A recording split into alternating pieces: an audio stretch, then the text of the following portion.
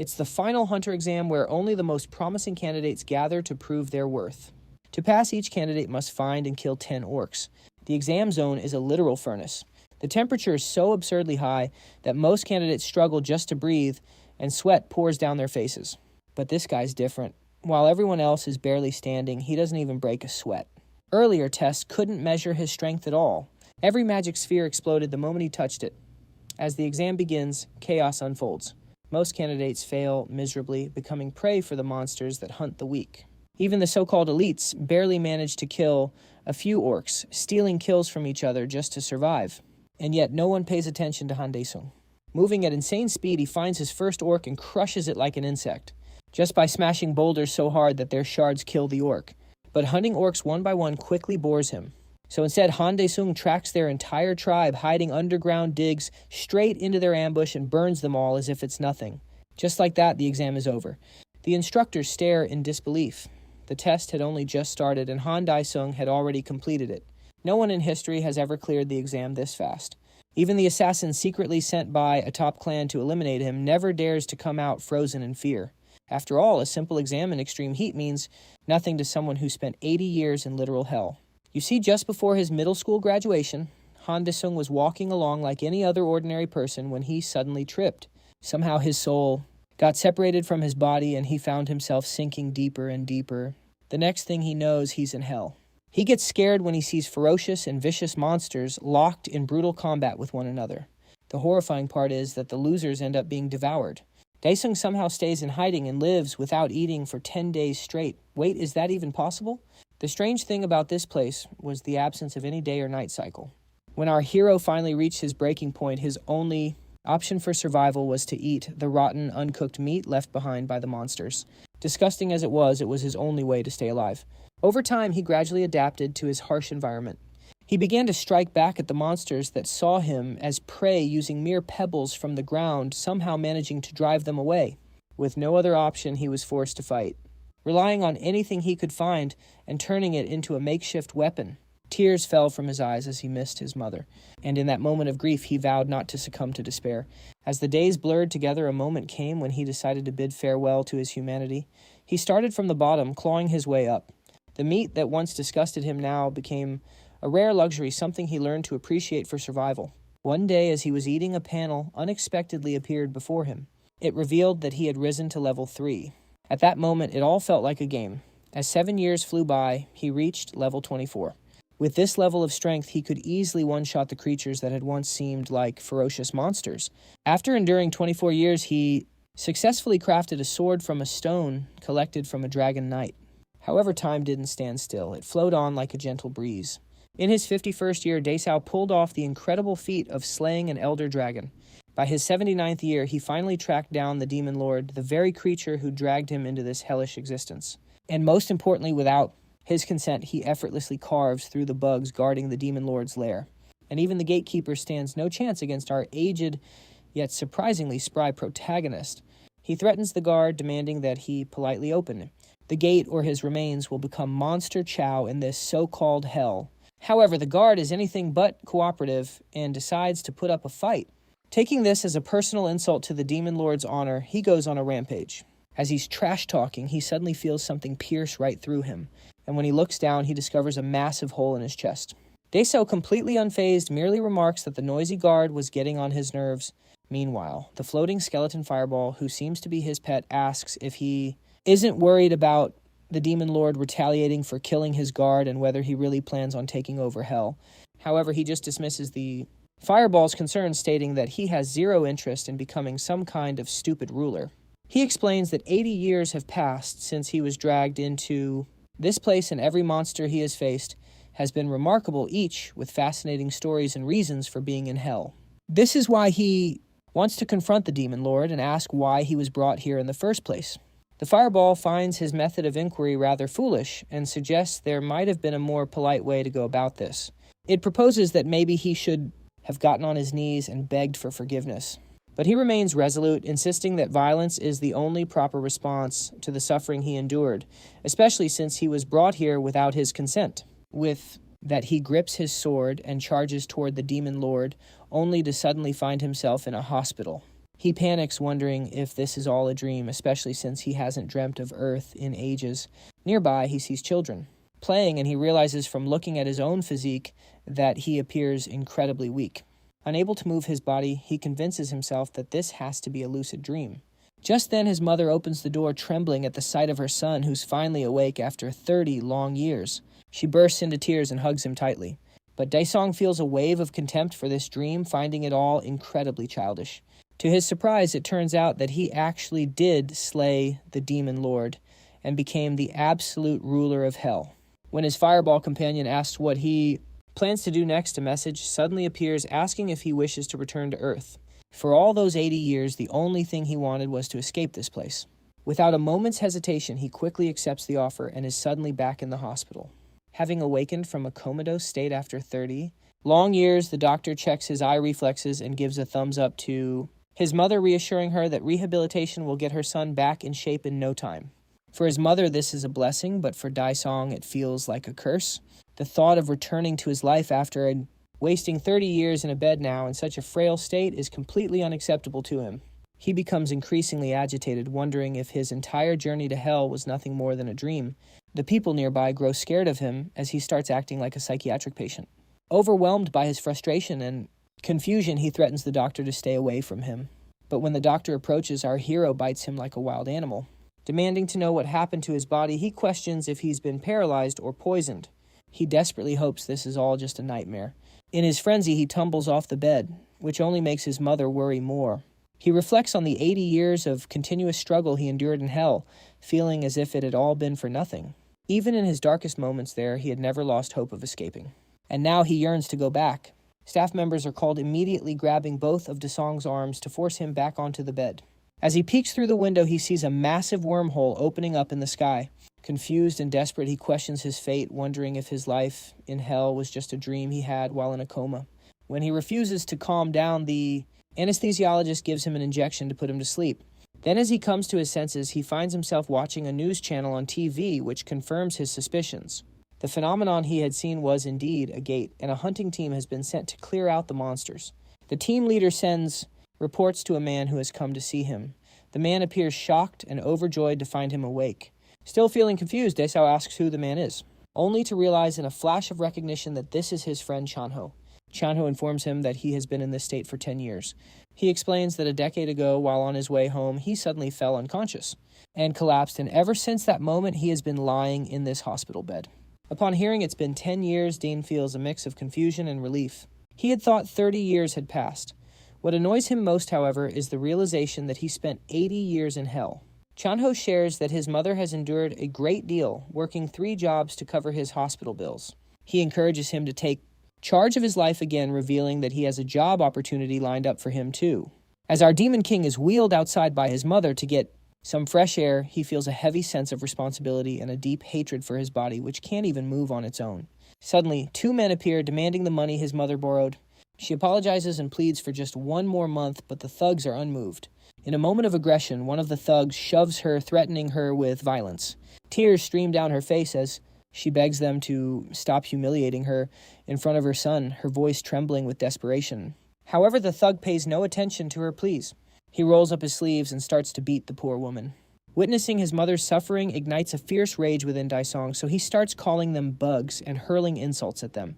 When one of the gangsters grabs him by the collar, his mother desperately urges him to apologize, begging the thugs to let her son go and reminding them that he's just a kid.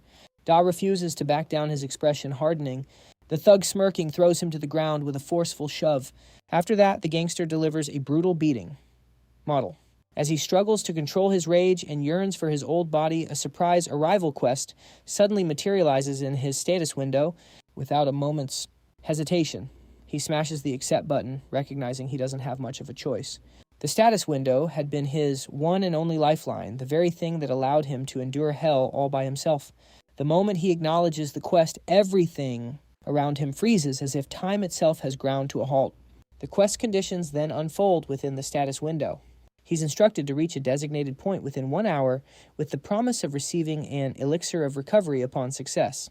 Fired up with determination, he wonders whether regaining his former strength is even possible and spots a red marker just 10 meters away. He attempts to stand, but with a smirk spreading across his face, begins crawling toward the target. The very thought of complaining about something so trivial is disgusting to him. After all, he's the one who already conquered hell. Crawling slower than a snail, every inch feels like a foot, and every foot feels like a mile. At this rate, he starts to doubt he can even reach the location in time. Yet he forces himself to stay composed, knowing from experience that the system never assigns impossible tasks or quests. As the seconds tick by, he suddenly spots a loophole. Recalling the quest's terms, it dawns on him that the only requirement is to reach the destination, not how he gets there. Our crawling hero gets irritated realizing how painfully obvious the solution had been the entire time. With his weak hands, he reaches for his wheelchair slowly but surely, managing to pull himself into it. However, only 35 seconds remain on the clock. Undeterred, he grips the wheels and propels himself forward with all his might. Refusing to give up, he pushes onward and against all odds reaches the spot in the very final second. With the quest completed, he snags the reward and immediately chugs it down. Almost instantly, a wave of relief washes over his entire body. His pain vanishes, and though it's only a tiny fraction, he begins to regain a sliver of his former physical strength. With the completion of the quest, the time stop effect wears off. The thugs glance around in confusion, searching for Daisong, who has seemingly vanished into thin air. Before they can even begin their search, however, the police arrive, having apparently witnessed the whole incident. With no other choice, the thugs make a run for it. Later that night, while lying in a hospital bed, our demon lord tries over and over to summon the status window, but all his efforts are futile. He has no clue how he opened it earlier. Desperate, he tries different commands like quest and missions, but in the end, he just gives up. His mind is fixated on getting new quests, hoping they'll help him regain his strength before those thugs show up again. Suddenly, a strange noise shatters the silence, and he finds himself floating in a place called the Pantheon. Initially, he dismisses it as just a bizarre dream, but it quickly becomes apparent that this is no illusion. He has been summoned here to complete some kind of task. Without missing a beat, he requests another quest, and a punching bag, or more accurately, a punching monster, materializes before him. He does as he's told, and upon completing the task, he's rewarded with a memory chip. No sooner is one quest finished than another appears this time, requiring him to run 10 kilometers. The quests just keep rolling in one after another, and with each completed task, he earns yet another reward. For 10 days straight, he pushes through, completing quest after quest, yet only manages to accomplish 55% of the overall implementation. Frustration builds as he gets tired of these menial tasks, and he finally demands a real challenge. In response, the system grants him a new quest: kill a crying demon. Suddenly, a bolt of lightning strikes right in front of him, and the crying demon materializes. Our so-called Demon King recalls how close he came to death against this opponent in the past and feels a rush of excitement at the chance for a rematch. The thunder-clad monster lets out a deafening roar and launches into the duel with a ferocious claw attack. Daisong barely dodges in the nick of time. He's fully aware that a single strike would blast him to smithereens. He leaps forward to attack, but the monster effortlessly swats him away, sending him crashing to the ground. Blood spills from his mouth as he struggles back to his feet. The humiliation of being tossed around by a crying demon is just eating away at his pride. The battle drags on with Daisong, a demon lord who should be a feared villain forced into a frustrating game of cat and mouse. But his luck eventually runs out, and the demon catches him, gripping him tightly in its claws. In that desperate moment, Daisong remembers how he crushed this monster in their first encounter. He'd almost completely forgotten that he could summon a sword. Without a second thought, he summons one to his hand and slices clean through the demon's left claw. Showing no mercy, Daisong swiftly sends the demon back where it came from, as if it were nothing more than a pesky insect. With the quest complete, he finds himself back in his hospital room. It's already morning. He opens the window, and the sound stirs his mother awake. Dazed, she asks who's there, only to be shocked when she sees Daisong standing before her now with the physique of a bodybuilder. The hospital staff in charge of his rehabilitation are left completely speechless.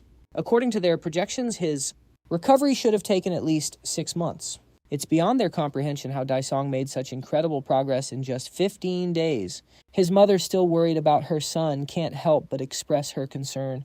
But the doctor gently reassures her, saying there's nothing to worry about. Meanwhile, Daisong feels the effects of his quest and notices a significant improvement as some of his strength returns. He stretches and glances around the room, spotting his mother speaking with a nurse. Tears fill her eyes as she thanks the nurse, who comforts her by acknowledging what a long and difficult struggle it's been. Seeing this, Daisong realizes just how difficult the past 10 years must have been for his mother. His heart aches with emotion. He clenches his fists silently, vowing to protect her now that he's finally back. He heads to the restroom and calls out, "Pantheon." Instantly, his soul is drawn into the Pantheon. Upon arrival, he asks if the system can speed up the implementation process. The system confirms that it can, allowing him to select the difficulty level for the random quests.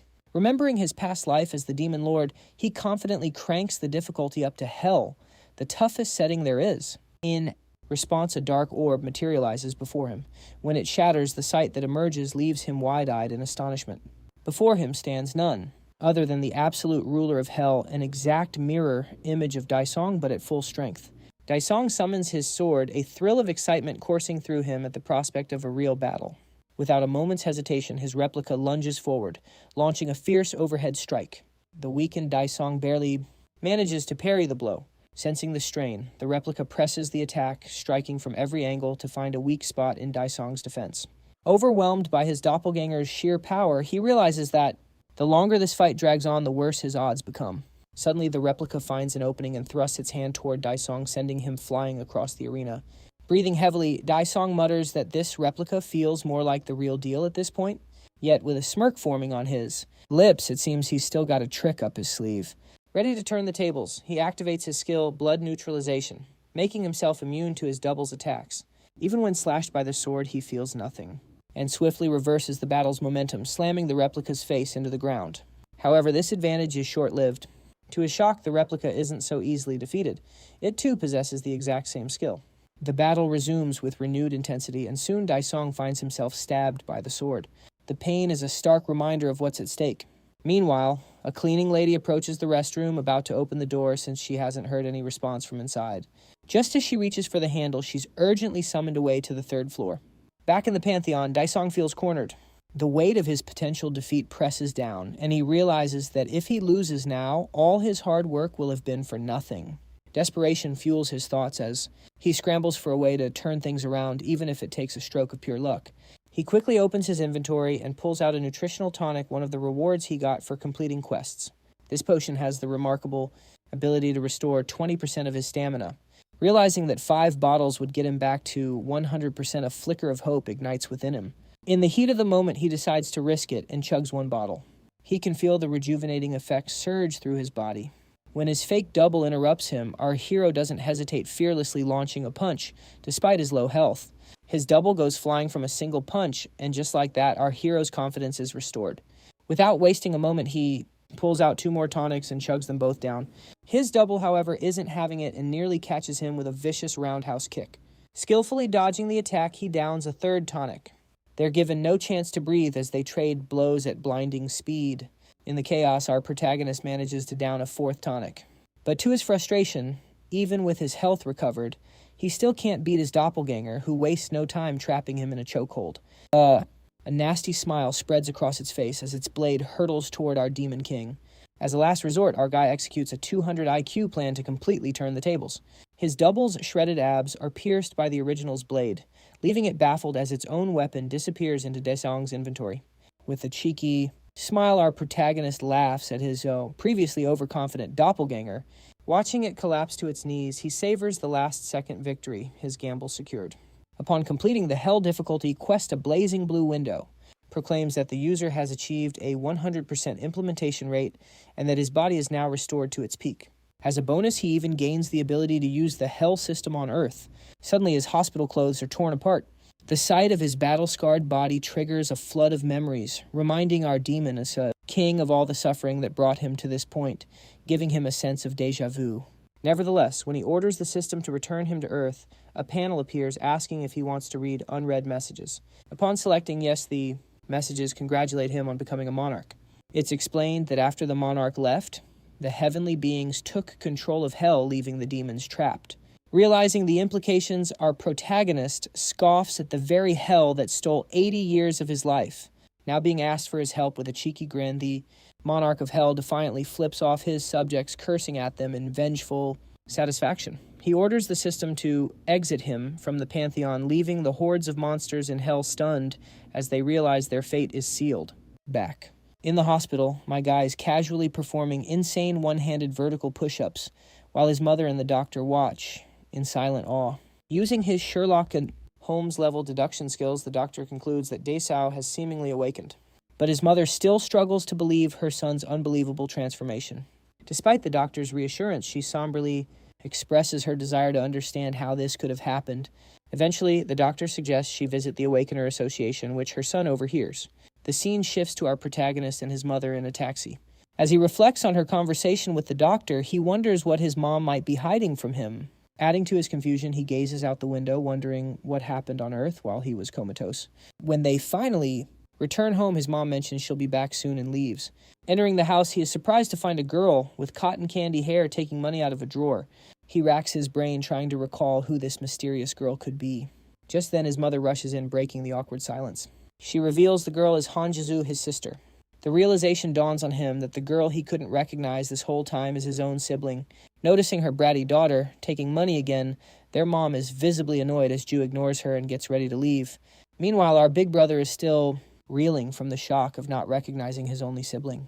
As she brushes past him, his sister bitterly reminds him of how the last 10 years have been hell for their mother and her. Dong looks down somberly, regretful, that he couldn't do anything to help. As she heads out, their mom asks her to at least say where she's going. Then a loud voice catches everyone's attention. Once again, the debt collectors have returned. They threaten to break in if the door isn't opened on the count of 3. Everyone goes silent, but our boy is furious, ready to dish out some revenge. Getting tired of waiting outside, the man in the silver suit kicks their door. His mom pleads with her daughter to come back inside, but she remains fearless. The man in the silver suit turns to the goon with him, wondering if they should just break down the door. To their surprise, Ju steps out and complains that they're being way too annoying. Speechless for a moment, the man in the silver suit figures she must be the daughter. Seizing the opportunity, he angrily rushes into the house, while his creepy partner leers at Ju. Their mother, trembling, apologizes profusely as she takes cash out of her purse. But a moment later, the money goes flying as the man in the silver suit, furious at the small sum, viciously slaps her, knocking the poor woman to the ground. Witnessing his mother being treated this way, our hero, seething with rage, sends the man in the silver suit flying with a single satisfying punch. The big ugly goon asks what's happening, while the once arrogant man in the silver suit cries for his daddy about being bullied. The goon can only stare in shock as our demon lord thanks them both for making it easy and coming straight to him. After a quick taunt, the goon is seized by the jaw as our guy prepares to deliver a much-deserved beatdown on his mother's behalf. He smacks the goon in the face, not 5, not 10, but 100 times, before the brute collapses to the ground in pain. Beaten and bloodied, the goon spots a wooden chair. In a desperate move, he grabs it by the leg and tries to smash our boy with it. But like a total badass, our guy punches right through the chair, sending the goon flying into the wall to land right next to his partner. Panicking, the man in the silver suit pulls out a dagger and mocks our boy. Unfazed, our protagonist calmly grabs the guy by the wrist and savagely twists it like Play-Doh as payback for hitting his mother. The man cries out in agony, clutching his now useless floppy hand. The big ugly goon warns him he won't get away with this. Instead, more savage than the two of them combined, our Demon King has a simple solution: leave no witnesses. Just as he's about to finish off the goon, he freezes at the sound of his mother's scream. She begs her son to stop, and the two debt collectors, now in tears, scramble out of the house. They stumble back to their car, discussing in disbelief how a kid could get so strong after spending 10 years in a coma. Worried about the consequences of failing their job, the man in the silver suit anxiously asks his partner what they should do. Nursing his wounds, the big ugly goon tries to change the subject, but the silver-suited man quickly interrupts, having just spotted our hero's sister. Back at home, his mom explains that after he collapsed, she had to sell the house and the store. She goes on to say that once those savings ran out, she took loans from 3 different lenders. Unlike the original amount borrowed, the interest snowballed into an unpayable sky-high debt. Asking about Ju, our protagonist learns that she had to drop out of school and work at a restaurant to help pay off the debt. With teary eyes, his mother reveals how his sister worked tirelessly day and night just to support him. Gritting his teeth, he laments that she never should have had to leave school.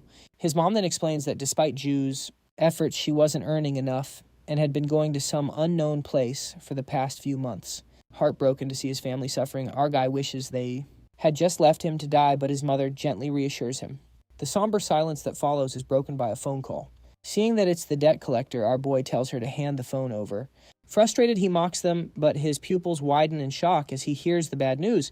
The scene then shifts to his sister bound and duct-taped. The ugly thug shaves her head while he's on a call. with our protagonist threatening him to come up with 100 million in 24 hours if he wants his sister to be okay. Furious, our boy grips the phone tightly. When his mom asks what's wrong, he simply tells her he'll be back in a little while. His mother warns him not to hurt or kill anyone, insisting his life will be over if he does. But our protagonist knows that killing them won't solve anything, unlike in hell. To his surprise, just as he says the word, Hell Faisa, a fiery panel appears. Reassuring his mom that he won't commit any crimes, our protagonist accepts the offer to obtain a basic skill. Presented with 4 options, he considers which choice would be best, but ultimately concludes that none of them are particularly impressive. Meanwhile, the gangsters continue moving to Song's sobbing sister. As they ride up in an elevator, the ugly thug reminds her of her role as a hostage. Suddenly sparks fly and the lights go out, grinding the elevator to a halt. Noticing sparks near his feet, the fat guy is taken aback as our protagonist magically appears out of thin air. He sarcastically comments that he's come to deliver the money. It turns out our hero picked the Shadow Wraith skill, allowing him to summon a wraith that takes on his form once it has the target's blood. Now that it has located its target, the wraith bashes the silver suit's head into the metal wall. Meanwhile, the ugly guy panics, realizing Desong has been a hidden awakener all along, which shocks his sister. Yet the wraith feigns ignorance. When the elevator doors finally open, the fat guy stumbles out, yelling to the other gang members that an awakener has broken in. But before he can say more, a swift strike to his nape sends him crashing to the ground with a loud thud. Offended on their own turf, the gangsters grab their weapons. The wraith menacingly welcomes them, and the first guy steps up to attack. However, he quickly finds himself teleported behind the wraith, receiving a kick that knocks him unconscious. And just like that, electric Desong wreaks havoc on the mob. Now, the last one standing, he approaches Jisoo and checks if she's all right. He quickly removes her restraints and tape, urging her to go home, but she tearfully reveals her concern for her dear brother. With a cool aura, he assures her that he will come see her after he's finished his business. So as the elevator door closes on her, the wraith prepares for another beatdown. Grunts of pain echo through the halls now littered with unconscious bodies. Our hero makes his way up the stairs, clearing each floor one by one. As he nears another group of gangsters, enjoying a smoke break, he jokes that everyone is so weak that the lack of a challenge is starting to frustrate him. Irritated by the insult, just like all the previous gangsters, they get absolutely demolished. One of them calls their boss a man covered in tattoos that stretch across his gigantic muscles. He answers the phone immediately, chewing out his subordinate and reminding him never to call when he's relaxing in the sauna. However, the panicked gangster insists that he come over right away. Being ordered around infuriates the boss even more, but as he hears his underling getting knocked out, he realizes something is seriously wrong. Rising from his seat, he clenches, his giant fist in frustration completely crushing his phone. Talk about an overreaction. Meanwhile, back at the gang's headquarters, bloody bodies are strewn across the ground. The Shadow Wraith approaches another member who begs not to suffer the same fate. However, a wall suddenly explodes inward. Caught off guard, our hero turns to see a giant man grab his face, immediately smashing his head into the ground. The boss roars about the mess our hero has made. Meanwhile, our hero reflects on how his mother and sister aren't even surprised by his powers anymore. Realizing that others like him exist, he uses his Shadow Wraith powers to make a safe retreat. The boss is shocked to see the guy who caused all this chaos just dusting himself off. As the Shadow Wraith coolly asks if the boss is also an awakener, the boss proudly grins, promising to send our boy to hell. Hearing that all too familiar word, our hero narrows his eyes at the muscular monster whose clothes burst apart from his physical enhancement.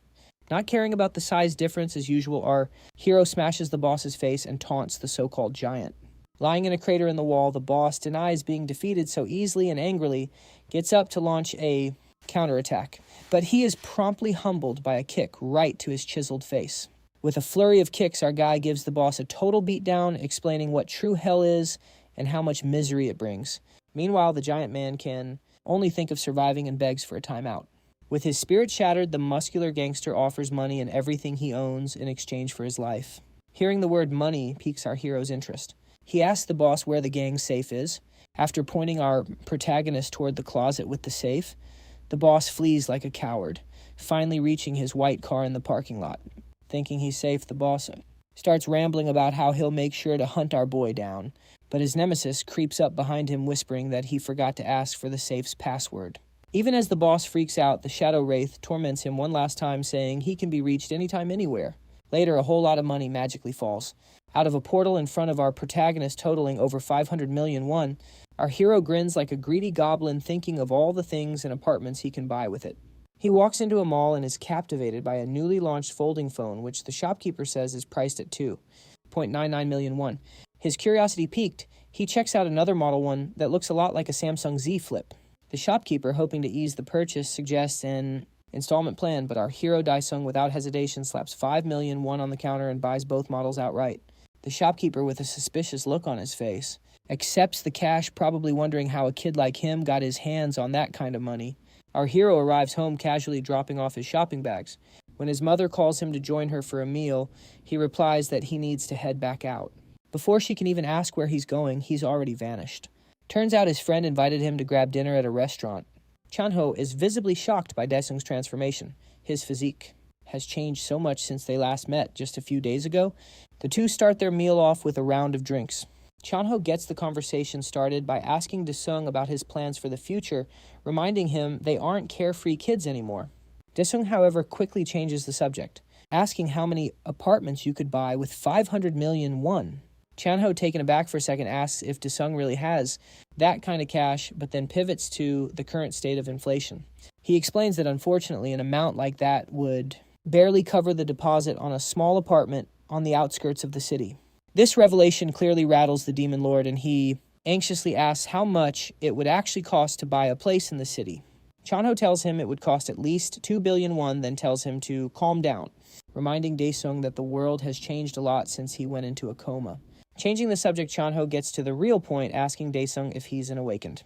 Dae-sung replies that before he can answer, he first needs to understand what being awakened actually means. As they're leaving the restaurant, Chan-ho starts to explain everything.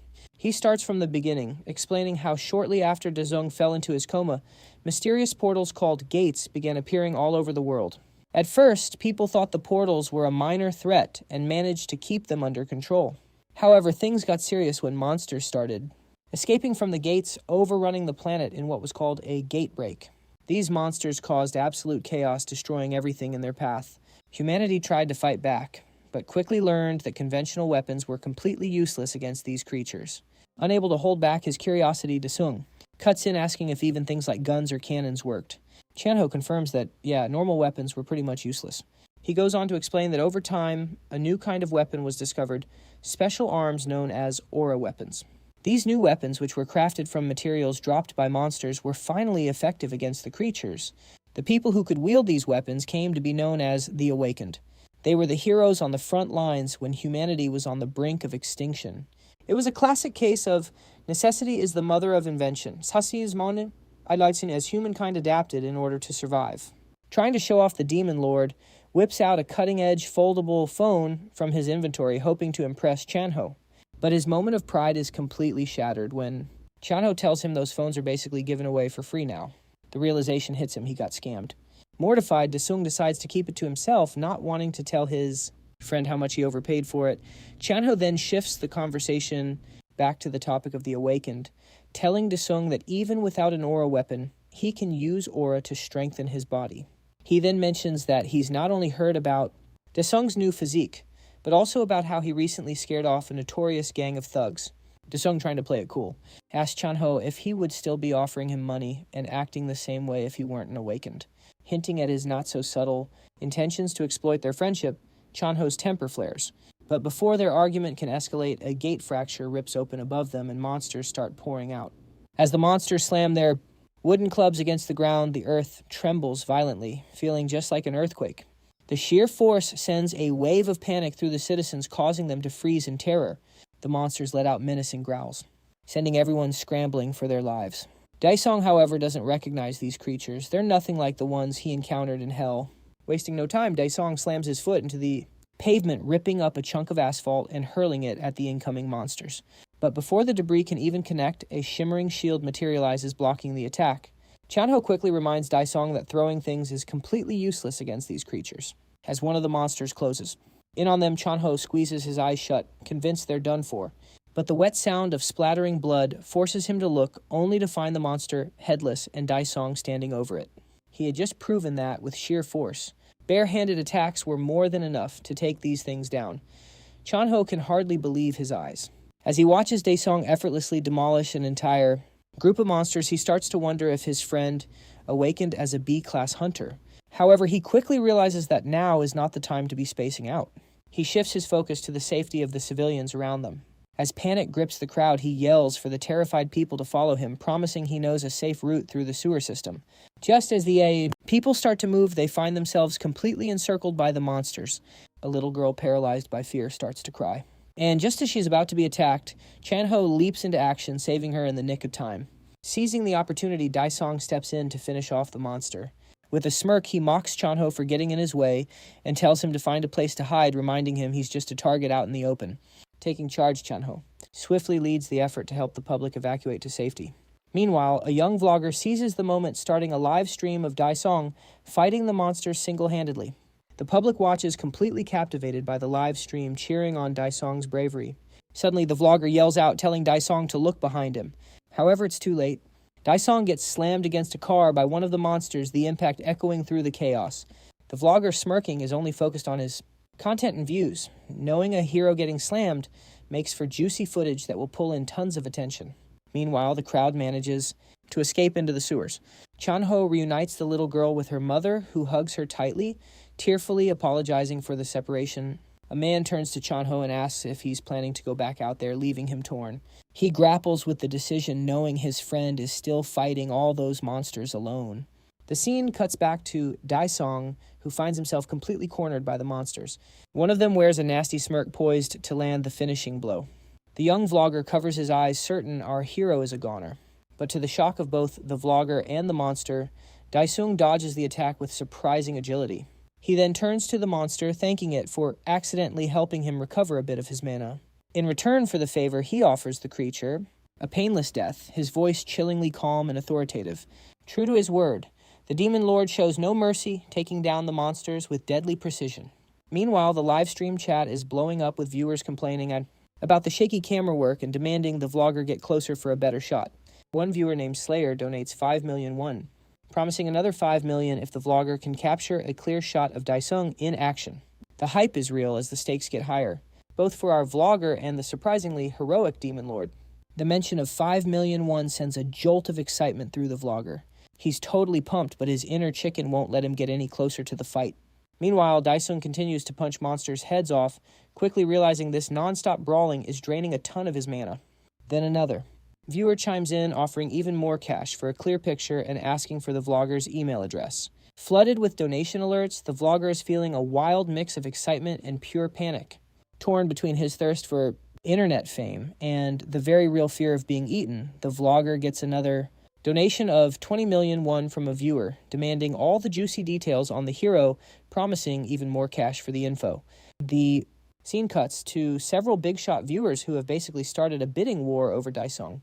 These guys are clearly powerful clan leaders, and they find our hero both entertaining and impressively strong. Their interest in Daisong skyrockets as they watch his skills on display, already scheming about how they can use his abilities for their own benefit. Back at the fight, Daisong has taken out so many monsters that the rest are literally shaking in their boots. However, one creature, presumably their leader, offs one of its own minions and shows zero fear as it gears up to face Daisong. Meanwhile, the vlogger's greed has officially reached let's do something stupid levels, making him willing to risk it all for this golden opportunity. Just as he musters the courage to move in for a better shot, Chan-ho pops up out of nowhere, scaring the daylights out of him and demanding to know why he hasn't evacuated. The surprise encounter causes the vlogger to drop his phone, and the chat absolutely explodes, calling him a loser and a total coward. Chan-ho starts dragging the vlogger toward the safety of a nearby building, but the kid fights back, completely obsessed with the money and views. As he's being forcefully dragged away, a monster stomps down right on his phone, smashing it to pieces. The shock is too much, and the vlogger passes out cold. But before anything else can happen, Daisong steps in, slicing the monster's head off in one clean motion.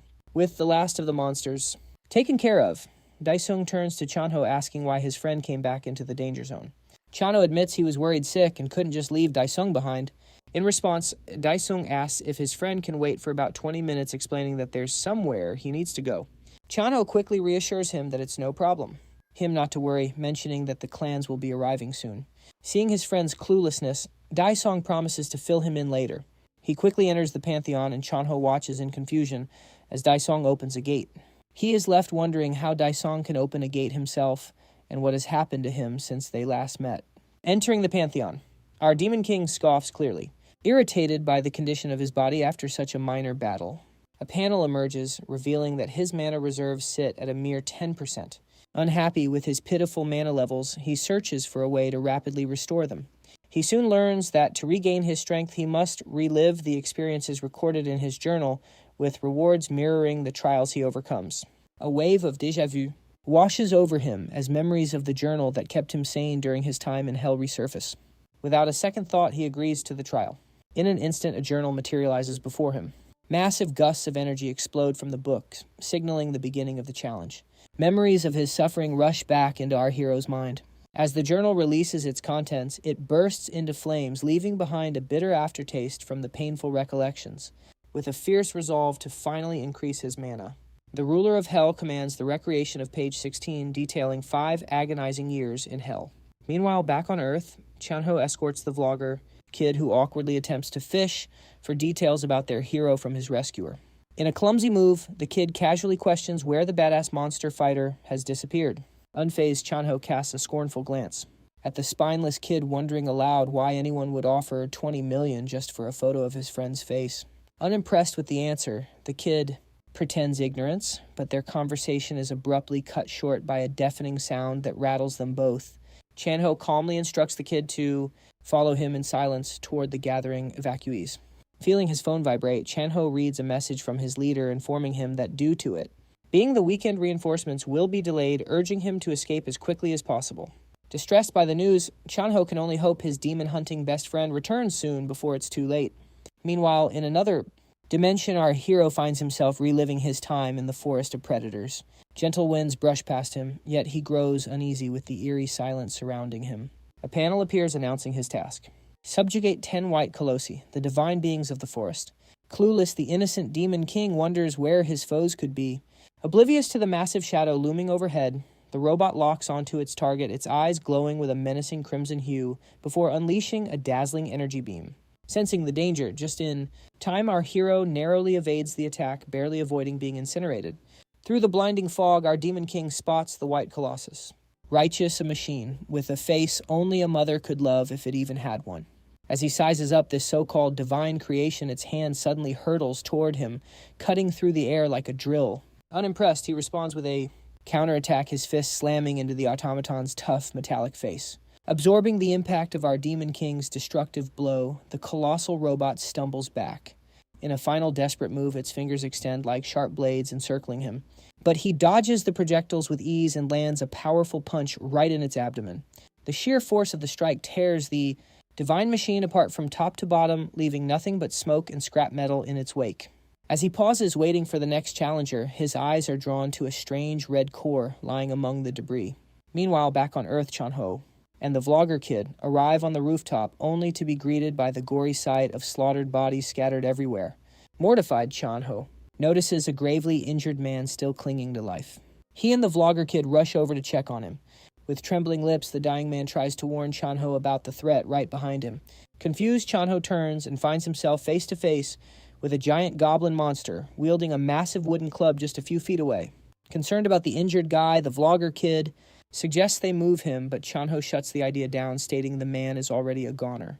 He warns the kid not to make any sudden moves, so the cowardly boy turns to look at the threat he should be so wary of, which instantly scares the crap out of him.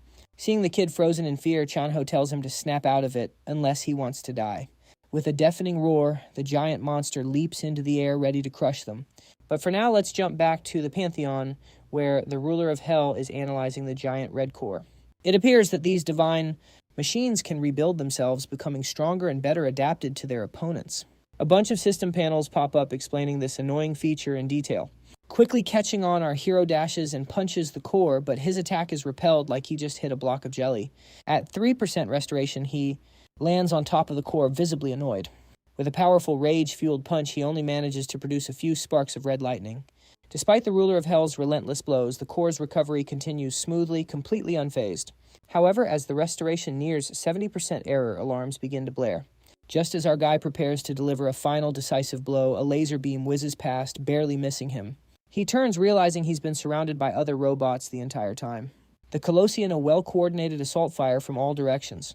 Dodging the barrage with ninja-like agility, he realizes just how dire the situation is. To make matters worse, the core's restoration silently advances to 98% completion. Regardless, the ruler of hell refuses to give up. Pushing through the chaotic onslaught of lasers, he manages to reach the core and obliterate it at the very last second. Frustrated by the unfair matchup, our hero decides to dig through his memories for a solution. But before he can fully process his thoughts, a searing headache suddenly overwhelms him. By some stroke of luck and a touch of plot armor, the robots ignore his opening. With memories of his past life flooding back, he comes up with a plan to give these ugly machines the beatdown they deserve. Meanwhile, back on Earth, Chonho and the vlogger kid make a desperate run for it. With the monstrous creature looming overhead, the two strategically split up, leaving the oversized brute confused about which one to pursue. Their plan is to loop back and re-enter the building where the oversized, uglier cousin of the Hulk can't follow. Despite the monster's massive arm reaching in an attempt to grab them, they manage to slip through, getting a brief moment to catch their breath. When the creature eventually gives up, Chonho seizes the opportunity to make a break for it while he still can. Meanwhile, our hero is busy leaping and darting between the divine machines in another dimension, barely dodging their relentless laser beams. His objective is to cause as much chaos as possible, drawing the attention of every nearby automaton. Once he's seemingly accomplished his goal, he leads the swarm of heavenly beings far away, landing in an empty clearing in the forest. He finally stops allowing the enemies to lock on and charge their laser attacks. But suddenly, one of the colossal robots drops to its knees. Ignoring their ally, the others ready their attack. But our demon lord just sits back and flips off the brain-dead machines. One by one, the row of machines topples as the swamp whale reveals the reason behind the forest's name. A giant jaw emerges from the ground and devours the divine machines one after another. While reliving some horrible memories, our boy casually watches from afar as the behemoth of a whale completes the challenge for him.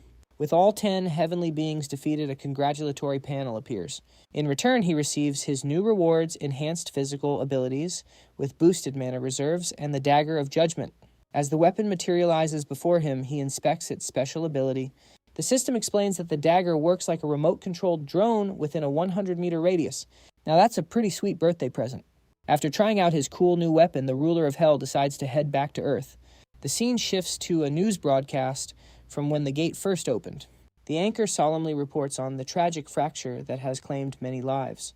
For a solution, he consults a pale professor who looks exactly like that one uncle who brings politics to birthday parties. The man points the finger at the Awakeners Association, claiming they're the ones to blame for the disaster. He remarks that they take too many vacations and just ignore problems when there's a shortage of hunters. He stresses that fractures don't care if the hunters are chilling in Hawaii or on duty, so they should be held liable. We then see a guy with a man bun watching the news on his phone, annoyed with the professor. Frustrated, he gripes that the association hunters are paid peanuts compared to the clans. Hearing his partner whining, the team leader next to him says to focus on getting results right now or they could all lose their jobs. But their conversation is cut short when they hear breaking news about a certain awakener who single-handedly dealt with the monsters. Back at the disaster site, Vlogger Boy and Chonho are hiding in a room, anxiously awaiting a rescue squad. Suddenly, a series of loud noises grabs their attention as the entire room begins to shake. They cautiously try to peek outside, but before they can figure out what's happening, the roof collapses, scaring the daylights out of them. Overwhelmed with fear, Chonho wonders if their time has come, but it turns out it's just a starved looking Dasung standing triumphantly over the huge Hulk's beheaded corpse. Chonho is overjoyed to see his friend in his hour of need. Despite looking worse for wear, our boy just flashes a cool smile. Noticing something off, his bestie asks if he's okay. Groaning in pain, the ruler of hell commands the fast food kid to cook up some meat for him. The two stare at him, speechless, baffled that he's craving a burger in a do-or-die situation. With no chicken in stock, our demon connoisseur checks to see if the monster meat is edible. He begins chowing down, making the other two nearly bend over and heave their empty guts out. Fortunately, a soldier shows up, making the vlogger boy ecstatic that he's going to survive. While our hero quietly enjoys his meal, the soldier ignores the boy's frantic thank yous and just stares in awe. Before he can realize it's monster guts, but Chonho jumps in and distracts the soldier. Introducing his pal, Chonho pulls our hungry hero away and urges him to eat up. Later, the soldier's attitude suddenly changes and he explains they can't just leave. So Chanho proudly whips out his clan ID card. Seeing the man's clan swag, the soldier smiles, ready to escort them to safety. Elsewhere, the man-bun guy is busy emptying his guts after seeing the mutilated monster remains. Annoyed, the team leader shouts at him to find survivors instead of curling up on the ground like a bug. The man-bun dude immediately talks a soldier into entering the restricted area, claiming he's an association hunter. Meanwhile, the graceful team leader ponders what kind of monster could have torn these corpses up like this. The scene shifts to the boys in Chanho's car. Our hero's best friend suggests they crash at his apartment, but being a family man, our guy insists he needs to see his family.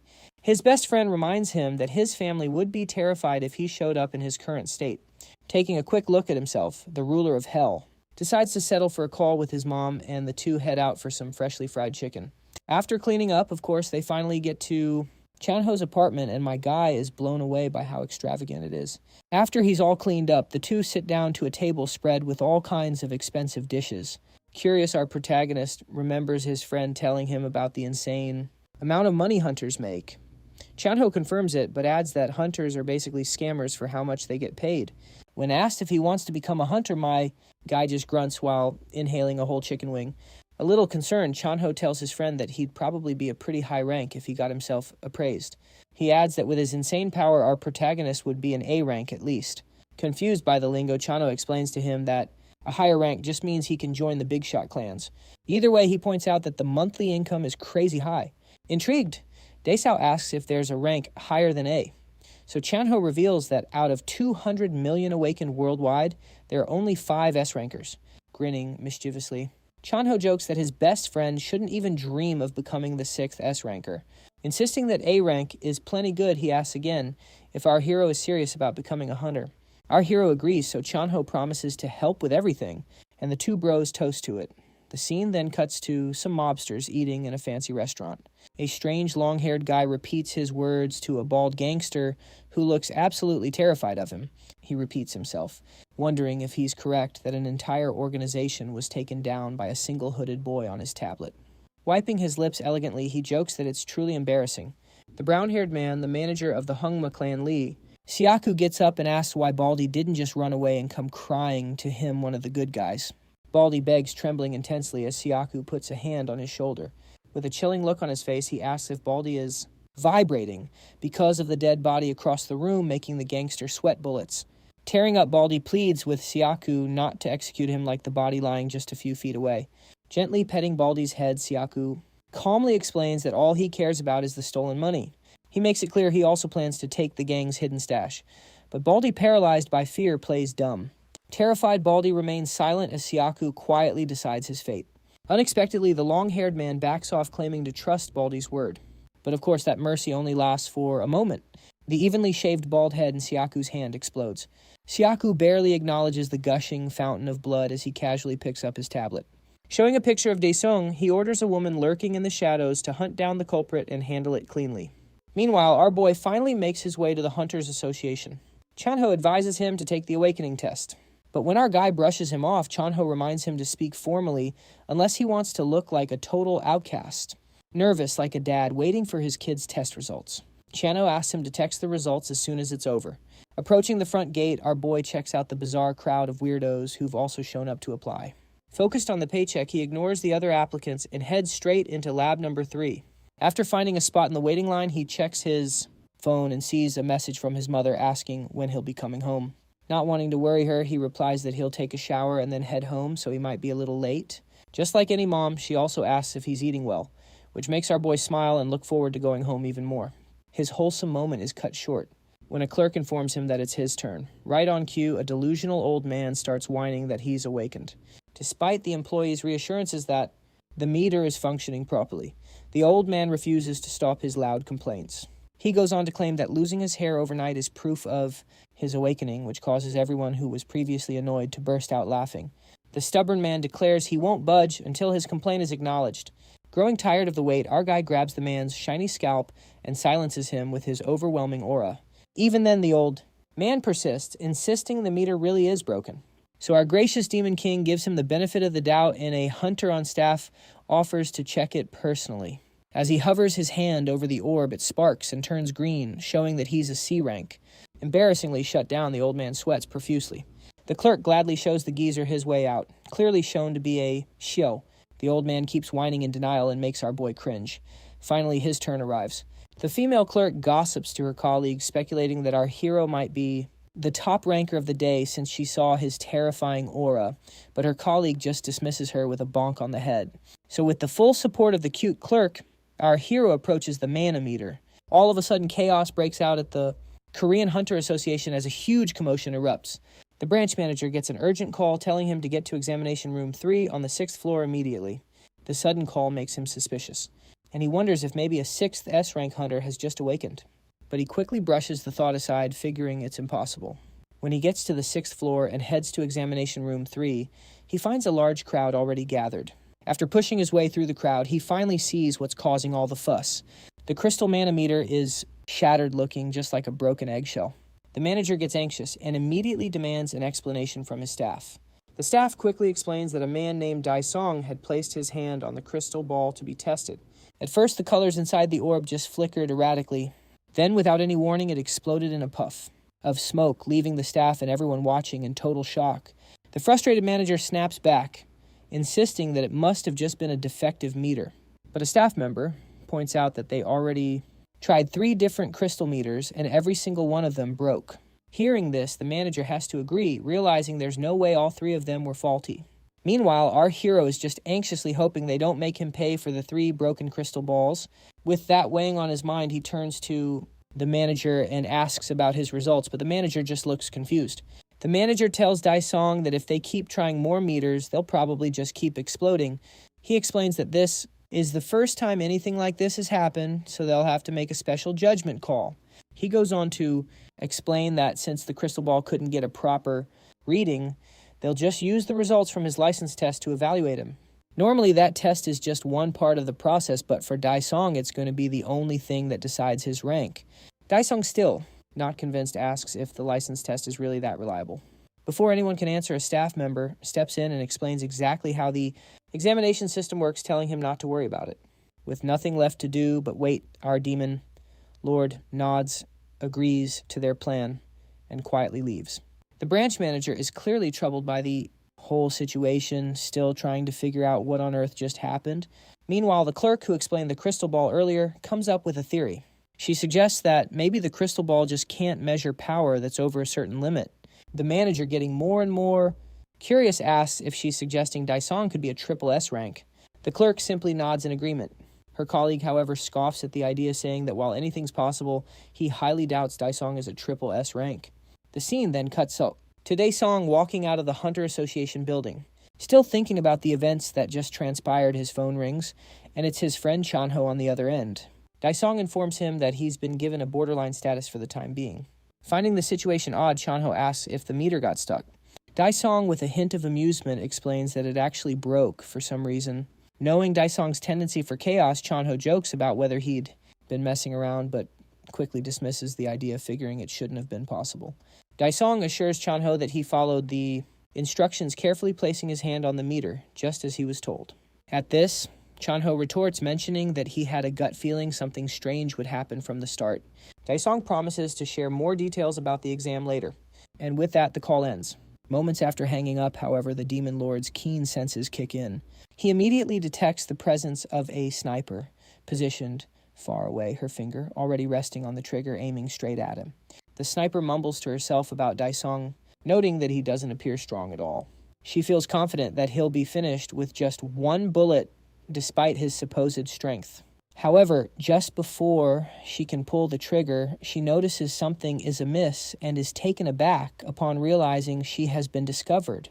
This seems impossible to her, as no hunter has ever managed to spot her before. Dai Song points to his head, his face reflecting anger, and gestures for her to take a good look. The sniper is terrified. Not only has she been noticed, but Dai Song's voice is now reaching her from this distance.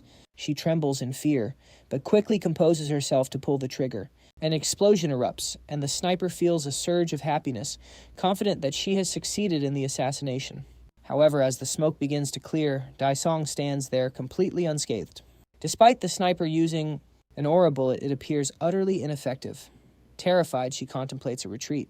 Yet just as she turns to run, Daesung throws his dagger, stabbing the assassin in the leg and causing her to trip. As the sniper turns her head, her target is standing directly in front of her, like something out of a horror movie. Daesung bluffs, claiming that the bullet struck him on the head but couldn't possibly kill him. In response, the sniper swiftly draws a gun, pointing it at him and demanding to know where he came from. The demon lord speaks nothing but the truth, stating that he hails from nowhere but hell. Yet the assassin would certainly not accept this reality. Overwhelmed by fear and anxiety, she fires multiple aura bullets at Daesung, hoping to see him die. Suddenly, he reappears right behind her, catching her completely off guard with his unexpected presence. She finds it incomprehensible, as she is certain her target collapsed, yet he stands there completely unscathed. Our boy grabs the lady by her neck and slams her against the wall. He uses his power, enveloping the assassin in a demonic, viscous substance that terrifies her.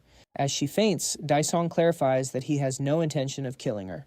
He picks up the bullet casings and searches through the woman's belongings for clues. Then he presses the casings to her head, forcing her to regain her senses. Covered in sweat, the lady screams out, overwhelmed by the disgusting hands emerging from the gunk summoned by Daesung. Daesung channels his inner gangster, telling the lady to answer all his questions calmly if she values her life. Noticing some family photos. In her luggage, he demands to know who sent her to assassinate him and his family. Panicked, she knows she can't say a word about the Hongma clan. But then she remembers a gangster who recently vanished and jumps at the chance to use his name, telling Daesung that a man named Kim Seong-yoon sent her. She explains that Kim Seong-yoon is the same rookie that Daesung had, thrashed at the private loan office, claiming he did it to rob his safe. She begs for her freedom in exchange for giving up his location. In response, Daesung flicks a bullet at the lady, punching a hole straight through her shoulder. She protests that she did exactly as he asked and told him everything she knows. Our boy keeps up his tough guy act, pointing out how suspicious it is for an assassin to spill such sensitive information so easily, clearly taking her story with a massive grain of salt. The woman, now terrified, realizes she made a huge mistake by talking so quickly. Daesung ever so politely asks once more who ordered the hit. She thinks to herself that she's already botched the job. And even if she gets out of this alive, the psycho leader of the Hongma clan will definitely kill her anyway. Believing she's dead either way, she screams that she'll never talk, not even if he asks 1,000 times, and then tries to take her own life. But before she can, our gangster fires a bullet, blasting a huge hole through her torso. The female assassin coughs up blood and collapses dead on the floor.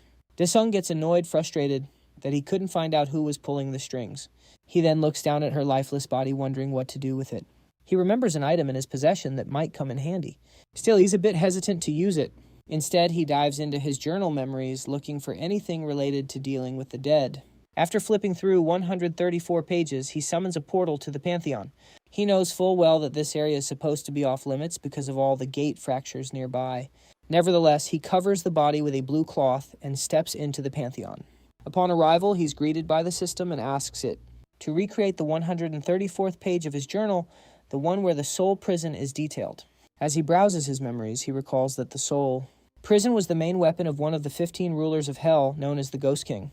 He thinks back to their fight, remembering that the weapon he snatched is an artifact that can summon the dead if you feed it a drop of your own blood.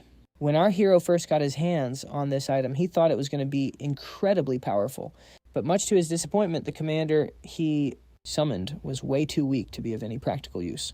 As the 198th day of the 67th year is recreated, he thinks this item might be perfect for body disposal. Our hero finds himself standing before the River of the Dead.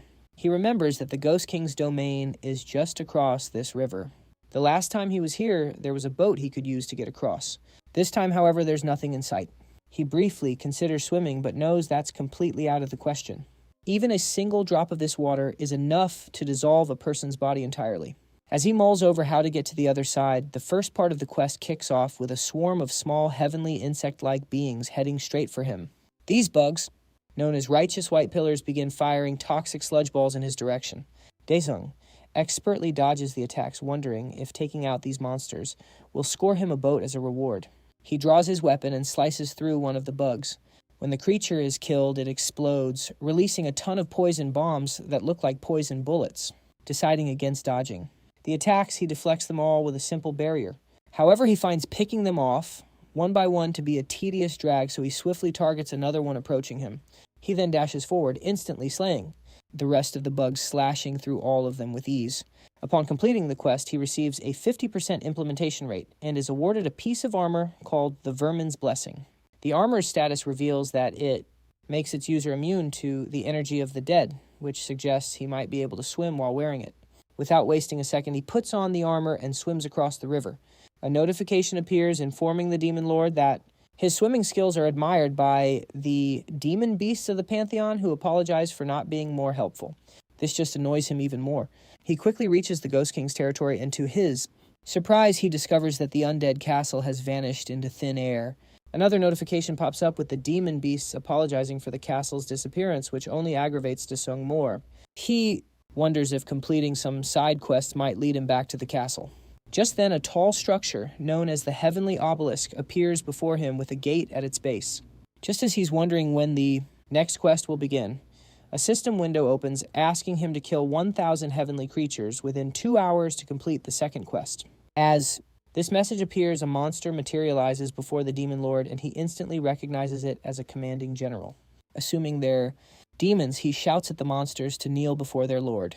However, another notification pops up informing him that the demon beasts are sorry for their companion's betrayal. As the monsters begin charging toward him, he kills several of them, but notices that they're missing their cores. He wonders if the obelisk is the culprit behind this anomaly. He activates blood neutralization, transforming himself into a half-human, half-demon hybrid, boosting his stats and skill attack power by 300%. With this newfound strength, he dashes forward, taking down large groups of the commanding generals as he plows through them. However, when he reaches the area around the obelisk, he figures it might be more effective to destroy it from the inside. He runs toward the gate and enters the tower, killing everyone who stands in his way. In mere seconds, he destroys the entire structure. As the tower crumbles, the suspicious, coreless demons disintegrate, vanishing into thin air. With that, the second quest comes to an end, and the implementation rate of the soul prison is completed. He receives 2 orbs as a reward, 1 purple and 1 orange. He figures one of them is a reward, while the other is probably an implementation item. He snags the purple orb and checks it first. To his absolute delight, it's the exact weapon he was looking for. It grants him 3 skills. The first lets him imprison a dead target's soul.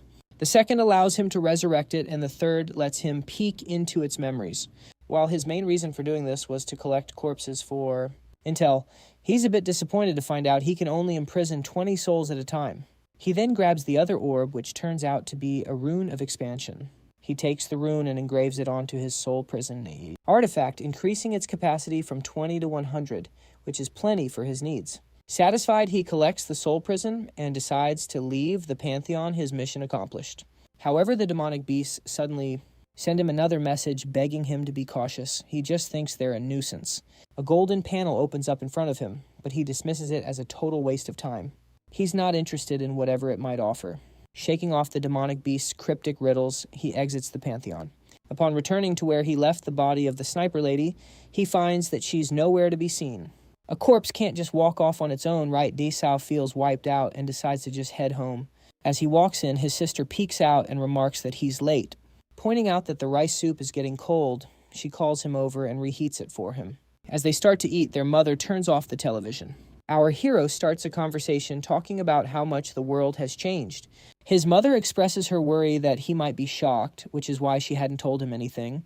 She apologizes for feeling like a useless mother. Daong reassures her, saying he's just grateful she's been safe all this time. He then asks his mother and sister if there's anything they want to buy for themselves. His mother blushes at the question and just offers him more soup instead. After lunch, he calls his friend Chanho, telling him that he's going off the grid for a bit. Chanho asks if this is to prepare for the licensing exam. The Demon Lord replies that it's similar to training, but that he actually found a bug that disappeared, and he needs to track it down. His friend seems to have absolutely no idea what he's talking about. Daisong then asks Chanho to look after his sister and mother while he's away, deciding to make himself a target to lure out whoever was behind the assassin. The scene then shifts to the Hogma clan building, where a discussion is unfolding about how to handle the extraordinary new hunter. Upon hearing about the defeat of the B-rank, assassin lady Siaku suggests they just forget about him. With a villainous smile, he proposes sabotaging the ranking test instead. As he says this, he turns to Jinal, the A-rank punk, in a water tank and asks if he is ready. Claiming he was born ready, a scientist prepares to infuse him with a mysterious serum. Smiling sadistically, Shiaku warns the A-ranker of the mind-shattering pain he's about to experience. The guy confidently responds that he's been prepared for this since the day he joined. After getting the green light from Siu, the mad scientist initiates the process. Bubbles start to erupt in the water, causing Ginjil's veins to bulge through his dive suit. Gritting his teeth, the A-ranker's eyes turn white and magical energy begins to illuminate the skin over his veins. All of a sudden, the scientist starts sweating buckets, warning that Gingshil might actually die if they continue. Shioku, however, remains completely unfazed. He emphasizes that he'd never bother recruiting someone so pathetically weak. With 90% of the serum injected, Jinshil howls in pure agony, his eyes nearly popping out of his head. Just then, his heart rate flatlines. Ginshil's body goes limp, causing the scientist to declare him dead. But Seiyaku quickly shushes him. The A-ranker's hands begin to twitch, shocking the man in the white coat as his subject's heart starts beating once again. Now with glowing green eyes wide open, Gingshil shatters the tank with a single powerful punch. He steps out of the ruined tank, practically exploding with raw energy. With a creepy smile, Shioku compliments his little test subject, saying he's eager to see its performance over the next few days. Meanwhile, our protagonist is up on the roof chatting with Chanho. His best friend informs him that he'll need to use the association's official equipment. Taking this as a cue, he decides to run a little experiment of his own. By grabbing a simple stick, our guy discovers an overpowered loophole invisible hell armor. Realizing the hell armor is completely invisible, our hero pulls the judgment dagger from his inventory. After commanding the system to recognize the wooden stick as his dagger, his real weapon vanishes, and the system confirms that the stick has been overwritten by the dagger's properties. So like a student straight out of Hogwarts, our guy can now obliterate his enemies with his tiny little wand. This discovery also sparks a brand new idea. He enters the Pantheon once again, this time stepping into the Flame King's territory. He can't help but express his annoyance at being back in this place. Suddenly, an army of Orkul's servants, snow-white armored wolves with crimson eyes, surrounds him. The system immediately issues a quest to take down 1,000 of them. The reward, of course, is one half of the weapon he's searching for, the Hellfire Greatsword. Our hero slices his own hand, clearly displeased about having to use his soul prison on such trivial enemies. One of the wolves lunges at him in a flash, but our hero remains calm, perfectly ready to begin his killing spree. Using his insane speed and flying dagger, our protagonist slices through the massive, heavily armored wolves like they're made of butter. With 33 fallen soldiers now in his grasp, he summons them from the corpse prison. Once again, the massive pack of wolves charges straight for him. This time, however, a perfect carbon copy of their own kind, a shadow crushes the head of one of its brethren. The army of Orkiel's minions freezes in confusion, as exact replicas of themselves begin clawing their way out of the ground. With a simple command from their master, the shadow army rushes forward in his place. The two sides clash in a bloody battle, while the ruler of hell casually pulls out a cigarette. However, he immediately coughs it out, completely baffled as to how Chanho could enjoy something so nasty. Before long, one of the enemies breaks through his army of minions and gets close to our Demon King. To the assailant's surprise, regenerating shadow arms grab it from behind.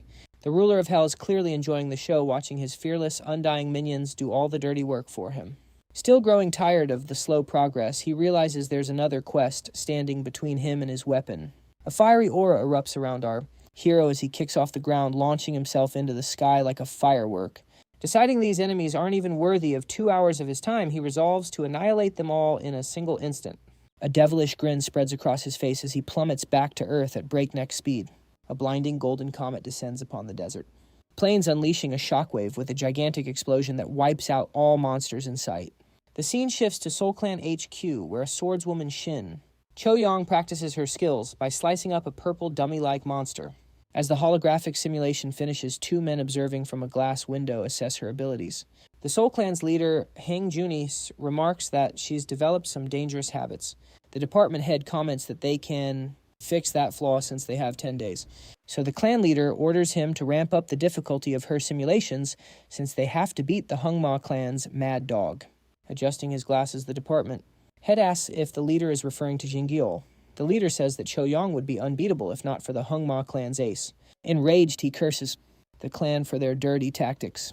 The department head tries to calm him down by reminding him of a past ban, but Junyong insists that the Hungma clan will, as always, play dirty in the upcoming competition. The department head states the obvious, noting that the stage is ultimately set for the top two, Cho-Yong and Ginshil. However, the astute clan leader suggests that this only holds true if another monstrous underdog has yet to be revealed. Meanwhile, our hero receives messages of gratitude from the demons, fast approaching the end of his quest. Annoyed by the notifications while smoking atop the corpses of his enemies, he complains that there should be a mute button. Hearing one of the nearly dead wolves growl, he tells it to shut up while he's smoking, finishing it off with a stab. This death marks his 1,000th kill and grants him half of the Hellfire Greatsword. The souls of his enemies begin gathering into an orb before him, forming a special item. He reads that he must offer it to an altar. The demon lord is displeased about having to search for it like some peasant. However, as soon as he collects the soul stone, a giant structure emerges from the ground before him, making his job easier. Thus, the second quest for the Greatsword begins. The ruler of hell must now offer the soul stone and be recognized by the guardian serpent. Wasting no time, he places it into a sacrificial bowl. Suddenly, a gargantuan snake is summoned. Narrowing his eyes, our boy starts the fight, having an epic stare-down with the serpent behemoth. A panel appears before him, revealing the victory condition is to answer the serpent's questions. Puzzled, the demon king scoffs at having to do a quiz of all things. He gives up and commands the snake to ask him a question, but what the guardian serpent utters sounds less like words and more like someone put a dictionary in a blender. Our guy sighs in frustration. Furious, he shoots his dagger straight into its eye, making the beast howl in pain. Not satisfied so easily, he waves his hand, forcing the dagger through its head and out the other eye. Summoning his dagger back, the demon lord pounces on the serpent, seething with rage at the system for thinking he's gotten soft. Challenging it to give its all against the absolute ruler, he pounds the guardian beast's head repeatedly. The serpent's head swells up like a muffin from the beating and then explodes while our hero bathes in its blood like a total badass. However, with his experience, he finds the battle suspiciously easy. Turning around, he recognizes the classic trope of regenerating enemies, confidently recalling how to defeat it.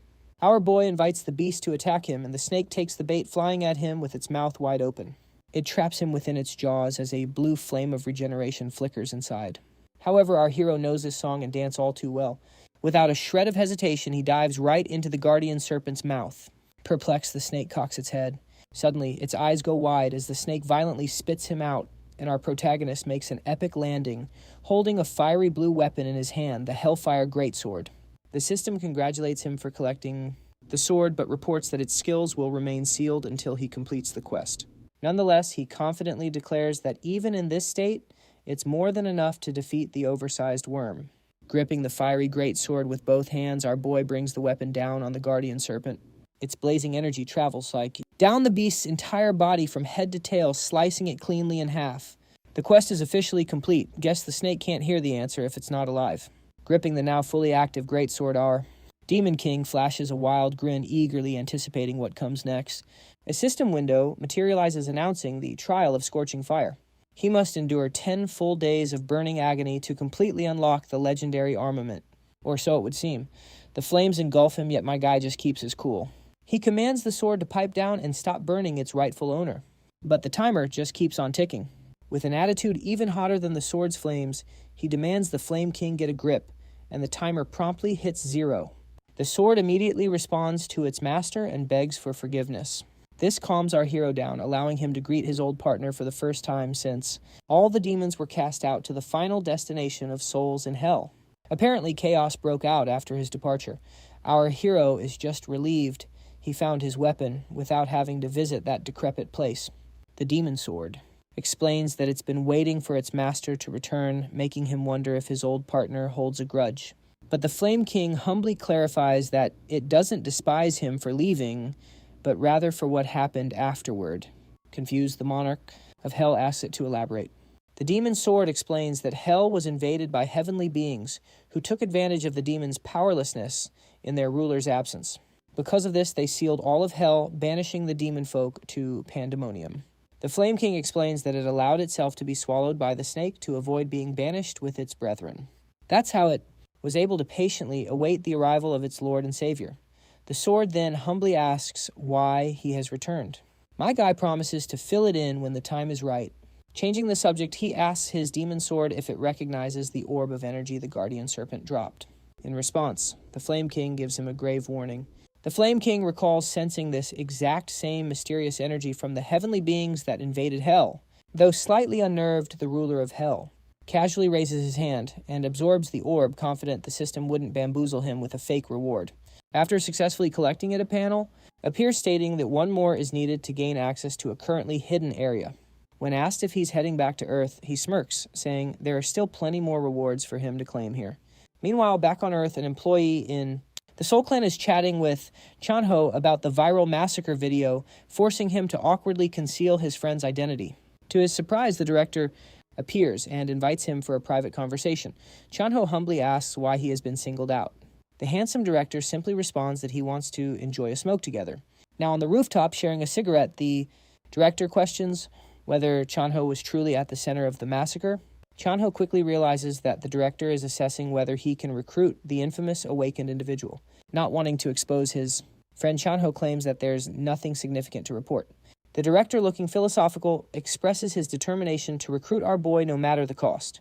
Chanho awkwardly smiles, feigning ignorance, and steers the conversation toward the guild's ace Cho Yong. At this, the director suddenly falls silent. When Chanho gently prompts him again, the man reveals that she has been pushing herself worryingly hard. 7 days before Disao's licensing test, Cho Yong is seen training in her most challenging simulation yet at the Soul Clan HQ. The B-rank samurai lady instantly slices her practice dummies before they appear, but surrounded by more than she can handle, she gets overwhelmed. This allows another dummy to bite her shoulder off, so the leader immediately terminates the simulation. Startled, Cho begs him to wait and give her a chance, but as the enemies vanish, she turns to face the clan leader who calls her over to discuss her performance. Frustrated Cho, Yong exclaims that she would have done better if given the chance. With a calm demeanor, Junyoung points out that she's putting herself under too much pressure. Cho Yong in response complains that he has always encouraged her to push for what she wants, even if it means enduring hardship. Maintaining his cool. The clan leader clarifies that this advice applies strictly to physical training. Cho Yong, with a hint of sarcasm, remarks that she understands her body's limits better than he does and insists she hasn't overdone it. Junyoung, now turning sarcastic, himself asks if she really believes she knows herself better than an AI. He tells her to compare her current mental state to that of a normal one. Seeing her haywire graph, Cho Yong regretfully admits her mistake. Junyoung, gritting his teeth, asks if she still hasn't noticed her abnormal mental state flagged by the AI, but with a somber look, she mumbles that it's all to get into the top 5. Hearing this, the clan leader questions her true motivation for wanting to rank up. He wonders if her goal is to gain access to the A-rank gates, where she could earn far more glory and wealth. But Cho Yong, gripping her bottle until it shatters, bites her lip. She firmly states that her desire isn't for money or fame, but to wipe out all the monsters in the world. 2 days later, at the Hongma clan building, Shioku makes his way into a heavily secured area. Using his fingerprints, he unlocks a top security door, which cracks open to reveal a mysterious room. Repulsed by the stench, Shioku is surprised to find that his subject has been doing well. As he mumbles about changing the ventilation and lighting, his eyes turn to a guy hunched over devouring a corpse. Jin Shol, chewing on raw flesh, glares like a wild animal at the man rambling on about him. Completely unconcerned, Sayaku casually comments that the A-ranker should continue feasting and rest well so the monster serum can do its work. Gazing at the blood-covered demonic, Hunter, the long-haired psycho, reveals his excitement for his pet to become the star of the upcoming licensing test. And just like that, 2 more days pass. Our protagonist is busy grinding quests to boost his power in the Pantheon. So when the Flame King asks when they will leave Hell, the Absolute Ruler announces that their time has come. With the last 3 days flying by, the day of the test arrives. In the arena, the commentator announces how with more people awakening each year, the competition continues to intensify. Journalists eagerly snap photos of the candidates lined up, but their attention is soon drawn to a sleek white Lamborghini.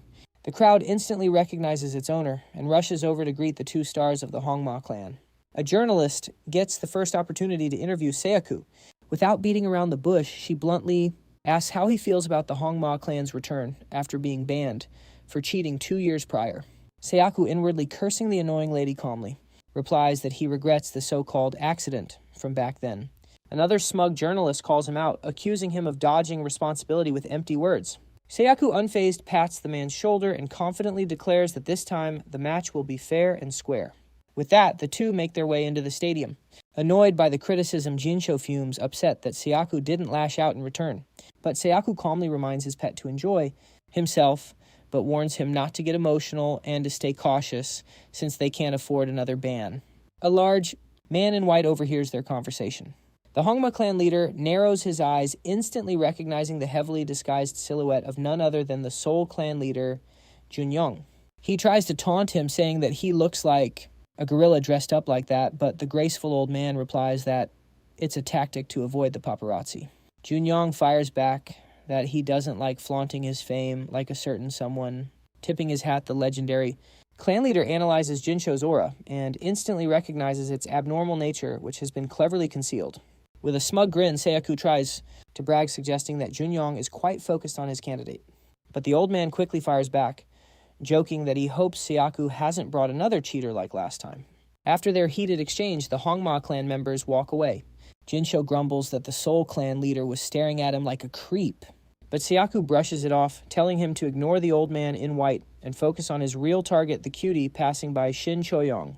Jinsho eyes her down like a pervert, commenting that she'll be easy to take down. However, Sayaku warns him not to underestimate her, reminding him that the Soul clan leader has trained her well. But hearing this only excites Jinsho further. His disgusting face contorts, eager for the chance to crush her. Meanwhile, Junyoung continues analyzing Jinsho from afar, trying to unravel what the Hongma clan might be plotting. But suddenly his attention is drawn to something far more ominous. Daesung arrives radiating a monstrous aura. As he walks by, the Soul clan leader shudders, unsettled by the dark energy emanating from him. Surprised by his shaken demeanor, Choyong asks her clan leader what's wrong. With his jaw still slightly ajar, Junyoung warns her to stay cautious. She brushes off his concern confidently, promising that she won't let the Hongma clan pull any tricks on her. But Junyoung, narrowing his eyes, clarifies that he's more worried about the other person who passed by her. With 30 minutes left, an announcement calls all candidates to gather in Exam Hall 3. Finishing his call with Chanho, our hero scans his fingerprints and receives a special uniform from a vending machine-like station. In their new cyberpunk-style suits, all the candidates, including our favorite grumbling geezer, assemble in the exam hall. The old man proudly reflects on the hundreds of complaints that got him in. Fired up, he resolves to crush our protagonist for daring to touch his head, which is rounder than a baby's butt. But soon after, a massive guy picks him up by the skull and tells him to move aside. Swallowing his pride, the geezer gives up on his revenge. So while the geezer is depressed, our guy arrives on the scene in his new suit, ready to dominate everyone who dares to oppose him. As the exam begins, competitors gather in the arena where purple rings descend from above. The supervisor greets the crowd and launches into an explanation, noting that these rings represent the 3 floors of the gate designed specifically for the licensing exam. He further explains that each floor has its own unique environments and distinct, clear conditions. As murmurs spread among the participants, a ghostly pale kid questions when they will receive weapons. In response, the supervisor sharply clarifies that no weapons will be provided and no one is permitted to bring any equipment other than the suits they've been given. This announcement causes an uproar with complaints that no one can fight without weapons. At this moment, a cute AI hologram appears, announcing its role in tracking everyone's progress. The cheerful hologram reveals that the test is not about the hunter's fighting ability, but rather their natural skill in surviving the harshest conditions. With that clarification, the gate opens. The participants then find themselves on the first floor of the gate, a rainforest. Everyone is soon drenched in sweat and struggling to breathe. Meanwhile, a team of analysts, watching through various cameras, laughs at the low quality of the applicants. As they speculate about the possibility of everyone failing, a mushroom-headed guy compliments Choyong for keeping a cool head and conserving her energy. Seeing everyone compliment his ace, Junyoung smiles in satisfaction. Meanwhile, others praise Jolo from the Hongma clan. Sayaku glances at Junyoung's reaction, assuming that his shock stems from Jinsho's performance. However, the old man's expression remains frozen as panic spreads among the crowd. All eyes are on a certain cool guy. Sayaku is appalled, recognizing the very person he sent an assassin after. It's unbelievable. He isn't showing any aura, and not a single drop of sweat is visible on his body. Meanwhile, it's revealed that our boy drank a potion making him immune to all environmental factors. He laughs inwardly, knowing it's forbidden, but only if he gets caught. So when purple bands appear on everyone's wrists, the cute AI announces the start of the first round. It's revealed that the clear condition for the first floor is to hunt 20 swamp orcs. With a confident grin, our hero takes off the second. The round starts prompting everyone else to scramble so they aren't left behind. In a classic test to weed out the clueless, a thirsty hunter falls victim to an obvious water fountain trap. A sticky worm emerges from the ground, swallowing him whole and getting him eliminated. However, he's saved by the safety measures in his suit. Meanwhile, our hero is sprinting through the forest searching for his target. At the same time, the rescue team retrieving the eliminated candidate suddenly gets a signal. Their orders are to track down candidate 104 Han Daesung. Now back to our protagonist, who finally finds a swamp orc taunting the oversized pig while holding a boulder. He effortlessly tosses it into the air like it's a ball. With a single punch, he shatters the boulder into thousands of pellets that completely annihilate the monster. Witnessing this, the rescue team member realizes why he was sent to spy on one of the candidates. Meanwhile, our Demon King figures that hunting the orcs one by one is the most efficient approach. To speed things up, he reluctantly taps into his mana and summons a Shadow Wraith. After some time, he arrives at a cave teeming with swamp orcs. The cave begins to shake, putting the pack of monsters on high alert. Suddenly, the ceiling bursts open and our boy makes an epic landing only to be forced to dig deep into the earth like a peasant. He is visibly irritated. The monsters celebrate, thinking their prey has come right to them, but he just casually counts them with his magic wand-like stick. After counting enough targets to complete his mission, he tells the Flame King to translate the monsters' final words. Upon hearing that the monsters are planning to hunt the ruler of hell, he orders the demon sword to burn them all to ashes. Elsewhere in the forest, Cho-Yong is using her aura to search for targets. The moment her skill detects one, she shoots through the trees like a bullet. The confident Soul Clan ace estimates that she can clear the first floor in just 1 hour. As Cho-Yong closes in on her fourth kill, another hunter suddenly flies in and snatches it away. Her pupils widen in shock at the monstrous figure that flashes past her. Scornfully, she looks down on the Hong, Ma scumbag who loudly boasts about his 5th kill. Frustrated, she declares that stealing kills is just what you'd expect from Hongma trash. In response, he mocks her for being naive enough to think the kill was ever hers. The two continue to trash talk, glaring daggers at each other. High on drugs, Ginchil considers murdering her to get rid of the annoyance, but decides to wait until the second floor. With that, Cho-Yong turns away with a sigh and gives him the finger with an infuriatingly smug grin. Fuming, the short-tempered cheater charges in ready to kill her, but they both suddenly freeze as a roaring sound grabs their attention. Mere minutes before, their encounter, Dong uses his flame sword to incinerate his foes, unleashing the Hellfire Greatsword's first skill. Suddenly, a bolt of ravaging flames bursts out of his tiny stick and envelops their target, creating a tornado of fire that erupts into the sky. The shocked onlookers are left completely speechless. With that display, the AI announces our fiery hero's promotion to the second floor. Chaos erupts among the judges who can't find any information on him, while others scramble to recruit him. The Soul Clan leader grins, intrigued by our demon lord's monstrous power.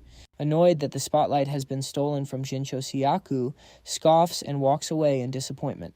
The female clerk from the ranking agency starts gleefully ribbing her colleague who had mocked her hunch about Desung. Meanwhile, another observer can hardly believe his eyes, realizing that the weak old geezer, Jin Sang, has been tailing him the entire time, with an axe in hand. The crafty old man begins finishing off the half-burnt corpses left behind by our boy, racking up 11 kills. The ranking agency employees wonder how the geezer could have possibly gotten in, so the clerk spills the beans about his constant barrage of complaints, seeing his employees slacking off the branch. Manager arrives and explains that he personally approved the geezer. He reveals that the old man was once reported for entering a gate while strapped with dynamite. Dumbfounded, the clerk asks if the madman is trying to get himself killed. However, the branch manager shares the bald geezer's tragic backstory. It turns out he lost his family in a gate fracture and now lives only for revenge. When questioned about showing unnecessary favoritism towards a candidate, the manager proudly admits to nominating Desung, joking that the 3-month pay cut he took to cover the damages was totally worth it. Just as they mention his name, the monitor focused on our hero begins to blur. Meanwhile, somewhere else in the stadium, Shoku slips a hidden message to a hitman-looking guy, informing him that the control room feed is down. The man is confused, recalling that they were supposed to eliminate our protagonist on the 2nd or 3rd floor. Shoku clarifies that the plan has changed now that Desung has left Jinchiel in the dust. With a creepy smile, the Hungma leader jokes that eliminating him sounds a little too harsh. He then tells the operative to read his new orders, inject a mutant serum into the monsters at the 2nd floor's gate. As a result, the operative tailing our protagonist carries out the command. So as our hero approaches the gate to the 2nd floor, Shoku awaits his failure with a sadistic grin. As the mutant ampules are injected into the golem monster at the 2nd floor's gate, the creature evolves into a mutant swamp floating golem. This new form can produce a thick fog to disorient anyone who approaches it. The man hired by Shoku is amused by the sight of his mutant creation, admiring the monstrous result he helped create, and anticipating a generous reward. However, the device in his hand suddenly explodes, revealing it had been laced with a paralysis agent, likely a move by Sioku himself to eliminate any witnesses. Paralyzed and unable to move, the man can only watch, helplessly, as the swamp golem closes in, showing no intention of letting him escape. Meanwhile, our demon lord grows concerned, realizing he's been walking in circles for some time. The mat built into his equipment seems to be malfunctioning, leaving him completely disoriented. Moving forward, he stumbles upon the mangled corpse of the man hired by Sioku. He immediately becomes suspicious, doubting the test organizers would just leave a body lying around. Suddenly, the shadow of the monster looms over the demon lord, followed by a swift surprise attack. He deflects it just in time, using his flame sword cleverly disguised as an ordinary stick. However, before he can fully react, the golem hurls a massive boulder in his direction, which detonates on impact, releasing a surge of smoke and fiery heat. To survive the intense heat, our hero activates his absorb flame skill, shielding himself from the scorching blast. He contemplates using the same fury skill that once defeated the orcs, but unfortunately, it remains on cooldown. Worse still, the golem seems unwilling to wait for it to recharge. The floating swamp golem unleashes a rapid sequence of attacks which the demon lord deflects with growing frustration. Finding the barrage irritating, Daesung resolves to end the battle decisively by driving his blade through the creature's core. Rushing toward the golem, Daesung strikes its core with a powerful punch, but his efforts barely scratch the surface of its solid rock body. In retaliation, the golem sends him flying through the air with overwhelming force. The scene then shifts to Ginchil the Cheater. He has just defeated his final ogre, successfully fulfilling the conditions to ascend to the second floor. As a reward, he receives a small special box, containing a compass for navigation, an ampule, and a cryptic note, essentially tools for his continued cheating. After reading the note and realizing Daesung is still on the first floor, he burns it without hesitation. The scene returns to our hero, who has just been slammed into a tree. He quickly regains his footing and, with a smirk on his face, summons his sludge-like shadow ghost, commanding it to consume the golem. Drawing his sword, he carves a path for the sinister creature, promising it double its share of the spoils. The flames shrink the shadow ghost to a mere fraction of its original size. But as the golem approaches, it suddenly swells back to its full form. With rapid growth, it extends multiple shadowy hands, grabbing hold of all the golem's burning stones. Meanwhile, Deese's screen flickers back to life, though all the exam staff can see is a dense fog. One of the employees remarks that the first floor was supposed to resemble a tropical rainforest, suggesting that something has clearly gone awry. Suddenly, the golem appears on the screen, causing the spectators to question why such a monster has been placed in the test. The branch manager's attendant notes that the creature is a mutant in every sense and asks for instructions. However, the branch manager remains unresponsive, completely absorbed by the scene unfolding on the screen. At that moment, another employee arrives and informs him that the test examiners have surrounded Daesung. They ask whether they should forcibly intervene and stop the test. Apologetically, the manager acknowledges that the situation can no longer be helped. But just then, a female clerk points out something on the screen. It seems the golem has already been defeated. Its burning fragments are seen flying through the air, followed by a powerful explosion. At this moment, the manager finally grasps the true strength of their demon king. What he had earlier dismissed as a mere measurement error now becomes glaringly obvious. Daesung's power is beyond their ability to grade, rendering their attempts futile. The branch manager reflects on Daesung, now perceiving him as a monster, beyond imagination, possessing unparalleled strength. Meanwhile, the female clerk who was impressed by Daesung earlier seems to be quietly rooting for him. However, her colleague cautions that, despite his power, Daesung might be missing the bigger picture since Jinchol looks ready to beat him to the second floor. An employee asks the branch manager if he wants to pull the personnel stationed around Daesung.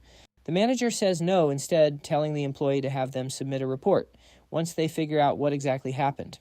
The scene shifts to cheater number 14, Geniol, who's fuming as he dashes around looking for the gate that he's sure is nearby. He notices the fog starting to clear, which means the golem has been defeated, but he's still confident he'll be the first one to reach the second floor. Meanwhile, our demon lord pours his blood over the remains of the mutant golem, getting ready to use his soul prison skill on it.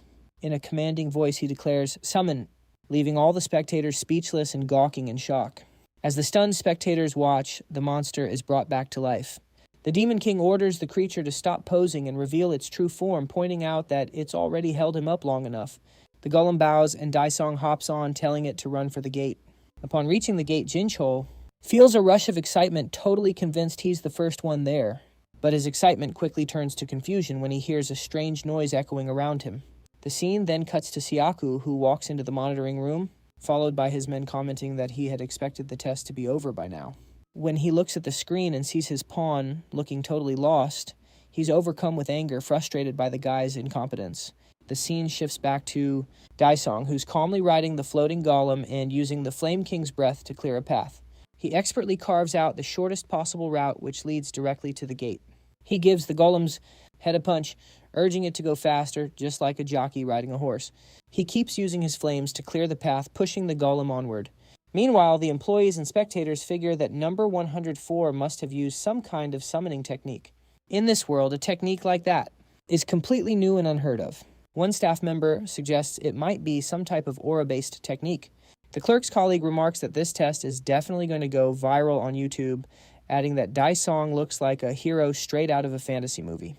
Frustrated Shiaku slams his fist on the desk in the control room. An employee calmly approaches and suggests that he leave the room if he's going to keep causing a disturbance. Shiaku gets his anger under control and puts on a polite tone, saying he just lost his cool for a moment because of number 104's incredible performance. Standing next to him, the leader of the Soul Clan. Junyoung remarks with a bit of a bluff that Siaku could never have seen this coming, and confidently predicts that Choyong will be at the gate's entrance any second. Jinchul, who's just as annoyed by Daisong, is suddenly approached from behind by Choyong. When he spots her, he bolts for the gate, determined not to lose to her, turning it into a surprise race. Meanwhile, our hero he arrived on the second floor with his golem puppet. Noticing this level was a raging blizzard, the complete opposite of the first. He mocked the test administrators for their lack of creativity. After dismissing the golem, he received congratulations for being the first one to reach the second floor. The guiding A. I quickly revealed the conditions for the next phase of the test. The AI explained that the top 5 players would each start from different entrances, and all participants would share the single goal of reaching the snow-covered mountain's peak. The Demon Lord made a rough guess that the distance was around 5 kilometers and began his ascent. He found it irritating to have to climb with his bare hands, especially knowing that cameras were positioned everywhere, preventing him from using his abilities. The scene shifts to Jinchul, who is irritated by his position on the mountain. The test had clearly taken a toll on his nerves, and he was consumed with frustration, fearing he might lose control in his temper unless he eliminates number 104, who reached the gate before him, despite all the dirty tricks he had planned. Suddenly, Jinchul heard movement a short distance behind him. Furious, he shouted, demanding to know who it was. To his surprise, it was the same old guy Baldy from before. Somehow the man had made it to the second floor, just in time, though the harsh weather appeared to be overwhelming him. With a villainous gleam in his eye, Jinchul pressed against the mountainside, attempting to trigger an avalanche to get rid of the unsuspecting man. Baldy slapped his own face, trying to gather his strength as memories of his lost family flashed through his mind. With a burst of defiance, he shouted that he didn't feel the cold at all. However, his determination was short-lived, as he was soon swept away by the avalanche. Jinchul, after successfully getting rid of him, gave a sinister smile. Immediately afterward, the broadcast drones malfunctioned, leaving the staff unable to monitor the situation. Sayaku, who was undoubtedly behind the disruption, silently wished his pawn good luck, hoping he wouldn't make any mistakes or disappoint him. The scene shifts back to the second floor, where some of the regular players, though chilled by the harsh conditions, encouraged each other to keep going. Suddenly, Jinchul appeared behind them, moving at lightning speed. Without warning, he grabbed their heads and crushed them in his hands. Enhanced by the Orc Champion Ampul's effect, Jinchul looked enormous and unstoppable, killing everyone in his path as he advanced. Meanwhile, Choyong was left bewildered, noticing that all the tech and electronic devices had mysteriously stopped functioning. Desung, on the other hand, saw this as a fortunate turn of events. Realizing that he could now use his skills freely without being noticed, Desung leaped off the cliff, activating his Destruction Dragon Knight Valark's armor. As his majestic demonic wings unfolded, he soared through the air. Choyong, sensing a powerful and unfamiliar aura, looked up and saw Daesung flying above with an imposing presence. Meanwhile, Jinchul, still busy slaughtering other players, caught sight of Daesung flying toward the peak. He speculated that Daesung might have used a harpy ampule to gain the ability to fly, and immediately started chasing after him. The scene cuts back to the association building, where Junyong is urgently requesting the branch manager to abort the test. He argues that the safety of the awakened should be their top priority, demanding the test be stopped immediately. The president, looking a bit spaced out, tells Seoul Clan Captain Junyong to be patient, reassuring him that an investigation team will be sent out right away. Seoku, however, jumps at the chance to mock Junyoung, questioning why they're even called awakened if they can't handle a few minor risks. As you can imagine, this comment really sets Junyoung off. Captain Junyoung, now suspicious, confronts Seoku, directly asking if he's the one behind this whole mess. Seoku, ignoring the question, just keeps taunting him, implying Choyoung must be pretty weak for Junyoung to be so worried about her. He pushes even further, calling Junyoung an old man and suggesting he should consider retiring, deliberately pushing all his buttons. The scene cuts back to Daesung, who has reached the peak and is warming up, getting ready to enter the 3rd floor. Meanwhile, Old Man Baldy somehow manages to survive the avalanche. He's lying in the snow with tears of joy streaming down his face.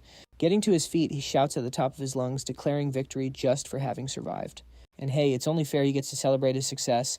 That first step is always the hardest. As Choyoung enters the 3rd floor, she finds out the conditions for clearing this level. To move on, participants need to rack up 1,000 points, which they can earn by defeating the monsters in this new environment. Since it's super dark, Choyoung stays on high alert, giving her eyes a moment to adjust to the shadows. Suddenly, a loud noise erupts from behind her. Turning around, she sees her rival, the cheater Ginchol, standing there looking like he's been hitting the juice. Ginchol remarks that she's lucky she got there before him, but Choyoung just brushes him off, telling him to keep it down. Her main worry isn't Ginchol, however, it's Daesung, who blew past everyone on both the 1st and 2nd floors. Even her own captain has acknowledged the guy's formidable strength. Choyoung gets an alert, indicating an aura reactor error. But before she can react, Ginchol pulls a coward's move and attacks her from behind, leaving her injured.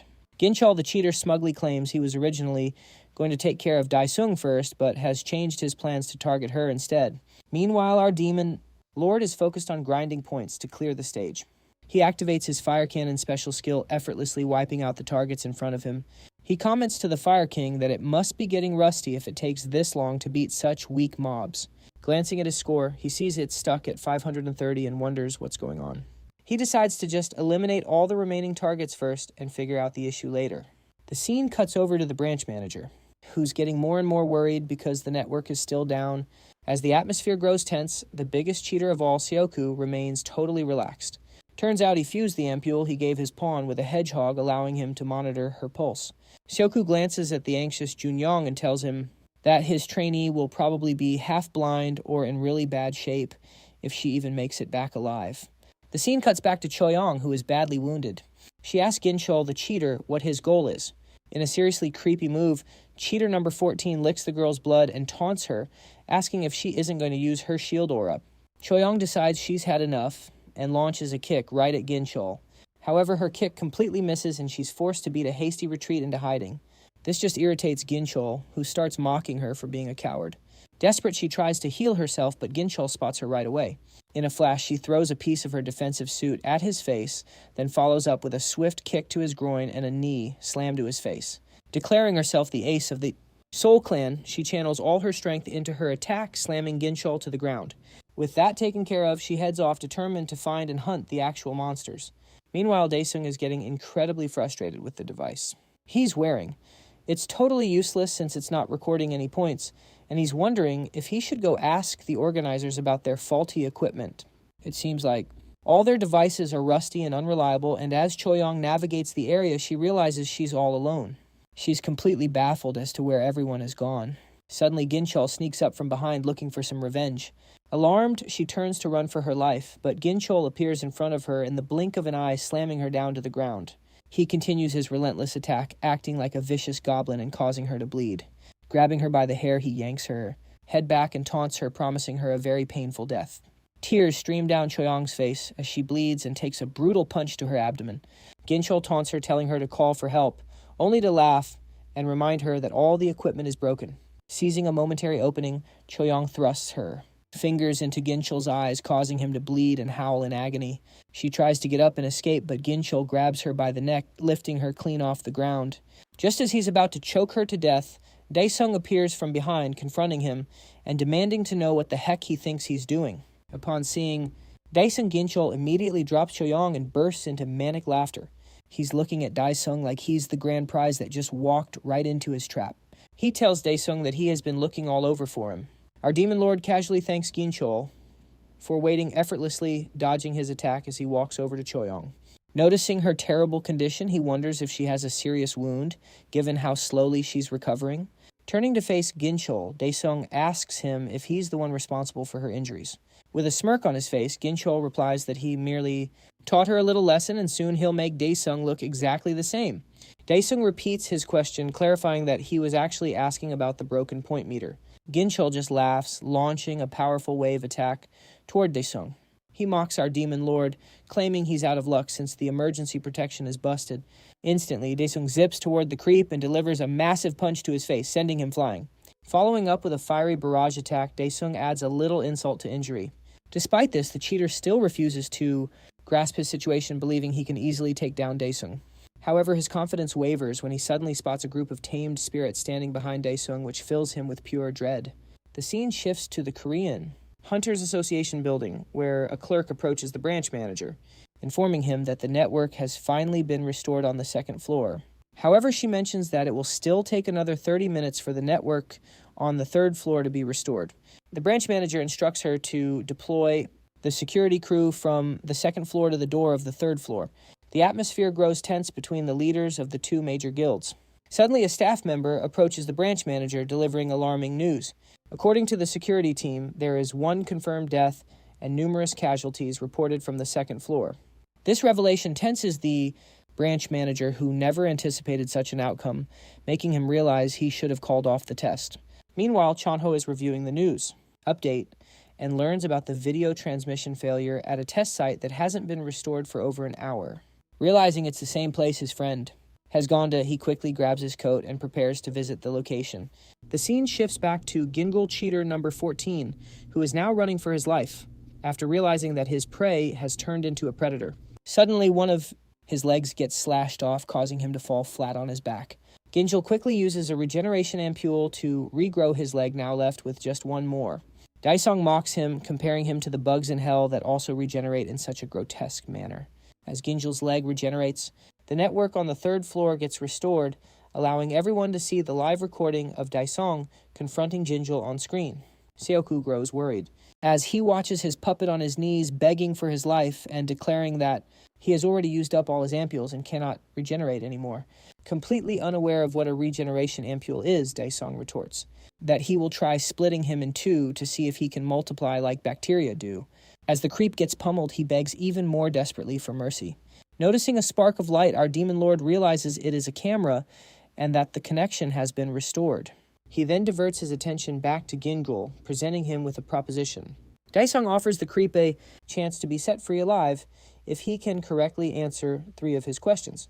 Desperate to save his life, Gingul eagerly asks Daesung if he is telling the truth. Daesung, using his sword disguised as a stick, makes Gingul bow before him and delivers a chilling death stare, declaring that if he finds him lying, he will split him in half. With that, our demon lord begins the questionnaire. The first question he poses is whether Gingul is the one responsible for everything that has happened at the test site. This question thickens the tense atmosphere, creating an air of anxiety that permeates the surroundings, especially affecting Seoku, the cheater captain. Annoyed by the sudden silence of the loudmouth, our demon lord warns Gingul to respond quickly if he does not want to be bisected. In response, the arrogant guy begins bawling and admits to orchestrating everything like a crybaby.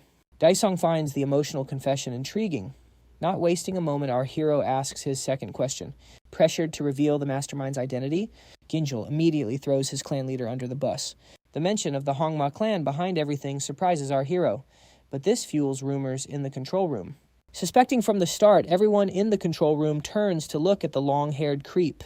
Hearing the accusations, Seoku boils with rage at his pet's betrayal. Out of options, he lashes out at the management. However, the branch manager remains unfazed and orders him to prepare an explanation for the police. Realizing it's a lost cause, the man agrees to attend his hearing at the Hunters Bureau. With that, he silently lowers his head to avoid attracting more attention. Moments later, outside the stadium, Seoku leaves along with his guards. One of them wonders why the clan leader is bowing his head like a peasant. Seoku calmly explains that it's the smartest choice to avoid the Seoul clan leader's fury. And for good reason, since Junyong in the control room was seeing red. The manager expresses gratitude to the gracious leader for his patience, but Junyong shoots back that he doesn't give a crap about the association. While the branch manager orders his team to implement Maximum security measures, our protagonist poses his third question to the pathetic A-ranker kneeling before him. He asks if Gashil has any points. Reluctantly, the crybaby answers, honestly still shook by the idea of being sliced in half. With that, the AI announces Dong's victory and the conclusion of the 3-phase exam. However, our Demon King isn't satisfied with the sudden win. As Gashil the bootlicker looks up thinking he's in the clear, his triumphant smile gets sliced in half right along with his body. Living up to his title, the ruler of hell declares it a punishment for failing to answer in time.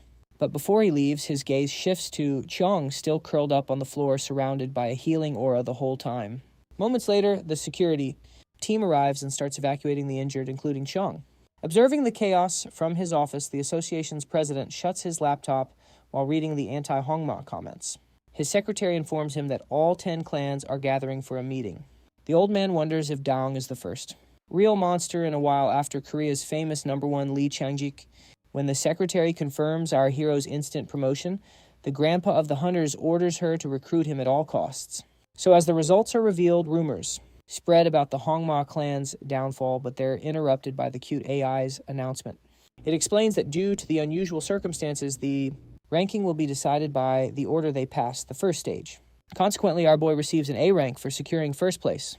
Having seen the results, Chan-ho immediately calls Dong and asks where he is. So his pal answers that he's chilling in the S-rank hunter's restroom, leaving him speechless. Chilling in a massage chair, our boy's relaxation is interrupted by his best friend, who looks deeply confused.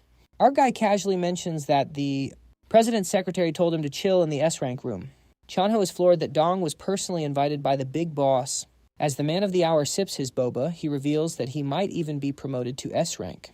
Astonished, Chan-ho wonders about the insane amount of cash he could make. He updates his pal that there's a huge commotion outside because of this news. In the meantime, while journalists and recruiters gather, another participant steps out of an elevator.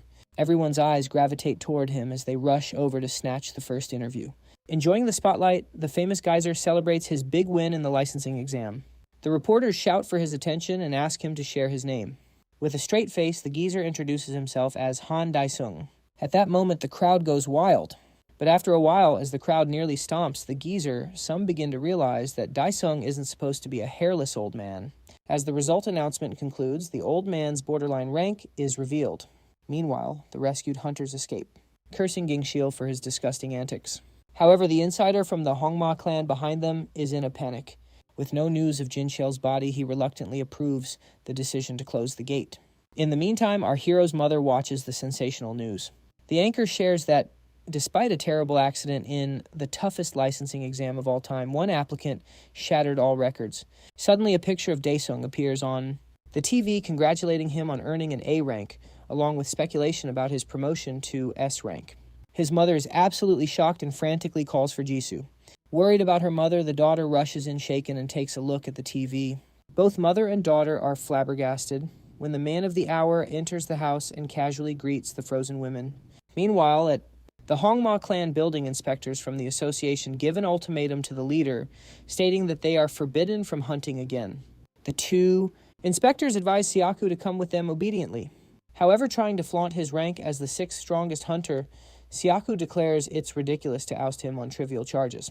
With a fake smile on the outside, the clan leader is furious about how his little experiment is beginning to lead to his downfall.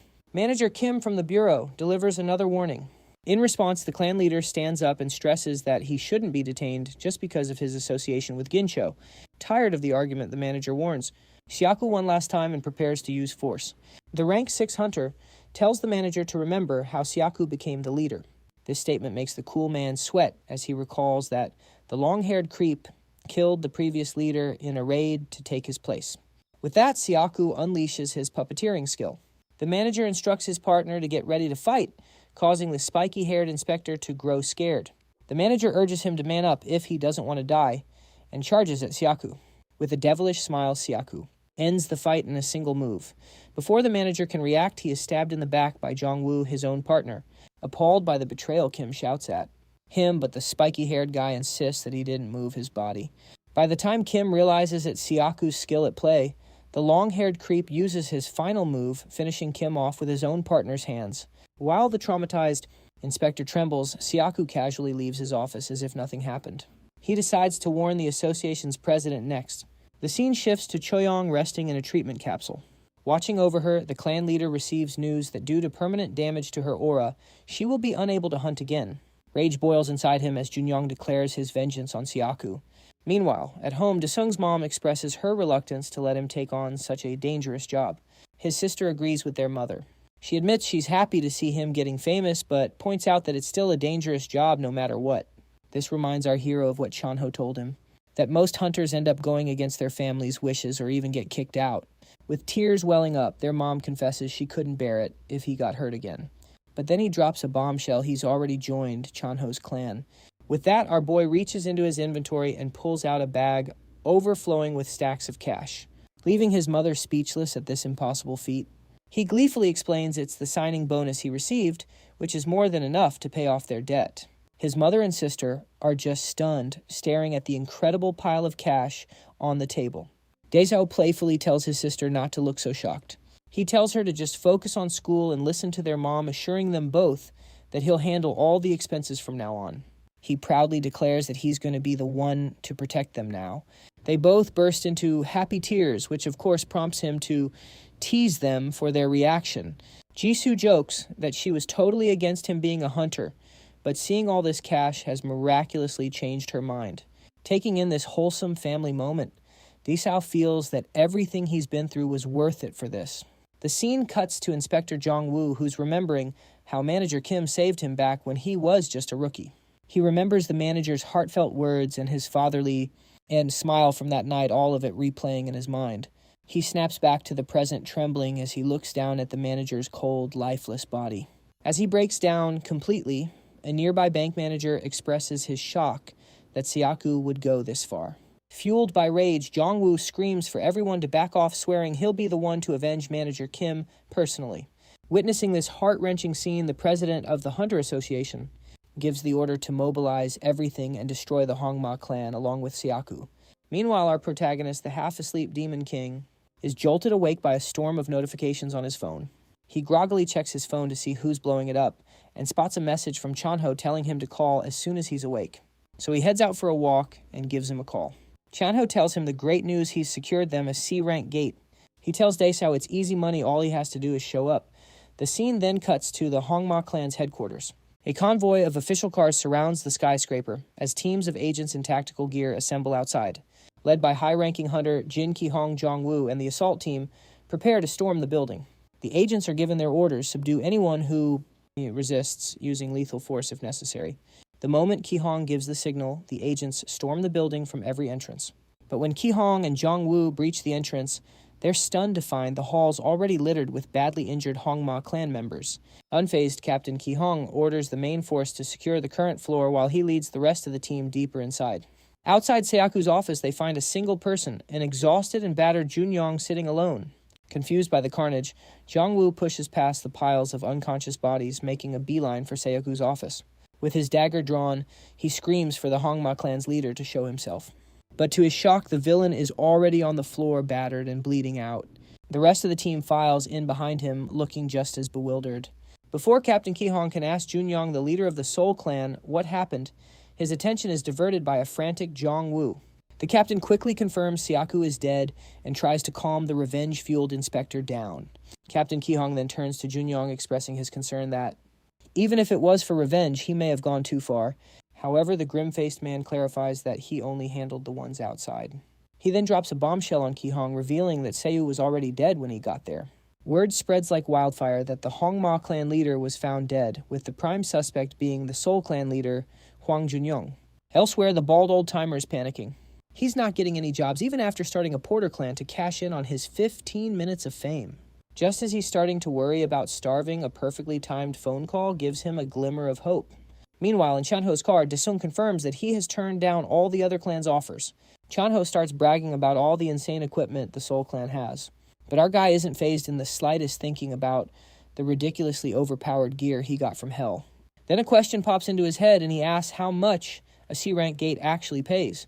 Chanho immediately launches into a rant about how it cost $50 billion just to buy, with a whopping 40% going to taxes and fees. This stuns Daesung, who can't help but curse the ridiculously greedy system. Chanho sums it up by saying that instead of gate clearing fees, the real money comes from selling the ether cores.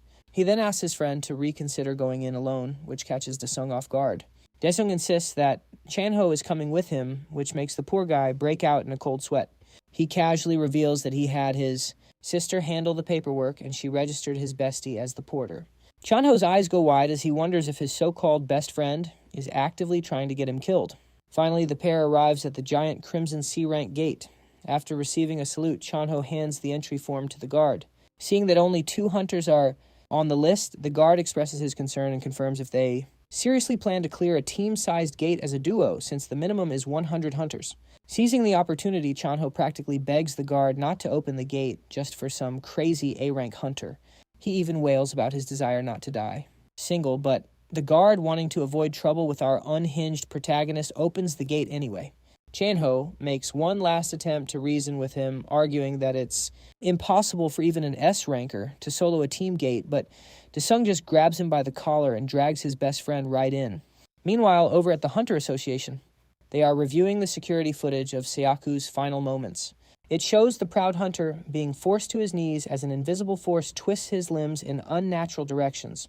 Then a mysterious portal opens and an arm reaches out, ripping Sayaku's heart straight from his chest. After watching the video, the president turns to the branch manager and Captain Ki-hong, asking if they have anything at all.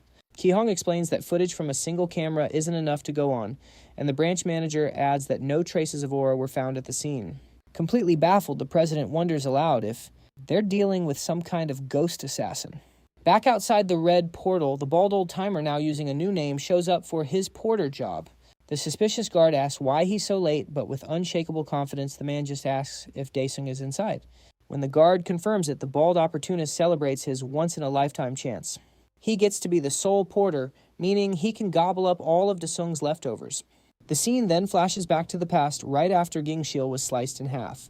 As he regenerates from the devastating injury, he fumes over the humiliation he suffered and swears he will get revenge.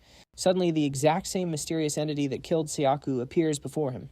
With a sinister laugh, the floating eyeball offers to take care of that revenge for him. As our demon lord enters the dungeon alongside his friend, Chanho grows increasingly nervous, glancing around as it is his first time stepping inside the gate. Dao points out a stampede of monsters approaching them, which sends Chanho into a panic as he wonders why they are so large. The approaching monsters are Class 3 wasteland lizardlings, viewing the two as nothing more than food. Our demon lord, however, takes out his sword excitement bubbling within him at the sight of so many monsters gathered together. He tells his friend to take a good look and leaps into the sky.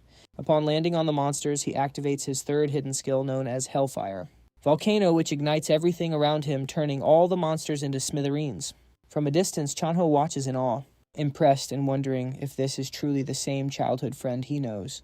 As Daesung approaches, Chanho scolds him for having concealed his strength from him all this time. With a smile, our demon lord replies that he has now revealed it. Filled with excitement, Chanho declares that he has decided to create a new clan, one that would be the strongest not just in South Korea but in the entire world. As the scene transitions to the guards standing outside the gate, they notice something bizarre. Mistaking it for a gate fracture, they begin to panic, immediately issuing orders to contact the Signal Corps headquarters. However, before they can act, the old Baldy points out that someone is emerging from the gate. To their surprise, it is none other than our hero and his friend. Chanho proudly informs the guard that they can handle the byproducts as they have successfully cleared the gate. This leaves the guard confused, as he has never seen anyone clear a gate this quickly. The old Baldy immediately rushes toward our hero, handing him his card. He introduces himself with a fake name and Daesung, and shares his details, reminding our hero that he participated alongside him in the test. He explains that he is in charge of byproduct disposal. Noticing that they share the same name, Daesung finds the old man suspicious. His friend Chanho then asks the old guy why he is alone if he works in a porter clan.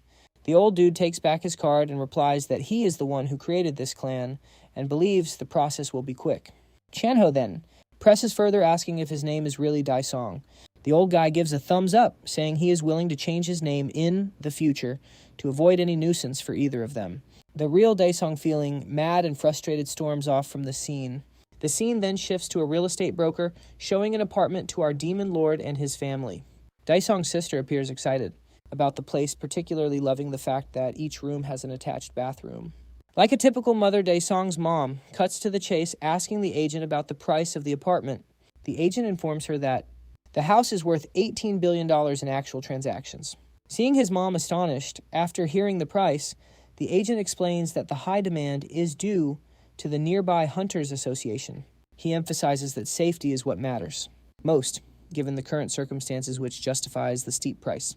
The agent then confirms his suspicions by asking if her son is a successful hunter.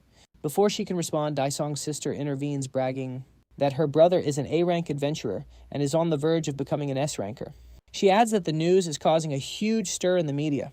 The agent replies that it all makes sense now why Dae-sung seems so familiar. Meanwhile, our demon lord finishes sizing up the house and officially claims it as his new domain. He asks about the payment process and wonders if he can score a discount for paying in full up front. The dealer lets him know that he can offer a special contract if he is in fact an A-rank adventurer. He explains that during the Apartment Residents Association meeting, a fund of 2 billion won was collected to attract hunters, and if someone is an S-ranker, they can receive a deposit of 10 billion won. The ladies are absolutely floored. Upon hearing such a massive amount, while our hero gets giddy at the thought of snagging the house for just 8 billion won and possibly saving up to 10 billion won if he becomes an S-ranker. The scene cuts to a woman walking down a pitch-black street at night. She gets that creepy feeling like she's being followed. Suddenly, she trips, but someone catches her just in time. Terrified, the woman asks who's there. The man just gives her a creepy smile, and as he gets closer, his grotesque face is revealed. He tells the woman that she has been chosen. The next day, she's found dead, and her body is taken to the morgue at the National Police Agency headquarters. The medical examiner states that this woman died in the exact same way as the others, making her the 10th victim in this city alone. Captain Ki-hong has a gut feeling that Awakeners are definitely involved based on his experience. Just when he thought things were finally calming down, he's now faced with this new serial killer case. Inspector Jong-woo tells Ki-hong not to sweat it and assures him that he'll handle the matter. However, Captain Ki-hong instructs Jong-woo to prioritize the gate search operation at headquarters first. As he leaves the A-ranker, Captain Ki-hong asks the forensics expert to go public with the investigation. Furthermore, he promises the full support of the inspection bureau. Meanwhile, Ginchiel cheater number 14 wakes up to find himself alive in a laboratory. As he opens his eyes, he's totally disoriented and shouts, asking where he is. A nearby scientist seems pleased to see him awake. The scientist mocks him for crying out like a baby. Ginchiel demands to know where he is again.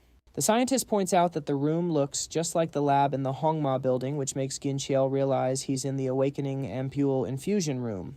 The scientist then proceeds to explain the situation to the bewildered man, introducing himself as Roman, an elder of Honorable.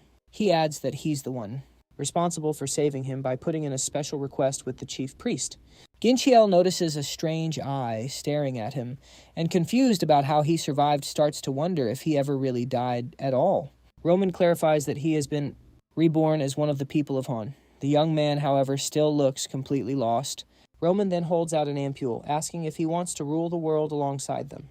Meanwhile, Chanho gets a call from his close friend, the ever-confident Demon Lord, who announces his plan to get promoted to S rank. Chanho argues that he should be focusing on clearing gates instead. But as he listens to his friend's reasoning, he gets curious about why he suddenly wants to buy a house. In the end, Chanho agrees to bid on every gate he can find, and asks Dong to help lighten the load by grabbing some equipment from the Aura Market. Besides, who needs to purchase equipment when he can get superior gear from the Pantheon? With this thought, our hero steps into the Pantheon and chooses the Absolute Ruler's Field Implementation Quest. Among the 5 types of fields available for implementation, he opts for the 5th one, known as Balark's Iron Castle. The Demon Lord is then informed that the rulers of each field have been brainwashed by a transcendence from the heavens, and his mission is to defeat them. He loads the necessary data and prepares himself for the implementation. He is teleported to Balark's Iron Castle, only to find himself equipped with a set of cheap-looking armor, including a shield and sword, which immediately irritates him. He scoffs at the items, questioning if being outfitted with such gear means he's been nerfed. The scene shifts to the office of the branch manager at the Korean Hunters Association. The branch manager is in the middle of issuing orders when, without warning, a clerk rushes in with urgent news. The Ocean Clan has failed to clear a particular B-ranked gate. The manager's assistant struggles to believe the news, given that the Ocean Clan, led by Bag Heron, is one of Korea's top 4 clans. However, the clerk clarifies that the monsters in the gate were not compatible with the captain's aura skill, prompting her to request assistance from an S-ranker. Normally, such a request would be cause for concern, but the branch manager feels confident. After all this, is Beck Heron an elegant and powerful figure, someone anyone would be eager to assist? The manager swiftly gives instructions to locate S-rankers Lai Chang-shik and Seo Dongch and inform them of the situation at hand. The assistant considers it an easy task, remarking that no one in Korea would refuse a request from Baek Heron, the nation's top healer hunter. However, the clerk points out one exception, Ryas Yan from the fortress, who is known to hold a grudge against Baek Heron. After issuing the final orders and granting permission to use the helicopter, the branch manager dismisses his staff. The scene then shifts to Hope Nursery School, where children are playing outside pretending to be hunters and monsters. Among them is Seo Dongchul, the S-rank hunter with a pencil sketch beard from the Crow clan, joyfully playing along with the children. A caretaker approaches Seo Dongchu, addressing him as director and informing him that he has received an urgent notice from the Hunter Association. Without wasting a moment, the S-ranker asks the caretaker to watch over the children, explaining that he must urgently attend to a gate. The caretaker, concerned, tells him to take care, but he reassures her with a smile, reminding her that as the #1 hunter in South Korea, there's no need to worry. Meanwhile, the other S-ranker, Lee Chang-ik, has just returned from clearing a C-rank gate on Jeju Island. He finds these lower-ranked dungeons tedious and longs for a more challenging task. His secretary approaches and informs him that he has been requested for assistance by Beck Heron of the Ocean Clan. Lai Chang-shik wastes no time and immediately calls for his helicopter, preparing for departure. It's obvious he holds a special place in his heart. For Lady Heron, since her name alone is enough to change the entire course of his life. Meanwhile, back in the Pantheon, our hero is face-to-face with the daunting gatekeeper of the Iron Castle. Under normal circumstances, with his full power, the gatekeeper would be a total pushover. But right now, all he's got is a curved sword and a laughably bad ice shield.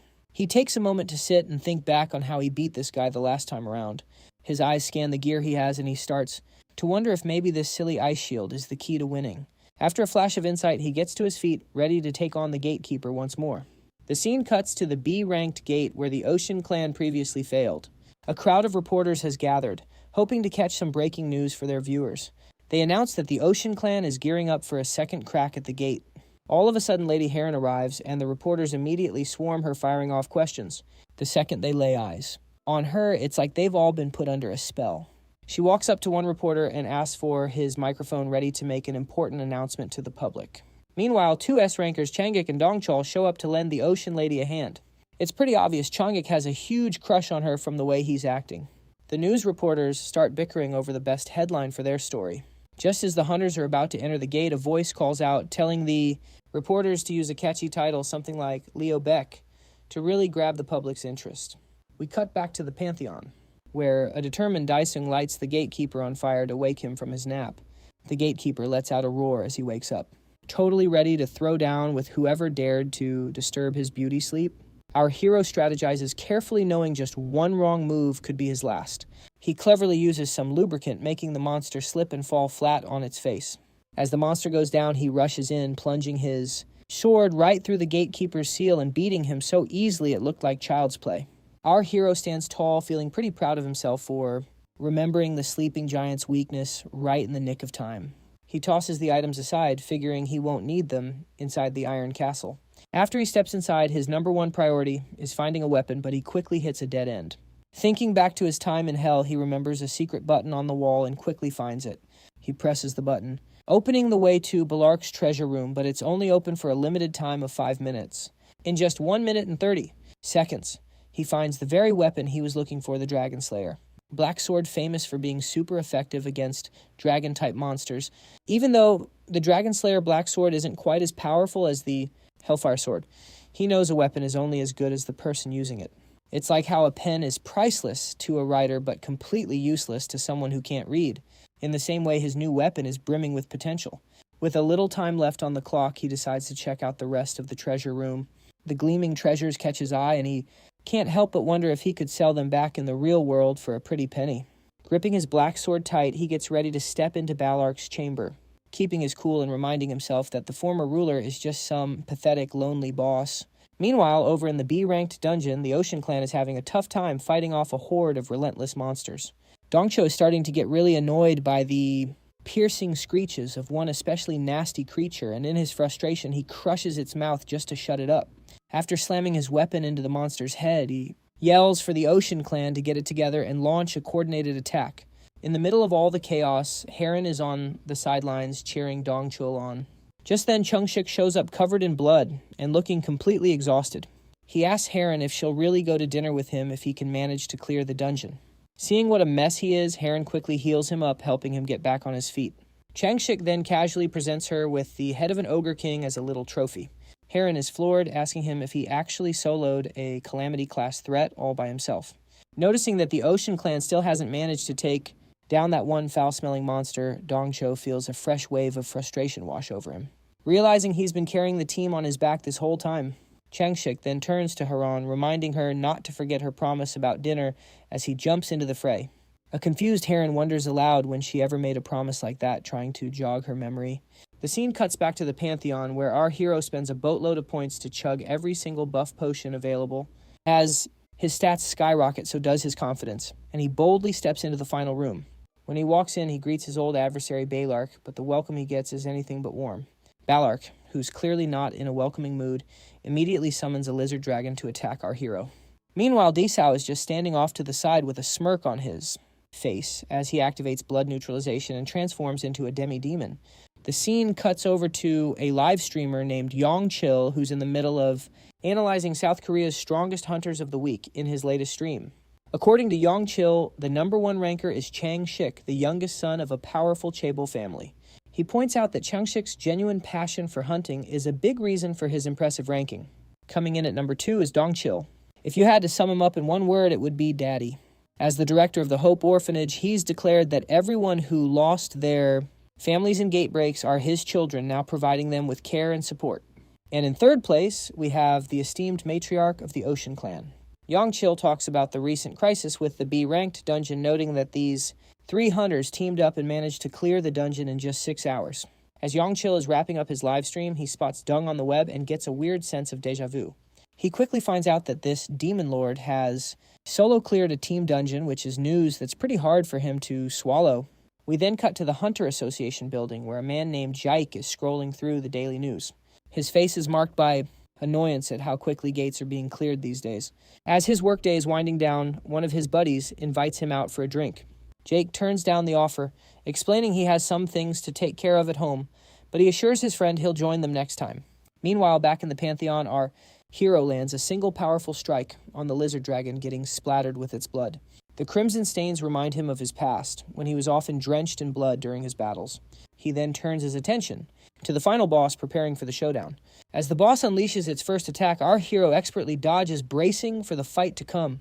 Ballard continues his relentless assault, but our hero effortlessly blocks his moves, treating the exchange like a walk in the park. Then Desung announces it's his turn, imbuing his sword with a vibrant purple aura. However, just as he's about to strike, the boss surprises him with a new skill, catching him completely off guard. Annoyed, Dyson watches as Baylor invokes a Thunder Dragon skill, transforming himself into a winged monarch. With a mocking grin, our demon lord scoffs at the creature, calling it a lizard trying to play dragon. In a flash, he retaliates, obliterating Balark with a single devastating blow. Just as Balark falls, a mysterious creature materializes before Daesung, claiming to be some kind of divine heavenly being. The scene then shifts back to Earth, where a serial killer stands over another heart he has just collected. He contacts Jake, the manager of the Gate Seeker team, whom he calls his priest. The killer informs Jake that he has successfully built an altar with the hearts he has gathered.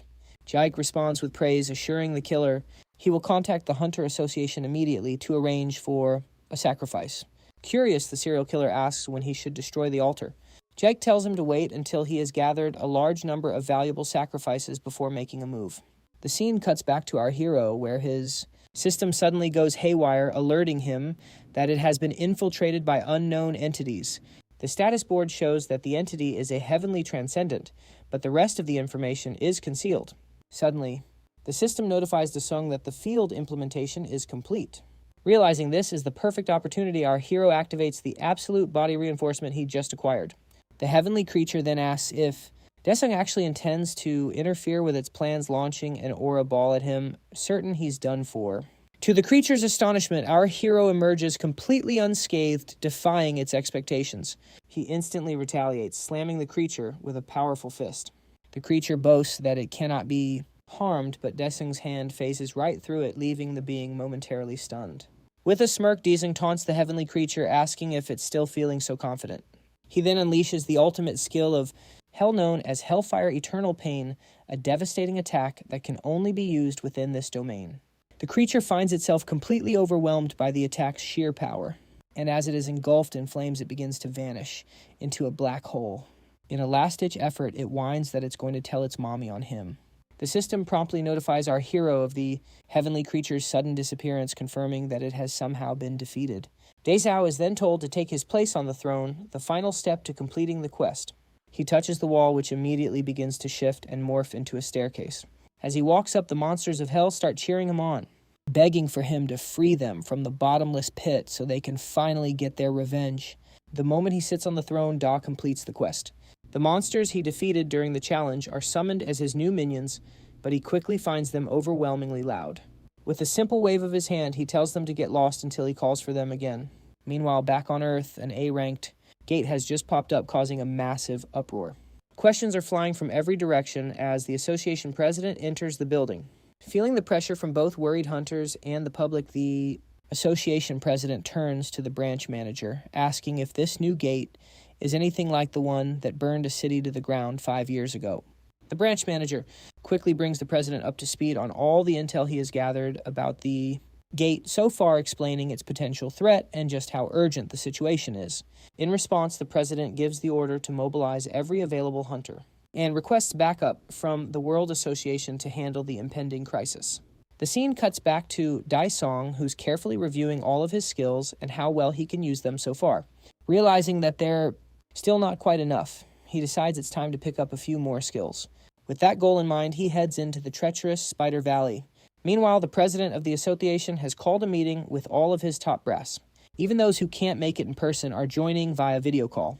The branch manager tells the president that everything is ready and emphasizes that the whole point of this meeting is to figure out a solution for the A-class gate that recently appeared in Dakok-dong.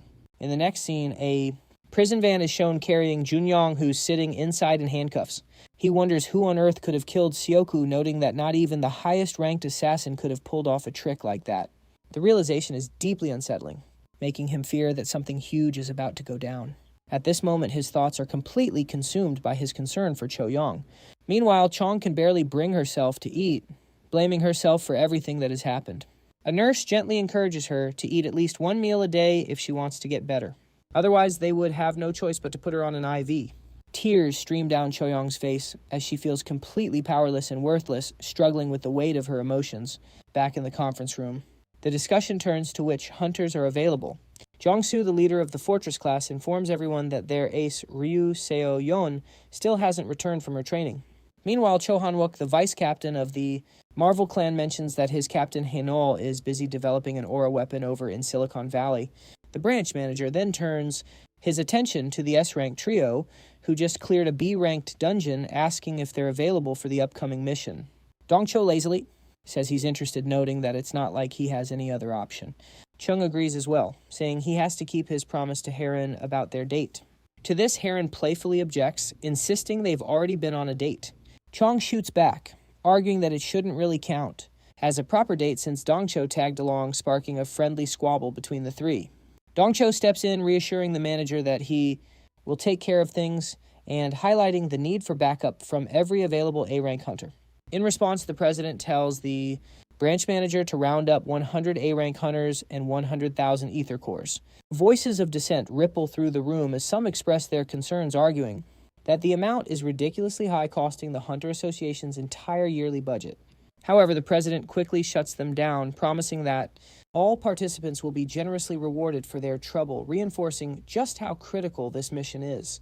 Jike, sitting among the gathered officials, smirks as he begins to cook up a dangerously evil plan. As the conference wraps up, public announcements are broadcast telling nearby residents to evacuate to the Hunter Association's air defense shelter. As dark clouds start to gather and a downpour begins, the hunters brace themselves for the challenge ahead. Once all the preparations are set, they gather around the gate, whispering about the sudden appearance of this mysterious gate, which creates a tense air of unease and anticipation. Many A-rankers admit that they only signed on for the mission because the S-rank trio is present. Otherwise, they would have never dared to set foot inside the dungeon. Sensing the danger lying in wait, Dongchul playfully teases Changshik, asking if he's still up for that dinner with Heron. With a determined look, Dongchul rallies, all the hunters hyping them up to fight as one. He offers a few words of advice before leading everyone into the dungeon. Upon entering, they find themselves in a place that is surprisingly peaceful. Dongchul orders all the hunters to check their comms and spread out to cover more ground. The group splits up, including Hiren and Changshik, to make sure they can gather as much information as possible in this unfamiliar territory. All the hunters do a quick comms check on their earpieces to make sure they're working properly. Meanwhile, Chanho is desperately trying to call our hero. Just as Daesong finally picks up, Chanho's frustration boils over as he starts complaining about his predicament. It turns out that Chanho is swamped with moving into the new house he just bought. Cutting right to the chase, he fills Daesong in about the sudden appearance of a new A-rank dungeon, mentioning that all B-rankers and above have been called in. Our hero pulls up the location, realizing it is incredibly close to his new home. He asks his friends about the reason for an evacuation order over a single gate. One of his friends explains the disastrous incident with an A-rank gate fracture that happened 5 years ago. As he heads to his new place, the hero asks his friend about the chances of getting promoted to S-rank if he manages to take care of this problem. Chonho feigns surprise, remarking that all his best friend ever seems to dream about is hitting S-rank. Within the gate, a pack of vicious blood wolf monsters emerges. The hunters, who are acting as scouts, start reporting their locations to one another. Suddenly, they realize they've been completely surrounded by the menacing creatures. They say humanity was teetering on the brink of annihilation. That is until the arrival of the Ether Core, a miraculous new resource, dropped by monsters slain in gates, which became humanity's new power source. This is why the number of Ether Cores needed to fuel Aura. Equipment is considered the deciding factor between a successful raid and a total wipe. Surrounded by threats, Dongchul urges everyone to use their Ether Cores to power up their Aura gear. Meanwhile, to kite the raging wolf beasts away, Changs uses his wide area aggro skill, even though he absolutely despises it. While the white-haired hero rounds up the monsters, Dongchul, backed by Heron, prepares to launch an attack. With his ultimate skill fully charged, the buff hunter announces to his prey that the one-time use skill costs over 1 billion Ether Cores. Crackling with lightning, the S-rank hunter unleashes his ultimate skill Thunderbolt upon the ground. The lightning instantly fries all the beasts in the vicinity right before Heron's speed skill activates, supercharging all the hunters. Fueled by this newfound strength and morale, the hunters prepare to mop up the remaining monsters. Meanwhile, the city outside is in complete shambles. A group of Hungma stragglers are regrouping, but a scout warns them the cops are coming, sending them into a panic. As they flee, a curly-haired man is cut off by a police car. Blinded by the intense headlights, the group hears a strange voice telling them to surrender or get hit with fake drug charges. The man draws his dagger, preparing for a do-or-die fight. But to his shock, a notorious hunter steps out of the car, laughing at how pathetic the Hungma clan leaders look, which clearly irritates them. Looking better than ever, Jincho invites them to join him, and seeing a dead man reborn, their jaws hit the floor. And so with a grin on his stitched-up face, Ging Chiel offers the survivors a new sense of purpose. Meanwhile, back at the gate, the raid finally seems to be over. The hunters wonder if they've just made history by clearing an A-rank gate with 0 casualties. As Heron patches up his wounds, Dongcho jokes that he could have cleared countless gates by now if he had her healing skills. But Heron just sighs and launches into a painfully long rant about how many expensive Ether Cores her skills eat up. Listening to her ramble on about the logistics, Dongcho feels his ears start to bleed from her S-rank nagging skill. And of course, Changjik makes sure to meet his hourly quota of hitting on her, making things incredibly awkward. Nearby, a hunter yanks a rare B-rank Ether Core from a corpse right before the upper half of his body is shredded to pieces. His friends can only gawk in stunned silence at the sight of a majestic white wolf with 4 glowing eyes. Outside the gate, the tension is thick enough to cut with a knife. Pundits on the news express concern that the Triple S ranker team is taking an alarmingly long time to clear the gate. A news reporter announces that 10 hours have now passed, forcing the association to scramble as many A-rankers as possible. Watching the news, the branch manager fumes that the World Hunter Association's backup is still a no-show. Since no one can enter the gate, they can only amass their forces outside and pray for the Dream Team's success. Back inside the gate, the hunters kick off the fight with a volley of arrows aimed at the giant beast. Completely unfazed, the beast charges forward and raises its claw to annihilate the entire platoon. But the white-headed swordsman intercepts the attack just in time. He uses a skill, but the white beast's tough claws absorb the impact, completely giving him no time to breathe. The beast swipes at Chang Shik once again. The raw force of its attack makes the S-ranker cough up blood. As it attempts to finish him off, Dongcho saves him just in time. Heron heals several cuts on Chang's body, and as always, he wastes no time flirting with her. The Ocean Clan cutie tells him to stop messing around and focus on not wasting her last skill since she's run out of ether cores. Fully recovered, the White Knight rushes back into combat to cover Dongchol. With his full power strike, Korea's top hunter strikes the white behemoth down in one shot. Everyone begins to praise him, which annoys Dongchol, who is tired of the kid always stealing his thunder. But suddenly everyone's ears are pierced by a deafening noise. To everyone's dismay, a humanoid wolf appears and curses the hunters for daring to enter their world. Backed by countless white behemoths. Behind him, the hunters lose all morale. Chang is left speechless, but Dongcho instructs everyone to quickly gather. The gate fractures, sending panic throughout the association and leaving the clerk lady and the branch manager in shock. They assume this indicates that the raiding team inside has been slaughtered. Despite losing all hope, the manager quickly commands his team to deploy the reserve units and urgently call all foreign hunters. Meanwhile, the wolf boss leads his army of giant wolf beasts and declares the start of a massacre. Near the gate, Captain Kihong gathers the reserve units. He reads out the strange clan names, feeling disappointed by the appearance of the B-rank weirdos. But finally, he names the Dong clan. Upon seeing our hero, the captain instantly recognizes him as the A-ranker the president has been after. As the captain begins reading instructions, Daisung pouts, disappointed that his pal didn't show up or give him a call before he realizes he was the one who didn't answer. Suddenly, the loud sound of the gate fracturing echoes throughout the city. This worries everyone, but the Demon King grins with excitement. Inside the gate, the corpses of the raiding team members lie among the dead wolf beasts. Despite the full resistance from the top-tier hunters, the sheer strength of the behemoths overpowers them. Dongchol does his best to save a hunter shouting at him to get serious if he doesn't want to become dog food. Meanwhile, Korea's #1 hunter takes down the beasts one by one. Exhausted, he wonders how long Dongchul and the others can last. The scene flashes back to the past when Dongchul received an S-rank protection artifact. The branch manager explains that it is a priceless gift from the president made with an S-rank ether core.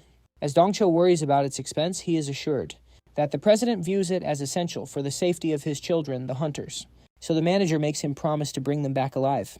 Pausing for a moment, the man jokes that the president should stop having kids and vows to protect the entire team.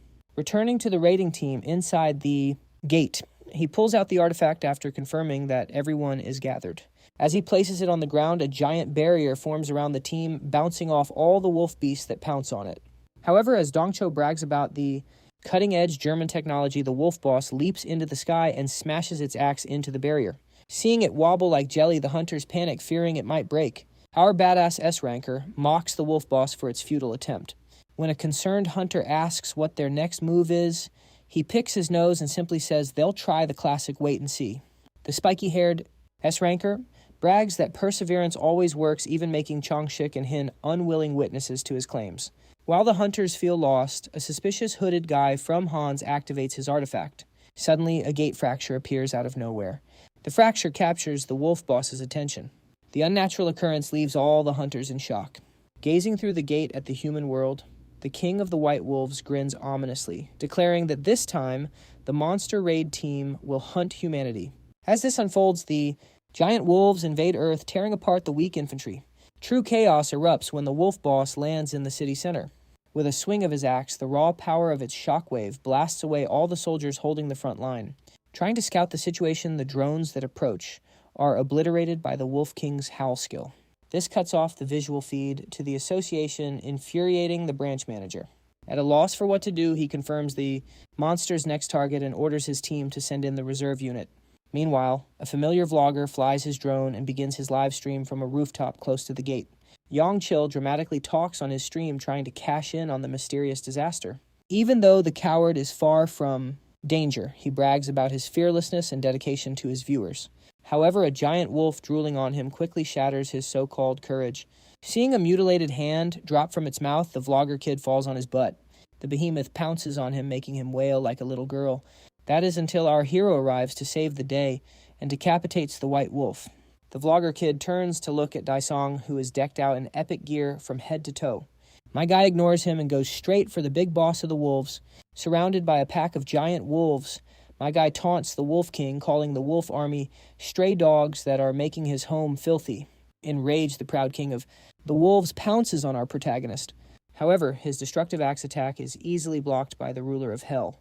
In the meantime, at a shelter near the gate, panicked civilians trying to get in pull up a certain live stream on their phones. Funnily enough, despite the association losing their drones, our vlogger kid manages to monopolize coverage of the disaster with his live stream. After hitting 1 million views, the greedy kid continues to stream without a care for his life. In the control room, the clerk opens the live stream on her phone and shows it to the manager, leaving everyone shocked to see our A-rank hunter facing off alone against the threat that overwhelmed 3 S-rankers. Returning to our hero in the center of it all, he casually watches the dogs assemble like Power Rangers. Suddenly, the big white dogs charge at him all at once, but at that moment, Daisong is furious and unleashes flames from his hellfire sword. Roasting the wolves to a crisp, the irritated Wolf King extinguishes the fire with a swing of his axe. Finally acting like a true king, he calls off his army, declaring he'll face our hero one-on-one.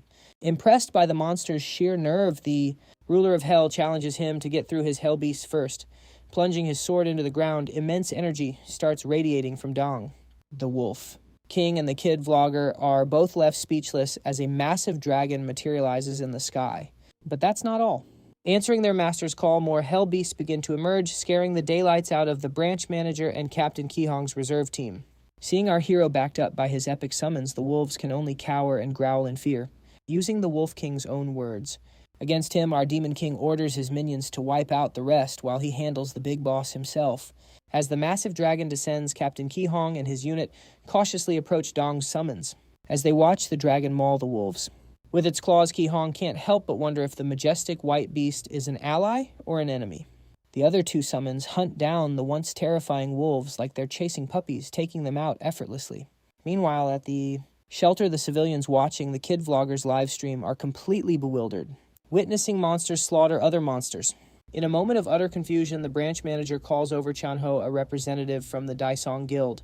Without any pleasantries, he gets straight to the point, asking Dong's friend for the inside scoop on the legend himself. In the meantime, the legend in question is busy trash-talking the Wolf King just for the fun of it.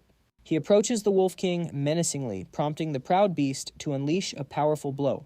But our hero easily blocks it, and with a terrifying grin, launches a flurry of his own attacks, completely overwhelming the proud mutt. Impressed by its abilities, our hero commends the A-rank boss, sarcastically noting it's more than just a barking dog with no bite. However, the proud boss monster suddenly pulls off some impressive acrobatics to break free from the Demon King. When the ruler of hell invites the Wolf King to make his next move, the overgrown pup tucks its tail and bolts at full speed. Our boy is left speechless. It seems the Wolf King has finally figured out that our hero's immense power comes from the pandemonium. However, the Demon Lord doesn't let it end there. Catching up with ease, he taunts the beast, asking why it's running on 2 legs. He lands a kick like a classic bully, sending the proud king tumbling like a newborn puppy. And as if the humiliation wasn't enough, he makes absolutely sure it can't escape. He commands his dragon to snatch the wolf, leaving the poor mutt wide-eyed as giant talons drag it across the ground, giving it a very close shave. Standing over the road-rashed pale pup, our hero gruesomely cuts it open to extract its core. Meanwhile, the 3 S-rankers finally emerge from the gate fracture. Dongchul is furious to find that no reinforcements have arrived. Heron does her best to save the survivors, urging Korea's top 2 hunters to team up against the wolf boss. Dongchul takes off, leaving Heron all alone. Suddenly, she senses a demonic presence, and a small scream escapes her lips just as a wolf lunges at her. But of course, there's no way anyone would let the Ocean Clan's cutie die. The oversized mutt's lopped-off head goes bouncing away cleanly, sliced off by our knight in shining armor. Bake Heron is left staring in absolute awe, but my guy, not even recognizing her, just asks if she's a hunter or not. Bewildered to see a monster that gave Korea's #1 hunter trouble was just taken down in 1 shot. She's completely stunned, and speak of the devil, Chang lunges at the man stealing his crush's heart. Of course, Disong effortlessly evades the attack. Both Heron and Dongchu call out the top hunter for his bizarre behavior, but the white-haired swordsman is just as confused himself. Shocked that some random guy dodged his blade with ease, he admits he mistook our boy for a monster. Upon hearing this, everyone pauses to process what he just said. Chang clarifies that out of all the monster auras he has ever sensed, Dazong's is by far the strongest. His detection skills even impress our demon lord. After a moment of mutual respect, the two introduce themselves. With the disaster averted, the scene shifts to a meeting between the S-rank hunters and the association president. Dongchu smiles relieved that the president's expensive artifact saved so many lives. However, Chang points out that their main focus should be the gate fracture. Still, Heron can't stop thinking about our Demon King's sudden awakening, transforming from a zero to an absolute hero. Cho Hanu, the masked S-ranker, remains silent throughout. The president then gets to the main point of the meeting, whether or not to promote Dasong to S-rank. Of course, nobody has any objections. Heron even jokes that the rest of them can finally take a vacation if the president just sends him on missions instead. Chang acknowledges his power, highlighting the unthinkable feat of him, clearing an A-rank gate solo. But the masked S-ranker finally speaks, remarking that Dasong is already far beyond S-rank. Meanwhile, on his now viral channel, a vlogger interviews the bald guy from earlier pretending they're best buds with our hero. Back at the Dasong clan's main office, Chanho is floored to see his buddy's name trending on every single video platform. Just then, the man of the hour himself walks into his office. Chanho greets him with the enthusiasm of a true suck-up, making our guy wonder if his friend is on something. Getting straight to business, Dasong asks his best friend why he called him over. His pal reveals they're on their way to pick up his brand new license. Reporters from every news outlet are camped out in front of the Hunter Association building awaiting our hero's arrival. And right on cue, the man of the hour shows up, with his best pal in tow. The girls in the crowd are going wild for our hero, so Chanho suggests he give his fans a wave. The second he lifts his hand, the women erupt with screams and marriage proposals, leaving him totally speechless. Inside the president's office, the distinguished man expresses his sincere gratitude for Dasong's services. Chanho just laughs, mentioning that they were only doing their duty as hunters. With that, the president has his secretary bring out the shiny new S-rank license. They both stare in awe at the one thing most people only dream of ever seeing. The president officially congratulates our hero and offers to grant him any one request guaranteed. Intrigued, our demon lord gets a brilliant idea for how to become a billionaire without ever leaving his couch. After confirming that anything goes, he gives a mischievous grin and asks for unlimited access to all gates. This, of course, doesn't sit well with the other clans who are furious about him potentially monopolizing all the gates. The president recalls Hanu's earlier advice, realizing they can't afford to reject a request from their most valuable hunter. So our guy humbly requests the right for his summons to clear gates solo.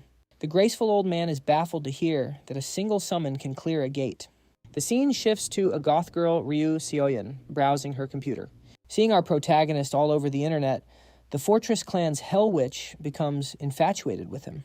Thinking she's found the one who can cure her, she shocks her father by leaving her room for the first time in 6 months. Seoyen embarks on a search for her hero. Meanwhile, multiple representatives from the clans gang up on the branch manager like frustrated single mothers at a superstore. They complain that Daisung leaves no gates for the smaller clans, stealing their livelihoods. They stress that it's absolutely unfair. Watching this unfold, the manager, despite already expecting it, innocently asks what he can do for them. A solution arises to limit Daisung's attacks on high-rank gates and team up with them on A-rank ones. On the other hand, unaware of how many enemies he's made, our boy is busy losing games. Chanho repeatedly calls him and he finally picks up. His best pal gives him an earful for not taking his calls. And our demon lord explains he was preoccupied with the very important business of gaming. But like a mother, Chanho instantly calls him out, forcing him to come to the clan building. Now in the clan office, his best friend tells our gamer about the complaints regarding their gate monopoly. Chanho explains that the smaller clans are going bankrupt thanks to Daisung's summons stealing their jobs. So the Daisung clan can only take B-rank gates. The association also puts a restriction on tackling A-rank gates unless allied with another clan. Satisfied with the fortune he's made, our protagonist simply tells his buddy to only bid on A-rank gates. Chanho humbly brags that with only 2 members. To split the profits, he's also rolling in cash, and even bought the clan building with his share. With a mischievous smile, our Demon King tells his pal to only bid on the top-earning gates for maximum profit, impressing Chanho with his savvy business sense. Switching up the conversation, he asks Chanho whether his gear has sold, but his best friend explains that it's hard to sell equipment that cannot use ether cores. Our boy, hoping to sell it and buy property for his family, wonders if it's possible to sell it somehow. Chano tells him about Park Dong-guk, a legendary aura engineer. He adds that the man is an acquaintance of the Soul Clan leader, but Junyoung is unfortunately in prison, so that option is out. However, he recalls another person who might lead them to Dong-guk. The scene shifts to the Heart Clan using impressive teamwork to clear a C-rank gate now that our hero isn't sweeping up every last one. But as they're about to leave, the leader spots some silhouettes approaching. It is none other than cheater number 14, who looks down on the clan members. Grinning villainously, he orders his zombie squad to crush the hunters. Disturbed, the Heart Clan members wonder if the attackers are human or not. Sensing intense danger, the leader shouts for everyone to prepare for a fight to the death. Yet moments later, their lifeless bodies lie scattered on the ground. Gingyal extracts the leader's aura and steals his appearance. The scene transitions to the new mansion of the Demon Lord, where his family is engrossed in a news broadcast. They learn that 12 individuals have been kidnapped, prompting his sister to jest about whether aliens are responsible for the abduction. D-Song's being the classic worried mom.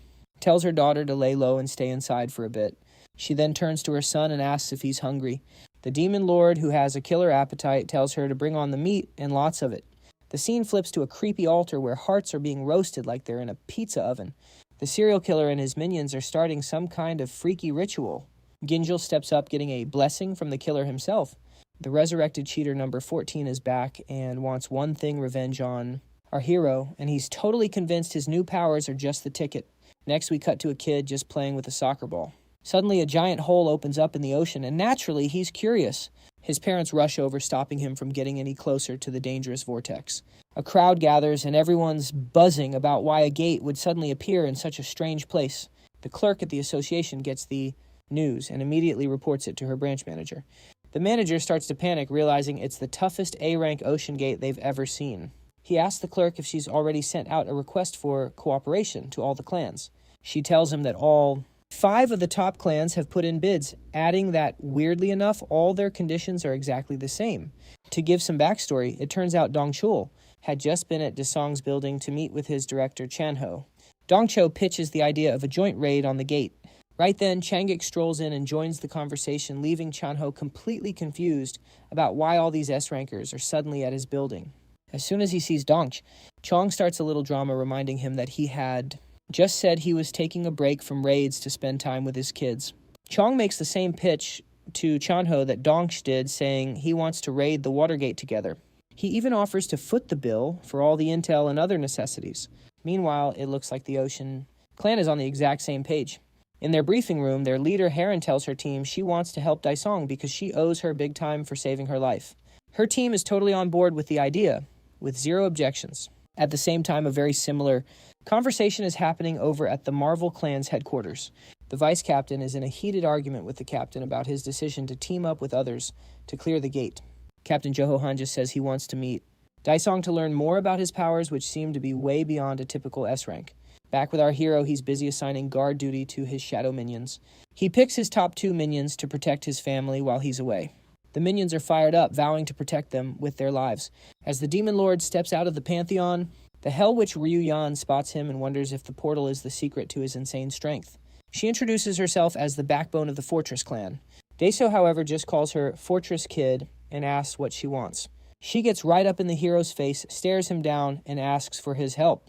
As she gets closer, he instinctively pushes her away, only to watch her transform into a black magic doll. The hero wonders if she has some kind of ninja skills to pull that off, but then he senses a demonic aura coming from the doll, making him wonder if the two are connected.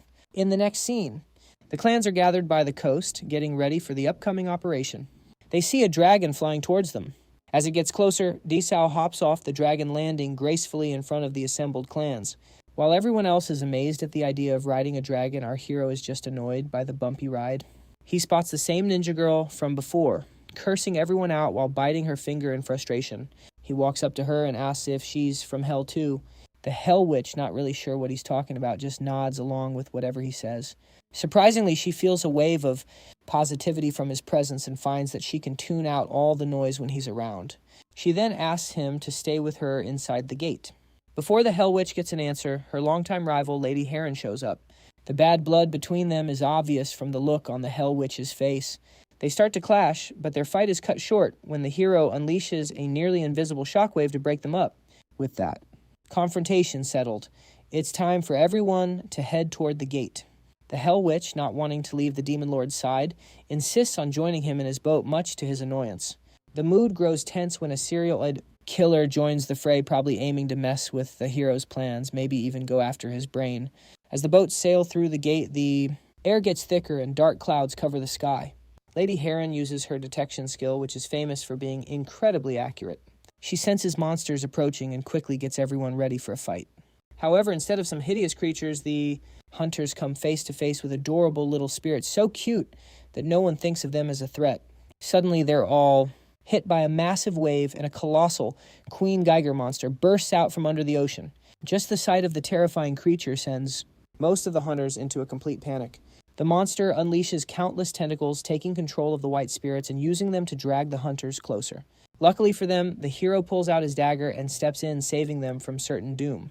All he wants is to get back home as soon as possible, and the quickest way to do that is by defeating the boss monster. All of a sudden, the creature dives back into the water and disappears. Daesung reluctantly turns to the Hell Witch, asking for her help in exchange for solving her problem. He gives her the mission of capturing the monster and luring it out of its hiding spot. She immediately agrees to his request and heads off to get the job done. Meanwhile, the hero calls over the Ocean Clan's leader, asking her to take care of the flying monsters. Heron, confused at first, looks up and sees a swarm of bugs descending on them from the sky. As everyone starts fighting off the monsters, Ginjal is busy cooking up an evil scheme. He activates his stealth technique and goes into hiding, declaring his new mission is to hunt the hunters. The Hell Witch, having finished her preparations, dives into the ocean, ready to prove her worth. The scene cuts to a coffee shop where Chanho has invited Chiang to meet. When he arrives, he finds she's already there, having shown up early. They exchange polite introductions, setting a courteous tone for the meeting. Meanwhile, we cut back to the confrontation, where the Hell Witch uses her scent skill to lure the monster back to the surface. Dace sprouts wings from his back and unsheathes his sword, dashing toward the beast. His system alerts him that his Flame King's breath skill has been modified now, allowing the cloud of flames to rain down. Without a second thought, he activates the skill, launching a massive fireball right into the monster's mouth. The monster quickly snaps its mouth shut, wondering if it just caught a snack. Within seconds, blisters start erupting all over. Its body before it culminates in a massive explosion. The Hell Witch, witnessing this spectacle, realizes the hero is even stronger than she expected. She yells at him to uphold his end of the bargain and fix her. Our hero replies, asking her to hang on a little longer since there are still more monsters to deal with. Meanwhile, Hiren is busy fending off attacks from the sky monsters. She uses her aura skill to boost her team's morale and strength. At the same time, Gingshao's team gets their nefarious plan ready. Ginshil boards Heron's boat, deciding to eliminate the celebrity first, before getting his revenge on the hero. As Ginshil approaches Lady Heron, he senses an ominous presence closing in on the boat. His anxiety spikes when he realizes it's Daesung. Irritated, the hero strides toward Lady Heron's boat, demanding to know how she's progressing. Lady Heron replies that she is doing her absolute best to handle the situation. As Daesung gets closer, resurrected cheater number 14 seizes the perfect opportunity to strike, aiming to kill him and finally get his revenge. Just as resurrected cheater number 14 has this thought, the hero's Saju eyes activate a skill that detects all hostile targets within a 1 kilometer radius. He switches to Scorching Flame mode and launches a fireball that targets not only the monsters but Ginjal's team as well. Chaos erupts among the Ocean Clan as they realize their own comrades are suddenly under attack. Heron demands an explanation from the hero, but before he can answer, Ginshil materializes in front of them, the attack neutralized. His stealth skill, and he seethes with anger at the hero for the interruption. Nearby hunters stare at Ginshil, wondering who he is. Daesung asks if he's a sea monster who somehow survived that day, but all the resurrected cheater wants is revenge. He injects himself with a drug which immediately envelops him in a dark aura. With a guttural cough, he spits out some black substance before diving into the sea. The hunters nearby quickly identify Ginshil as a member of the Hongma clan, but they're baffled since he was believed to have died at the testing site. Suddenly, a black fog engulfs their ship, completely obscuring the hunters' vision. Tentacles radiating an evil aura erupt from the water, piercing right through some of the hunters. As a tentacle shatters Lady Heron's barrier, the hero springs into action, catching it barehanded to shield her from the blow. With his bare hand, he twists the tentacle, yanking the monster from the sea as it howls in agony. The S-Class Geiger King, Jolo, emerges from the water, confident that his revenge is finally at hand. Channeling all his Strength, the monster unleashes a devastating attack aimed straight for the hero. Hoping to see him fall, the scene cuts back to the coffee shop where Chanho tells Cho-young they're willing to pull out all the stops to save her director in exchange for her help. Desperate to save her director, Cho-young asks what kind of help they need. Getting straight to the point, Chanho asks if she can put them in touch with Dr. Park Dong-hyuk. Cho-young explains that the doctor's location is top secret and suggests Chanho take it up with her director personally.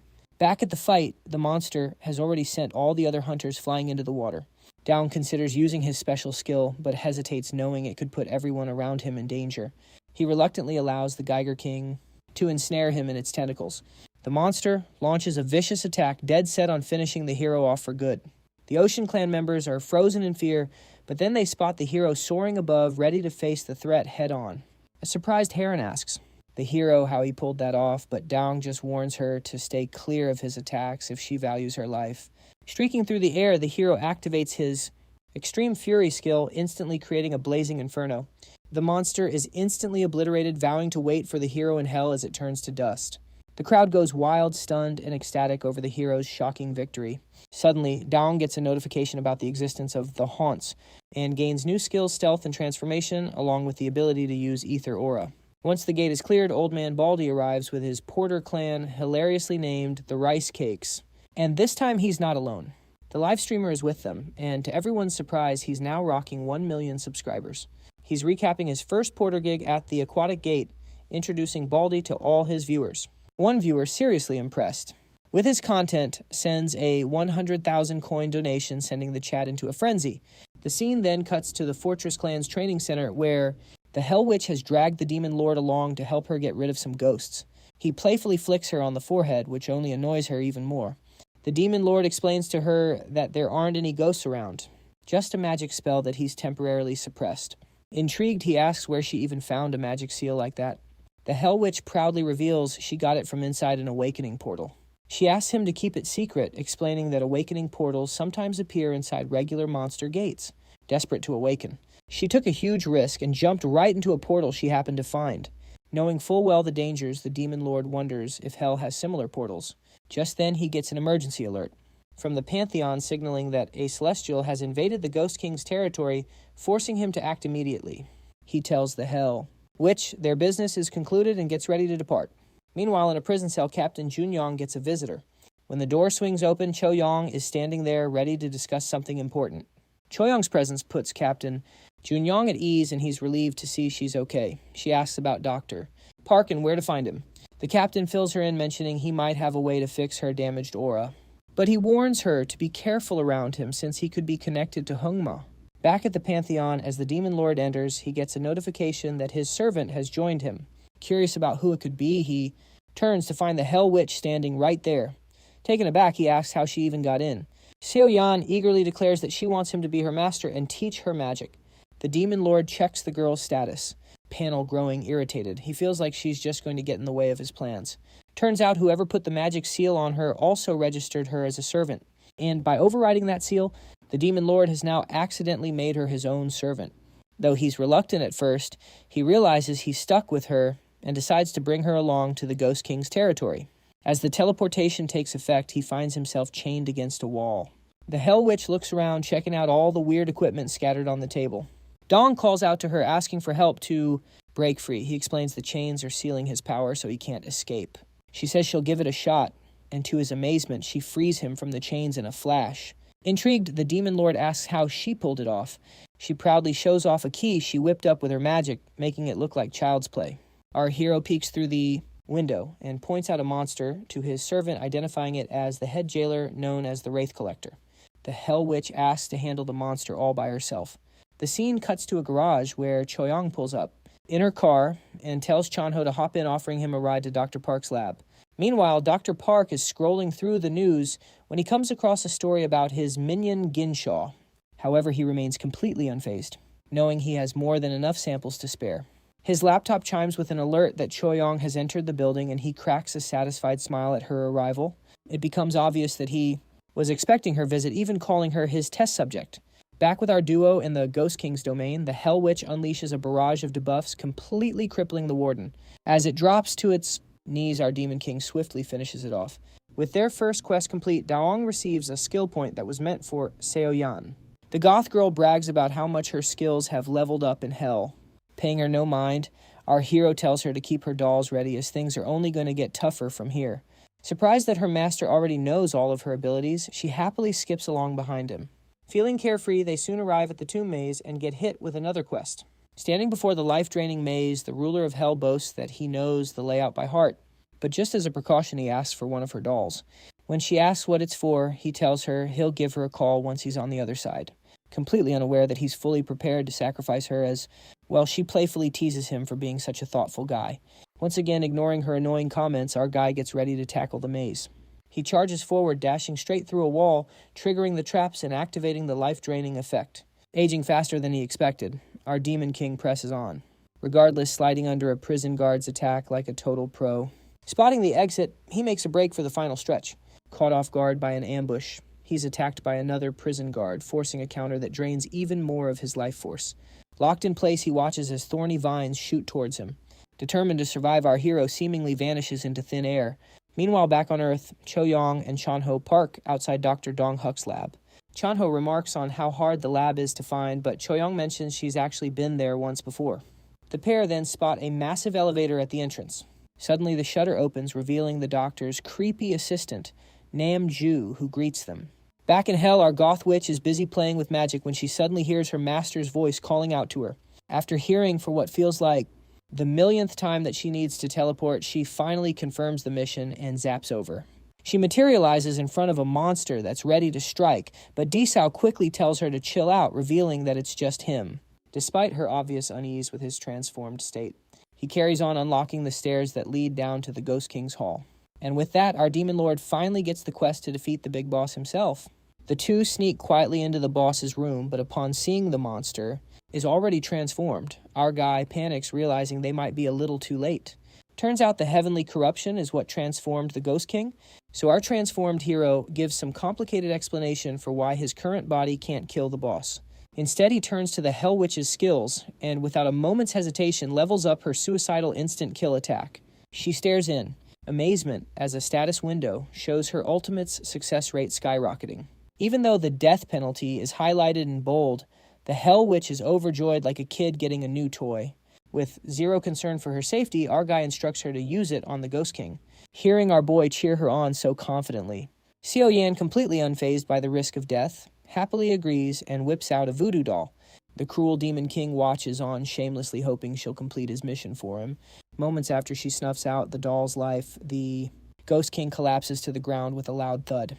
Daisong feels a rush of excitement right up until he notices Seo Yan lying unconscious behind him. Still, she fulfilled her role, so our hero steps in to finish off the weakened boss himself. Buffing himself with blood neutralization, he predicts the boss's next move and charges in confidently to end the life of his former subordinate. But as their swords clash, his own weapon is sent flying. To his horror, his chest is pierced, and his soul is absorbed into the sword of sin. With that, the Ghost King claims victory, taunting his apparently dead opponent. Meanwhile, back on Earth, Cho-young apologizes to the doctor's assistant for bringing an uninvited guest. Playing dumb, the creepy scientist innocently asks who she means. Speeding in with his awesome sports car, the man in question makes his grand entrance. Cho-young introduces him as Korea's number 5 hunter and the Marvel clan's leader. Chano humbly expresses his desire to collaborate with Dr. Dong-hyuk, as they both specialize in aura engineering. Although Jae-woo is internally cursing the man for ruining his plans, he keeps his cool and introduces himself to the masked S-ranker. However, Han brutally ignores him, greeting Chan-ho and Cho-young instead. Wasting no time, the Seoul Clan's lady tells the creepy assistant to take them directly to the doctor. Believing Cho-young simply brought Han as a bodyguard, Jae-woo's desire to use her in his experiments only intensifies. He leads them into a room in the lab, tells them to wait, and then leaves. Sensing something is off, Chan-ho remarks that the place doesn't feel like a normal laboratory. As a precaution, the Marvel clan leader advises his group to equip their aura protectors. Cho-young explains that Jun-young suggested she bring Han for extra security, reminding Chan-ho that he also could have just asked the masked aura engineer for help. Suddenly, a gas begins to fill the room. Han's alarm bells go off instantly. He recognizes it's a trap. He throws his shoulder into the locked doors, busting them open with pure force. The trio bursts out, only to be met by an army of mutated orcs. Without hesitation, Han summons a violet blade and a flashy aura, whip effortlessly slicing through the approaching horde. Worried, Chanho and Choyong ask why there are monsters on the loose, but the clan leader immediately recognizes the trap for what it is, watching everything from a monitor, the creepy assistant. Smirks absolutely thrilled to test his new and improved experiments on the hunters now marked by the gas. Meanwhile, the ruler of hell is just chilling inside the Sword of Sins. As fresh souls pour in, a swarm of ghouls rushes in for a snack, completely unaware that our boy is back in his original body. With a look more terrifying than any monster, he lets them know that they're the ones on the menu now. Outside the ghost, King walks up to his unconscious subordinate. Just as he raises his sword for the final blow, the sword itself takes control. He can only watch in confusion as the weapon starts talking before suddenly turning on him, stabbing the Ghost King in the exact same way he apparently finished off Daesung. Getting a taste of his own medicine, the Ghost King gets banished into his own sword, wrapping up a mission that was full of plot twists. Daesung scratches his head, annoyed at having to clean up every single mess in hell. Just then, a huge explosion reveals his final opponent. Staring right into his soul, the bizarre celestial being possessing the Ghost King demands to know who he is. Unimpressed, our Demon King scoffs at the creature for daring to ask questions after crashing his party. The second it realizes it's standing before the ruler of hell, the light creature launches an attack. Our Demon King dodges the attack without breaking a sweat and promptly slices off the celestial being's arm. Watching the beatdown unfold, the demons eagerly plead with their ruler to serve up some punishment on their behalf. The celestial being is in total shock, unable to process what's happening when it hears him talking to the demons. How anyone besides the Supreme One of Heaven could possibly communicate with the banished race. The mention of Heaven's Supreme One immediately piques our hero's interest. But before he can get any answers, their chat is abruptly cut short. Chains suddenly burst forth and bind the divine creature, which starts begging for forgiveness for its failure. But Heaven's apostles are having none of it, looking on cold and indifferent. This bizarre soap opera has our guy totally confused, wondering why the chanting apostles are executing one of their own, but they just straight up ignore him. Furious, he swoops in and takes out all three of them in a single swing. The divine creature just stares in horror, completely shocked that someone could dispatch the apostles so easily. A moment later, however, it cries out in pain as blood gushes from its wound. And just like that, the system announces the quest is complete. After crying about being abandoned by the Supreme One, the celestial being shrivels up right before Daesung's eyes, eventually turning into a baby. Our guy's completely stunned, as he silently watches the baby then transform into an egg. Unsure what to do, he picks up the egg, wondering if he should just crack it open. Breakfast, anyone? Right on cue, a system window pops up, revealing the egg will hatch into a demonic beast, fit to serve our Demon King. Well, you don't have to tell him twice. He immediately starts the hatching process. The egg is engulfed in flames, and a 1-hour countdown timer appears. Meanwhile, back at the lab on Earth, Chan Ho questions why Ju would commit such horrible acts. Getting no reply, Cho Yong asserts that Ju must have taken over the lab for his inhumane experiments, and is likely holding Dr. Dong Huk hostage. Just as they're piecing things together, one of the experiment subjects spots them staring at the grotesque monstrosity. The other two are completely horrified.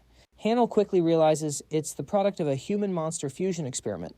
The creature, its twisted human head drooling, mutters about wanting Cho Yong's head to replace its own monstrous one. Seizing the opportunity, Cho Yong fires at the abomination to distract it, giving the clan leader the perfect opening. With one swift and powerful blow, he completely obliterates the monster's head. This naturally makes the orc-like guy furious. When Hanel tries to attack again, he gets pummeled with a giant mace, sending the masked hunter flying into a wall. Seeing Cho Yong fire at him, the orc drools at the thought of having her head on his body again. Meanwhile, in the Pantheon, Daesung anxiously keeps watch over his egg until it finally hatches, revealing a tiny fairy-like creature. The little being floats up and asks who its master is. However, Daesung isn't in the mood for pleasantries and immediately presses it for information about the heavenly beings. Much to his frustration, the floating pet claims it has no memory of heaven. Annoyed by how useless his new prize seems, our Demon King starts reaching for his sword. But Shiyun, who has always wanted a pet, begs him not to kill it. She quietly urges the little creature to prove its worth and fast if it wants to be spared.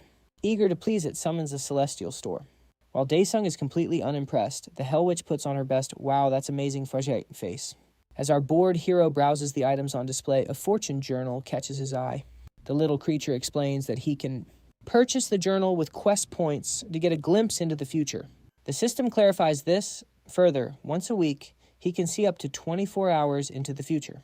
Upon learning this, he quickly hits the buy button. A scroll materializes before him, disclosing information that makes my guy serious all of a sudden, immediately after Disa leaves Hell telling Seo to head home. The Hell Witch playfully remarks that he shouldn't abandon his disciple, but he calmly suggests she focus on repairing her doll.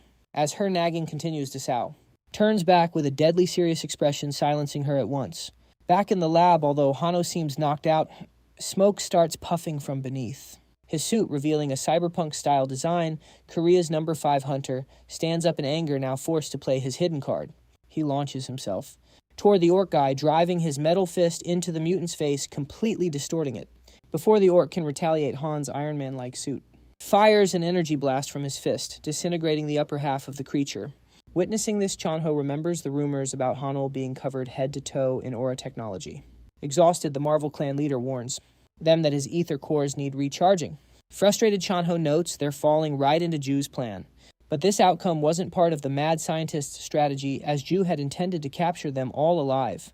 Pressed for a solution, he unleashes his most dangerous experiment yet. As Hananiel recharges his equipment, a door ominously creaks open. Emerging from the shadows is Ju's prized creation, a goat man. Watching the vile human-beast hybrid wielding a cleaver, Choyong prepares to fight it, but Han warns her that it's likely an S-rank monster. The masked hunter and the grotesque goat man lock eyes before our cyberpunk hunter begins the battle. Han's fist nearly strikes the creature's face, but the monster effortlessly dodges. Goatman seizes his wrist, making Hanno realize it's faster than him. With brute force, the monster hurls him away, tearing off his heavily armored wrist with its sheer strength. Chanho watches in disbelief as Choyong fearlessly charges at the monster, dagger in hand. As expected, the creature vanishes, teleporting behind her and sending her crashing into a wall. Luckily, the Marvel clan leader's aura protector activates just in time to save her. Refusing to go down easily, the S-rank hunter seizes the distraction to charge an energy beam with his remaining hand. Unfortunately, the goatman leaps from wall to wall like a ninja, slicing through his remaining hand before forcefully stomping Korea's number 5 hunter into the ground. This enrages our boy Chanho, who commands the grotesque goatman to halt its assault. Goatman teleports right into Chanho's face, laughing at what it perceives as a weakling trying to act brave. Putting on a strong front, Chanho boasts that he knows someone who would easily slaughter the ugly creature.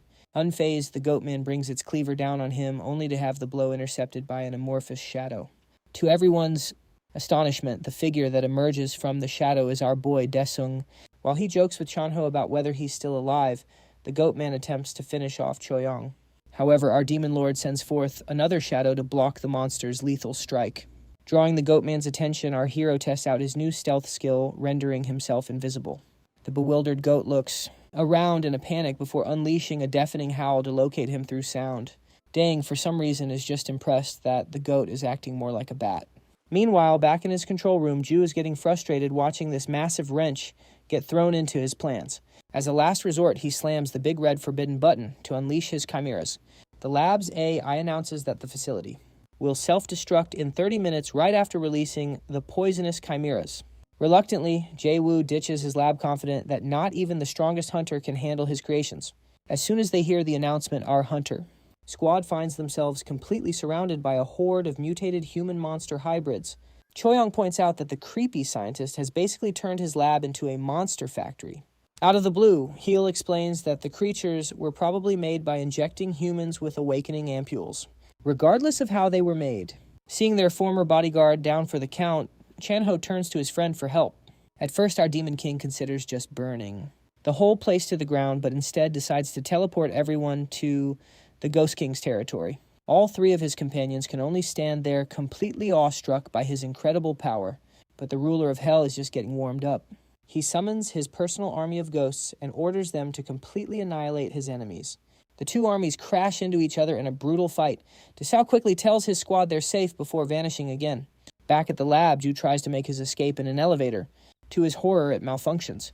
Shadows creep in from the door where our hero is peeking in at him. The mad scientist is frozen in fear, staring at his arch-nemesis standing right in front of him. Like the complete psycho he is, Ju starts grinning and actually invites our demon lord to go ahead and end his life. My guy grabs him by the collar, demanding to know what his whole deal was with the mutant experiments. Ju is just standing there completely stunned, so our hero decides it's time to use his new skill, Ghost Eyes, to take a peek inside the madman's head. Inside, he gets a front row seat to a flashback where Jae-woo almost bites the dust under the gaze of a giant floating eyeball. A few memories of the Gincho experiments flash by, revealing a masked bishop who apparently grants Ju access to Hans's body after he offers up some sacrifices. Having seen more than enough, our guy immediately slams him into the wall. He realizes that the crazed scientist traded countless innocent lives just to extend his own, so Daesao decides to personally punish him for the rest of his long, miserable existence. With only 1 minute left until the lab implodes, a goat man in a white coat suddenly appears and uses a master key to stop the self-destruct sequence. To his complete surprise, our hero pops up right behind him. He's baffled to find another goat hybrid who introduces himself as Dr. Dong-huk. A few moments later, our hunter squad gathers around to meet the doctor. He expresses his deepest regrets and accepts full responsibility for everything that's happened. The goat doctor also confirms they have more than enough evidence to prosecute his unhinged assistant. Like a couple of kids whispering about a weird-looking adult, Chonho mutters that he can't believe it's the doctor, but Choi confirms that his voice is a perfect match. Han, however, is fascinated that the doctor's mind is still intact even after fully fusing with a monster. But the doctor is far more impressed with Han's cyborg body. The goat doctor recalls Cho Yong's aura injury and mentions he has an ampule that might just cure her completely, but our hero cuts him off, asking the question on everyone's mind, how in the world did he end up as a goat man? Dong-yuk's face goes pale as he confesses he was the very first test subject for monster fusion. He tries to justify his actions, claiming it was the only way to fight back against the increasingly powerful monsters. So he and Ju ended up experimenting on terminally ill patients. He explains that an accident happened during the experiment, and even though the test was a success, it cost him his original body. But Dae-sung is clearly annoyed that the doctor knows nothing about the Hans. When Chan-ho asks who they are, our hero explains that this cult is responsible for the weird gates that have been popping up recently. Meanwhile, Ju wakes up to find himself naked and tied up in hell. He starts panicking, screaming for someone to just kill him already. Unfortunately for him, one of the Ghost King's guards heats up his blades, getting ready to skin the poor guy alive for all eternity. The scene then shifts to the Hans meeting point where all 4 bishops are in the middle of a serious discussion. The Eastern Bishop Elheim tells his comrades about an unexpected incident that occurred in the East. The other bishops, especially the Southern Bishop Azar, are very interested to hear more about it. Elheim cuts to the chase, revealing he's lost 2 of the Dimension Takers he had operating in Korea. The other bishops immediately start debating how that could even be possible, arguing about what it means and how likely it was to happen. The Southern Bishop then demands that everyone deploy their top-tier Dimension Takers to deal with this unexpected threat. He stands up, declaring he wants to handle the matter himself. Elheim tells him to calm down and asks why he didn't just take care of it himself in the first place. In response, Azar challenges the Eastern Bishop, asking if he's doubting his ability to handle what's probably just some awakened person. The Eastern Bishop replies that the person Azar is talking about isn't just any awakened aura user, which leaves all his comrades stunned for a moment. Meanwhile, the president of the Hunters Association is in a meeting with the branch manager. The manager reports that based on his investigation, a group called the Haunts is behind all the recent kidnappings. When the president demands proof, the branch manager says they got the intel from their ace hunter Dae-sung. Sensing the immense danger looming ahead, the president tells the manager to get Jin Ki-hong to start a private investigation immediately. He stresses that if news like this gets out to the public, it could cause absolute chaos. The scene changes to a correction center where Jun-yong is waiting for Cho-yong. He tells her she did a good job and asks if she wants to go get some celebratory tofu with him. Cho-yong says she wants her captain to meet someone. She introduces him to a goat, telling him it's none other than the Dr. Park he knows. Jun-yong is understandably confused, seeing nothing but a goat in front of him with no sign of the professor anywhere. He starts taunting the man for falling so low that he had to turn himself into a goat. Later, sitting in the car, the captain just rests his head in his hand. He keeps mocking the goat doctor, saying he never thought he'd be having a conversation with a goat, and admitting the whole situation feels incredibly weird. The scene then shifts to, we open on a scene that's giving us some serious deja vu. This time our resident serial killer is out shopping, and a girl named Mi Jong's brain is at the top of his list. He corners her, but just as he's about to make his move, Inspector Jong Woo swoops in for the save. Jong-woo declares that he's finally caught the guy responsible for all the kidnappings. He tells the lady to make a run for it and radios Captain Jin Ki-hong for backup. Jong-woo squares up ready for a fight, but he notices his opponent's super chill defensive stance. He's left wondering why the serial killer looks so completely unfazed. The killer starts trash-talking, calling Jong-woo a hunter who stabbed and murdered his own partner. And just like that, he successfully pushes all of Jong-woo's buttons. Jong-woo realizes this guy is connected to Lee Xiaku and yells that he should have been the one to take him out personally. With that, he unleashes a furious barrage of attacks at the killer, who dodges them effortlessly, kind of like Irem, the human kid in Demon School, with that one unbeatable dodging skill. Fueled by rage, Jong-woo puts everything he's got into his attacks. But to his absolute shock, the serial killer just casually catches his blade with his bare hand. And in the next moment, he slices right through the inspector's neck. Despite his determination to survive the day, Jung-woo feels the cold steel and realizes it's over. His neck has been severed and he's gone. The killer then has a moment of reflection, wondering if he messed up since he was told not to harm anyone from the association. However, he quickly remembers that the guy who gave him that advice, Jae-woo, has gone missing, so he figures he has nothing to worry about now. After taking care of Jong-woo, he casually strolls off to find the girl who managed to get away. Meanwhile, back at the office, the branch manager is watching the last video Jong-woo recorded. It turns out he managed to get clear footage of the serial killer moments before his death. He asks if Ki-hong has managed to identify the killer yet. Ki-hong lays out the details, revealing the man's name is Chong, and believe it or not, he's just a D-rank adventurer. He also adds that Chong, along with Jin Shoal and others, has joined a shady secret organization known as the Haunts. The manager then asks about Jae-woo. Ki-hong reports that, according to Chan-ho, the man died at the research facility. Furious about this whole Haunt situation, the manager tells Ki-hong to get all the S-rankers up to speed and deploy them to wipe out the organization. The scene then switches over to Dong's building, where Dong-chul has popped in to see Chan-ho again. He gets straight to the point, revealing he's there to ask for donations. He explains that he wants to build a new residence to provide better living conditions for the children in his care. In exchange for the money, he guarantees his full and unconditional cooperation in all matters. Dong-chul shakes Chan-ho's hand, wondering if his proposal was really accepted that easily. However, Chan-ho tells him not to get too excited, just yet explaining the final decision rests with his friend Dong. The scene then transitions to the Hope Orphanage, where Dong-chul calls the sister to fill her in on all his plans. He mentions that he has already reached out to Dong's clan to secure the funding. Apparently, he's in the middle of orchestrating a pretty significant fundraising program. His sister expresses her concern, but he reassures her, saying that if he can just clear one S-rank gate with other S-rankers, they're sure to hit the jackpot. While talking with his sister, he suddenly notices someone approaching the building. Instinctively, he urges his sister to act fast and get everyone, including herself, to hide. Inside the monster shelter, sensing a grave danger approaching him. The urgent look on his face leaves no room for doubt about how serious the situation is. As he steps outside, he sees a blonde, muscular guy calmly walking toward him. Dong-chul doesn't waste a second, immediately launching a powerful attack from above. However, the muscular guy blocks it effortlessly. He's fully aware of Dong-chul's status as an S-ranker and came prepared for a fight. Dong-chul feels a surge of anxiety as his attack is so easily deflected. Steeling himself, he thinks that he just needs to try a little harder to prove his strength. But the muscular guy retaliates with an attack of his own, striking from a distance and shocking Dong-chul, who realizes his opponent is a ranged fighter. Meanwhile, a strange, ominous fog begins to surround the house as a mysterious woman approaches. As the fog seeps inside, Sean starts feeling drowsy and eventually passes out. As she lies helpless on the ground, her voodoo doll suddenly springs to life. The woman punches in the door's access code and lets herself in. She materializes a staff in her hand and declares the house an altar for the dead. When she enters the living room, she's shocked to find an ugly doll holding a knife. A little unnerved, she asks, what a creepy-looking doll like that is doing there. Like something out of a horror movie, the doll starts creepily licking its knife.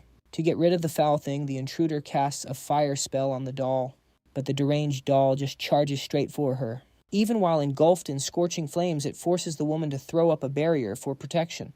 As the doll closes in, the Daisung toy smashes its blade against the barrier, vowing to slice the intruder into minced meat. With every knife, Strike the shield slowly begins to crack. The intruder panics as she watches her barrier start to shatter. Just then she slips and falls, allowing the cursed doll to stab her repeatedly. The devilish toy bathes in her blood, reveling in the helpless intruder's screams.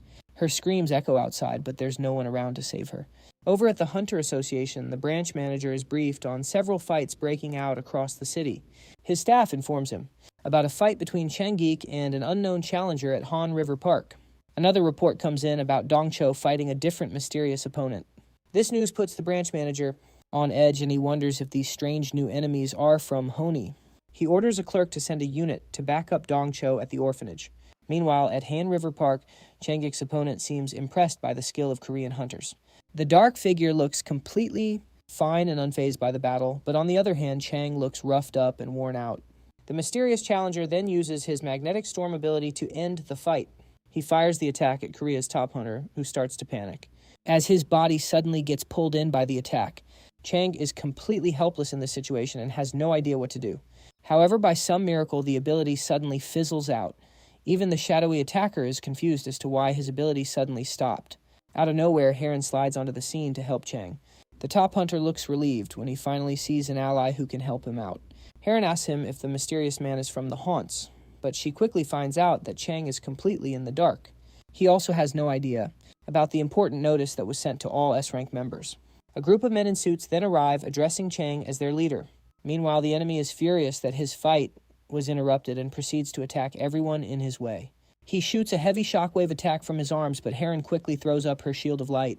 The barrier is able to protect them from the blast, but the shockwave is still strong enough to strike fear into the men. Chang then tells his men to quickly bring him his sword. With the blade in his hands, he's ready to end this fight that has dragged on for far too long. Realizing he's used up too much of his power, the guy quickly flees the scene. With the threat no longer in sight, Chang's exhaustion finally catches up to him. The hunter collapses and passes out, leaving his subordinates in a total panic. Heron tells them to quickly get him to a hospital before it's too late. In the orphanage's basement, the children are holed up with the nun while a fierce battle rages on upstairs. The nun does her best to reassure the little kids that the director's fine. One of them tries to imitate Dongcho, making everyone laugh and lifting their spirits.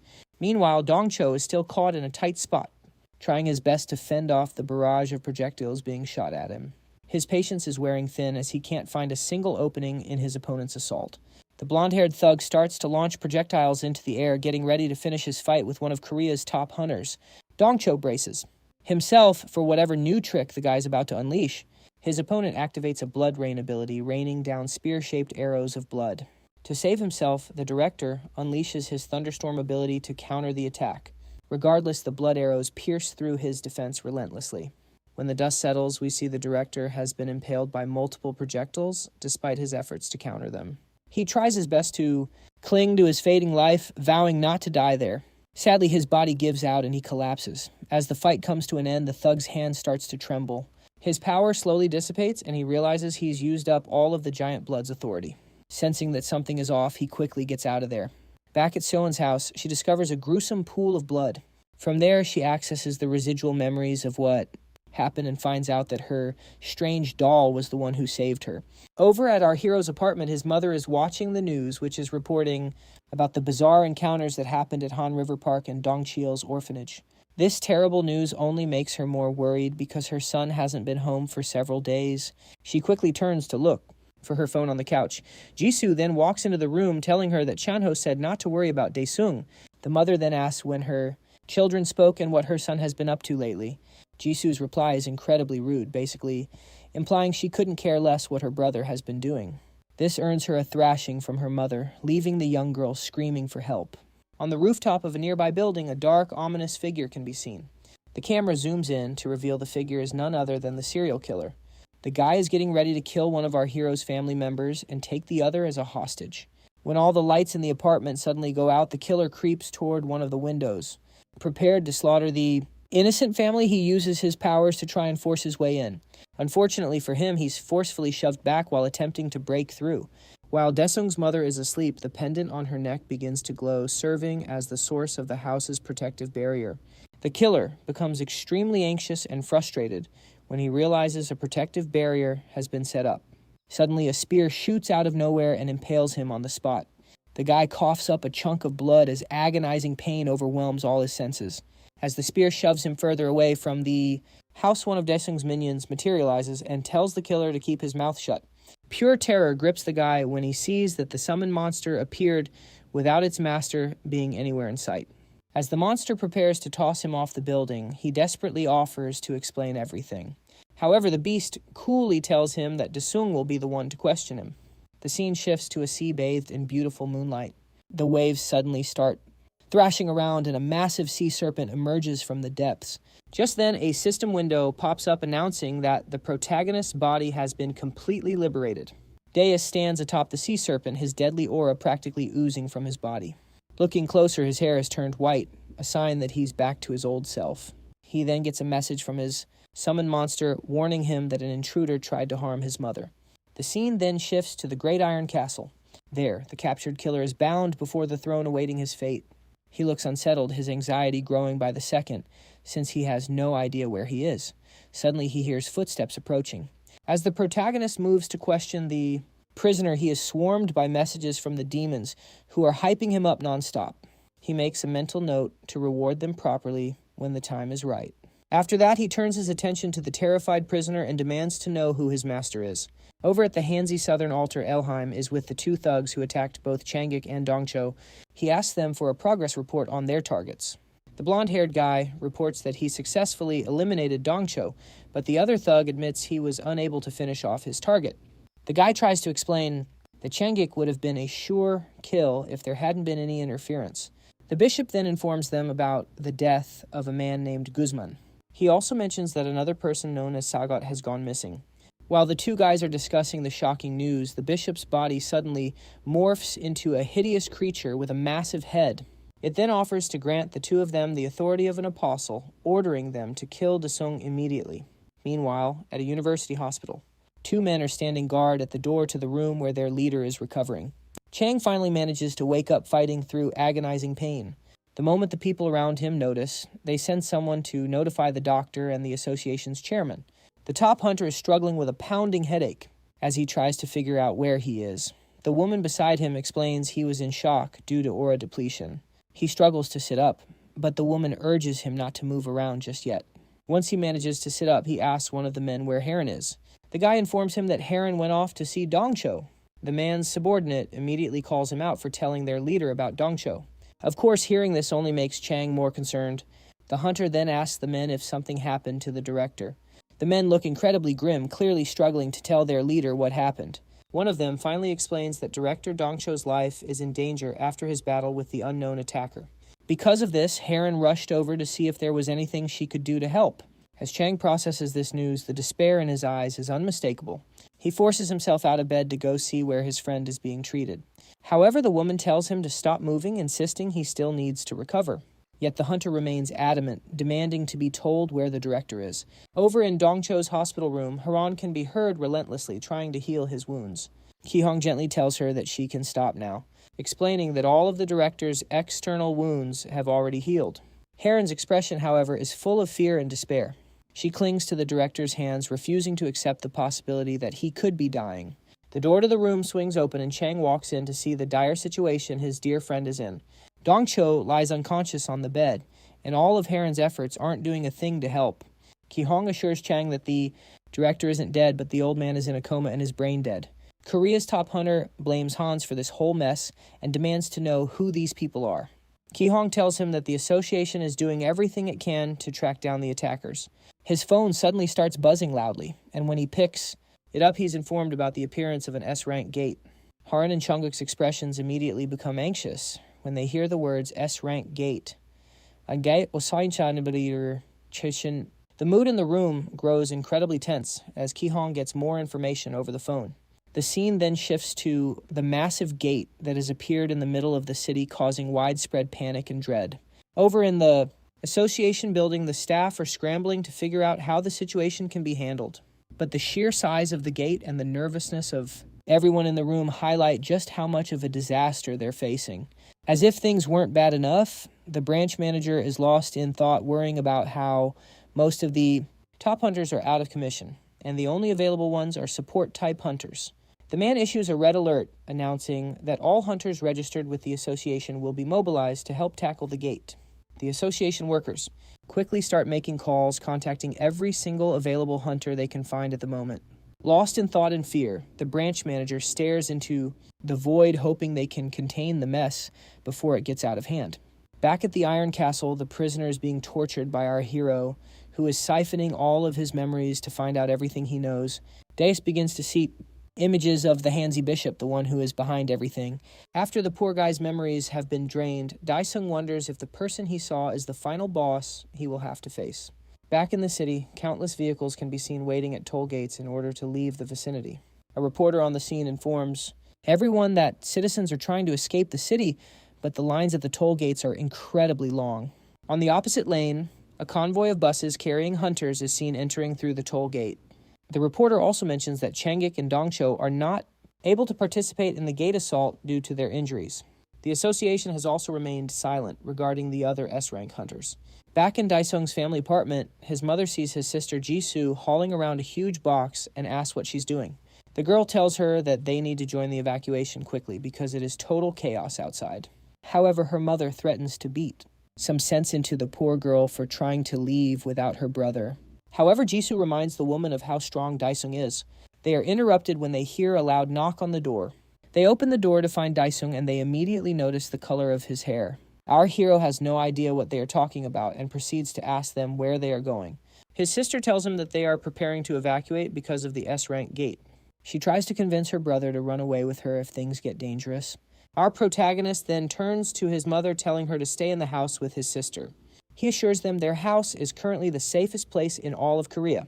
He lets them know he plans on beating up the monsters and coming home in one piece. His mother agrees to stay behind, but Ju still looks incredibly concerned about all this. With that settled, our hero prepares to head out and face the looming threats. Down in the city, armored trucks are moving into position to confront the monsters. The soldiers do their best to expedite the process as they all head toward the gate. As the tanks approach the gate, Kang Woo is seen standing on a nearby rooftop. He stares at the gate as an ominous aura radiates from his body. There, he wonders if this is all just a plot by his enemies to try and lure him in. Meanwhile, back at the association, everyone grows more anxious when they see the S-rank gate. The branch manager slams the table in anger as the gate only makes things more complicated. The clerk then tells him that the Dawn clan has requested exclusive access to the S-rank gate. The excitement he gets from this news is so overwhelming that he yells out with joy before he can stop himself. He quickly calms down and apologizes for getting too excited. With the Daesung clan taking over the gate, he orders the rest of the troops to stand by as support. He tells the clerk to spread the news to the others quickly. While the tanks continue to move towards the gate, other hunters are gathering in the streets, planning their battle formations. Long-range attackers are told to move to the rear while the defense units take their positions up front. Among the hunters, some are getting nervous, worried they're just being used as cannon fodder. Suddenly, they all get an emergency notice on their phones, informing them that the Dong clan is attacking the S-rank gate. The air begins to vibrate, and they hear a deafening roar as Daesung's summoned dragon flies past them. The sound nearly blows their eardrums out as the dragon zooms past at a low altitude. The hunters are in awe, staring at the majestic creature. They get even more excited when they realize our hero has arrived to save the day. At the association building, the branch manager watches as Daesung flies toward the gate. Both he and his clerk leave the situation in the hands of the Demon King, hoping he'll be able to handle it. A news reporter arrives on the scene and sees that the Dong clan is attacking the gate all by themselves. They quickly get ready to broadcast the breaking news to everyone. Meanwhile, Daesung flies straight into the gate, arriving in a frozen, desolate region. Looking like he just unlocked Ultra Instinct with his new white hair, he can't help but notice how ridiculously cold the place is. Before he can even scout the area, the Han's lackey who attacked Changik earlier tries to shoot him out of the sky. The guy summons every ounce of his strength, determined to bring down the Demon King. However, Daesung easily counters the attack with his dragon's breath. Blue flames blast downward toward the guy who tries to repel them with his magnetic storm. But he's too weak. The man can't push back the flames, and they erupt in a massive explosion on impact. Daesung sees that his enemy is trying to escape in the smoke, so he dives down to give chase. The enemy hunter attacks our hero with blood spears, trying to corner him, just like he did with Dong Xiel. Daesung whips out his sword and incinerates the spears with a wave of fire. Then he slams down right on the enemy's hiding spot. With a menacing glare, he tells the guy to come on out. The man reveals himself, and the two face off as the blizzard rages around them. The lackey tells Daesung he's way too overpowered to even be called a hunter. Our protagonist, on the other hand, is tired of the idle chatter and just wants to get this over with. The enemy activates the skill. Titan's Advent, most likely a gift from the bishop. His muscles and body immediately swell to a massive size, ripping right through his clothes. When the transformation is complete, he looks like he belongs in a professional wrestling ring. Despite his beefed-up look, Daesung doesn't sense much of a change in the man's actual power level. With his new powers, the lackey prepares to give our hero more than he can handle. He conjures a huge meteorite aimed straight at Daesung, but our protagonist just sees it as child's play. Daesung unleashes even more of his magical power, amplifying the dominating aura he's already emitting. His enemy is shocked, unable to comprehend how anyone can possess so much power. Just then, the second Haunt's lackey pops up behind our hero, and implies that Daesung's skill has a weakness. But despite the sneaky tactic our protagonist has already sensed him, he tells the blonde guy not to be in such a hurry to die, leaving the lackey to wonder if Daesung knew he was there from the very beginning. As the meteorite closes in on him, Daesung uses his wrath ability to cleave the massive rock in two. In the process, the Dark Man gets sliced up as well, meeting his bitter end. The Demon King easily takes care of the guy without breaking a sweat. As the blonde-haired man watches, this fear begins to grip his entire body. He admits that even Elheim isn't capable of such feats. Before he can even activate his own power, Kang-woo quickly grabs his neck and begins to fry his brain with his lightning abilities. With a stern look, he asks the man about the eyes of the bishop he saw earlier. Suddenly, one of the eyes appears beside him, and then more of them start showing up out of nowhere. Kang-woo becomes very excited when he notices the presence of the eyes. He then tosses the blonde guy aside, no longer having any use for the hopeless dude. The eyes of the bishop see that Kang-woo's power is different from that of the awakened, so it decides to test his strength. But before that, it uses a petrification skill on its lackey, turning the poor dude to stone. The man begs for his life, but he is quickly turned into a block of cement. After that, our hero asks if it's his turn to have some fun now. He conjures a huge fireball and demands that the bishop reveal its true body. He attacks the eyes with his flames, blowing them up one by one. In the process, the petrified man gets shattered during the fight. As the fog of battle clears, our hero is sure that the enemy has not been defeated yet. He tells the bishop to come out quickly and stop wasting time. One of the eyes pops out again and asks Kang-woo where he is from. Our protagonist then offers to answer the bishop's questions if his own is answered first. The bishop assumes he wants to make a deal, so Kang-woo asks what it's going to do. Helheim admits he's a fan of a good deal, but warns that he'll gladly take Daesung's heart if he catches our hero off guard. Daesung then prepares to ask a question, but instead he activates his ghostly eyes to look into the memories stored within the eye before him. The bishop scoffs, telling him his little tricks won't work, but the Demon King declares that he doesn't trust swine like him one bit. Peering through the memories, our hero witnesses a massive war raging on a Titan planet called Hecaton. An angelic being appears in the sky, seemingly leading an army of giants. But it's a massacre. They're all slaughtered before the entire planet explodes. A lone spaceship then warps through hyperspace, arriving at the Haunt's Nebula. There, a giant creature informs its subordinates that all of Hecaton's descendants are gone and they are the last survivors. In a desperate bid to resurrect their species, he opens a portal to Earth, ordering them to place a gate cube there. Their grand plan is to saturate the planet with ether energy. Far away in DC, where the world's leaders are gathered, our hero sees them, making a deal with the Haunt species in exchange for the promise of ruling Earth forever. The aliens had offered them eternal life, which is how humanity's leaders gained the powers of the nebula. However, the vision is abruptly cut off as the bishop plucks out his own eye, finally recognizing the source of Daesung's power. He identifies it as coming from the Demon Beast Nebula and wonders aloud if our hero is its ruler. Back inside the S-rank gate, our hero processes that the bishop holds 1,000 years of memories, and he questions if this enemy is really the final boss. The fragmented images he witnessed still don't make any sense to him. He also finds it strange that there are absolutely no monsters inside the gate. Suddenly, he spots the charred body of the petrified man from before as it slowly fades into dust. Meanwhile, back in the city, Heron and Hanul are stationed with the other hunters in front of the gate. The branch manager approaches the S-rank hunters, thanking them for leading the preparation team. He's also shocked to see that Hanul can use both of his arms again. The hunter explains he just installed some spare equipment so he wouldn't be left out of the fight. Heron then asks how long Daesung has been inside the gate, and the manager replies it's been about 3 hours. He expresses his hope for our hero's safe return, mentioning the risk of a second wave if he fails. He's cut off by the ever-eccentric Seo Yan, who scolds him for daring to imply her master could fail. Seo Yan asks if they've all forgotten exactly how powerful her master truly is. Heron, clearly annoyed by the girl's presence, demands to know what she's doing here. Daesung's #1 fan explains that the Han's assassins paid her a visit at home too. Heron and Hanul are completely stunned to hear this. The branch manager asks the hunter from the fortress clan what became of the assassins. Seo-yeon casually tells them her doll took care of the assassin. She explains it was a special doll far stronger than her usual cursed ones, but the fight left it powerless. To bring her doll back, she declares she's going to make Daesung even stronger. Just then, the other hunters notice that the gate is changing color, a clear sign that it's been conquered. The branch manager and the S-rank hunters can only stare utterly speechless at the sight.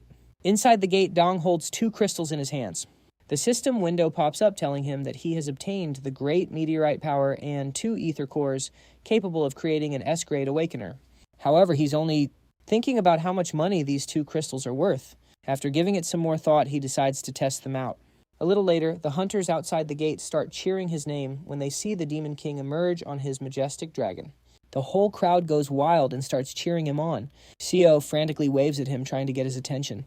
Desao looks down at his adoring fans, but he seems less than thrilled by all the cheering. The hunters stand aside as he lands, all of them wondering just how powerful he must be to clear an S-rank gate all by himself. Our hero walks over to the branch manager, who immediately comes forward to greet him. On behalf of the association, the manager thanks him for his hard work. The other hunters also chime in with their thanks, continuing to cheer even though he's clearly over all the attention. The mountain of attention starts to make him feel a bit embarrassed.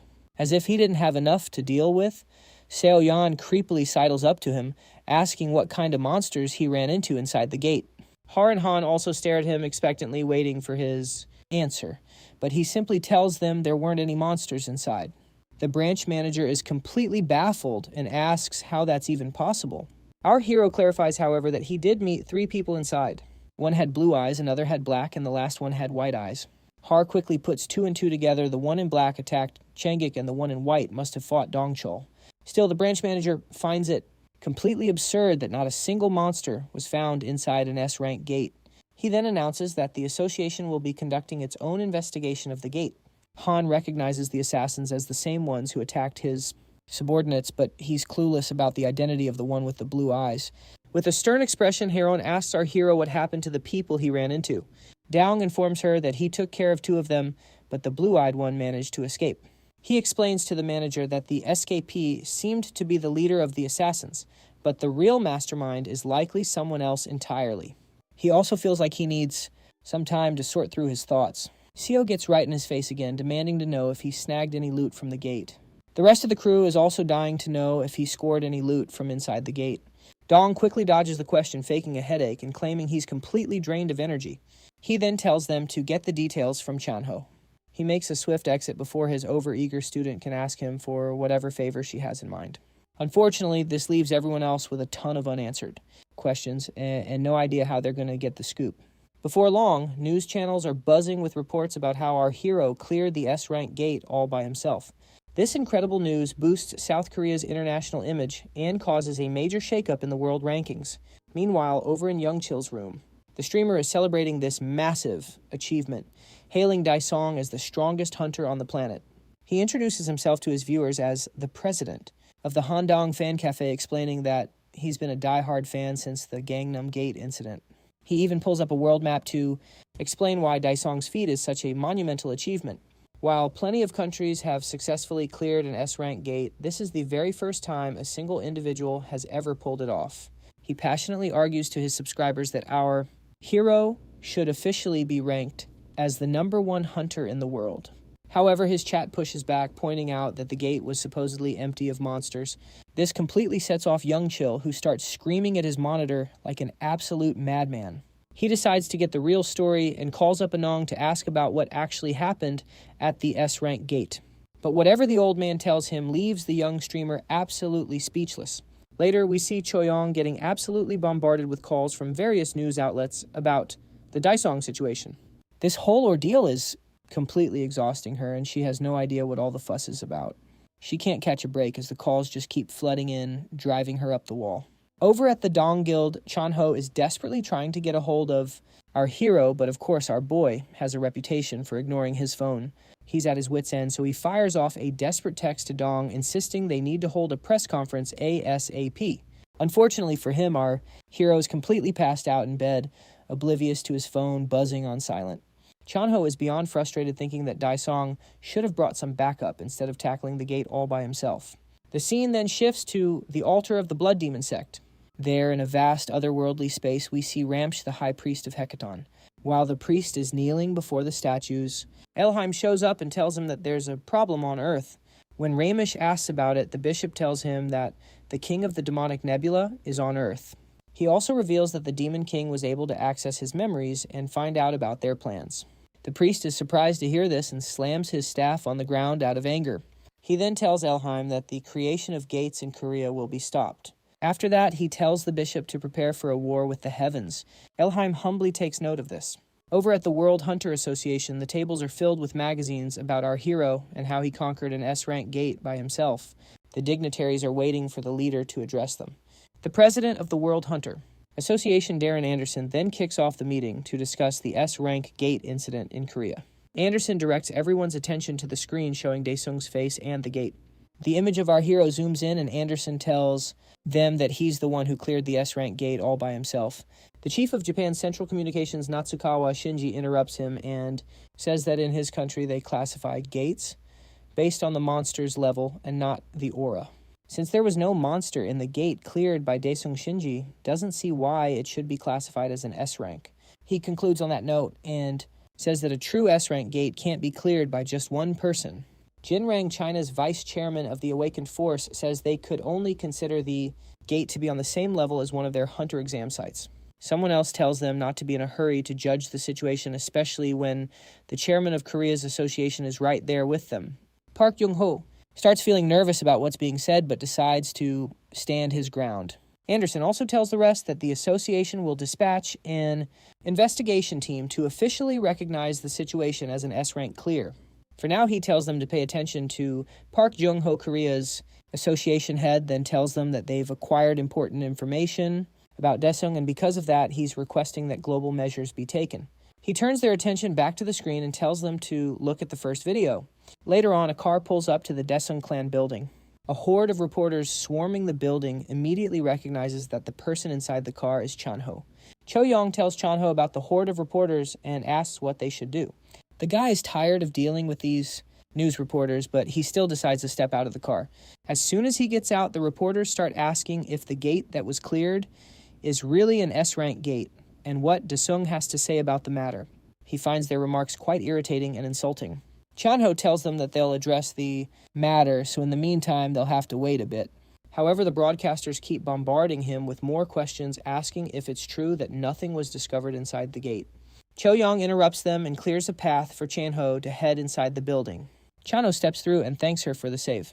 While he heads inside the building, the reporters direct their attention to Cho-young and start asking her different questions. Sadly for them, she politely declines to be interviewed. At our hero's apartment building, his mother and sister are outside when they see another group of reporters looking for Daesung. The reporters spot them and immediately swarm the two women hoping for an interview. Jisoo tries to protect her mother from the aggressive reporters who are frightening them. One of them steps forward and tells the mother that her son is the hero who saved the country and they just want a word with him. Daesung's mother is confused and doesn't understand why they are calling her son a hero. Regardless, the newscasters pressure them for a comment on the S-Class gate incident. Jisoo, ever the loudmouth, tells them that her brother said not to evacuate. She reveals that Daesung told them home was the safest place and there was no need for them to leave the city. The reporters quickly take note of this and proceed to ask her about her brother's change in hair color and if it has something to do with his mental state. Jisoo keeps blabbering like a leaky faucet until she hears someone yelling her name. When she turns, she sees her brother, who tells her to quickly leave with their mom and go home. The reporters instantly divert their attention to the hero and start bombarding him with questions. The same reporter who questioned his family then demands he make a comment about the S-Class gate being empty. The protagonist tells them to all shut up, warning that anyone who speaks won't be allowed into the press conference. The newscasters quickly fall silent, becoming anxious at the mere mention of a press conference. At that moment, Daesung snaps, his fingers sending an electrical surge to fry all their cameras and recorders. He lets them know that photos and videos are prohibited during the conference. He promises to reveal everything in 1 week's time and then asks the reporters to kindly leave. The newscasters are left with little choice, so they reluctantly comply. Meanwhile, Jung-ho is on a plane heading back home, lost in thought about what happened during the meeting. Back then, Jinrang had suggested they find a way to capture the guys from Hands who created the gate. but in his mind he just wants to find a way to gauge Daesung's abilities for himself. He proposes that they summon the protagonist to hear his side of the story. This way, he'll be able to confirm if Korea truly has such a phenomenal hunter in its midst. Shinji also seconded the idea because he feels there's a need to maintain a good relationship with Korea if Daesung's abilities are the real deal. Another dignitary also chimes in saying they should call our hero over to get more information. However, Young-ho lets them know that it won't be possible. Anderson then tells him the Federation will dispatch 5 S-class hunters for gate defense. After that, Anderson suggests they call Daesung over and hear what he has to say before deciding on the association's policy. Looking closer, Young-ho realizes that all these guys are only interested in Daesung. After a tense stare-down with Anderson, he tells them that he has no intention of cooperating. The head of the Korean Association then looks out his window and vows not to let those guys have their way. Over at the Daesung clan, our protagonist asks Cho-young if she had originally planned to work for his clan. She thanks him for saving her life twice, and he asks if she's fully recovered. Cho-young says that she can no longer work as a hunter now that her aura core has been destroyed. So she asks to work for him until she can recover her abilities as a hunter. Daesung, who must have cotton in his ears, still asks if she's really unable to work as a hunter despite what she just said. Cho-young explains that she lost both of her parents to monsters. That's why she plans on reclaiming her abilities to get revenge on whoever created the gates. Chanho walks into the room complaining about his friend, but is surprised to see the hero there. He quickly hands Daesung an invitation from the Global Hunters Association. The letter is an invitation for Daesung to attend a conference where they hope to learn from his experience and gather vital information about the gate. Cho-young reads the dry, formal letter out loud to Daesung, hitting all the key points. Chanho feels proud that his friend will be attending a conference with the world's top hunters and can't help but wonder if he's invited too. However, our hero announces that he has no intention of going. Chanho urges him to reconsider and not make such a rash decision. But Daesung reminds him that the Hans guys are not to be trifled with. He's worried that if they attack while he's gone, the entire country will be doomed. The group leader thinks this over, knowing that even 5 S-class hunters wouldn't be enough to handle those guys. He then asks Daesung how he plans to deal with the press conference. Daesung remembers that and glances over at Cho-young, stating that he has a plan. The poor girl starts sweating bullets, having no idea what this unpredictable guy is plotting. At the press conference venue, reporters have swarmed the room, their cameras flashing nonstop to capture every single detail. Cho-young kicks off the conference and passes the microphone to Chanho to give a detailed briefing. As the leader of the Daewon clan introduces himself, he's met with a constant barrage of camera flashes. After his briefing, Cho-young tells the reporters to raise their hands if they have any questions. As hands shoot up, she picks out a reporter in the front row. The woman introduces herself as Lee Jimin and proceeds to ask our hero a question. Daesung walks over to the podium and Jimin asks if he had any prior knowledge about the gate, considering he told his family not to evacuate. He tells her he had no inside information but boasts that he's strong enough to stop any gate that appears. The reporters are all intrigued by this, but Chanho is terrified that his friend doesn't know when to keep his mouth shut. A second reporter is chosen, and the man wants to know what kind of enemy Daesung fought at the gate, since it was reportedly monster-free. The protagonist tells the man he fought against a very strong eye, leaving the reporter utterly baffled. Daesung quickly rephrases and says he fought the enemy in the snow. Chanho snatches the microphone and tells the reporter that the enemy's identity is confidential until the association's official announcement. However, this reporter is nothing if not persistent. He then asks if there is any loot to prove that the gate wasn't actually empty. Daesung puts his hand into a dimensional pocket, deciding to show everyone what he found inside the gate. He pulls out a crystal and announces that it's an S-class awakening core. The reporters absolutely lose their minds upon hearing this. Reporters immediately swarm him, scrambling to be the first to publish such massive news. Seo-young, watching the conference from home, is surprised by how massive the core is. Chang and the other S-rank hunters are just as baffled by the sight of the awakening core. Heron admits it's the first time she's ever seen an item like that. The scene cuts over to Young-ho and the branch manager, who are both speechless as they watch the press conference. Yang-chil is thrilled to hear this, mainly because he can now mock everyone who claimed the gate was empty. Deus holds the crystal out towards Cho-young, who looks at it nervously, wondering why the vice leader is pointing it right at her. Our hero then offers her a once-in-a-lifetime chance to return to her life as a hunter. He announces to everyone present that he's going to test the core right then and there. It dawns on Cho-young that the real purpose of this press conference is to use her as a guinea pig. He reveals that he already told Jun-young he would fix her and that she would be working for him from now on. Choyong's hands are shaking, nervously, but she quickly accepts the offer, vowing to repay him for this opportunity. As she accepts the crystal, a blinding light fills the room, causing the reporters to shield their eyes. A system window appears and asks if the Demon King would like to register Choyong as his servant. He accepts, and the crystal completely merges with Choyong's body. After the process is complete, she can feel her aura returning, though it feels slightly different than before. The reporters are a mix of confused and amazed, seeing with their own eyes that the awakening is actually real. They immediately try to measure her new power level and figure out how much one of these crystals must be worth. Chanho nervously glances over at Choyong, now reborn as an S-class hunter. He can't help but wonder if this is the first step towards making the Daesung clan the most powerful in the world. Over at the hospital, Dongcho's door is covered in sticky notes from the orphanage kids, all hoping he will wake up soon.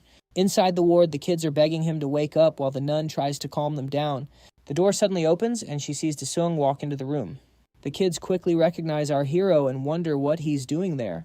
It seems the hospital forgot its own policies because a swarm of reporters followed the protagonist right into the ward. Right there, he offers Dongcho something greater than the 400 billion he requested before going into a coma. The newscasters are eager to see what will happen. Chang and Heron walk into the room, and Heron tells the reporters to get out of her way. They both walk up to Daesung, who is holding the crystal over Dongcho's bed. The two hunters are overwhelmed by the immense power of the crystal and wonder if their friend is really going to come back to life. Our hero then declares he's going to show them the revival of an S-class hunter. At Seoin's apartment, she's trying her best to revive her creepy doll, but things aren't going well. To save the doll, she needs a stronger medium from her master. The magic circle on the ground is feeding the doll power, but it's not enough to bring it back to life. She makes up her mind to move out quickly and find her master. Back at the hospital, the little kids and the nun are taken aback as the director's body starts to levitate. The system window pops up in front of Daesung, and he accepts the prompt to register Dongcho as a servant. The director's clothes are ripped to shreds in the process as power surges through his body. Reporters are flashing their cameras like crazy, trying not to miss a single moment of the resurrection. After that, Daesung announces that the day's event is officially over. He promptly teleports out of the room, leaving everyone completely baffled. Just then, Dongchul's eyes snap open and his body slumps back onto the bed. He instantly jumps into a defensive stance thinking he's still in his last battle, but his friends just burst out laughing. The director asks how he isn't dead, and they have to explain to him that he's been brought back to life. He mentions feeling some changes after reawakening as an S-class hunter. He then moves on to the more important question, why in the world is he naked? Over at Daesung's apartment, his family is shocked to find Seo-yeon at their door. The girl from the Fortress clan has come to see her master, and she's brought a mountain of gifts with her. However, our hero's mom informs her that her son has already left for work. Jisoo, his sister, peeks into the shopping bags and tells her mom they're full of expensive shoes. Their mother thinks the gifts are way too much, but Seo-yeon explains it's a token of her gratitude since Daesung saved her from a serious illness. During their conversation, Seo-yeon casually calls her godmother, which leaves Daesung's mom completely stunned. Meanwhile, Jisoo is busy digging through the bags and pulls out a pair of limited edition sneakers. She gushes to Seo-yeon about how much she loves them and immediately starts calling her sis. Seeing her chance, Seo-yeon decides to ask her master's sister for a favor. Jisoo is confused and immediately gets the wrong idea. But Seo-yeon quickly clarifies that it's not what she's thinking. The girl then explains that she needs a medium from Daesung that contains a high concentration of his demonic energy. She adds that this medium is something that is usually found in a guy's room, which only sends Jisoo's imagination into overdrive. Our hero's sister immediately shuts that idea down and tells the girl to ask for literally anything else. But Seo-yeon stops her, telling her to look at a piece of paper before making any rash decisions. The second Jisoo lays eyes on the paper, she realizes it's an impossible-to-get ticket for a huge pop concert. At this point, Jisoo is torn between her duty as a good sister and her devotion as a loyal fangirl. Seo-yeon sweetens the deal by mentioning that Jisoo's favorite idol, JK, is actually a member of her Fortress clan. Seeing how far the girl is willing to go, Daesung's sister realizes just how desperately she wants this medium. With her fangirl heart winning out, Jisoo accepts the request in exchange for the concert ticket. The two girls immediately start bawling with tears of joy since both of their wildest dreams are about to come true. Seo-yeon then assures the spirit inside her creepy-looking doll that his resurrection and awakening are close at hand. Back at the Daesung clan headquarters, Dongchul and Choyong are sparring in the training room, showing off their brand new awakened abilities. The two S-class hunters are going at it with everything they've got, making for a spectacular and heated fight. Chano is blown away by the results and asks Daesung if there are any awakening cores left for him. However, our hero has to remind the guy that his job is in the office, not out on the battlefield.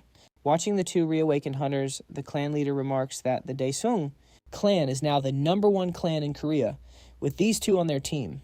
Regardless, Daesung feels their skills just aren't enough to take on the Han's group. The group leader is still ranting about how he can't show off his awakened abilities since there haven't been any gates lately. While watching the hunters train, Daesung realizes he needs to focus on leveling up too. He arrives back at his family home, where they greet him warmly. He wonders why his sister is being so nice, even commenting that her eyes look just like the monsters from the gate. Jisoo is disgusted by his comment and storms off, but it doesn't change the fact that he suspects she's up to something. He then heads to the shower to wash away the day's stress. While he's drying his hair, his sister sneaks past him and quietly opens the bathroom door. Seeing that her brother didn't notice her, she starts to wonder if he's really an S-rank hunter after all. However, he suddenly pops up behind her, nearly giving the poor girl a heart attack. She screams in fear, and Daesung asks her why she's going into that bathroom when she clearly has one in her own room. Jisoo then lies, saying that their mother asked her to clean the house. Daesung has no idea what she's talking about, but she slams the door in his face, leaving him completely baffled. Once inside the bathroom, Jisoo tries to catch her breath. She regrets having to do this to her brother, and all for some pop star group. An idea pops into her head, and she braces herself to search for the medium. The next day, Seo-yeon and Jisoo meet up at a cafe. Jisoo hands over an envelope and asks her brother's assistant to confirm the contents. Seo-yeon gets incredibly excited when she sees the aura emanating from the envelope. Jisoo tells her that she scraped it all from the bathroom, so it's more than enough to use as a medium. She then asks the hunter for the ticket. With the amount of energy Seo-yeon is sensing from the envelope, she's confident her doll will be revived with a super awakening. She then hands the ticket over to Jisoo, who's already lost in a daydream about meeting J.K. The two girls both happy with the trade chat for a little while longer. A little later, Seo-yeon heads home and begins the ritual to resurrect her Chucky doll. She invokes the name of the demon god and asks the being to bless her toy with his power. Meanwhile, Daesung gets a creepy feeling while he's hanging out with Chanho. After some time, the doll is imbued with a massive amount of demonic power and its eyes finally flicker to life. Seo-yeon looks lovingly at her precious doll, overjoyed to have it back. She rushes to hug Chucky, but the ugly toy slaps her away. Chucky starts calling his master an idiot for taking so long with his resurrection. Talk about an ungrateful piece of garbage. He starts stomping on her head and vowing that he will stain the world with blood. On the other hand, Seo-yeon has no idea why her doll is acting so deranged and idiotic. It must run in the family. Anyway, after some time she manages to subdue the creepy toy by impaling it with a few rods. She admits that she didn't discipline Chucky well. Enough so now she plans to smack some respect into the spoiled demonic brat. However, her phone starts buzzing. She's getting a call from her master. She gets really excited like a kid who was just given candy. Moments later, she appears in the Pantheon along with Dongchul and Choyoung. The two reawakened hunters are confused as to how they got there, but Shoen looks to her master and asks what kind of devilish place they'll be visiting this time. Daesung lets the two reawakened hunters know that they are far too weak. Dongchul and Choyoung are at a loss for words because they know this is true. The protagonist then tells them that they have to level up considerably.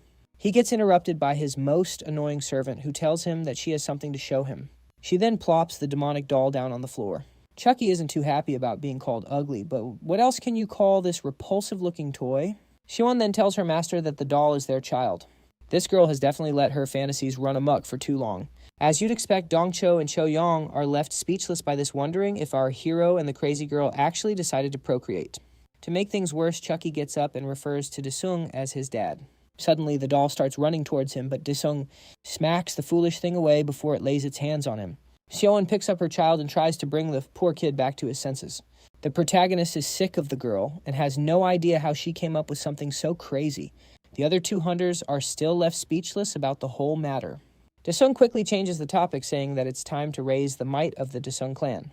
He recreates the Lord Spider Queen's territory, and the scenery changes to a thick forest. While Dongchul is trying to figure out how they moved so quickly, Choyoung pulls out her guns, sensing enemies around. A system interface then appears before them and tells them that they can check their status through the view command.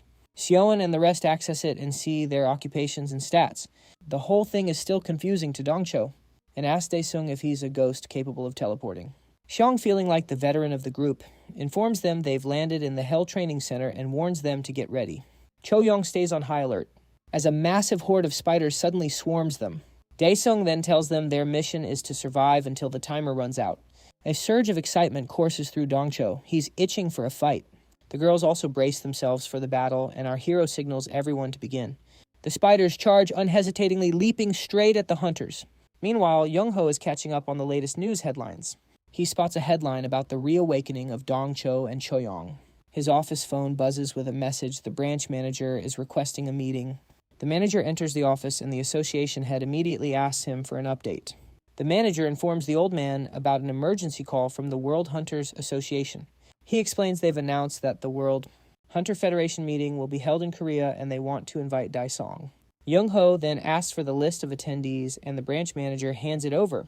The old man is stunned to see that the world's #1 hunter, Alan Anderson, will be attending. Not only is Alan the world's top hunter, but Young-ho also notes that he's the association president's younger brother. Over at the presidential office, President Lee Kang-chan is meeting with Young-ho. While sipping tea, Young-ho reminds Kang-chan that it's been a long time since they disbanded their clan. Kang-chan explains to the old man that being president is a much better gig than his post as the association's chairman. After the two men catch up, Young-ho gets right down to business. He tells the president about the letter announcing that the World Hunter Federation Conference will be held in Korea. Kang-chun is shocked to hear that such a major event is being held in the country with no strings attached. However, his old friend tells him they'll need to keep the Hans group under wraps in the meantime. He reminds the president how a gate is essentially a gold mine for the nation. The gates are vital for the country's economy, and if an ether core dissipates, the entire national power supply will collapse. Young-ho is furious that Darren won't take responsibility if the Hans group decides to show up. He feels that the president is being overconfident, simply because his younger brother is Alan. In addition, Kang-chan says that the United States will be unofficially keeping an eye on the situation. He then asks Young-ho how they plan to maintain economic development while ensuring the safety of their citizens. Young-ho suggests they prepare the highest-ranking medal for our hero. If they have Dae-sung, he argues they won't have to be jealous of nuclear weapons. The president agrees with this plan, saying the protagonist must attend the Federation Conference as Korea's representative. The association head offers to handle the matter concerning our hero personally. The scene then cuts to Dae-sung and Chan-ho, who are talking about the medal offered to our hero. The group leader explains that it's the highest-ranking medal in the nation, not just some regular award. However, Dae-sung feels like it's just going to be used as a dog collar to keep him on a leash. Because of this, he flat-out refuses to go to the conference. Chan-ho lets him know the government is also offering to reduce his taxes and give him a better pension plan. This is a huge benefit for our hero, and the offer finally manages to pique his interest. After hearing he'll be getting 30% of the revenue, he agrees to attend the conference. Chan-ho also lets him know that they were the first to be informed about the Federation Conference, but Dae-sung has no clue what the conference even is. The group leader explains that it's basically an event where the world rankings are announced. Dae-sung doesn't want to go to something so boring, but the medal award ceremony will also be held at the conference. The thought of going to a whole event just for a medal makes him even more irritated. After that, Chan-ho asks him where the other hunters are, and Dae-sung tells him that they're all currently training. Over in the Hellish Training Center, Seo-yeon is giving some giant spiders a serious smackdown. She activates an ability to dramatically slow them down, allowing Chucky to step into his role as a deranged killer. The creepy doll jumps onto a spider's back and starts trash-talking about how they're just a bunch of insignificant bugs. At that moment, he plunges his blade straight through its exoskeleton, leaving the poor creature screeching for help. Cheong then bursts onto the scene with her guns laying waste to all the enemies in her path. Her attack pierces right through them, managing to freeze the spiders solid in their tracks. Dongchul then rushes in and lands the final explosive blow to completely decimate the monsters. He uses a magnetic field to bunch them all together and his lightning strike to deliver the finishing blow. He repeats the same combo over and over until, back at the training center, all the spiders have been dealt with. After the fight, the director compliments Cho-young's ice attacks, and she returns the favor, remarking on how impressive his destructive power is. A system message pops up and Xion announces it's time to take down the boss spider. Meanwhile, Andong is gloomily checking gate prices, only to find the market has completely dried up. If this keeps up, he'll be back to being flat broke. Yongchil then bursts into the room and tells the bald man that the Hunter Federation Conference is being held in Korea. The clueless old man, however, doesn't see how this benefits them. The young streamer explains that if they market themselves as the exclusive porter clan for the famous Dyson clan. They'll be flooded with requests and can even expand their business globally. This idea immediately piques Andong's interest. Yongchil adds that our hero's official rank will also be announced at the conference. This means their porter clan is guaranteed to get a ton of attention too. Andong decides to seize the opportunity and stop moping around like a sore loser. Seeing that Andong is on board, Yongchil asks for his help, filming some content during the Federation conference. Andong agrees and decides to run it by Chanho. Meanwhile, in Darren's office, he informs his guests that just as they requested, the Federation conference will be held in Korea. His guest is then revealed to be Bishop Karina, a high-ranking member of the Hans group. Karina places an ominous cube on the table, and Darren immediately recognizes it as a gate cube. Karina gets up to leave, telling him to take his organization and hide inside the gate. He turns to her and asks what she plans to do. As she fades away, she tells Darren she's going to bring about what he truly desires.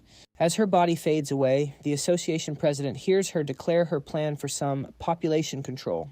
And just like that, her presence vanishes from the room entirely. Darren wastes no time and heads to his desk to make a call. He gets right to the point, telling the person on the other end to gather all their members because a disaster is about to unfold. A little later, a plane touches down at Incheon International Airport.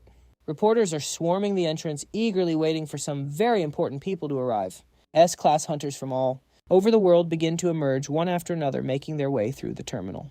This is the first time such a large gathering of top-tier hunters has ever happened. A newscaster explains that they're all here to meet with Alan the Hunter, ranked #1 in the world. Reporters and spectators go wild. Cameras flashing everywhere the moment Alan finally makes his appearance. All eyes are glued to the entrance, waiting for the top dog himself to walk through. But the #1 hunter in the world is not quite what anyone expected. The guy's nothing but an actual clown with all that makeup. And it seems the circus didn't want him either. Regardless, he certainly knows how to make an entrance, and all the attention is focused squarely on him. Meanwhile, back at our hero's home, his mom can't stop gushing about how handsome he looks. As she adjusts his tie, Daesung admits he's surprised to see his mom so excited about the event. Just then, Ju calls out to her mom, complaining that she can't find the dress Shoen gave her. As his mother goes to help her, Daesung's phone starts to buzz. He answers a call from Chanho, who says the car is ready and that he and his mom should head down. Meanwhile, over at the Federation conference venue, the flags flying everywhere are decorated with the faces of different S-class hunters, our hero included. Young Chill kicks off his stream, letting his viewers know he's live from the venue, where the world's best hunters are gathering. He promises to give them a better view of the event than anyone else. Inside, all the hunters are seated with their families, waiting for the ceremony to begin. Our hero is sitting with his mother and Chanho, but he looks like he'd rather be anywhere else. One of the hunters, decked out in a black suit, glances over at the protagonist, wondering if he's the famous Daesung he's heard about. A man from the World Hunter Association then steps onto the stage and introduces himself as Michael Jang. He announces to everyone that he'll be the host for the meeting. Jang then welcomes President Lee Kang-chian to conduct the medal award ceremony. Daesung's family is in awe seeing the president, and his sister wonders aloud if Kang-chian will personally give the medal to her brother. As the crowd gives the president a round of applause, Jang asks Daesung to come up to the stage. You can count on our hero's family to cheer him on loudly, totally embarrassing the poor guy as he makes his way to the stage. When he arrives, Kang-chian formally awards him with the medal and asks our hero to protect Korea. Daesung is confused, but the president simply tells him to continue doing what he has been doing. Afterward, they both pose for pictures while the crowd continues to cheer for them. Regardless, Daesung still feels like he's just been put on a leash. His family, on the other hand, is bursting with pride over the incredible feat he has accomplished. Yongchil is also shedding tears of joy for some bizarre reason, giving his subscribers a great view of his emotional moment. As our hero walks back to his seat, the cameras won't stop flashing and the applause keeps going. He is stopped by a creepy-looking man named Alan who congratulates him on his award. However, Daesung has no idea who this clown is and asks him to identify himself. Alan introduces himself with a dramatic flair which only makes him seem even weirder. He expects the protagonist to be impressed, but Daesung just walks off to get away from him. Suddenly, Alan's wristwatch begins to flash a bright red and beep insistently.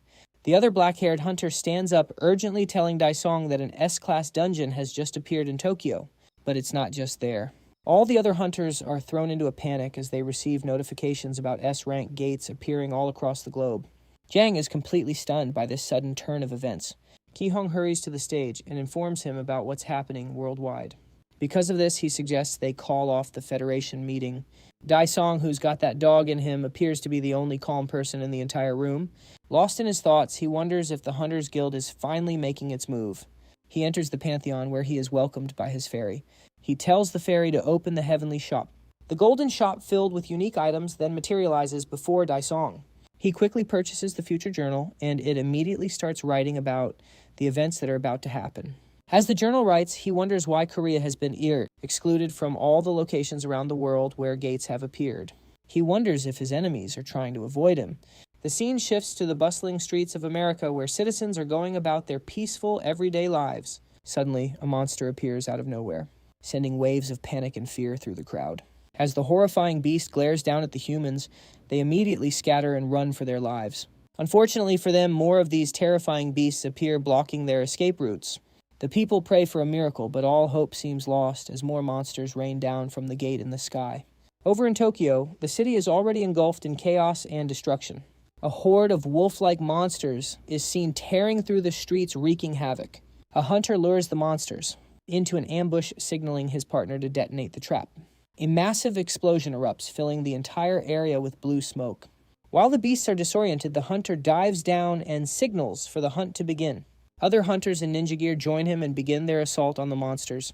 They successfully take down one monster, but another wolf senses where the attacks are coming from and leaps into the air. It bounces off the buildings, reaching the rooftop where the hunters are positioned. One unlucky hunter is about to be devoured, but his captain appears in the nick of time, annihilating the beast with his sword. The wolf's severed head flies past the hunter, who is still frozen in shock from his near-death experience. Afterwards, the young man thanks his captain, Tasuka, for saving him.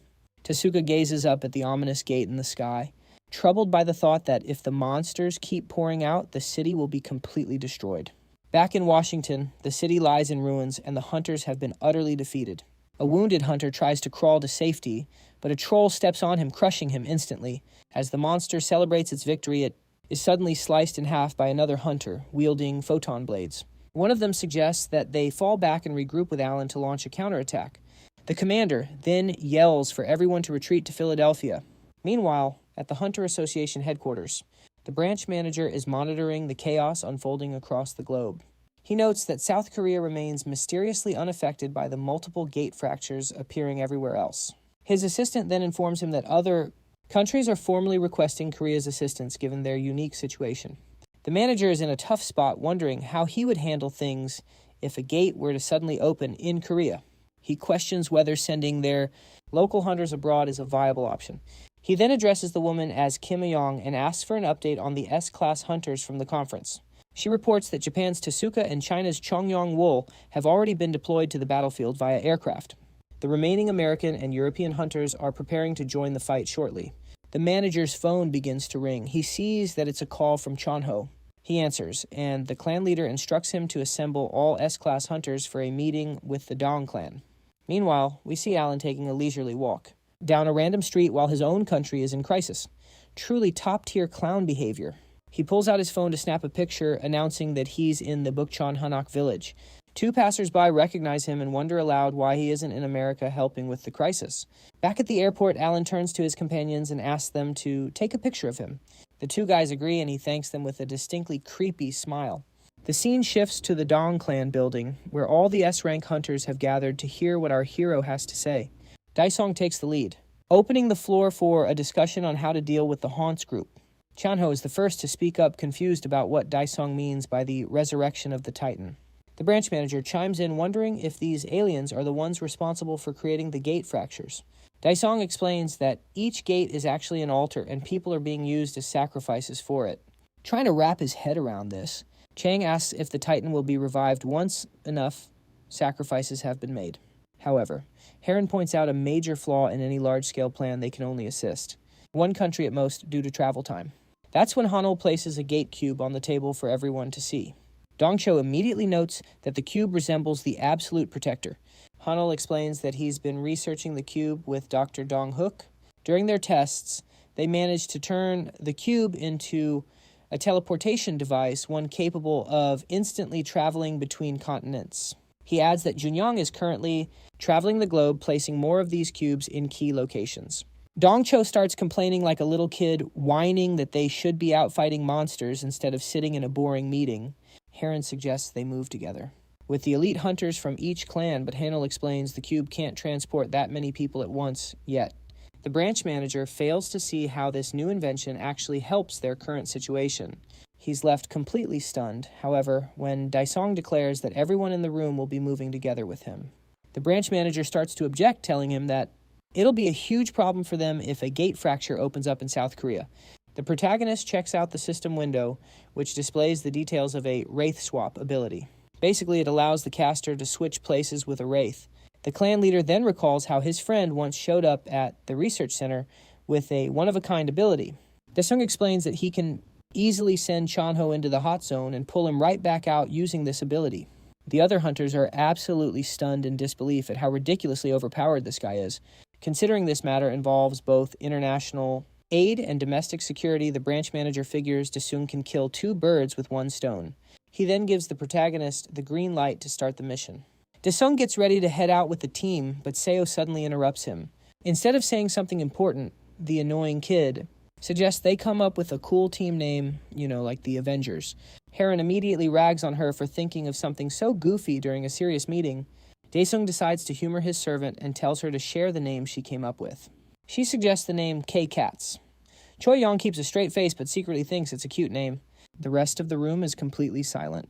Daesung agrees to the silly name, just so they can finally get moving. The scene then cuts to the Shaoxing province in China. There, a horde of menacing minotaurs is rampaging through the streets. A group of hunters forms a blockade, getting ready to open fire on the monsters. On signal, a volley of arrows flies through the sky, raining down on the beasts. Despite being riddled with arrows, the minotaurs keep charging forward until they slam into the frontline hunters. The rookie hunters are understandably nervous about facing such terrifying beasts. They try to hype themselves up by yelling at the monsters to bring it on. The battle kicks off with hunters getting sent, flying through the air like pesky flies. Just as a minotaur is about to cleave a soldier's head in two, a female hunter leaps over them and makes her grand entrance. She unleashes an ability known as the Heavenly, dragon's form, to strike down a whole mob of monsters at once. As the dust settles, she rallies the warriors to stand strong for their country. Inspired, the soldiers take up their arms and follow their leader, Chan. At the same time, the Minotaur horde continues its relentless charge. Jin Rang is watching the battle from China's association headquarters, wondering if this will be the end of his beloved country. The department head Jin Long walks in to give him some news. She tells him that Korea will support them with 7 S-rank hunters, provided that a few conditions are met. From the letter, he sees that Korea is requesting ownership of all the byproducts and ether cores from any defeated monsters. If China agrees to their terms, the support will be sent immediately. Over at the Korean Association headquarters, the branch manager gets reports that several other countries have already accepted their conditions. The manager then tells Ah-young to relay the information to the newly formed K-Hunters. It seems their original name, KCATs, was way too silly to be used officially. Back in China, the streets are in shambles and fallen hunters are everywhere. The Minotaurs have slaughtered most of them, but Yong-woo reminds them that she's still standing. They all charge toward her, and she braces herself with what little strength she has left. Suddenly, the monster before her is obliterated, and she sees that the Korean hunters have arrived to help. Daesung looks at the gate and notices the massive horde of monsters still pouring out. Heron uses her healing skills on Yong-woo, while Chang speeds past her to engage the monsters. She tells the Chinese hunter to take a breather and let them handle things for now. The Korean hunters then start showing off their skills. Sean uses her ability to turn the ground into sticky goo, trapping the monsters. Choyong uses her magic bullets to freeze the Minotaurs solid while Chang slices through them with his blades. Dongcho follows up with a lightning storm, completely annihilating the beasts with his overwhelming destructive power. With most of the monsters defeated, Hanel deploys his robot spiders to harvest their ether cores and stash them in a container. With this method, they can resolve the ether core supply issue by procuring them right on site. An explosion suddenly goes off behind him, and he sees the S-Class Minotaur King Ugnos. The massive flames and the monster's menacing aura are enough to intimidate even Changgeek and Dongchol. Ugnos smashes his axe on the ground, sending a trail of fire racing toward the 2 hunters. Heron quickly throws up her shield to protect everyone from the attack. The 2 hunters thank her, admitting they would have been toast if she hadn't reacted so quickly. Heron then tells them to prepare for a real fight. However, Yong-woo warns them to fall back, explaining that this beast is responsible for wiping out her entire unit. One of the Chinese hunters is shocked to see our hero arrive ready to take on the monster all by himself. Desung taunts the Minotaur, leaving Yongwol even more impressed. In the blink of an eye, he rushes the monster and attacks with his flames. Ugnos effortlessly absorbs the flames and tells Desung his fire attacks are useless. In an instant, he swats the protagonist away, sending him crashing into a nearby building. The beast boasts that it's the ruler of the demonic beasts and calls our hero an insignificant insect. Choi tries to help out by firing her magic bullets, but they can't get past the flames. A cold fear grips her when she realizes her attacks are useless. The monster continues its rampage, but Desung teleports both of them to another location. Dongchil explains what just happened to Chongsik, who is left completely baffled. Ognos now finds himself in a strange new land with the Demon King. The system window then shows that the Demon King is now able to unleash his full mana in this location. Desung can't believe an enemy like this is making him put in so much effort. With a single swing of his sword, he unleashes a black flame that shakes the very foundations of the place. Ognos is completely disintegrated by flames he can't absorb. After the battle, the Demon King obtains an S-rank Ether Core. The system then tells him to eliminate the Taker, who is gathering souls at the altar. Looking at the screen, the protagonist wonders if he should spend all his points to unlock the Demon God before the Titan revives. Meanwhile, back at the gate, Fracture, one of the Chinese hunters, turns out to be the one gathering souls. He claims that this is his first time and believes he'll gain eternal life after completing the ritual. Suddenly, our hero's blade runs him through, and Desung asks the Taker what he hoped to gain. In his final moments, he pleads with the Titan to accept the sacrifice. Desung senses an immense power and quickly leaps back. He then spots a colossal hand emerging from the gate to claim the offerings. Daong suddenly finds himself in a pitch-black void. The Titan's hand snatches the soul offerings and vanishes back into the darkness. Our hero wants to have a word with the Titan, so he slashes the space beside the hand, but he's shocked to find his attacks have absolutely no effect. The Titan's hand reveals itself once more, this time bestowing power upon the Chinese traitor. After the traitor receives the powers and the offering plate clatters to the floor, our hero finds himself back in the city. He can't help but wonder if their domains were switched when the Titan took the offering. However, he sees that the traitor has morphed into some kind of supernatural monster. The guy then starts calling himself a fragment of the Titan and dismisses our protagonist as a pathetic worm. The monster rushes in to land a blow, but Daong instantly dodges it before the attack can even connect. The Demon King appears beside the monster and promptly smashes the guy's face into the ground. He starts raining down a series of punches on the guy just to get him to shut up. By the time he's done with the beatdown, the poor dude's face looks like an overripe tomato. Despite getting the beating of a lifetime, the traitor still believes that if he dies, he'll join the Titan and be resurrected. Daong yanks him up by his hair and asks if he's planning on running home to the Titan. However, Daong has a completely different destination in mind for such a useless scumbag. The traitor suddenly finds himself strapped to a table in Hell's torture chamber. The chamber's executioner is about to unleash an eternity of torture on the poor guy. Back in the city, Seo-yan and the other hunters meet up with the Demon King. Choyong tells him that the situation has been handled. With our hero still alive, Dongcho proves to Chang why they never needed to worry about him. Korea's top hunter now realizes who the true monster in all this mess is. Yang W is also amazed to see that Disao took care of the S-class monster all by himself. Har tries to check our hero for any injuries, but Seo shoves her away from the only man in her life. After that, Daisong addresses everyone with the new plan. He announces that he'll be taking care of the gate boss, while the rest of them focus on the hunter rescue. The other hunters can't believe their ears, and they wonder if he really plans to deal with the boss all on his own. On the other hand, our protagonist is determined to prevent the resurrection of the Titan. Later on, we see Yongchil talking to his viewers, telling them that he has big news for them. While clicking his mouse, he lets them know it's a huge scoop he got from the Daesong clan. He then uploads the fight scenes from the battle in China, and the viewers are completely stunned. He tells them that the hunters are a newly formed group that was created to help other countries. Yongchil also tells them that he got all this information from Chanho. He then stumbles upon a news channel reporting on how the K-hunters have cleared the gates in China and India. According to the news outlet, the group is now on their way to Europe. The scene then shifts to the Darkside shelter located inside a gate. Military troops are on the scene and getting into formation. Alan steps through the portal and is greeted by some soldiers. One of the men addresses him as he asks for his brother's location. Inside one of the tents, a masked party is underway with members of the association. A soldier goes to inform Darren of his brother's presence, which he is surprised to hear. He was in the middle of enjoying a glass of wine, while despising the horrid dimension he'd found himself in. Darren walks up to his brother, and the world's #1 hunter tells him that they'll be in deep trouble if they don't leave soon.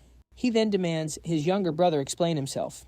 Over in the city of Tokyo, the whole place is a wreck and in total ruins. The bodies of dead hunters can be seen buried beneath the rubble of destroyed buildings. Tetsuya and his combat unit are trying to hold the last line of defense against the monsters. He orders the vanguard to hold the rear line while everyone else falls back to the third line of defense. The hunters move quickly, carrying their wounded comrades to safety. The captain stands his ground, ready to lay down his life for his comrades, leaving the rest with no choice but to abandon their captain. Later on, Karina approaches the high priest, telling him that the altar they built is collapsing rapidly and that the Demon King is on the move. Ramsh's eyes blaze with fury when he hears about the Demon King. The bishop also informs him that the dimensional altar has transformed into a spatial teleportation altar. The high priest then tells her to send the southern bishop Azar to the dimensional altar, which has not yet collapsed, to buy some time for the Titan. Meanwhile, back in Tokyo, the Japanese hunters are desperately running for their lives. A female hunter carrying her wounded comrade is about to lose all hope when a gate suddenly materializes right in front of her. Luckily, a team of Korean hunters emerges, but they all look like they're suffering from some serious motion sickness. Guess teleportation isn't exactly a first-class flight. Seo-yin is completely freaking out while Choyong tries to get her to snap out of it. While everyone is trying to pull themselves together, Daesung is the only one who's totally unfazed. Seeing the sorry state of his fellow hunters, he casually wonders if he should build a new auto-hunting deck. Meanwhile, the Japanese hunter is shocked to see our hero and his team appear. Just then, she gets a message through her earpiece, confirming that the K-hunters are here to provide support via the teleportation gate. She immediately rushes over to Daesung and desperately begs him to save her captain. The only problem is she's speaking Japanese, so our protagonist has no idea what she's saying. Seo-yin translates for him and not so subtly reminds him to turn on his translation device. With the request understood, our hero instantly teleports to find Tetsuka. Seo-yin then assures the terrified girl that Daesung is incredibly strong and will have no trouble saving her captain even as tears stream down the girl's face. The girl gratefully thanks her. Back on the battlefield, a poor hunter is snatched up by a wolf-like beast and devoured in seconds. Tetsuka is completely exhausted, his aura almost entirely depleted. He tries to steady his breathing as he braces for his own death. The monsters close in, ready to make him their next meal. As the hunter closes his eyes to accept his fate, the beasts lunge. But in a flash, their heads are sliced clean off their bodies. Tetsuka is left speechless as he looks up to see Daesung standing over him, radiating an unbelievably intimidating aura. In fact, he looks absolutely terrified, as if he's staring at the Demon King himself. Our hero asks if he's okay, but the hunter's translation device is busted, so he can't understand a single word. Suddenly, he spots a new danger and screams for Daesung to watch out. Our protagonist spins around to see a subway train hurtling down at them from the sky. It slams into the ground with a massive explosion, but somehow Daesung and Tetsuka are perfectly fine. However, a glowing green ball shoots out from the smoke aimed directly at the protagonist. Like he's batting cleanup, our hero smacks the green ball and sends it flying deep into the sky. The ball unfurls midair, revealing itself to be the Southern Bishop. Our MC immediately knows this enemy is from another world. He launches himself upward to meet the bishop, who is also preparing to strike. The two opponents collide, creating a huge explosion in the sky. Tetsuka shields himself from the blast, and when the smoke clears, he's in disbelief to see both fighters are completely unharmed. Even our protagonist has to admit that this opponent Azar is a pretty big deal. The bishop's head grotesquely expands, showing off his razor-sharp teeth as he goes on about how much he wants to eat and drink. What a creep. The MC tries to switch domains, but it's impossible apparently, because of the bishop's insane calorie count. While Daesung is still trying to wrap his head around that, the bishop lunges forward and swallows him in one massive gulp. Seeing this horrifying turn of events, Tetsuka is frozen, unsure of what he should do. Azar turns to him and fires a beam from his mouth, but he misses, clearly distracted by his recent meal. Just then, the female hunter we saw earlier arrives on the scene, frantically searching for Tetsuka. She screams his name for a while until someone calls to her from behind. Tetsuka is enjoying a can of soda and tells the girl Masaki that he made sure to pay for it. He then reports back to the other hunters, and Shoen can't believe that her master was eaten. The captain isn't sure if Daesung is alive or dead. He confirms to Hanul that the Han's bishop ate the protagonist and disappeared without a trace. Chang suggests they split up to search for the bishop, but Heron says it'll be too dangerous. However, Shoen is confident that they won't have to worry about finding him. Over at the Darkside shelter, Darren is enjoying a bottle of wine with his brother. Aslan asks his brother if he's surprised about an S-rank core, but Darren isn't impressed by it. The president tells his brother that he doesn't truly understand the power of the Haunt's aliens. He's sure that not even Daisong will be able to stop them from doing what they've set their minds to. Aslan then gets up to take his leave, reminding his brother that he has warned him, but Darren assures him there's nothing to worry about, because their plans will proceed as scheduled. Back in Tokyo, Seoan summons the Chucky doll, who isn't too happy about being called on by his master. She tells the ugly little toy that his father has disappeared, but Chucky is still completely unbothered. Even Chang and Dongcho can't stand the creepy doll's annoying attitude. However, Chucky wonders who would be crazy enough to kidnap the Demon King. He suddenly whips around after sensing the protagonist's anger. The hunters can't see or sense anything, so Chucky points them in our hero's direction. Hanel asks what's over there, and Tetsuka tells them that it's Mount Fuji. The hunters make their way up the mountain until they reach the summit. There, Chucky points them to a crater where he senses the Demon King's anger. To their surprise, the ugly doll jumps in without a second thought. The others are too scared to follow since they can't see the bottom, but Tetsuka wonders why a crater like that is even on the mountain. Chang then shoots up a signal flare which the other three hunters spot. Inside Azar's stomach, the protagonist tries to use his movement skills, but they seem to be sealed. The stomach acid slowly starts pouring in, making his situation even worse. He releases a huge wave of mana to push the acid back and form a protective barrier. Meanwhile, the Southern Bishop is meditating and trying to suppress our hero's power. The doll then finds the bishop, who is lost in meditation. Chang and Dongcho debate who should go in first and land the first hit. However, Chucky rushes in like an idiot, revealing himself to the bishop. Despite his best efforts to stab the bishop, he isn't able to leave a single scratch. As Azar realizes that he's a cursed doll, Dongcho quickly snatches Chucky away, while Chang attacks with lightning speed. Unfortunately, they see that both of their attacks were ineffective against the bishop. The bishop gets up to fight them, but whatever the Demon King is doing inside him makes him incredibly nauseous. When he throws up, a volley of fireballs comes flying out of his mouth. As the hunters scramble for cover, Dongcho notices that the attack is similar to Daisong's aura skill. As the explosion goes off, Chang sneaks through the smoke to land a fatal blow on the bishop, but Azar just opens his mouth wide to swallow the hunter. Just before the top hunter is devoured, Dongcho saves him in the nick of time. Once the two hunters are out of the line of fire, Choyong shows up and starts blasting her magic bullets. While the bullets begin to freeze Azar's feet solid, Dongcho flies in with his lightning powers and unleashes a deadly attack on the bishop. But this only provokes the bishop into opening its mouth and spitting acid everywhere. Right before the acid hits them, Heron summons her shield and protects everyone. While she's holding off the attack, Seo makes a break for it and charges in. They try to call her back, but she is completely determined to get her master back. She pierces the head of her voodoo doll, attempting to instantly kill the bishop. But the system informs her the skill gets downgraded to faint if the target's soul is too powerful. The attack still hits Azar, causing him an immense amount of pain before he finally passes out. The other hunters are stunned that Selwyn was able to pull off such a feat in a single hit. Even she's surprised that her skill actually worked, which means this absolute airhead charged in without any real plan. Down in Philadelphia, the citizens are all acting like mindless zombies for some reason. The monsters from the gate are just strolling right past them without even attacking. One of the monsters asks its chief why they aren't attacking the humans. The chief explains that the Titan prefers the souls of pure warriors. Looking closer, we can see strings attached to the humans controlling them like marionettes. The humans suddenly act more possessed as they charge toward the monsters. The trolls start to smack the humans away, and the monster chief finds the whole display ridiculous. One human latches onto a monster, and the beast sees that the man's entire body's on fire. The poor guy could use a cold shower, but instead he suddenly explodes into smithereens. The chief then orders his soldiers to find the person pulling the strings. More explosions continue to detonate, killing several monsters in the process. Up on a rooftop, we discover that a man named Alan is the puppet master controlling everyone. The monster chief spots the hunter and leaps to the roof to confront him. The troll vows to kill Alan, but the hunter uses his ability to seize control of the creature's mind.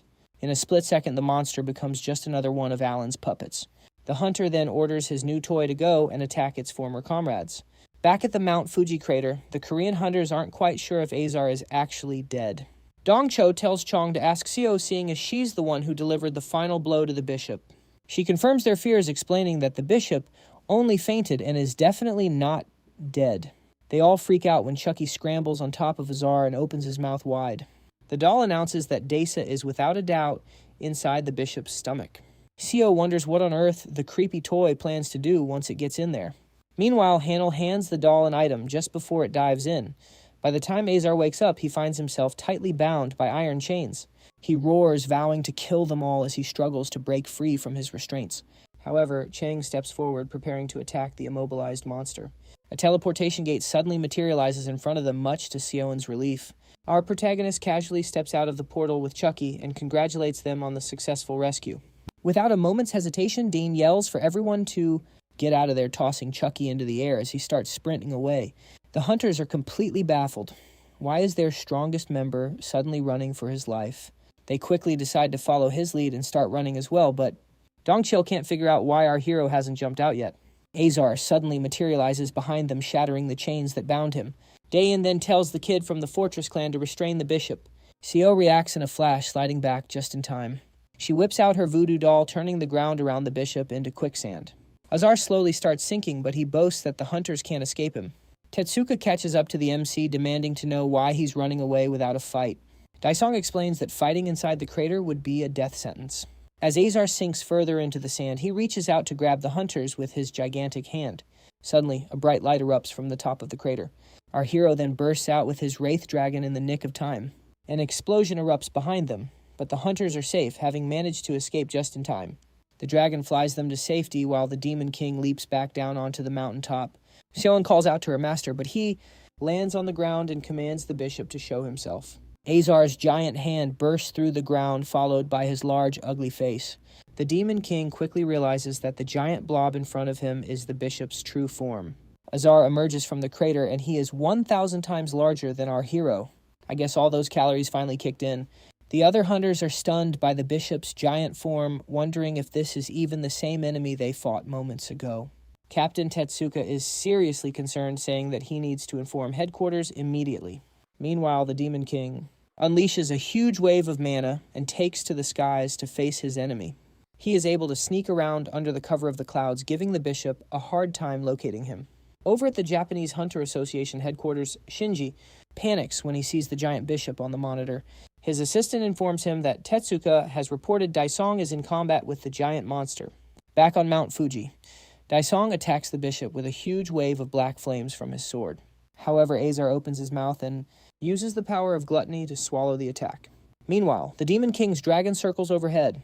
Daisong then taunts the bishop, daring him to eat the next attack. The dragon charges up and fires a massive mana beam cannon at the enemy. The beam pierces through Azar's arm, causing him immense pain. The other hunters desperately cling to the dragon as it unleashes its attack. Eventually, Azar's body swells up and bursts into pieces as the bishop finally succumbs to his appetite. A system window pops up announcing the bishop's defeat and that the Demon King has acquired the gluttony ability. With the point he just earned, he can now unlock the Demon God transformation. Our hero scrolls through the system screen, checking out all the shiny new rewards he's been given. While he accesses the Pantheon, Ramish witnesses the Titan's first heartbeat. A giant womb with a huge fetus is in front of the High Priest in the dead plains of another dimension. The priest notices the Titan's heartbeat accelerating rapidly. He watches as Azar's spirit appears and merges with the Titan, causing the giant baby's eyes to snap open. As the dust settles over Mount Fuji, Tetsuka is having a hard time believing the battle is actually over. Har then asks Seoin where her master disappeared to, and it turns out the kid forgot to mention he went to check some things out at the Pantheon. She then tells everyone to have fun until the protagonist gets back. However, Tetsuka offers to treat them to the best facilities and services. Dongcho takes the opportunity to ask if there are any hot springs nearby. While Daesao looks through the items in the Pantheon, he decides to sell all the unused items and ether cores. After that, he dumps all his achievement points into his implementation rate, but he still can't quite reach a full 100%. He figures he'll be able to max it out if he takes on just one more bishop. Daisong then hops on a video call with Chanho. The clan leader congratulates him on dealing with the bishop, and the Demon King asks him where they should head next. He tells Daisong that the World Hunter Association has started dispatching hunters in droves so he and his team can head back to Korea. However, our hero wonders where these guys have been this whole time, and even Chanho finds their sudden activity suspicious. Daisong thinks the association is nuts for trying to protect facilities instead of people. After that, he asks the clan leader what his teammates are up to. The scene shifts to a hot spring resort where the K-Hunters are kicking back and finally taking a well-deserved break. Chong wonders why Hanol is still wearing his mask, so the guy decides to take it off. They are completely floored by how pretty Hanol looks without it. The guy looks prettier than most girls.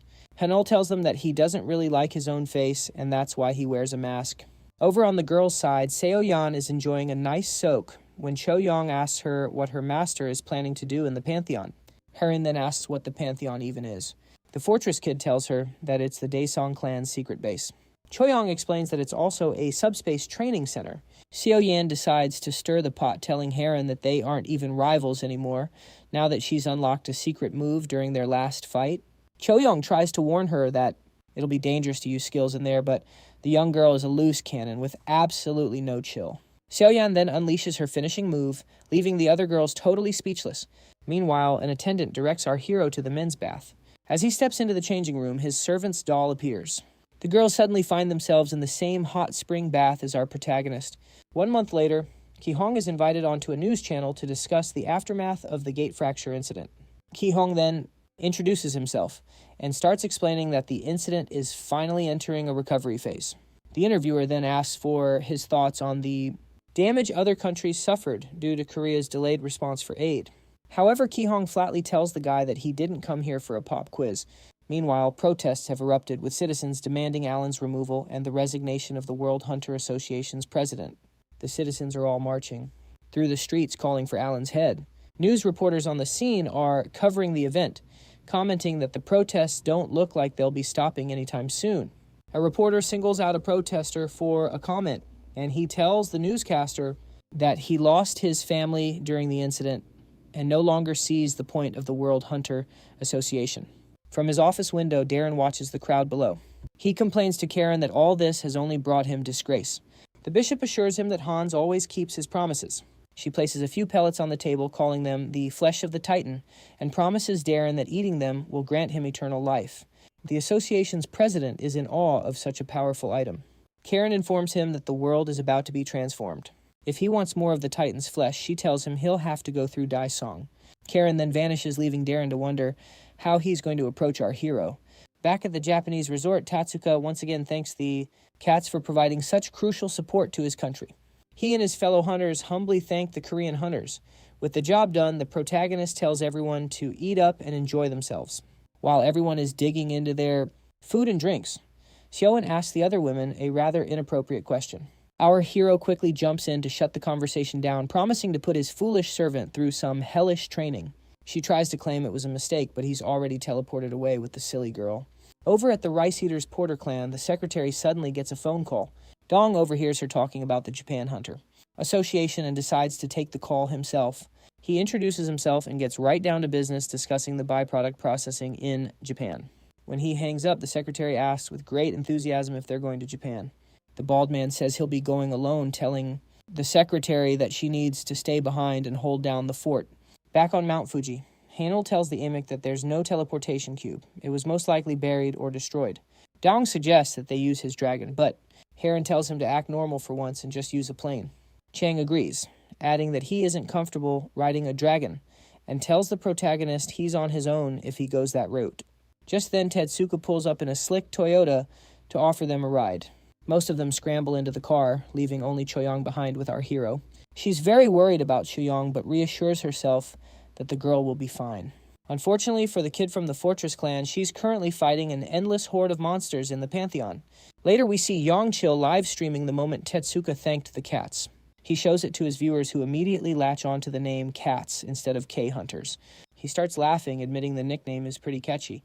Then his phone starts to ring. He answers the call to hear the Porter clan's leader telling him about Japan's request. Yongchil is thrilled to hear the old man will be handling the byproducts and warmly congratulates him. The old man offers the young streamer an opportunity to film content in Japan, which he humbly accepts. The scene then shifts to Haneda Airport, where we see crowds of people coming and going on various flights. The plane carrying the K-Cats is about to take off, and it looks like they've landed the best seats in first class. The protagonist is with them, experiencing first class for the very first time. He takes a seat next to Darren, who begins to communicate with him via telepathy.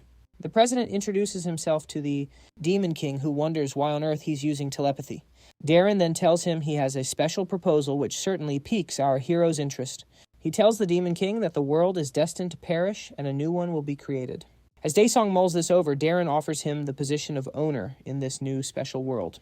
Our protagonist isn't interested in the slightest, which makes the president realize Daesung doesn't believe a word he's saying. Darren says he can explain everything more clearly back at the Association headquarters, but our hero is still completely uninterested. Daesung dryly remarks that he's already had his fill of being the owner of a destroyed world. The president gets up from his seat, insulting Daesung by saying his thoughts are as limited as a common criminal's. However, the Demon King suddenly uses telepathy to communicate, leaving Darren completely stunned. He then telepathically asks the president a simple question. Are you on the dark side? Realizing the protagonist knows too much, Darren ignores the question and walks out. With that reaction, our hero is now certain he knows the location of the aliens' hideout and can't wait to pay them a little visit. Meanwhile, Darren heads to a secret room where his superiors are feasting on the flesh of a titan. They're all raving about how it's the most delicious meat they have ever tasted. The effects are immediate as their old skin sheds away and they begin to look younger. This proves to them that achieving an immortal body is actually possible. However, one of them complains bitterly that he wasn't able to get a piece of the meat. Darren informs him that it was the last batch and requests permission to use the legacy to acquire more. The master grants his request, but deep down Darren is fuming that he has to answer to a bunch of old fools. On his way out, he vows to himself that he'll deal with them once he finally obtains the legacy. At the Daesung clan headquarters, our hero puts a halt to all gate-related activities until further notice. John Ho is there to thank everyone for all of their hard work. Just as the protagonist is about to leave, Heron approaches and asks for permission to use their special training center. Chang also expresses interest in using the training center. Nevertheless, Daesung can't bring them into the Pantheon unless they are registered as his servants. He tells them to go home to rest first and that they should contact him a week later. The hunters are excited about this and can't wait to use this special center. The clan leader reminds them that each clan has to send personnel to handle the byproducts in the Euro-Asia region. The Dong clan is already dispatching someone to Japan. Hanol says the Jung clan has already moved to China as well. Dongcho is surprised that they're moving so fast, and Chang explains how profitable the business is. Cho Yong then asks about Seo, and Dong says the kid probably could have gone home if she'd defeated the boss in the Pantheon. The scene shifts to a ship harbor where containers are being offloaded. Dong is watching his containers get offloaded and feels he'll be able to make billions with the amount of byproducts he has gotten. However, Yongchil comes to ask the old man when they'll get to start filming some content. Dong then says that they should go take a picture together. They head over to Mount Fuji where Yongchil gets to start his stream. His viewers are really excited about his content. He then tells them that he'll be exploring the mountain to get byproducts with Dong. The old man then shows off his protective suit to the viewers, saying that it was launched by his clan. He tells them that the suit has a protective function to shield against monster attacks. Yongchil notices how the old man is completely absorbed in his stream, but he quickly decides to venture deeper into the mountain. The scene cuts to a desolate wasteland in hell, where we see a young Daesung fleeing from a monster. He manages to find a safe hiding spot.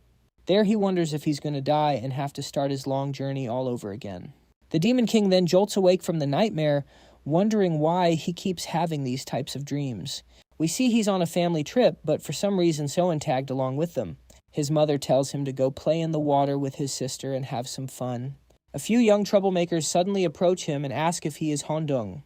They're shocked to realize he's the actual legendary hero and immediately ask to see his cool dragon. The other people on the beach get incredibly excited and start heading towards our hero when they hear that he's around. The protagonist starts sweating bullets as he becomes the center of attention. He recalls Chanho warning him about this exact situation, and he regrets not taking his leader's advice. As everyone swarms him, he's at a loss for what to do, and when he turns to them, they immediately start asking for his autograph. Some people just want to shake his hand, while others come up with the most ridiculous requests.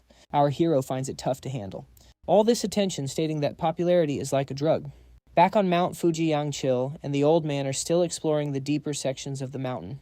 One of his subscribers makes a huge donation, asking the streamer to go even deeper into the cave. More viewers start pitching in with donations, but Yangchil tells them that he can't go any further. The viewers keep egging him on until he squeezes out of the tight spot. He discovers something incredible and tells Deong to come down quickly.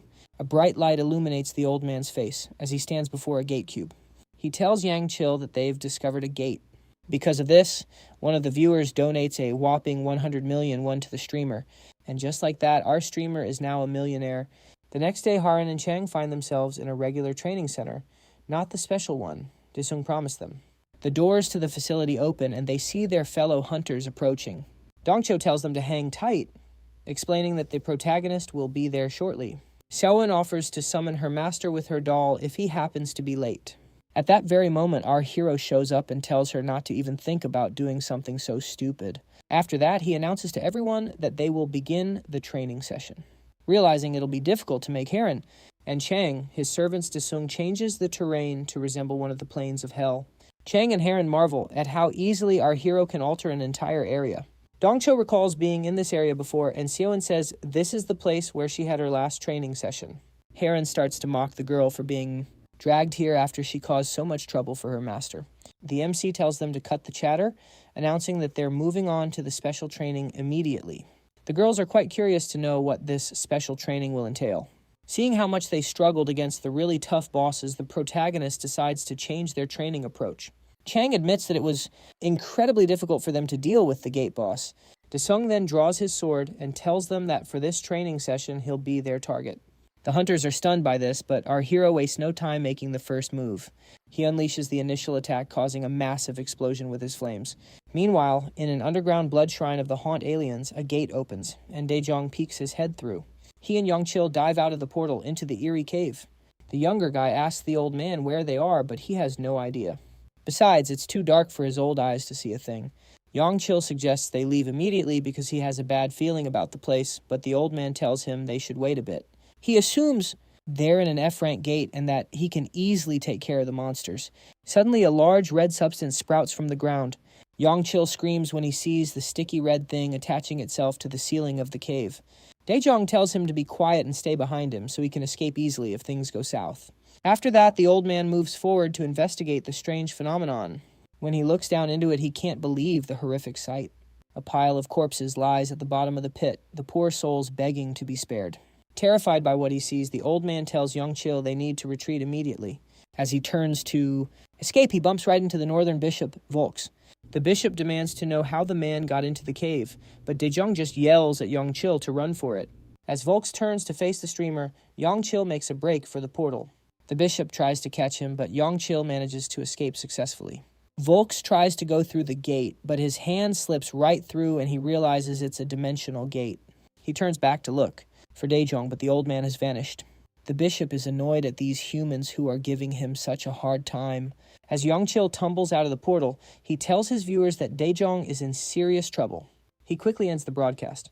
We then see Chanho get interrupted by a phone call. He picks it up and hears Yongchil whining like a little brat. The streamer tells him that the old man is trapped inside the gate and has been captured, causing Chanho to panic. Meanwhile, the Korean hunters are continuing their training as they fight against the Demon King. Jong Hyuk's attacks are easily blocked, and Dong Cheol's punches aren't even strong enough to phase our hero. Cho Young pops out to attack from his blind spot, and Daewoo admits that she has improved a lot. However, it's still not enough to defeat such a powerful being. The protagonist unleashes his skill, causing a huge explosion where he stands. The hunters are thrown back by this attack as it strikes fear into their hearts. Heron puts up her shield to protect everyone from Daewoo's deadly flames. Our hero emerges from the flames and acknowledges everyone's improved teamwork, but he says they still lack the finishing blow to seal the deal. Jong Hyuk is furious about not being able to defeat him despite all their efforts.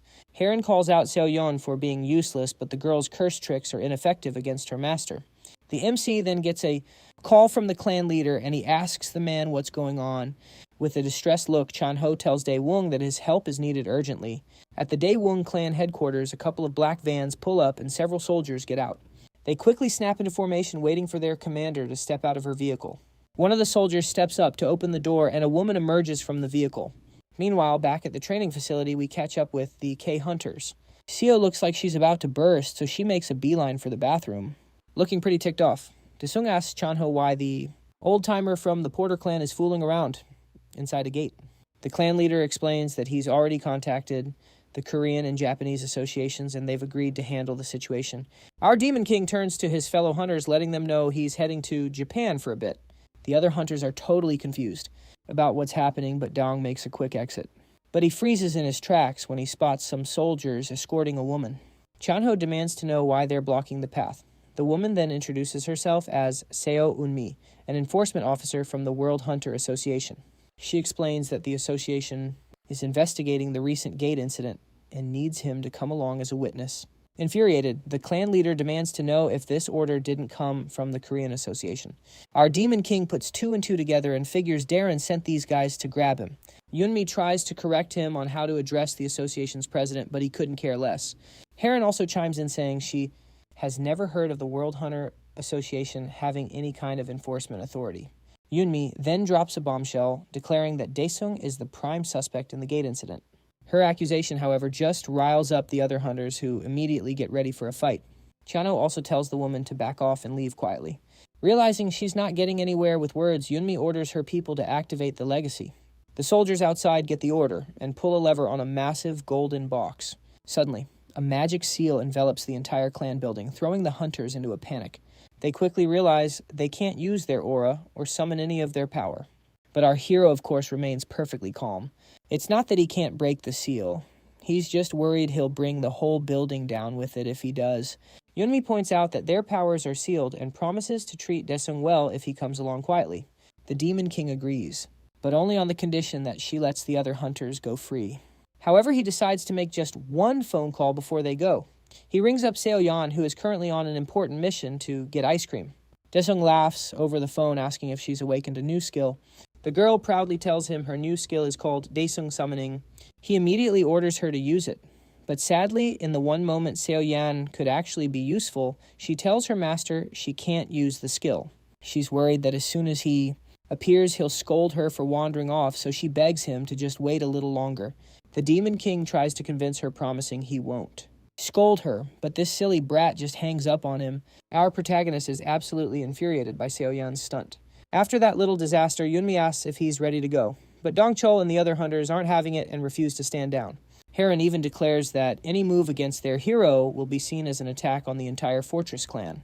Yunmi's soldiers prepare to fight, but she puts the ball in Daesung's court, leaving the final decision to him. Our hero sighs, deciding there's not much he can do if he wants to keep his precious clan building in one piece.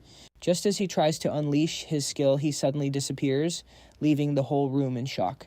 The others wonder where he went, and Heron realizes that Soen finally decided to use her special skill. Yunim tells her team to search the area for her escape target. While the soldiers move out to search, she tells the remaining hunters to stay put until they find the hero. The hunters have no other choice than to oblige. Meanwhile, Chairman Jung-ho receives an official letter from the World Association. He opens the seal and reads the contents of the letter. It states that the association suspects Daesung to be behind the gate incident, and they are asking the Korean Association to cooperate with them. This is quite shocking for the chairman, and he thinks the association has completely lost their minds. He then tells his assistant to quickly call Kuhong. Later on, our hero finds himself with his servant in the middle of the city. She offers him a cone of ice cream and apologizes for angering him. Daesung takes it and starts licking it, but he suddenly lashes out at her for not being able to read the room. He quickly walks off and tells her to follow him. Back at his clan building, the enforcement team is still searching for him. Ki-hong shows up with his own forces to confront the association dogs. They tell him that they're carrying out a mission and ask him not to interfere with their work. Nevertheless, Ki-hong is angry that these goons feel confident enough to just do whatever they want in his country. The soldiers take his actions as a threat and ready themselves to engage. The leader asks the hunter to leave one more time before things get ugly. On the other hand, Ki-hong tells his troops to get ready for battle. His soldiers pop out their energy swords, but Daesung shows up just as they are about to clash. The enforcement team sees their target and immediately moves to capture him. However, the protagonist transports himself and the entire enemy team to a different dimension. Ki-hong is speechless when the goons suddenly disappear without a trace. The enforcement team finds themselves in a desolate land known as the Cemetery Garden. While they try to figure out where they are, a group of torturers suddenly appear. As the team sees the monsters, they conclude that the protagonist is definitely the one behind the gate fracture. The troops rush to attack the monsters, and a heated clash erupts between them. Plant vines pop out of the ground and start picking off the soldiers one by one. While the troops are getting the beating of their lives, they demand that the hero reveal himself to them. With just one soldier left, the Demon King shows up. Da uses his powers to dominate the poor guy's soul. The soldier struggles, but he quickly succumbs to the power of the Demon King. After that, the protagonist teleports back to his clan building. Ki-hong is shocked to see him and asks the hero where the enforcers went.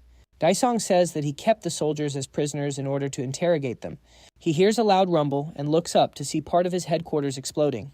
Chongguk and Choyong are seen chasing Yunim, who is trying to escape. but our hero is only worried about his precious building. The awakened S-ranker fires her magic bullets at Yunim. The lady blocks the bullets as she suddenly engulfs herself in black armor. Chang sneaks up behind her and sends the enforcer hurling into the ground. By the time the two hunters touch down, they realize Yunim has already made a run for it. Jungkook notices the hero is no longer with Ki-hong, which can only mean he's already chasing down the enforcer. Yunim darts through the city, trying to retreat, but a cold sweat trickles down her spine when she hears our hero's voice right behind her. Daesung delivers a swift chop to her neck, sending her tumbling across the ground. She finally skids to a stop left, completely at the hero's mercy. As her armor dissipates, Daesung wonders if he should just hand her over to Chonho so he can head to Japan sooner. Meanwhile, Yongchil is parked right in front of the gate, hoping the old man hasn't kicked the bucket yet. Little does he know Tetsuka and Masaki are keeping a close eye on him. The girl doesn't feel right leaving the young man all by himself like that, but her captain tells her there's not much they can do. Our hero finally arrives on the scene, and the other hunters immediately sense his presence. The moment Yongchil sees Daesung, he feels a sudden surge of hope. Daesung apologizes to Tetsuka for the trouble his porter has caused. Yongchil, on the other hand, runs to our hero with tears welling up in his eyes. The poor kid begs the hero to save Daesung before it's too late. The protagonist tells the guy to let go of his pants and calmly explain the situation. Yongchil explains that an alien captured the old man while he was trying to rescue him. Daesung figures the so-called aliens are none other than the goons from the Han Guild. Tetsuka then offers to provide him with support troops, but our hero tells him that won't be necessary. The protagonist asks the captain to take the streamer somewhere far away and safe. After that, he casually heads into the gate. Yongchil is shocked when the hero vanishes into thin air, and Tetsuka wonders if he's always had a stealth skill. On the other side of the gate, Daesan is hiding inside a pit, hoping someone will come rescue him soon. He's sure that someone will show up if he can just hold out for 3 to 4 more days. The red moss in the pit suddenly shoots out its tendrils, and eerie voices begin to haunt the old man's mind. He apologizes for not being able to help, but there's really nothing he can do. Just as the tendrils reach out, our hero slashes through them and asks what the hell they are. The old man's savior is finally here, but before our hero can help, he gets ambushed by the northern bishop. Deason blocks the attack, but the impact sends him flying into a wall. Valks is glad to see that it's the protagonist who showed up. Karen also appears in the cave and immediately starts attacking the MC. She blasts Daesung with a powerful beam before landing on the ground. The smoke clears, revealing our boy isn't even bothered by the attack he just took. Karen tells Valks to begin the invocation, but he says it'll limit their movements. The protagonist dusts himself off and proceeds to take his turn, ready to unleash his own skills. Karen manipulates the red substance in the pit, causing the agonized voices to cry out even louder. While the old man suffers from the voices, the female bishop sees that our hero is completely unaffected by them. These actions only succeed in making Daesung even more enraged. The protagonist unleashes his mana wave, causing the air and ground to tremble violently under the pressure of his aura. The bishops shield themselves from the shockwave. They realize just how much power the hero has been hiding this whole time. With killing intent gleaming in his eyes, Daesung unleashes an ability to end them. With a single swing of his sword, he brings utter chaos to his surroundings. The bishops are totally terrified by the Demon King's insane power. At that exact moment, the Titan inside the womb opens its eyes. Back at the underground altar, a massive explosion erupts from our hero's attack. A horde of undead soldiers spawns from the black essence and starts attacking the bishops. Karen, obviously in bad shape, tries to tell him that the low-level minions aren't going to be enough, but she can barely speak. The hero tells them to get a taste of what it's like to have your blood sucked and your flesh ripped off. The bishops are getting swamped by the sheer number of undead soldiers, leaving them practically helpless. Meanwhile, the high priest approaches the Titan, saying he needs to step out for a moment to handle the new threat. The Titan just points a finger in the direction of the battle and sends a powerful surge of energy toward the bishops. This blast supercharges the bishops, allowing them to make short work of the undead minions while shouting praises for their planet. They effortlessly decimate the creatures with their skills, and then the bishops grow back to their original giant size. Deus summons the souls of his minions, including the Ghost King himself. As the creatures claw their way out of the ground, the Demon King unleashes his army on the bishops. As the troops march forward, the Ghost King immediately clashes with Karen. Elsewhere, the Titan violently smashes out of its womb to join the fray. Ramsh warns the Titan that its resurrection isn't complete yet. However, the Titan pays him no mind and heads straight for the Demon King. At the same time, the Demon King unleashes his black flames to bring the fight to a definitive end. Just as the flames are about to incinerate the bishops, The Titan snatches the attack right out of the air, leaving Daisong completely baffled. When Volk sees the Titan, he shouts out the creature's name, Hecaton. With a single hand, the giant monster smashes the ground, completely obliterating all of the Demon King's forces. The scale of the destruction is on a whole other level. D-Cells watches in horror as the entire area is reduced to dust. He manages to survive, but his hiding spot has been completely annihilated. Our hero can't help but wonder if his skills are totally useless against the mighty Titan. He then spots the old man who's screaming for his dear life. Desao immediately jumps in to save the man from a gruesome end. However, Hecaton notices the old fella who nearly has a heart attack at the sight of the Titan. The protagonist instantly appears in front of his porter, shielding him from Hecaton. He unleashes the Breath of the Flame King from his sword to distract the giant. Seizing the opportunity, he grabs the old man and makes a quick getaway through a gate just before the Titan can grab them. The gate closes right after. Daong emerges on the other side, holding the gate cube. He realizes the Titan is way out of his league at the moment. The scene shifts over to the Korean Hunter Association building. There, a flashy car pulls up to the gate and the guards ask to see some identification. However, when the window rolls down, the guard is shocked to see who's inside. Over in an interrogation room, we see Yunim, bound by devices that are clearly meant to suppress her powers. Ki-hong sits across from her, typing away on his laptop. The branch manager, who's watching from an observation room, wonders why the enforcement officer was so desperate to arrest our hero. Hyung rushes into the room to give him urgent news, but when she looks at the other side of the glass, she realizes that she's too late. The branch manager is scared when he sees Alon holding on to Ki-hong on the other side of the glass. The supposed #1 hunter takes a picture and mocks Yunmi for being in such a pitiful state. Ki-hong is enraged by these actions. The enforcer then asks Alon if he has come to free her. The branch manager bursts into the room and calls out Alon for being rude. At the same time, Ki-hong tells the guy to let go of him because his temper is about to reach its limit. Alon quickly lets go and at the same time frees Yunmi from her bonds. The manager tells the clown that he is disregarding all the necessary procedures for freeing a prisoner. However, Ki-hong, who is seething with rage, decides he wants to find out how strong the world's #1 ranker is. As he tries to land a haymaker, Yunmi also prepares to face him. However, Alon stops both of them from wrecking the place and tells them to calm down. Ki-hong's power completely disappears in an instant, leaving him shocked. Yunmi then says that they have to investigate our hero's powers because it's not something that a regular awakened person can have. Regardless, Ki-hong tells her to stop talking nonsense because Daong is the one who saved everyone. Alon acknowledges that the protagonist did a good job. Due to this, he suggests that the Korean Association should verify Daong's powers. Ki-hong tries to object, but the branch manager accepts the conditions. He tells the clown that the association will discuss the issue and give them a response. Alon then leaves with his subordinates for the time being. However, Ki-hong is upset at the branch manager for letting them go so easily. The man asks the hunter if he really thought he could have done anything to them, even if no one had intervened. It's a frustrating situation for him too, but he knows his hands are tied for the moment. Yuni praises her soldiers for their hard work and dismisses them, telling them to return to base and await their next mission. The soldiers obey her command and start heading back. Back with our protagonist, the system warns him to rest, pointing out that he's used up most of his mana. As he's taking stock of the situation, Yongchil joyfully celebrates the old man's return. Tetsuka then walks up to Desao to ask him about the gate. Our hero explains to the captain that the teleportation cube appears to be malfunctioning and is somehow connected to Hans's main base. Luckily, since he's the one holding the cube, the giants won't be launching an immediate attack for now. While Yongchil and Daong are thanking the Demon King, the old man asks how he can possibly repay such a favor. The Demon King brushes it off, saying it's fine since he also got something out of the fight. After that, Yongchil asks the protagonist for a huge favor to hold a meeting with his fan club. Daong is in disbelief at the ridiculous favor this guy's asking for. The old man explains that our hero's fan base has gone global, and meeting them would be great for the Daesung clan's public image. To everyone's utter surprise, Daesung not only agrees, but also decides to include all the Cats members in the event. The young streamer can't wrap his head around how massive this fan meet is going to be. Meanwhile, at Hans's main base, Hecaton plunges his hands into a mosh pit of tormented souls and scoops them up. He then devours them to regenerate his energy and heal his wounds. Afterward, Ramsh and the two bishops kneel before him.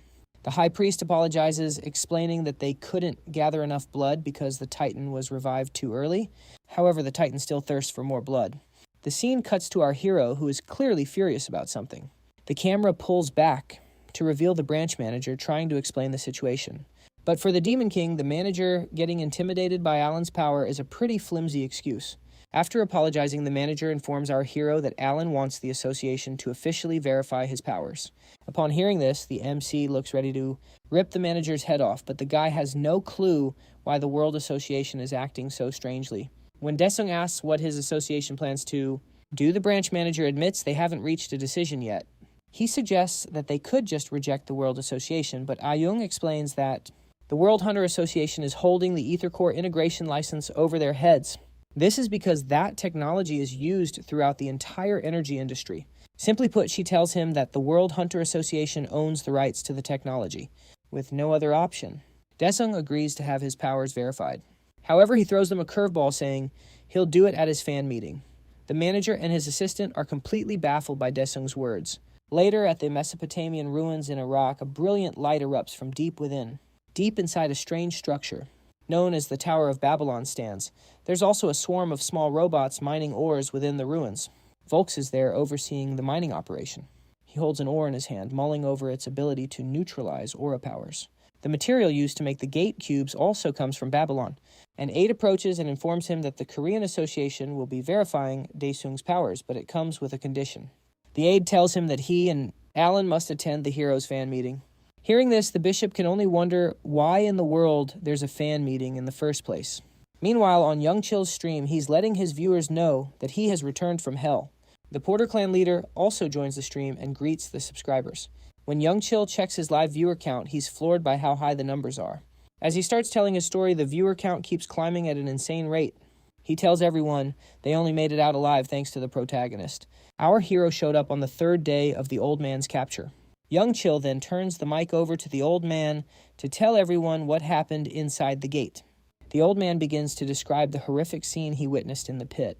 All he could do was stand by helplessly while the poor soul suffered in agony. As the old man tells his story, Young Chill notices that viewers from other countries are tuning in as well. The chat room explodes with people sharing stories about how their own family members and friends have been disappearing. The old man continues his story, saying he just held on until the protagonist finally arrived to save the day. Suddenly, Young Chill gets a call from our hero himself. The Demon King tells the kid to put him on speaker for the stream. He puts the phone on loudspeaker and holds it up to his microphone. Daesung introduces himself to the fans and he encourages them to prepare their questions for the fan meeting. He announces that the event will be held at the World Hunters Association building. But before he can finish his sentence, the server crashes, abruptly ending the stream. The young streamer informs Daesung about the server crash, but the Demon King simply congratulates him on a job well done. The guy is so moved that he starts crying when he hears the hero say his name. Meanwhile, our hero has his own plans. First, take out the trash at the World Hunter Association and then deal with the aliens. Over at the World Hunter Association building, the president is in his office meeting with his brother. He then turns to Yunam, who is also present, and she confirms that the Babylon ore has been set up on the floor. She assures him that once the magic circle activates, even the most powerful hunters will be rendered as helpless as ordinary people. Alan asks his brother if he's given up on the idea of capturing and exploiting the protagonist. But Darren has a much darker plan. He intends to turn the fan meeting into Daesung's funeral. Back at the Hunter Hall, Junyoung activates a teleportation cube, opening a portal for our hero and his team to step through. While Desao seems perfectly fine, the girls are still reeling from the motion sickness. Cho reunites with her former clan leader, who warmly tells her that he's been living a comfortable life all thanks to her. He also tells our hero he's incredibly grateful to him for taking such good care of Cho Yong. The man also informs the Demon King that Dr. Dong-huk is thrilled with the gate research and promises to deliver some significant results very soon. Just then, Alan shows up and welcomes the protagonist, but Daesao and Junyoung are less than thrilled to see this clown. The girls, on the other hand, are completely starstruck to see the world's #1 hunter in person. The clown tries to make small talk, but our hero is completely clueless about what he's rambling on about. Daesao points a finger at Alan, demanding to know who gave him permission to take his prisoner, while Choyong worries that things are about to get ugly. But Alan doesn't take it seriously. He tells the Demon King that he's just following orders from the association president. Suddenly he throws his own brother under the bus, claiming he's the mastermind and begging Daesung to take him down. The hunters are taken aback by this sudden betrayal, and our hero wonders what this clown is really up to. After that, Alan tells them to follow him to the 7-star hotel room he's prepared. The hunters just watch in silence as he walks off. Back at the association building, Yunim informs Darren that our hero went to the hotel room Alan prepared. He tells her to tighten security there and investigate anyone who comes into contact with Desung. Still, she wonders why the president would choose to capture the protagonist during the fan meeting. He tells her it'll be better to have a bigger audience when they expose the Demon King's true identity. On the day of the fan meeting, hundreds of fans have flocked to the venue eager to see our hero. Newscasters are also on the scene with their floodlights and cameras, ready to capture every single detail. As the fans rush inside, a news reporter starts broadcasting live from outside the Hunter Hall. She interviews a guy named Harry who says he's an A-rank hunter from Chicago. He's hoping to gather some intel on the aliens during the event to avenge the family he lost. After that, the reporter wraps up her broadcast. Backstage, Daesung gives his team a pep talk before the event kicks off, and they all listen intently. With the hall completely packed, young Chill steps onto the stage to get things started. Let's hope the stage fright doesn't get the best of him. He musters up his courage and introduces himself as the host for the fan meeting. The crowd goes absolutely wild as he officially kicks off the meeting with our hero. Meanwhile, other hunters who couldn't make it are tuning in from home. Young Chill then welcomes the man of the hour, Desung, to the stage. Our hero walks on stage flanked by Seo-yeon and Choyong and takes the mic to greet his fans. But just as he starts, the lights in the hall suddenly cut out, leaving everyone in confused darkness. A moment later, the main stage lights up again and the crowd erupts in cheers, but our hero is just annoyed that the fans won't even give him a chance to speak. Choyong leans in and tells him their enemies have just made their move. Right on cue, a gate materializes on stage and a menacing red monster emerges from it. Seeing this, the crowd understandably starts to panic. As more monsters pour out, the fans immediately assume our hero is the one who created the gate. To make matters worse, the hunters in the audience find they can't use their powers due to a hidden magic circle. Desung can't help but be a little impressed by his enemy's clever trap. He quickly gets on his earpiece and tells Hanul to take down that magic circle. Hanul agrees and immediately springs into action. Meanwhile, in an underground facility, Yunim is channeling energy into the magic circle using a power core. She notices the power draining unexpectedly and orders one of her men to replace the ether core pack. While her subordinate moves to replace it, another person quietly slips away to use a key card on a nearby door. He quickly swipes the card at the access point. But by the time Yunim spots the traitor, it's already too late. The doors slide open to reveal another squad of soldiers ready to ambush the enforcement unit. The soldiers charge in and the two sides immediately clash. The enforcement officer Yunim summons her black armor and jumps into the fray. Just then, Hanul bursts into the room and immediately engages Yunim in combat. Yunim uses her incredible agility to try and overwhelm Hanul, but he skillfully blocks all of her attacks. Hanul's soldiers try to back him up, but Yunim tears through them with minimal effort. While they're busy stalling her, the Korean hunter orders his soldier to deal with the magic circle immediately. The soldier immediately moves to disable the device on the ceiling. Meanwhile, back on stage, the monsters are wreaking havoc, sending the fans scattering in terror. The magic circle suppressing our hero's power begins to weaken much faster than he expected. He turns to Seo-yeon, telling her the seal has finally been lifted. Hearing this, the little brat gets a mischievous grin, ready to have some fun.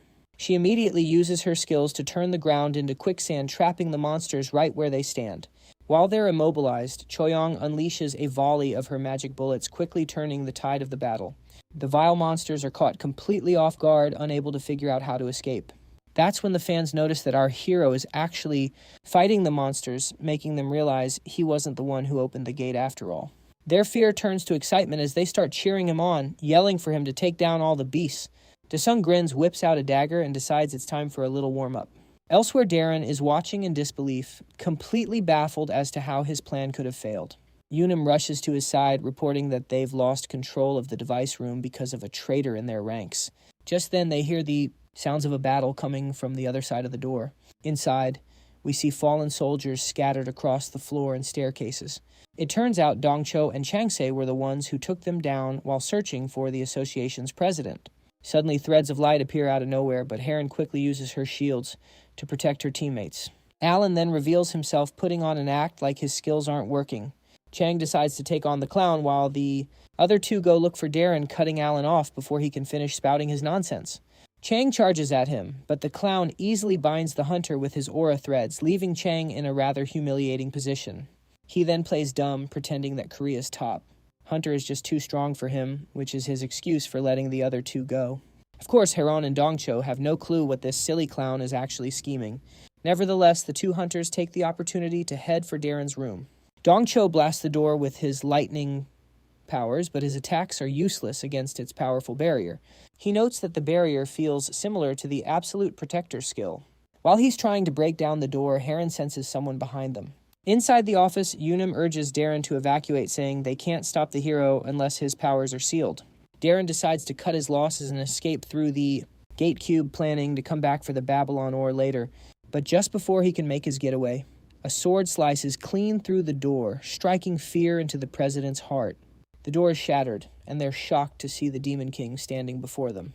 Desung casually asks them if they think it's funny to ruin his fan meeting. Meanwhile, as our hero confronts the president, the other three hunters are still dealing with Alan. Chang unleashes his aura skill on the clown, but Alan easily blocks it with his threads. Despite Chang's furious slashes, Alan effortlessly evades and closes the distance between them. The Korean hunter quickly leaps back to get out of a tight spot. The world's top hunter then mockingly acknowledges that Korea's #1 hunter is indeed very strong. Chang is getting worn out fast, as Alan's power is far greater than he anticipated. The clown then reveals that he's actually the second best ranker in the world. Chang has no idea what this guy's rambling on about, but Alan explains that he might just become #1 if his brother and our hero happen to take each other out. Right after that, they spot the group of fans being evacuated by Choyong and Soon. The girls are doing their best to get the civilians to safety and prevent any casualties. As the crowd runs for their lives, Alan watches them with a keen interest.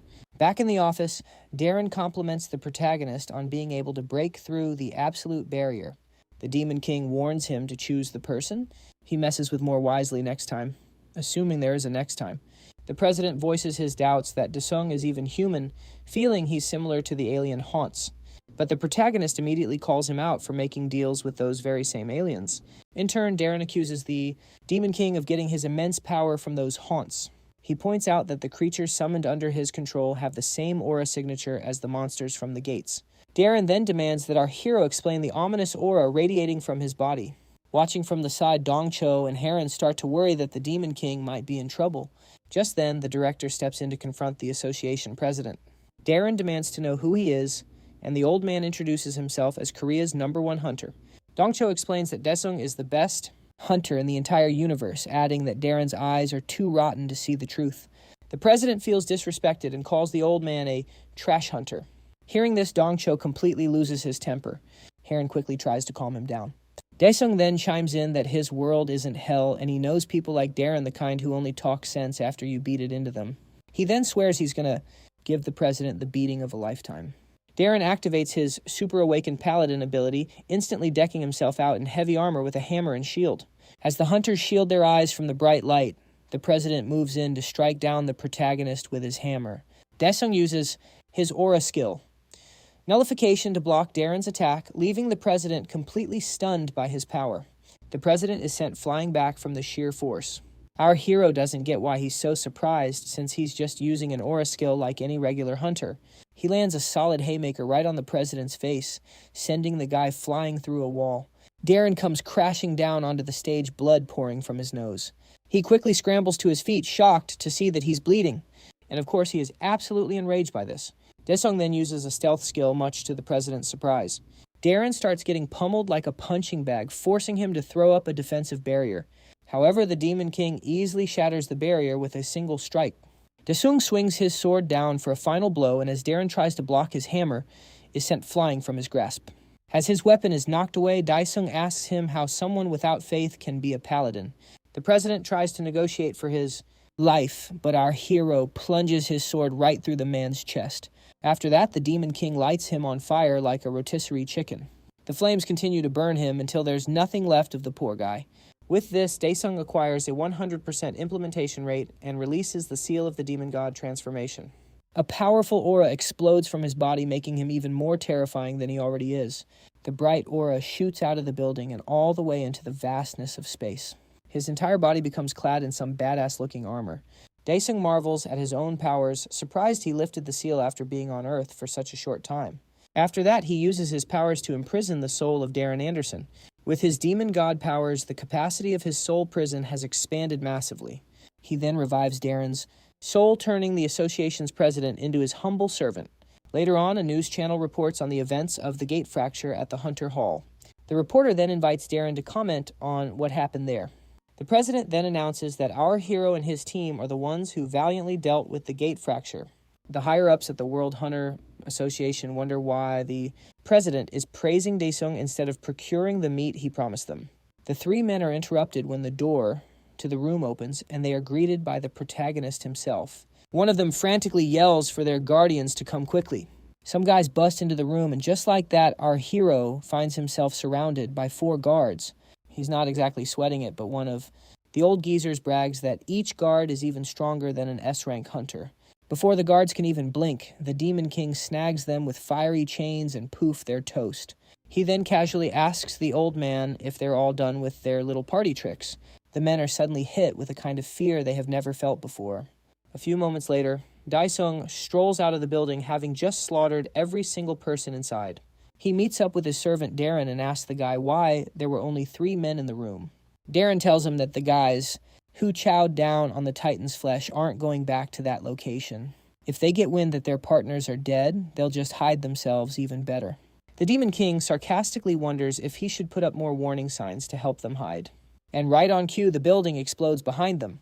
Then Daesung leaves with his minion. The scene cuts to a bar in a dark alley where we find Alan enjoying a glass of wine. He's drinking away his sorrows over his brother's unfortunate death. Yunim approaches him, and he sees that she managed to get away. When she asks about the president, he tells her that Darren is most likely just Daesung's puppet now. Confused and scared, the lady asks him what they are supposed to do. The clown wants to know if she's looking for revenge or something else entirely. She remembers that Darren had taken care of her ever since she was an orphan. However, Alan bluntly tells her to move on. The clown explains that the protagonist's aura is on a completely different level from theirs, but she finds it hard to believe. As the bar door opens, everyone inside suddenly passes out except for the hunters. Asen says that he has never felt an aura as powerful as the one he is sensing right now. A woman wrapped in golden bandages approaches and introduces herself as Barakiel, ranked number 3 in the Celestial Order. Yunim's body starts to tremble before she eventually passes out like everyone else.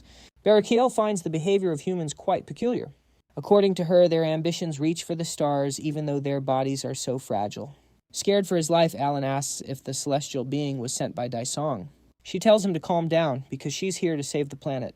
However, all the unconscious bodies scattered around the bar seem to tell a different story. Barachiel then notices that the planet's own life force is trying to push her out. Meanwhile, Asen is struggling just to stay on his feet under her immense pressure. She touches his forehead while talking about the malevolent stars of Hans and the iron prison on Earth. After that, she gives the clown a mark and tells him that they'll meet again very soon. The scene shifts to the dimension where the Hans Titan is located. Hecaton rips off his own arm and sprays his blood all over the ground. Suddenly, strange creatures begin to emerge from the blood. In a matter of seconds, the Titan assembles a massive army. He tells his new minions that he needs more blood and orders Ramesh to open the dimension gate. The High Priest explains that Earth's creatures are brimming with ether energy, and destroying them now would disrupt their plans. However, the Titan couldn't care less, as he yells at Ramesh to open the gate. Caught in a tough spot, the High Priest tries to think of a way to have the bishops secure those capable of breeding. He then tells the Titan to be patient because opening the dimension gate takes time. Ramesh turns to the bishops and tells them to prepare the gate. Meanwhile, in the Pantheon dimension, the system informs our hero that he can use Hell's skills in this realm. He is also currently capable of creating up to 4 apostles. His servants have assembled before him, but they aren't sure if they're here for training. As he turns his attention to them, Seoin wonders why her master has such a devilish smile on his face. He tells them that he's going to make them 10 times stronger than they already are. The director wonders just how the Demon King is going to pull that off. Daesung starts to surround them with intense flames, and they do their best to shield themselves. They start struggling as the flames get hotter and hotter, but the protagonist just tells them to endure it. Seoin can't take it anymore and begs her master to stop this madness. Nevertheless, Daesung feels it's absolutely necessary because they only have 72 hours until the Hans aliens invade. Over at the Korean Hunter Association, Chairman Young-ho steps out with his assistant, who informs him that the time has come. He heads into a meeting room and takes a seat with the branch manager and some other dignitaries. The screen in front of them flashes with an image of Darren. The Chinese Association chairman Wang Wei notes that Darren has called a doomsday meeting, which means he'll have to hand over his position. Darren then announces that he will be resigning from his position after the meeting. However, the Japanese and European representatives want him to be reappointed. On the other hand, the chairman of the Russian Association, Mikhail, states that his country will hold those accountable depending on the meeting's outcome. Young-ho is annoyed because all these people, can you believe it? These guys are playing politics in a situation this serious. He tells them all to quiet down so the president can finally explain the reason for the meeting. Darren gives the man a nod of thanks for getting everyone to settle down. After that, he drops a bombshell. A massive haunt invasion is set to hit the entire world in just 3 days. While most are baffled by the news, one man asks the president if he can really back up such an incredible claim. Darren assures them the information came from Daesung and he trusts it completely. This is a side of the president that Young-ho has never seen before, and he can't help but wonder when the guy changed so much. Even the Korean branch manager is convinced something big must have happened during the fan meeting. Wang Wei then asks if Daesung was the one who prevented the destruction of Shandong. The other chairman also asks if our hero is the one who saved their respective cities. With that settled, Darren declares a full deployment of all the World Hunter Association's resources. He urges the association in every country to prepare for the coming war. A few days later, the city streets are teeming with hunters. Heron asks Chungik if he's nervous, but he tells her that he's mostly just curious. He feels like this war is the real deal even if she doesn't. He then asks her about the status of the domestic and international teleport gates. Haran tells him that the gates were installed in major cities around the world to shorten the defensive lines. This way, hunters can quickly move to support each other. Still, Chungik hasn't laid eyes on the person who predicted this whole invasion. He finds out that Darren is away on a special operation, so he asks about Seoyeon and Dongyol. The woman tells him that the guys are out on a mission. However, Chung wonders just what our hero is trying to do. In a massive school building, its gym is being used as a shelter for civilians. They all seem pretty nervous, unsure if this war will be the end for them. Two guys are chatting, and the blonde one doesn't get why everyone else is freaking out.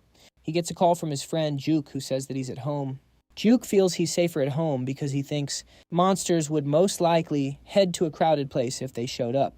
His friend thinks he should have done the same because he's tired of waiting in line for the restroom. The selfish guy doesn't care about what happens to others so long as he is fine. He then hears his friend screaming about a gate appearing. Suddenly we see a multitude of gates rip open across the sky. An aura barrier activates around the city while the hunters brace themselves for battle. Dark monsters start pouring out of the gate in a seemingly endless swarm. The city's defenses also charge up their aura cannons and get ready to fire. On the signal, the cannons let out a devastating beam that obliterates the monsters before they can even reach the city. Seeing that the cannons are working, the soldiers continue to fire. However, the monsters eventually start breaking through and landing on the ground. Their impact crushes buildings, destroying different parts of the city.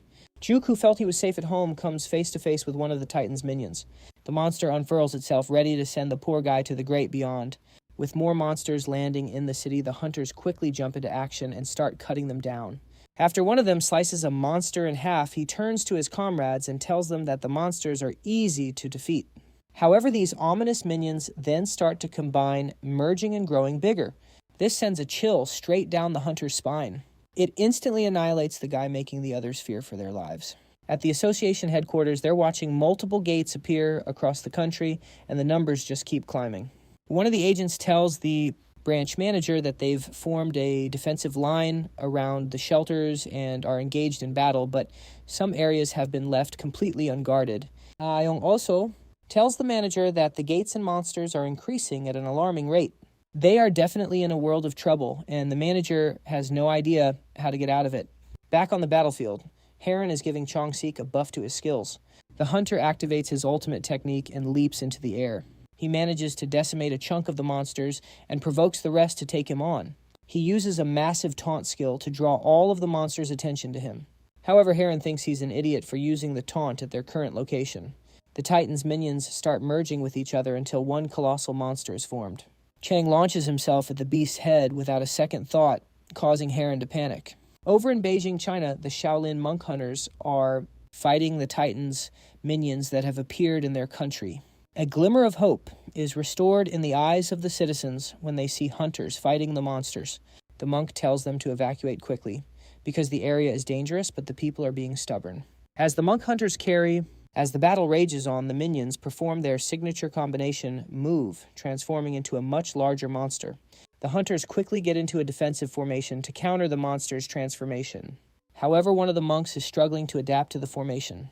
Because of this, the giant minion is able to attack the hunters with ease. Seeing that the situation is getting out of hand, the citizens finally decide to flee to safety.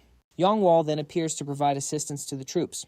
Meanwhile, in Japan, Tetsuka and his fellow ninjas are also dealing with their own battle. Using his aura skill, he unleashes a massive barrage of shurikens at the monsters, taking out a huge number of them at once. After that, he commands his squad to charge forward. As the troops charge forward, the monsters, as usual, combine to form a single large and vile creature. This time, the minions form a massive three-headed serpent. The monster lashes out at them with swift attacks, which the hunters are finding difficult to dodge. As the troops are being overwhelmed, Tetsuka leaps into the air to strike down the beast. As he dives down at them, the three heads merge into one. Tetsuka is caught off guard by this and finds himself in a very tight spot. The scene shifts to the Tower Palace at Daisong's residence. There we see monsters flying directly at the people. A combat unit fires their guns at the monsters, but the bullets prove to be ineffective. Seconds later, the barrier around the house is shattered, throwing the civilians into a state of panic. As they turn towards the door, they realize the parking lot is already swarming with monsters. The vile creatures are causing chaos while searching for their next target. Our hero's family is hiding in their apartment, trying their absolute best to remain silent. His mother hopes her son will appear to save them. Just as one of the monsters is about to break down the door, it gets blasted by a beam of light. A summoned wraith tasked with protecting the family appears and identifies the monsters as remnants of the Chaos Legion. The wraith calls upon the soldiers of the Iron Fortress to eliminate all the monsters in the building. Undead soldiers rise from the ground and engage the Titan's minions in a fierce battle. After dealing with them, the wraith informs the Demon King about the monsters' defeat. Despite having told the hunters everything in advance, Desao is furious with them for failing to handle a single task. He tells the wraith to stay put until he arrives. Desao intends to personally deal with the enemies for breaking into his home and threatening his family. He turns to his servants, who now have horns on their heads and have transformed into deadly assassins. He opens a gate and proceeds to join the three hunters in the fight. After everyone else dives in, Chang goes full Leroy Jenkins and yeets himself into the portal 2, landing on the other side as if he's auditioning for the next Spider-Man film. Deep down, he's absolutely terrified when he sees the horrifying mountain of human bodies stacked like garbage at a questionable landfill. But then it dawns on him that he's actually standing on the Titan's gigantic hand with all of them. So he gets out of that nightmarish situation instantly and sprints as if his life depends on it. As soon as he launches himself off the hand, the Titan immediately clenches its fist, as if crushing a soda can, squashing every poor soul inside to a pulp. Then casually chugs them down like some cursed, forbidden raspberry smoothie. Now fully juiced up with that human battery power, the giant glances down at the white-haired boy who just stands there locked in awe, like he's trying to process a boss fight on nightmare mode. Right then, another portal rips open and even more bodies come raining in as bonus snacks for this oversized menace, which makes Chang's stress sweat like crazy, realizing there's absolutely nothing he can do here. Meanwhile, among the chaos of falling bodies, our masked ninja makes his dramatic entrance and instantly gets hit with the biggest what-the-hell moment of his life. As he stares around, totally baffled by the absurdity, Chang shouts at him from below, urgently telling Tetsuka to go, jump off the cliff before he ends up snapped out of reality by Thanos. Tetsuka glances back at him in sheer confusion, but then shifts his focus to the massive monster that's now dragging him, and the rest of the poor civilians straight toward its mouth.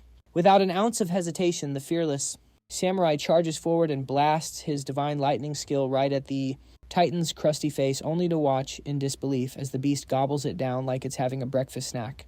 Tetsuka mutters some top-tier curses at his bad luck, realizing the monster is about to eat him for dessert. But out of nowhere, smoldering chains whip around the Titan's arm and make it stagger back. As this all goes down, our Demon King rolls up with his gang and calls the big guy out for treating the battlefield like his own personal all-you-can-eat buffet, making it crystal clear that this is its last meal, because he's about to wreck shop with his horned apostle army. Spotting the Titan in trouble, the High Priest quickly commands his squad of freaks to wipe out all the so-called sinners. The two ugly demon clowns Naruto run straight at the Demon King himself, but his aura is so next level, he doesn't even grant them a glance. Just then, Ultra Instinct Dongcho streaks through the air and slams a brutal, bone-crushing jab straight into the first enemy's face, launching the unlucky fool like a ragdoll into the distance. This only enrages the Lady Demon even more, and she fires off a vicious energy blast locked onto Dongcho without hesitation. Right before it lands, Cho-young steps in like a guardian and braces herself to take the full force of the attack.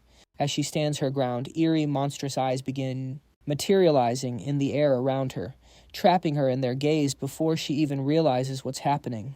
At that moment, some random demon joins the battle and loudly declares that he's been blessed with the sacred demon eyes by the almighty Titan. He swears he's about to unleash hell on everyone, but before he even finishes his nonsense, Chucky's shadow steps behind him and calmly whispers that it would be such a shame if something happened to those precious eyes. In one swift move, the cursed doll climbs onto him and begins violently clawing out the eye he was so proud of ripping it loose from its socket without mercy. Meanwhile, the Titan seethes with rage at Daeyoung for interrupting its mid-battle lunch and swears it's going to deliver him the most brutal, agonizing death imaginable. Unshaken, the hero goes even further beyond and surpasses his mana limit. Then he summons a dozen more blazing chains that lash around the Titan, making it crystal clear that he still has the upper hand.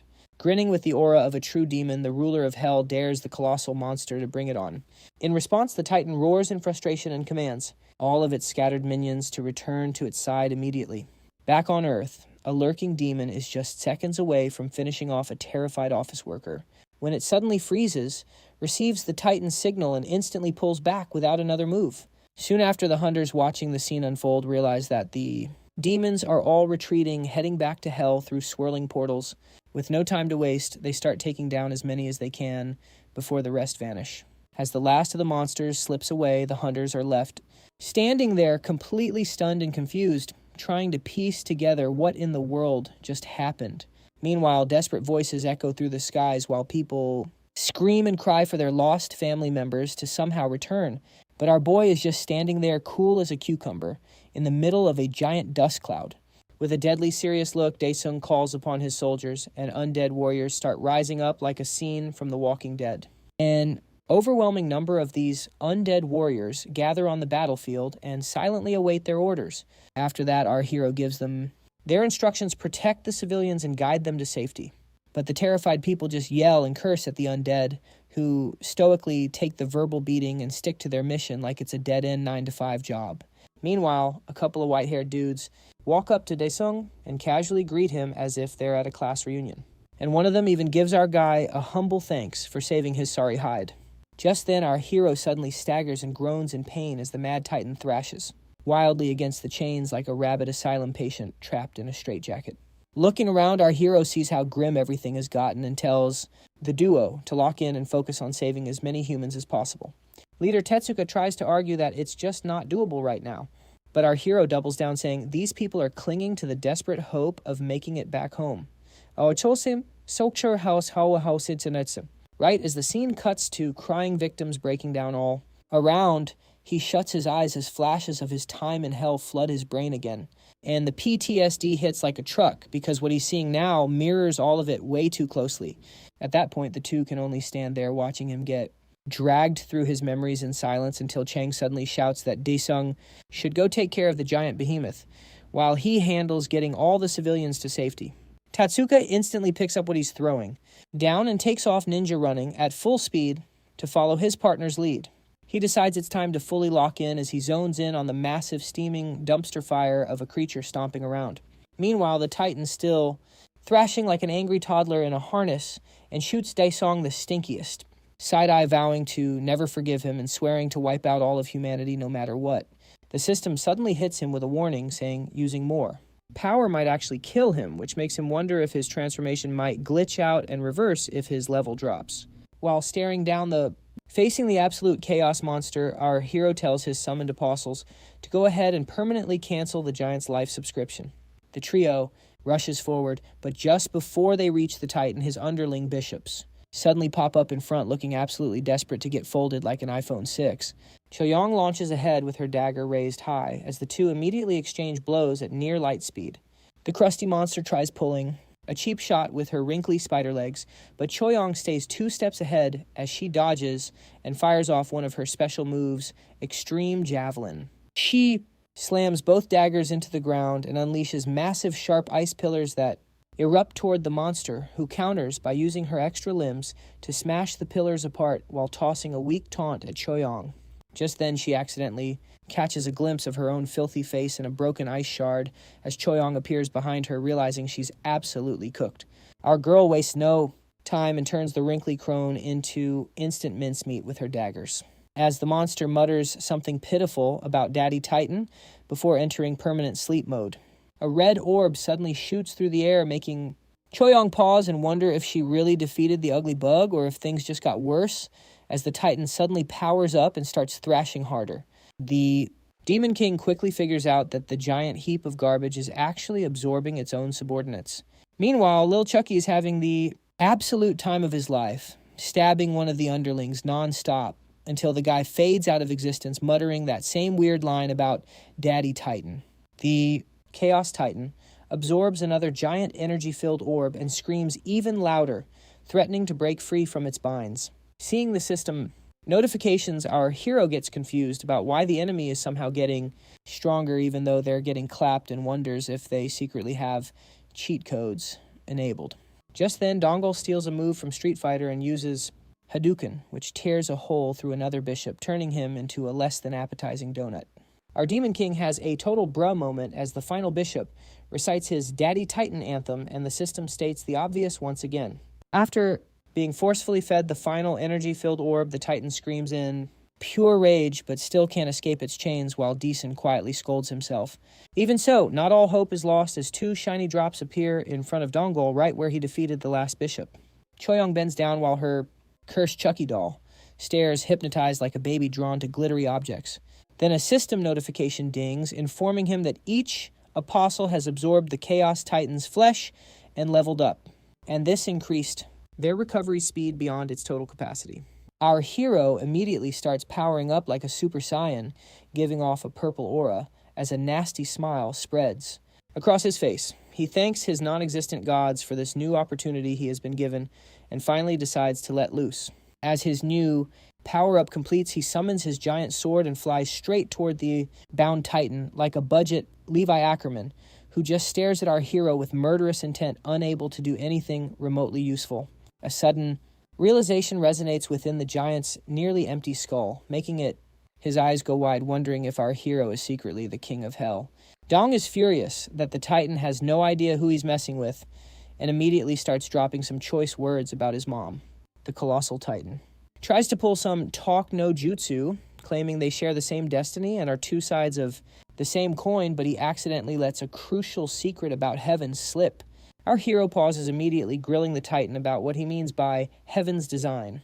The giant blurts out that two beings as powerful as them can't possibly exist in the same dimension, but if they combine their strength with the good old power of friendship, then they will be unstoppable and their dominion will stretch across countless stars and dimensions. Just then a voice calls out to our hero, who looks incredibly annoyed as he turns away from the Titan, shooting a death glare in the voice's direction.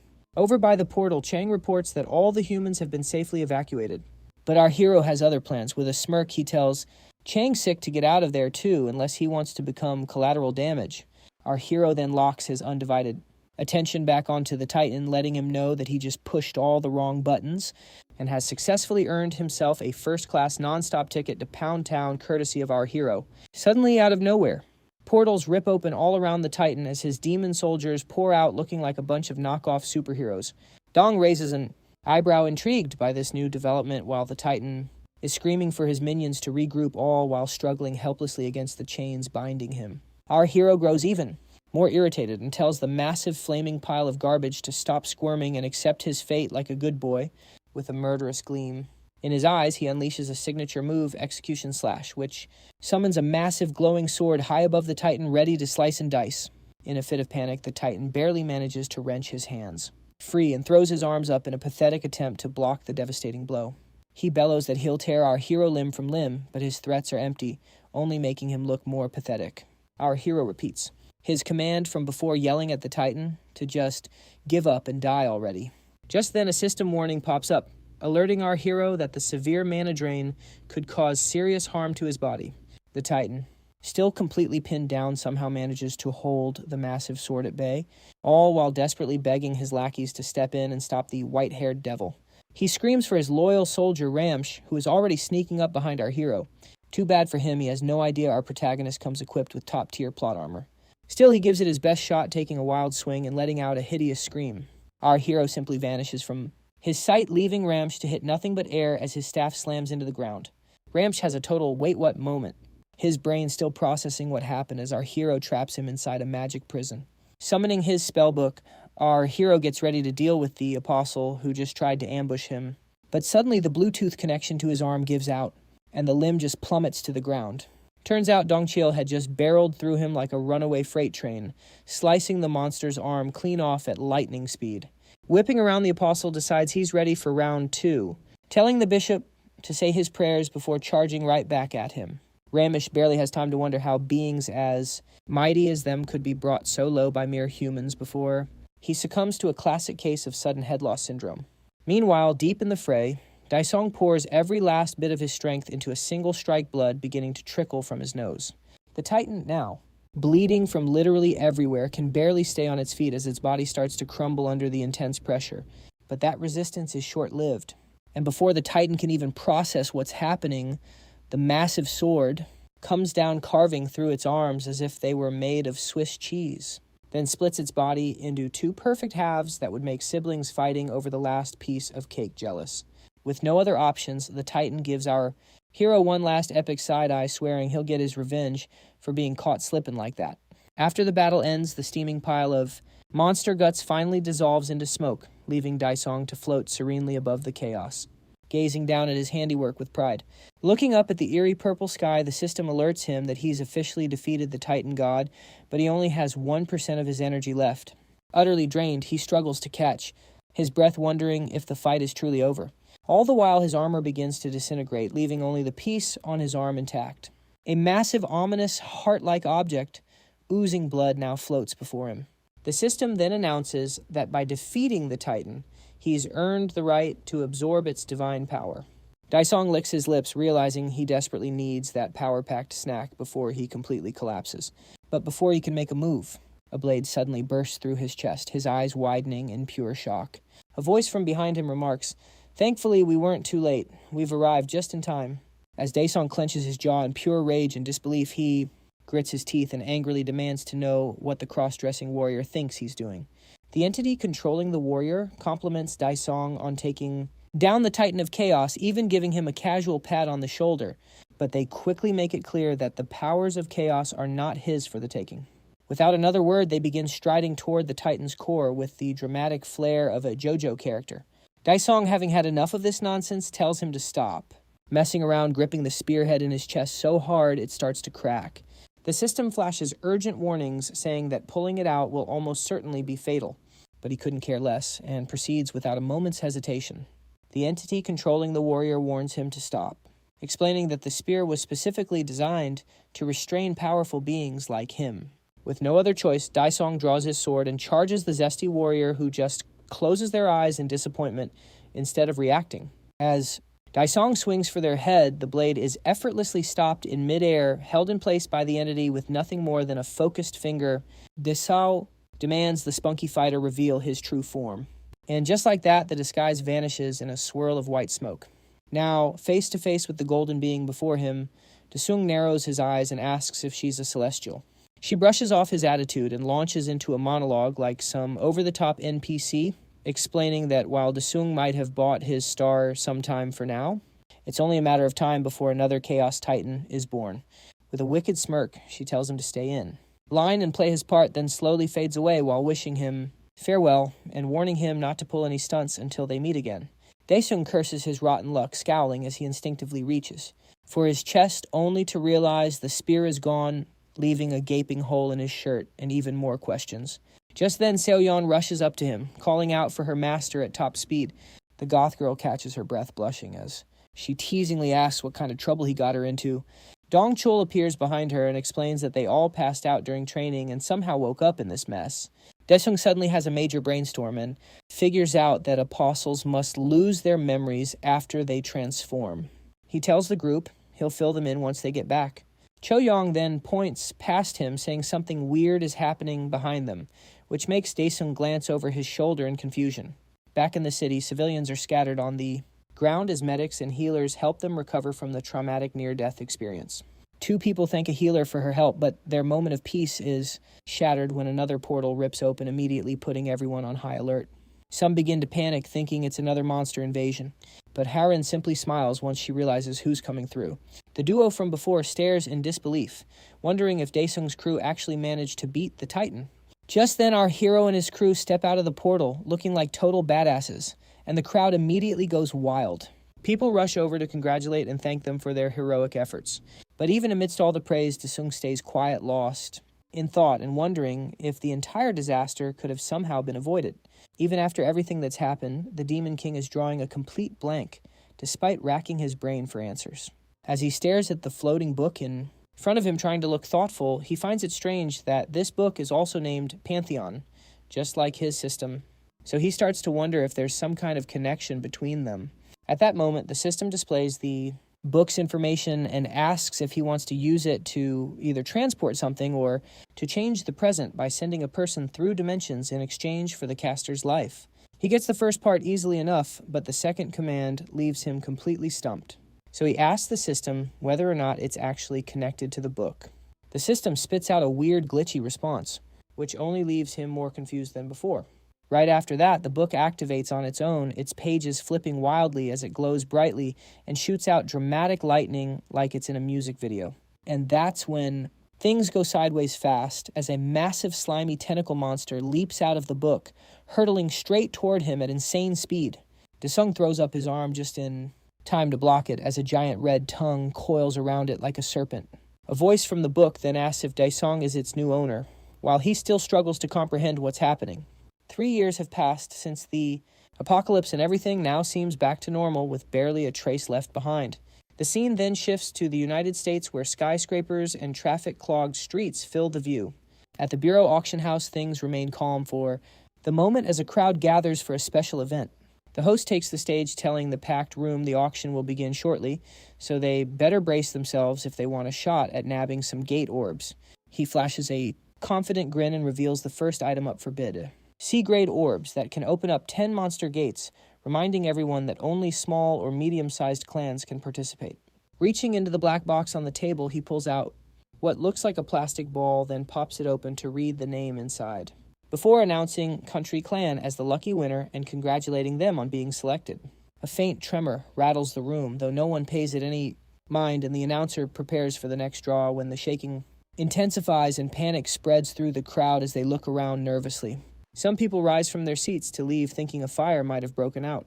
But just then a guard bursts in, yelling to the host that someone has stolen all their orbs. The announcer is in utter shock as a bead of sweat rolls down his cheek. The sound of heavy thuds fills the air as the auction house guards rush toward the noise, with the old man trailing behind them.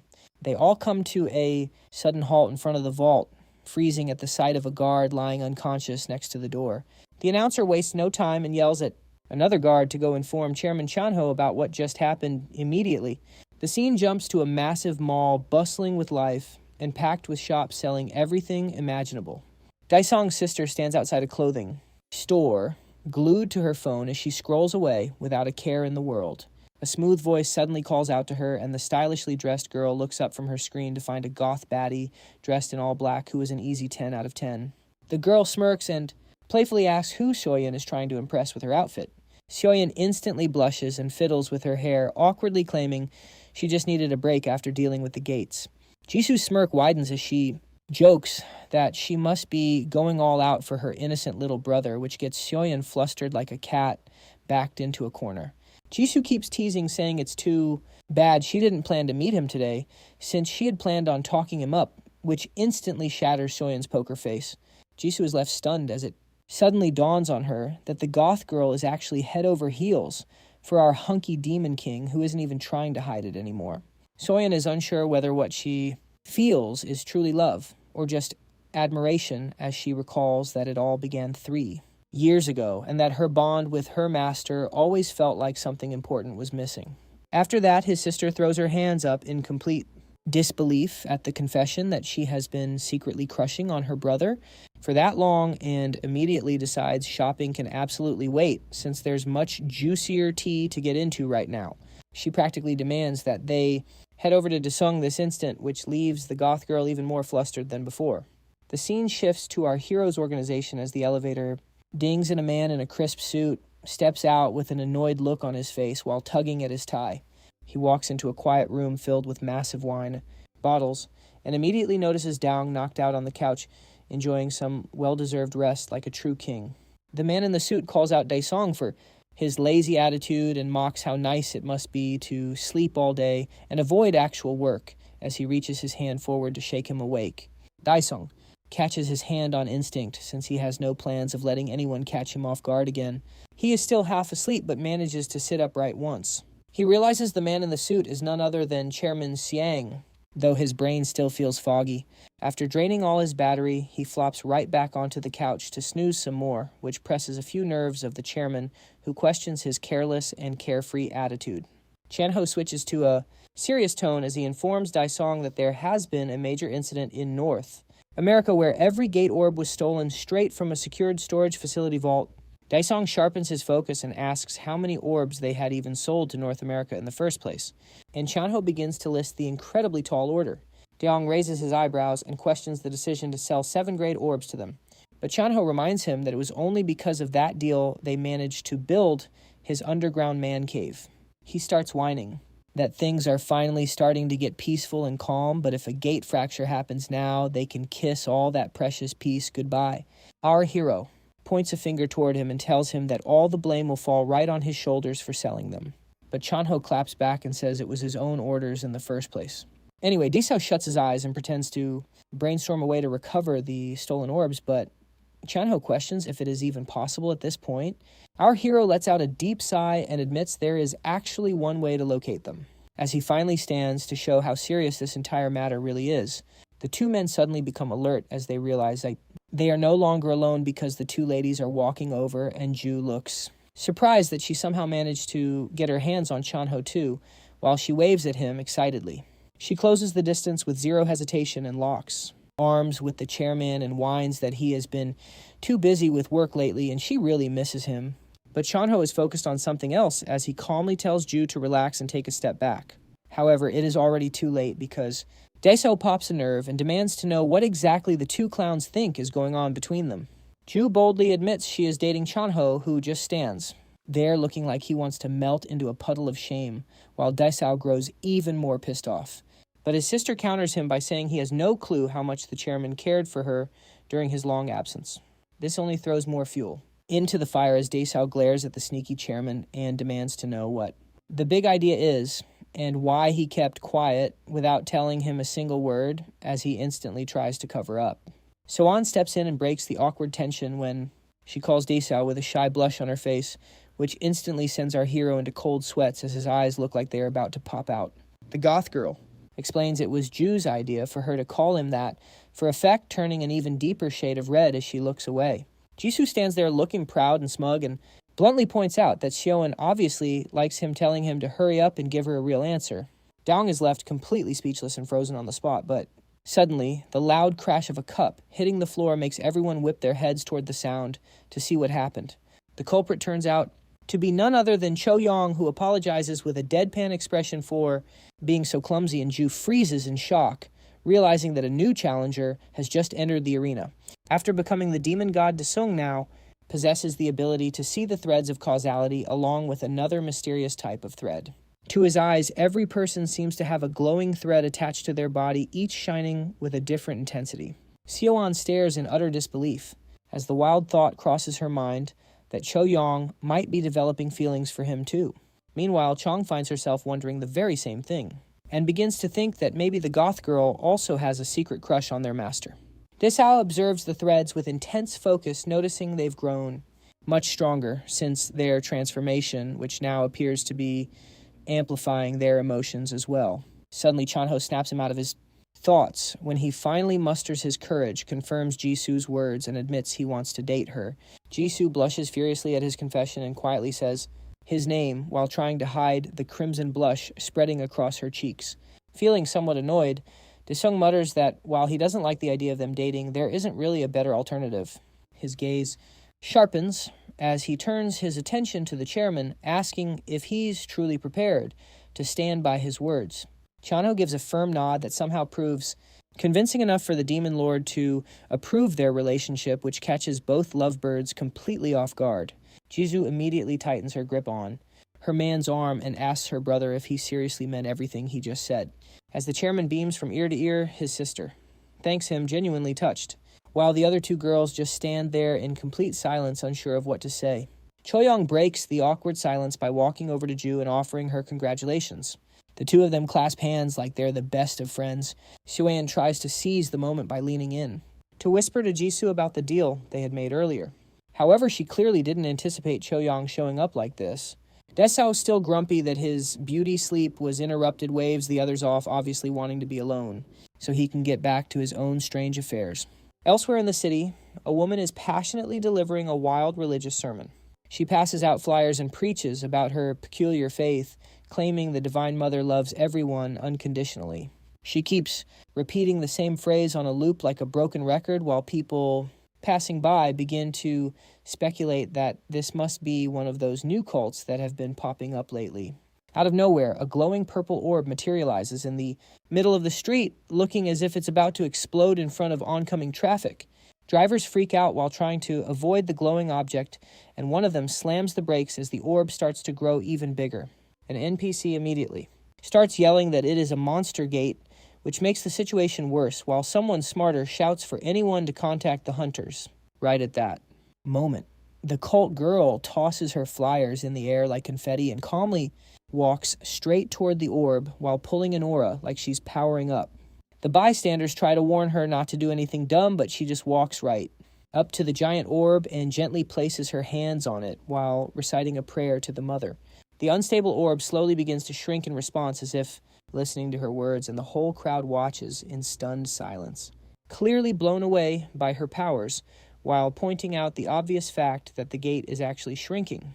Eventually, the monster gate completely vanishes from reality, and the woman claps her hands before jumping right back into promoting her cult, loudly claiming that anyone who believes in the mother will receive her endless blessings. She stays locked in prayer mode, totally ignoring the blaring sirens from the police cars that arrive and quickly surround the area with flashing lights. Elsewhere, a giant bag stuffed with glowing gold bars drops with a thud as Daesung commands the book to start eating. Without wasting a second, the creepy monster book unrolls its massive tongue and immediately coils it around the insanely expensive bag like it's snatching up a snack. Daesung simply sighs in defeat and shakes his head, clearly done with the book's weird obsession over gold. The monster book claps back that it tastes better than the creatures it ate before, anyway, and wonders why its previous owner didn't give it such delicious food. Bro's vibe changes as he gets serious and demands to know where the orb the book created disappeared to. In response, the monster book flies open and flips its pages at lightning speed before landing on the one it needs, sending a flash of light shooting straight up into the sky. It informs the Demon King that the orb they're looking for is actually somewhere very close to their current spot, while Daesung stands there radiating pure drip energy. Over at the World Hunter Association HQ in Daejeon, Tiny Secretary steps up to tell the chairman that one of the stolen orbs got activated inside the country, which immediately triggers him to yell and ask why nobody reported this to him sooner. The lady informs him that there is no damage to any structure and the incident is still under investigation, along with last night's incident. While the chairman finds it interesting and asks if the incident took place inside the management zone. But the secretary quickly clarifies that it actually happened in a civilian area, which causes his eyes to widen in surprise, and then asks if Dong had anything to do with it. He gets even more surprised when he hears that the one responsible was just some random girl claiming to belong to the Heavenly Mother Church. The chairman repeats what she said, like he's trying to make sense of it, and immediately focuses. Meanwhile, in the exam room, the branch manager turns to Kim and asks if the test results for that strange woman are finally in. Kim answers that the results show absolutely nothing special and points out she's just a totally normal person working as a school teacher. The branch manager looks completely baffled that a civilian like her could clear a gate with zero hunter skills and turns toward the manager to let her know she's got full clearance to dig deeper which the manager agrees to right away without holding back. Outside the test chamber, Kim thanks the woman sincerely for helping save so many civilians. But the woman just clasps her hands together and starts praying that the Heavenly Mother blesses Kim too, while using her full name as if she knows her since kindergarten. The manager immediately straightens her glasses and goes on alert, wondering if she accidentally revealed her name without realizing it. Back at a church-like building, loud chanting echoes across the street, while the cult worshippers passionately shout the name of the Heavenly Mother. One of its leaders spreads propaganda that the peace right now is temporary and the hunters will soon use their powers to take over the world. The crowd throws their fists in the air, yelling out every possible racial slur at hunters while cursing the bad luck that made them regular powerless humans. The sermon leader calms the audience and assures them that the hammer of justice will eventually crush the hunters while the Heavenly Mother will protect them all. Kim flips the switch in her brain and instantly catches on that this is nothing more than a textbook cult. The same woman from before asks if Kim can now feel the power already and reassures her that she will receive great power soon, to which she just nods along. Things take a sharp turn when the sermon leader suddenly removes her veil and tells everyone to rise for the sacred heavenly chant. Kim's brain goes full, alert, as she recognizes the sermon leader as none other than the cult enforcer Yunmi and realizes she needs to report this right away. But before she can make a move, she feels a creepy hand land on her shoulder while the unhinged woman next to her begins chanting loudly with the crowd, which sends chills down Kim's spine. Before she even gets a second to react, something slams her hard on the back of her head, and she drops to the ground, completely knocked out cold, while the cult worshippers slowly gather around her, still chanting with eerie intensity as they call for her to receive the grace of the Heavenly Mother. As the chanting grows louder, she collapses back onto her seat, barely clinging to consciousness, while a swarm of mindless zombies completely closes in around her, just before everything fades to black. A strange voice echoes in her head, telling her to open her mouth wide, because the heavenly seed is about to be given to her, unlocking a hidden power that's been lying dormant within her all along. Later, Kim jolts awake with her eyes wide and nearly popping out of their sockets, completely shocked by what just went down, and immediately starts screaming and flailing like a wild woman, convinced the zombie attack is still happening in real time. Watching her spiral in panic, her subordinate casually asks if she's high or something, which only confuses her more as she looks around and blurts out a question about how she ended up inside the car. With a puzzled expression, the driver lady replies that it's kind of weird she doesn't remember, because apparently she walked out of the church all by herself after saying she wasn't feeling well. As sweat rolls down her face, Kim pushes herself to remember exactly what happened. She racks her brain trying to make sense of the strange memory, and then suddenly gets a flash of inspiration. Without hesitating, she pulls out her phone and taps the screen with urgency, dialing up branch manager Ki-hong. Her voice is steady but intense as she reports what she saw. Seo Eunmi, one of their own, standing at the front like she runs the place, giving a full-on sermon as if she's the lead figure at the Heavenly Mother Church. Ki-hong hears the words and freezes, completely thrown by the idea that an enforcer from their side could be involved in something like this. He questions her again, pressing to make sure she's not mistaken about who she saw.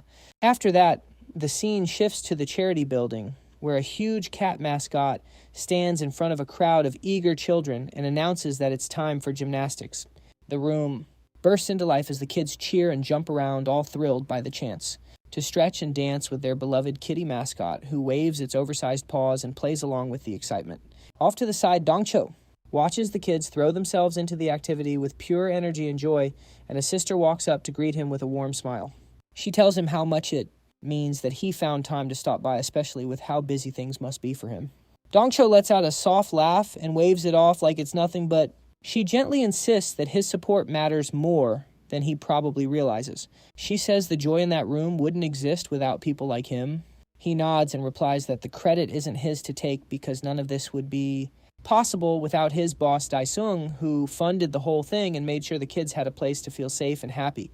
As the dancer trapped in the catsuit sweats harder than a Fortnite addict on a losing streak, the sister keeps her tone soft as she explains how the apocalypse shattered families across the country. With homes destroyed and entire communities wiped out countless, and children were left without parents and forced to survive on their own. Her story gets depressing by the second, so Dong-cho suddenly remembers he's supposed to meet a friend for dinner. Not wanting to linger in the gloom, he offers a polite nod and makes a smooth exit before she can say anything more. On his way toward the exit, Dong-cho turns back and reassures the sister not to stress over any surprise gates showing up anytime soon. He tells her to keep her chin up because things are only going to improve from here on out, especially with people like him keeping watch. His words carry enough confidence to settle her nerves, even if just a little. Meanwhile, hidden deep in the rugged mountains of Freedom Land is the base of the Dark Society. There, a man who looks like Pablo Escobar with severely botched plastic surgery leans back in his chair puffing on a cigar while questioning his lackey about the missing orb. Standing nearby, the man with the dragon beard steps forward and says the orb came from the Koreans, confirming that it was sent intentionally. Another underling chimes in and says they're lucky to be alive, unlike the fools who actually consumed the eternal life meat and paid the price for it. The leader squints through the smoke and declares that now is their moment to strike, especially with Desung no longer on their trail.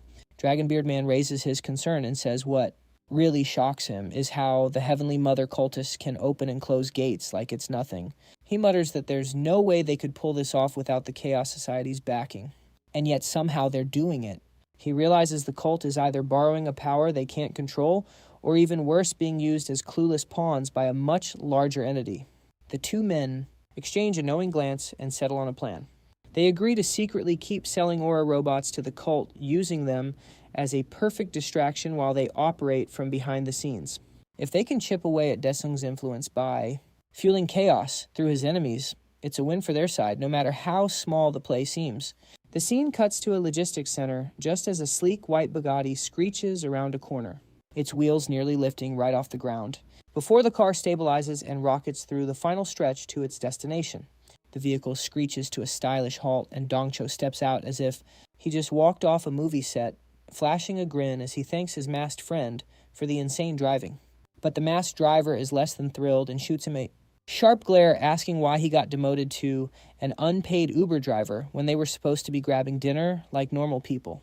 Dong-cho just brushes it off and says they can eat later, because right now they have business to handle.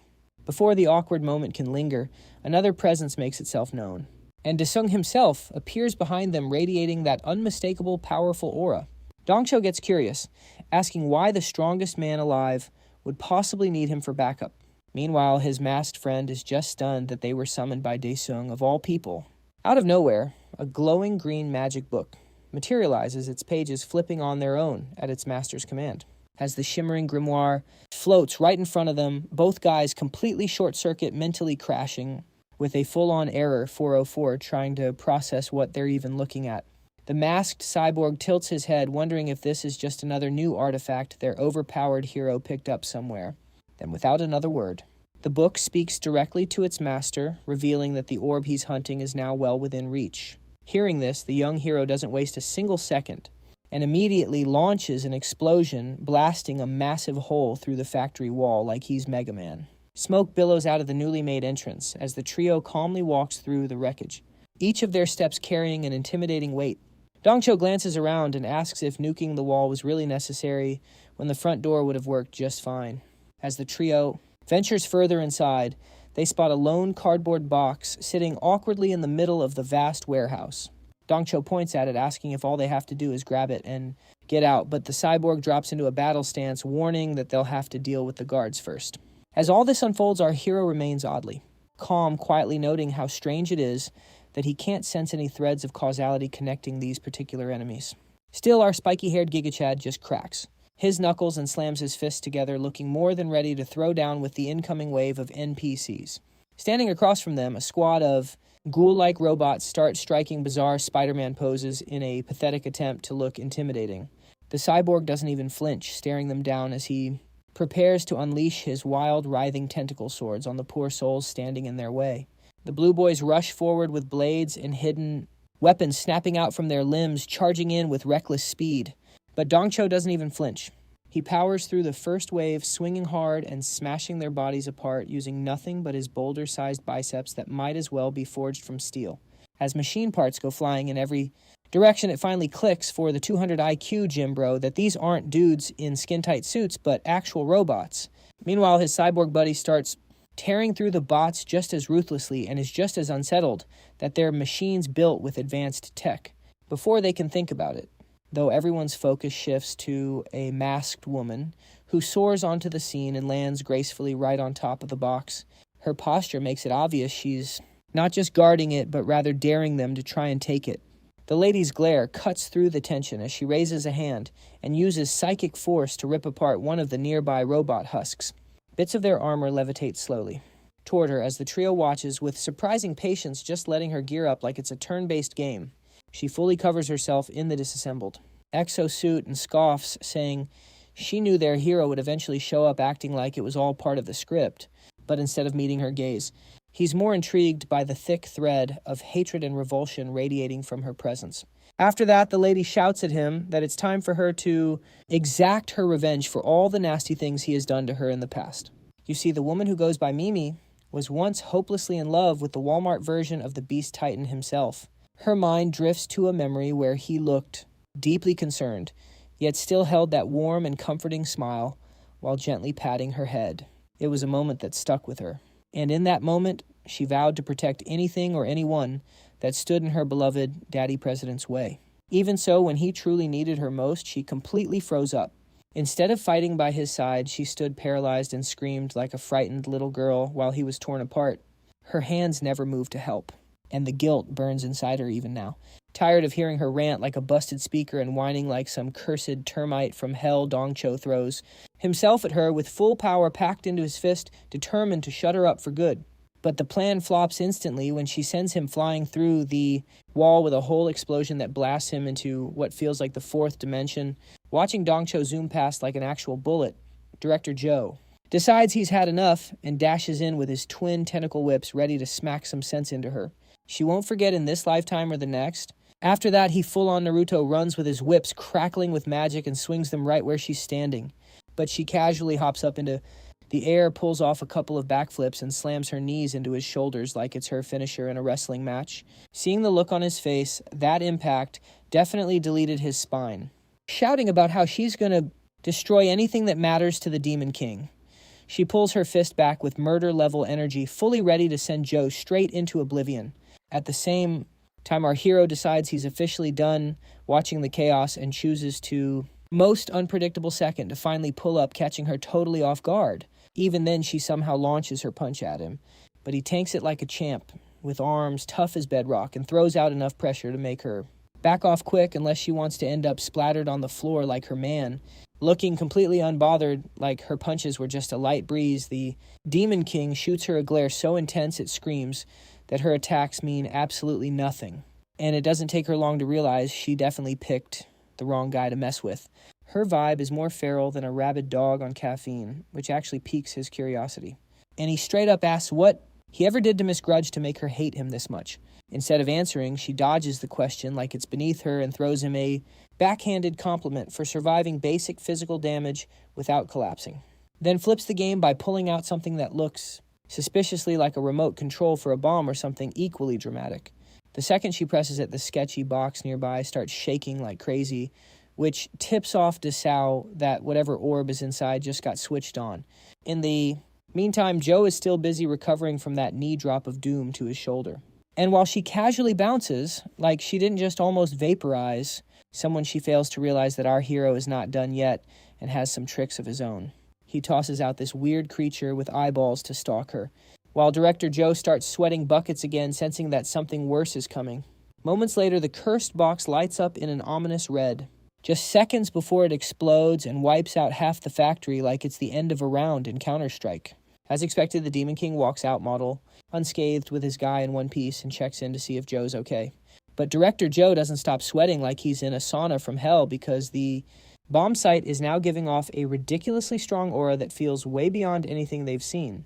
As this happens, they spin around and get greeted by a massive black hole throwing a tantrum with wild winds howling all around.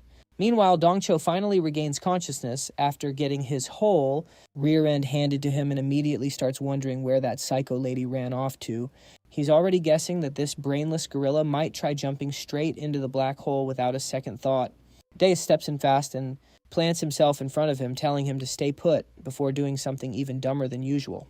Right then, Director Joe notices this thing feels way off compared to any normal gate they've dealt with.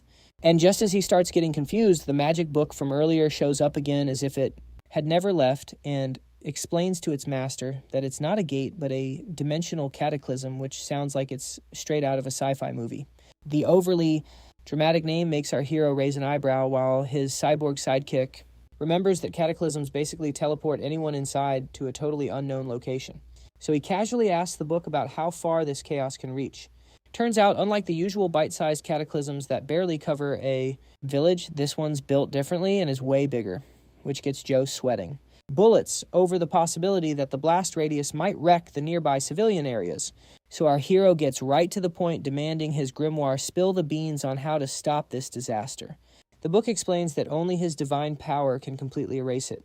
Unfortunately, that's not an option, since that divine power is sealed inside him by the golden spear. But the moment Daesung hears he's the one who can do something about it, he just grins like an absolute madman. Without a second thought, he takes off, leaving the others in the dust like NPCs and charging headfirst into the black hole before pulling out his sword. Our boy activates his demon. Lord Mode, and a seriously intense aura starts radiating off him. As his immense energy flares up, the golden spear embedded in his chest starts to slide out, which immediately triggers a system alert warning him to cancel the transformation now or risk permanent damage to his powers. He grits his teeth hard enough to crack them as excruciating pain shoots through his entire body, with the system blaring nonstop warnings in his head to shut it down immediately. But our guy doesn't even flinch and just goes for broke with his Demon Lord Slash, unleashing a massive wave of void energy straight into the black hole. Meanwhile, Joe and Dongcho are just frozen in place completely, speechless as the horrifying cataclysm is obliterated, crumbling into ash right before their very eyes as if it never even existed. After it's all over, Daesung curses the psycho witch, clutches his chest like he's having a heart attack, and then collapses right on the spot. A few days later, he finally opens his eyes in a blindingly bright room that feels like a hospital, and immediately senses something strange pressed against him. He bolts upright. The instant Soen joyfully exclaims that her precious master is finally awake. Still groggy, he blurts out asking why on earth he's completely naked, and she calmly informs him that she personally cleaned every single inch of him, adding that he's been unconscious for 3 whole days. Right on cue, the door flies open as Choyong barges in, looking like she's spoiling for a fight.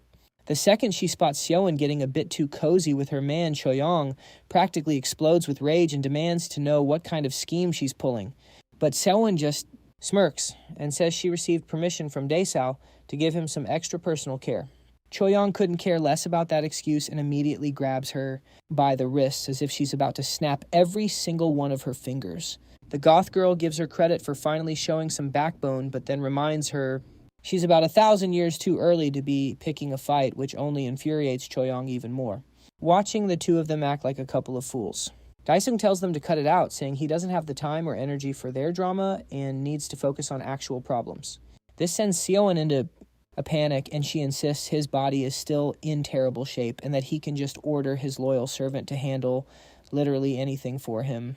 When he realizes she can actually sense the cursed spear sealed inside him, he is completely shocked. Seoin mentions that dealing with curses just so happens to be her specialty. Hearing this whole exchange leaves Choyong utterly dumbfounded, since she has absolutely no clue what they're talking about. So once they finally explain the entire situation to her, she is visibly disturbed and immediately asks if he has found any way to get rid of it.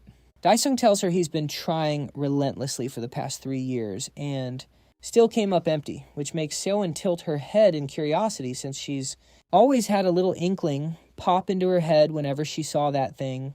And now he's suddenly wondering if she's actually got a legit breakthrough brewing thanks to her expertise with cursed skills. She then leans in way too close to his face and tells him to stay still for a second with that same mischievous grin before planting a bold smooch that instantly makes him visibly uncomfortable. Choyong immediately loses it, furious that this goth menace is just out here kissing her man without even asking, while our hero just sits there, fuming as the goth girl acts like she just had her first magical Disney princess kiss. He's 2 seconds away from unleashing hell and showing her exactly why they call him the Demon Lord. But before he can even finish the threat, both girls freeze in shock as the cursed spear suddenly starts slipping out of his body all on its own. The system chimes in to casually announce that the conditions for removal have finally been met. And with that, Daesung stares at the space. between his super jacked pecs where the cursed mark has now completely vanished. Seeing that, the girls instantly go wild, celebrating the breakthrough. But Desung's smile fades fast the second a thick black fog appears, right in front of him, which turns out to be his adorable little eyeball-filled Wraith Scout. Meanwhile, over at the Heavenly Mother cult's main headquarters, some angry dude is seen straight up yelling at the guards out front, demanding they return his daughter or get out of the way so he can drag her out himself. That instantly pisses off one of the guards, who barks back that his daughter's inside praying, so he'd better wait quietly or zip it. But the man and the nearby crowd start freaking out, crying that none of them have seen their families for weeks, which totally creeps everyone out, as they begin to suspect something much darker is happening inside. The other guard then steps in and tells the crowd there's no way they're entering the prayer room without first signing some sketchy-sounding contract. But then Pastor Nim casually strolls up and tells them to open the gates and let everybody inside. She claims that watching their precious children ascend to heaven is supposed to calm all the parents down, but one brave woman shouts that nobody should fall for it, because no one who has ever walked into that room has come out again. The pastor tells her to stop spreading lies and dragging the church's holy name through the mud. But an old man with tears streaming down his face screams his daughter's name and begs the pastor to take him to her this instant. Completely unbothered, she just spins around and tells anyone who wants to reunite with their loved ones to go ahead and follow her as if they're on some bizarre field trip. Inside the building, all the older folks walk behind her down a dark tunnel, as she says they can see the prayer room with their own two eyes. After hesitating for a second, the old man finally pushes the door open and peeks inside. And what he sees almost makes his soul leave his body right then and there. His daughter is being hoisted up by a bunch of creepy, chanting cultists, all while crying out some weird stuff about the Heavenly Mother blessing her with divine cheeks or something. While the crowd is still trying to process this, the pastor tells everyone to clap because they're witnessing a fellow sister ascending to heaven right before their very eyes. With her hands clenched together in some freaky pose, the girl starts moaning like she's having the best moment of her life, thanks to the Heavenly Mother's aura, which makes her father think she might be high on something. He panics and screams at his daughter to snap out of it and run away as she stands there soaking up the spotlight. After that, he loses it and grabs the pastor by the collar and demands she stop this freak show immediately. But before he can do anything else, the only thing left of his daughter is a puff of smoke drifting into the air. As he clutches his daughter's clothes, the only thing he has left of her, his hands tremble with grief, while the smug pastor claps her hands and says he should actually be grateful that the Heavenly Mother chose his daughter. That outrageous comment sends the old man into pure rage at her insane audacity, and he grabs her by the collar again, shouting for her to bring his daughter back or else she's going to seriously regret it. Unfortunately for him, he immediately regrets going that far, because a guard finally shows up and tases him without a shred of mercy, sending a brutal shock through his whole body. The old man collapses with a heavy thud right there on the cold floor, completely knocked out. And that's when the most unexpected person makes an entrance. Our four-eyed officer strolls in now, looking like she's fully converted into one of them, and calmly tells the guard to drag him into the confession room, which is really just their fancy name for the torture chamber, so he can repent for his disgraceful behavior. With that, she and the guard walk off with the poor father's limp body, while the pastor, still high on spiritual copium, confidently mumbles that he'll definitely switch sides after he sees how beautiful the heavenly family is. Meanwhile, over in heaven, which turns out to be a surprisingly gorgeous green plain with a summoning circle planted right in the center, an orb appears out of nowhere and reveals itself to be the soul of the old man's daughter who just ascended. She finally seems to snap out of whatever trance she was in and looks around with total confusion, clearly unsure of where she's ended up or how. That's when a blindfolded woman in ridiculously ornate clothes, straight out of a Dark Souls boss fight, casually strolls up and greets the bewildered girl, who's still very concerned about why she has no clothes on. She feels absolutely ecstatic to finally be welcomed into the Holy Mother's embrace. But the monster hag has other plans and tells her she's nothing more than a useless husk wasting oxygen, so it's time to ditch that body. With one lazy point of her finger, the girl gets instantly beheaded and her head rolls down the grassy hill like a bowling ball on a very cursed lane with no pins. After that, the Heavenly Mother casually whips out a chalice of wine and gathers what turns out to be the glowing essence of a pure soul inside it. She then floats over to a guy who looks very familiar and very jacked, chained to a massive rock with a glowing blue heart stuck to his chest like some weird parasite trying to latch on. Taking a casual sip, she asks why he won't just accept the Titan's heart and move on. But he says again that he's not interested in turning into a full-blown monster. Hearing that, she mutters something about his refusal, thinking it must be some kind of glitch in fate. But then her creepy wings, covered in twitching eyeballs, for some reason burst out, making the guy's eyes widen at the absolute nightmare fuel she just became, without even asking. She then straight up forces him to drink the soul essence like a vitamin shot, causing the Titan's heart in his chest to immediately light up as it syncs with him. This makes the blonde clown of a man absolutely fume with rage. But she just waves off his tantrum and tells him to stop whining and accept his destiny as the new Titan god. He, however, couldn't care less about her drama and starts screaming that he'll tear her to shreds the second he gets out, throwing every insult in the book at her as she walks away, completely unfazed by his very loud threats. Just then, she senses something deeply sinister in the air and glances up at the sky where a strange orb is crackling with wild energy. It takes her a moment to realize that the seal separating heaven and earth is beginning to crumble. Apparently, our Demon King is the one causing all this commotion, but the system hits him with the news that his demon lord powers have been nerfed and he's no longer allowed to use any of his hell-exclusive abilities. However, as a trade-off for pulling out the golden spear earlier, he unlocks a heavenly skill called the Demon Lord's Kiss, which lets him fully heal an ally of any injury or debuff with, you guessed it, a kiss. After that, his grimoire suddenly changes its tune and congratulates him on regaining a portion of his powers, which makes Dizao instantly suspicious because the book's sudden politeness feels totally off. The grimoire explains that its personality is based on how worthy its master is. And now that he's officially accepted, he can wield it with no restrictions or weird limits holding him back anymore. Hearing that, our boy smirks and orders the book to take him straight to the palace where the trash-tier Celestials are holed up. But it turns him down because he apparently needs a special key to get in. Even though he expected that kind of answer, it still annoys him. But the magic book adds that luckily one of the Celestials carrying the key just happened to randomly show up on Earth at the perfect time. Back at the church, Mimi brainstorms ways to get stronger so she can settle the score with Dai Song when Pastor Neem walks in with her usual calm demeanor and casually reports that another one of them has ascended. Then, without warning, she goes quiet. Mimi raises an eyebrow and asks what's got her panties in a twist this time. Shockingly, the pastor shows a flicker of human emotion for once and quietly asks how many more people need to be ascended before she gets back the one person she lost during the apocalypse 3 years ago. Staring at her long and hard, Mimi recalls that Nim had lost her son back then and decides to give her a reality check, reminding her that every single one of them has lost someone in the war. She assures her that the Heavenly Mother will surely keep her promise and bring them back, which oddly seems to put the pastor at peace. But just then, Mimi's soul randomly exits her body and she starts glowing bright gold, making Nim wonder if it's really her turn to go full celestial. The silver-haired lady then stands as something awakens inside of her, and the Celestial realizes she needs to seal the Demon King's power again immediately before he blows the last barrier between heaven and earth to smithereens. Just then, the Heavenly Mother suddenly appears behind her like a fully summoned stand, and the woman drops to her knees in tears, begging for her son's return, having lost all her smug attitude. From before, the Celestial surprisingly pats the woman who's high on divine copium and says it's not time yet, but that she should keep hoping for that day. Then, without skipping a beat, she knocks the woman out cold and chuckles that her moment has finally arrived since her target's aura is closing in fast. Outside, our guy stands still confused as to how the magic book and his Wraith Scout somehow led him to the exact same place.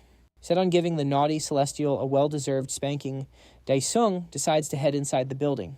However, a thick fog suddenly rolls in, out of thin air, and covers everything, making it impossible to see even a few feet ahead. He pauses, confused, trying to make sense of the bizarre environmental shift. Frustration building, he pushes forward through the mist. Right away, Daesung gets the feeling he's not alone in there, so he scans the fog until he senses something moving nearby. Without wasting a second, he whips out his sword and jams it straight into the ground. Immediately after, he summons his undead squad, and they start popping up from the earth, one by one, like some cursed version of whack-a-mole. Eventually, the zombie warriors crawl out completely and form up with their weapons at the ready. A few of them glance around, clearly picking up on the same creepy presence in the mist, but they're unable to spot it. Then out of nowhere, the mystery enemy kicks things off by launching a wave of invisible attacks that slice right through the undead soldiers like butter, shredding them into minced meat with zero effort. Daesung spots a window to counter and charges forward with his sword raised, but the enemy effortlessly parries his attack. Turns out the attacker is that same random cult lady from earlier who's now clearly been possessed by the Heavenly Mother. Daesung doesn't hold back, mocking her for being nothing more than a puppet doing someone else's dirty work. The Celestial just smirks and declares that this isn't Daesung's moment, adding that she's going to take his head and keep it in storage until the time is right. Daesung's patience finally snaps and he cranks up the speed of his strikes, but no matter what he throws at her, she keeps parrying like it's child's play. They go at it like two pro gamers in a final boss battle, clashing back and forth at lightning speed. Then out of nowhere, Daesung plays his trump card Domain Exchange. The entire battlefield twists into a terrifying hellscape, with flames blazing and a sky cracking open as if the apocalypse has arrived. But the Celestial isn't impressed. She flashes an unhinged serial killer smile and drops the bomb that his little trick won't work on her. The demonic scenery is suddenly overwritten as a blinding holy light floods the area, forcing Daesung to actually break a sweat for once. Hovering as if she's the queen of the heavens, the Heavenly Mother mocks him, asking why he's even trying to protect this world when he isn't human himself. That last comment sets Daesung off, and he yells for her to get her head on straight proudly, declaring that he's a law-abiding citizen of South Korea.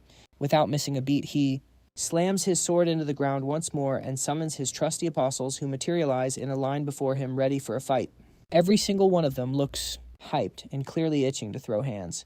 Finally getting the signal, all three of them dash forward in sync. The Celestial Lady doesn't even flinch and just stands there still aura farming while holding her sword up to her face. The three apostles attack her from all angles, with Lil Chucky sprinting beside them, waving his tiny knife with murder in his eyes. However, this fails to impress the Angel in the slightest, as Lil Chucky is the first to get knocked into next week, followed by Dongcho and then Seo. The Heavenly Mother shakes her head at their amateur hour attacks and tells them to quit playing around, but her expression suddenly shifts as she senses something is off. She scans the area and finally realizes she's not in her divine realm anymore. She's been dragged right back into the middle of Daesung's personal hell. At that, Daesung flashes a wicked grin as his bootleg domain expansion finally activates, and his three apostles stand firm behind him like a personal hype crew, pushing his aura way past 9,000.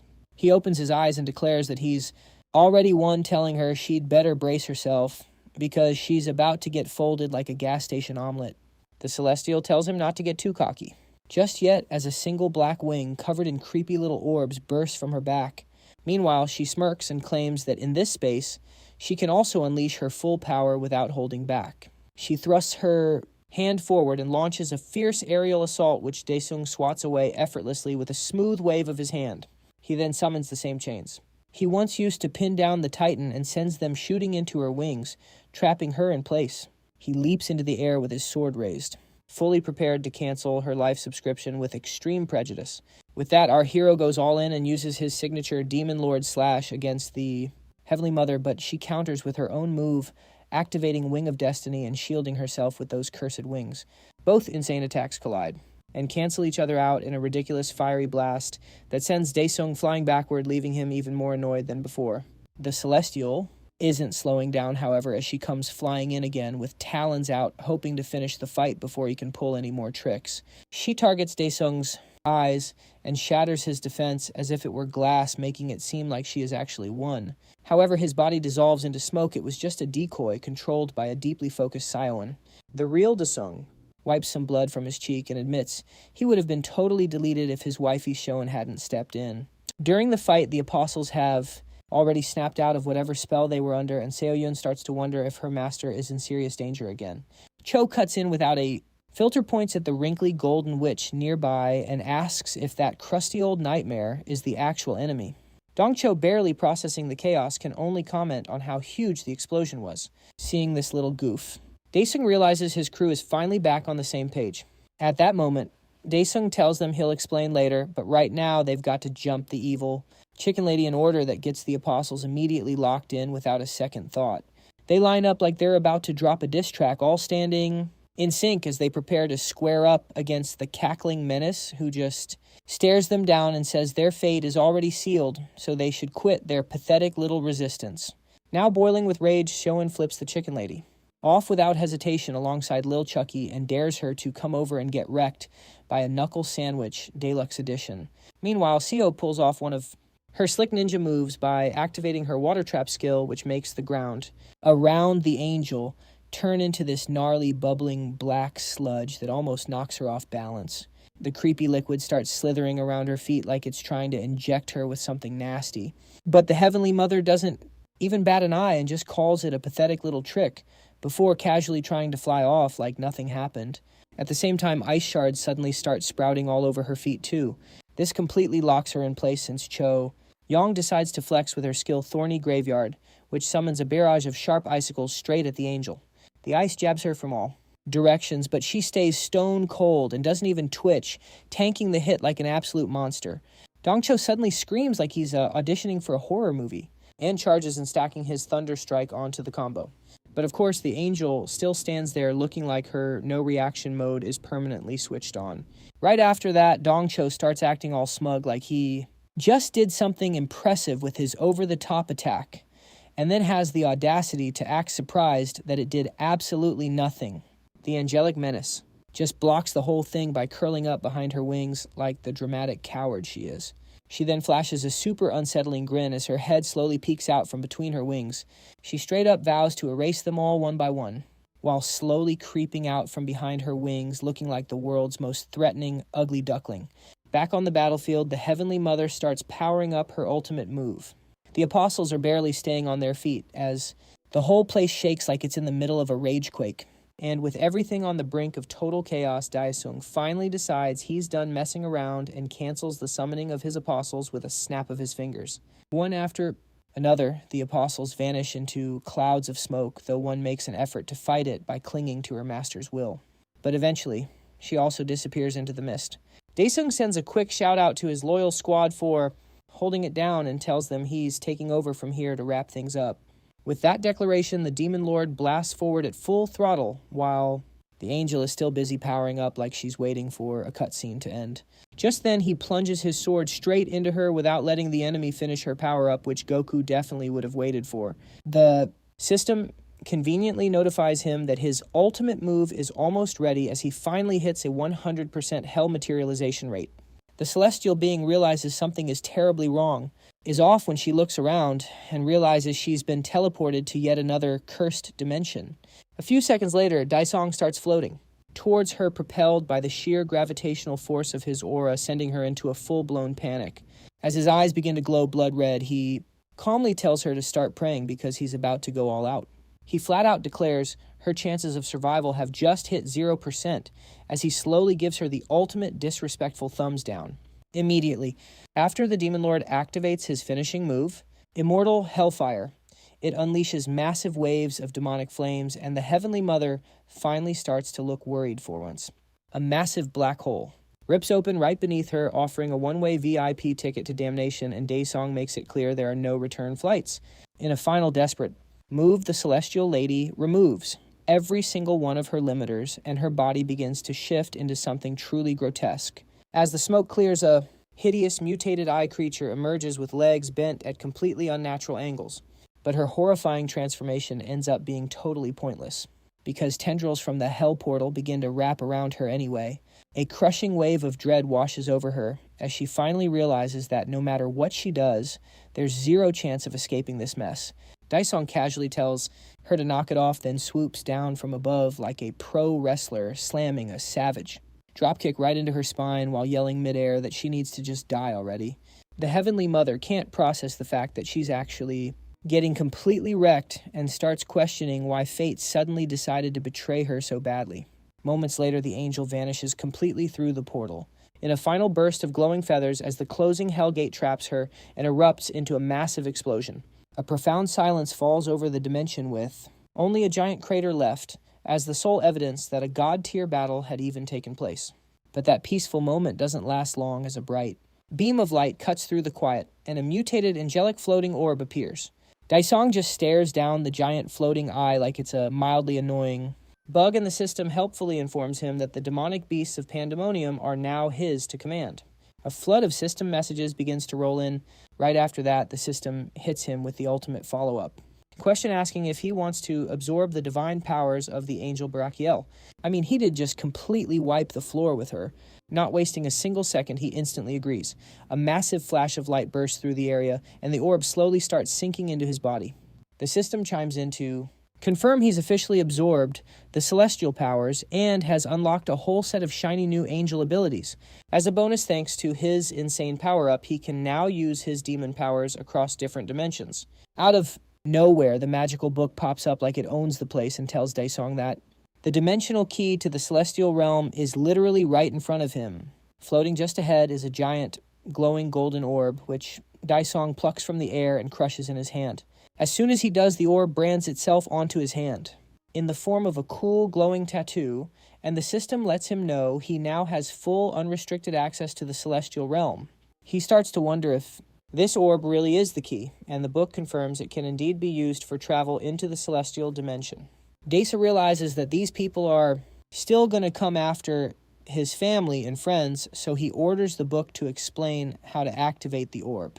For once, the book decides to stop being a troll, and even offers to craft a special orb specifically for this task to help out its master.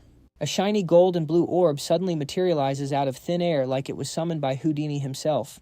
The book then informs him that he now has the ability to open a gate to the dimension whenever he wants. Daesa has one of his signature big brain moments, casually scratching his head as it hits him that he's still missing a few of his other orbs. Meanwhile, back at the Heavenly Mother cult, the same woman from earlier is frantically begging her superior's unconscious body to wake up and stop playing dead. Just then a group of soldiers in tactical gear bursts into the room and the cult woman loses it, demanding to know who they are. The soldier, leading them, gives a calm but firm order to seize the orb immediately while the rest of the squad rushes in, and one of them just casually punches a locked cupboard open like it was nothing. The cult woman clutches her head in sheer panic as the room gets ransacked until one of the soldiers finally gets his hands on the royal orb. The lead soldier gives them a cold stare for a moment before ordering his team to go ahead and take out both of the women. The cult woman just stands there, frozen, her mouth agape in absolute disbelief at the nightmare unfolding. Just then, a sudden explosion rips through the tense moment, sending chunks of debris flying in every direction. The cult woman throws her arms up trying to shield herself, while the lead soldier looks furious, as if someone just ruined his perfect plan. Through the settling smoke, a familiar set of footsteps begins to echo. Daesa steps into view, striking a dramatic pose like he's on an album cover. With a completely unhinged look in his eyes, he calls them naughty boys and asks if no one ever taught them the basic courtesy of not stealing. The leader panics, yelling for his soldiers to attack with everything they've got. As he starts charging the weapon on his arm, Daesa doesn't even flinch. The raw killing intent in his eyes is enough to make every single soldier collapse to the floor like sad floppy pancakes. He forces the entire squad to squirm on the ground like pathetic worms, the pressure from his aura too much for their weak bodies to handle. With all the immediate threats neutralized, Daesa finally remembers why he came and casually retrieves the stolen S-rank orbs from the defeated thieves. As he glances to the side, his eyes land on the unconscious woman and he narrows them slightly, trying to remember who she is. The cult woman instantly starts shaking like a malfunctioning Roomba and blurts out that the unconscious woman is their representative Uni. The system then informs Daesa that many people here are still brainwashed, asking if he'd like to convert them into his fans instead. This revelation somehow makes him even more annoyed as he processes that the angel had been manipulating an entire army of loyal followers this whole time.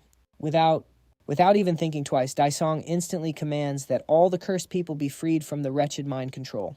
A giant wave of light shoots across the entire building like a divine Wi-Fi signal, and the cult followers suddenly snap out of it and finally realize the ridiculous nonsense they've been doing all along. The moment of clarity leaves them completely horrified as regret hits like a truck, and the cult lady just breaks into tears on the spot, crumpling to the ground in full-on depression. As the light reaches all the rooms, manager Kim blinks around in confusion when she snaps out of the trance and insists she was just on her way to work a second ago. Panic starts to bubble up as the freed girls try to process what happened, and some of them break down, crying and begging for help. Kim quickly takes charge as she announces that she's from the Hunter Association and assures everyone that she'll get back up right away. The chairman hurriedly places a call to Daisong and asks for an update on the incident, to which he tells him to chill since the mission was successful. Chanho gets curious about how Daisong managed to recover the S-rank orbs so fast and asks about the crazy strong enemy he fought. Daisong confirms his win and tells Chanho to deal with the Motherly Association's lackeys while he hunts down the orbs. The chairman quickly agrees without question, like a loyal intern, and promises to head straight to the location while Daisong is already mentally foaming at the mouth at the thought of getting his hands on the human trash responsible. Meanwhile, over at the Darkside's base, hidden in the Rocky Mountains, the usual quiet gets absolutely wrecked as the entire base erupts into fireballs and chaos. While Daisong casually strolls through the flaming ruins admiring the mess he's made, he glances over at the monster, book floating nearby, and begrudgingly admits that it's kind of helpful after all.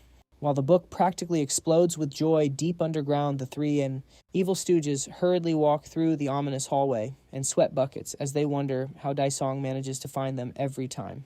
One of them bites his nails and wonders if they're going to get followed all the way down here, while the other gaslights them into believing that maybe he will get lost. The disfigured grandpa admits that supporting the cult was a big mistake, as not only did they lose their orbs, but now they have been forced to become the prey.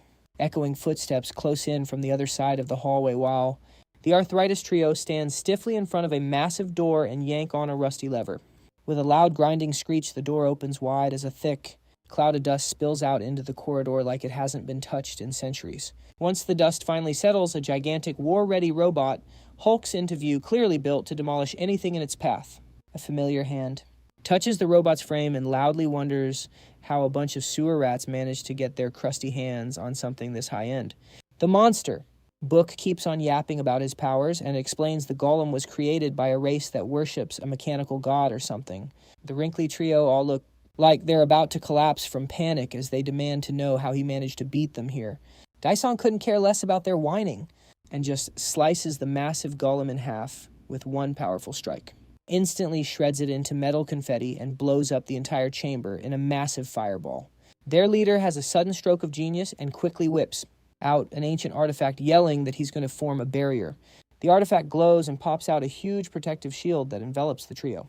And the leader finally lets out a sigh of relief, thinking this might actually buy them a few seconds.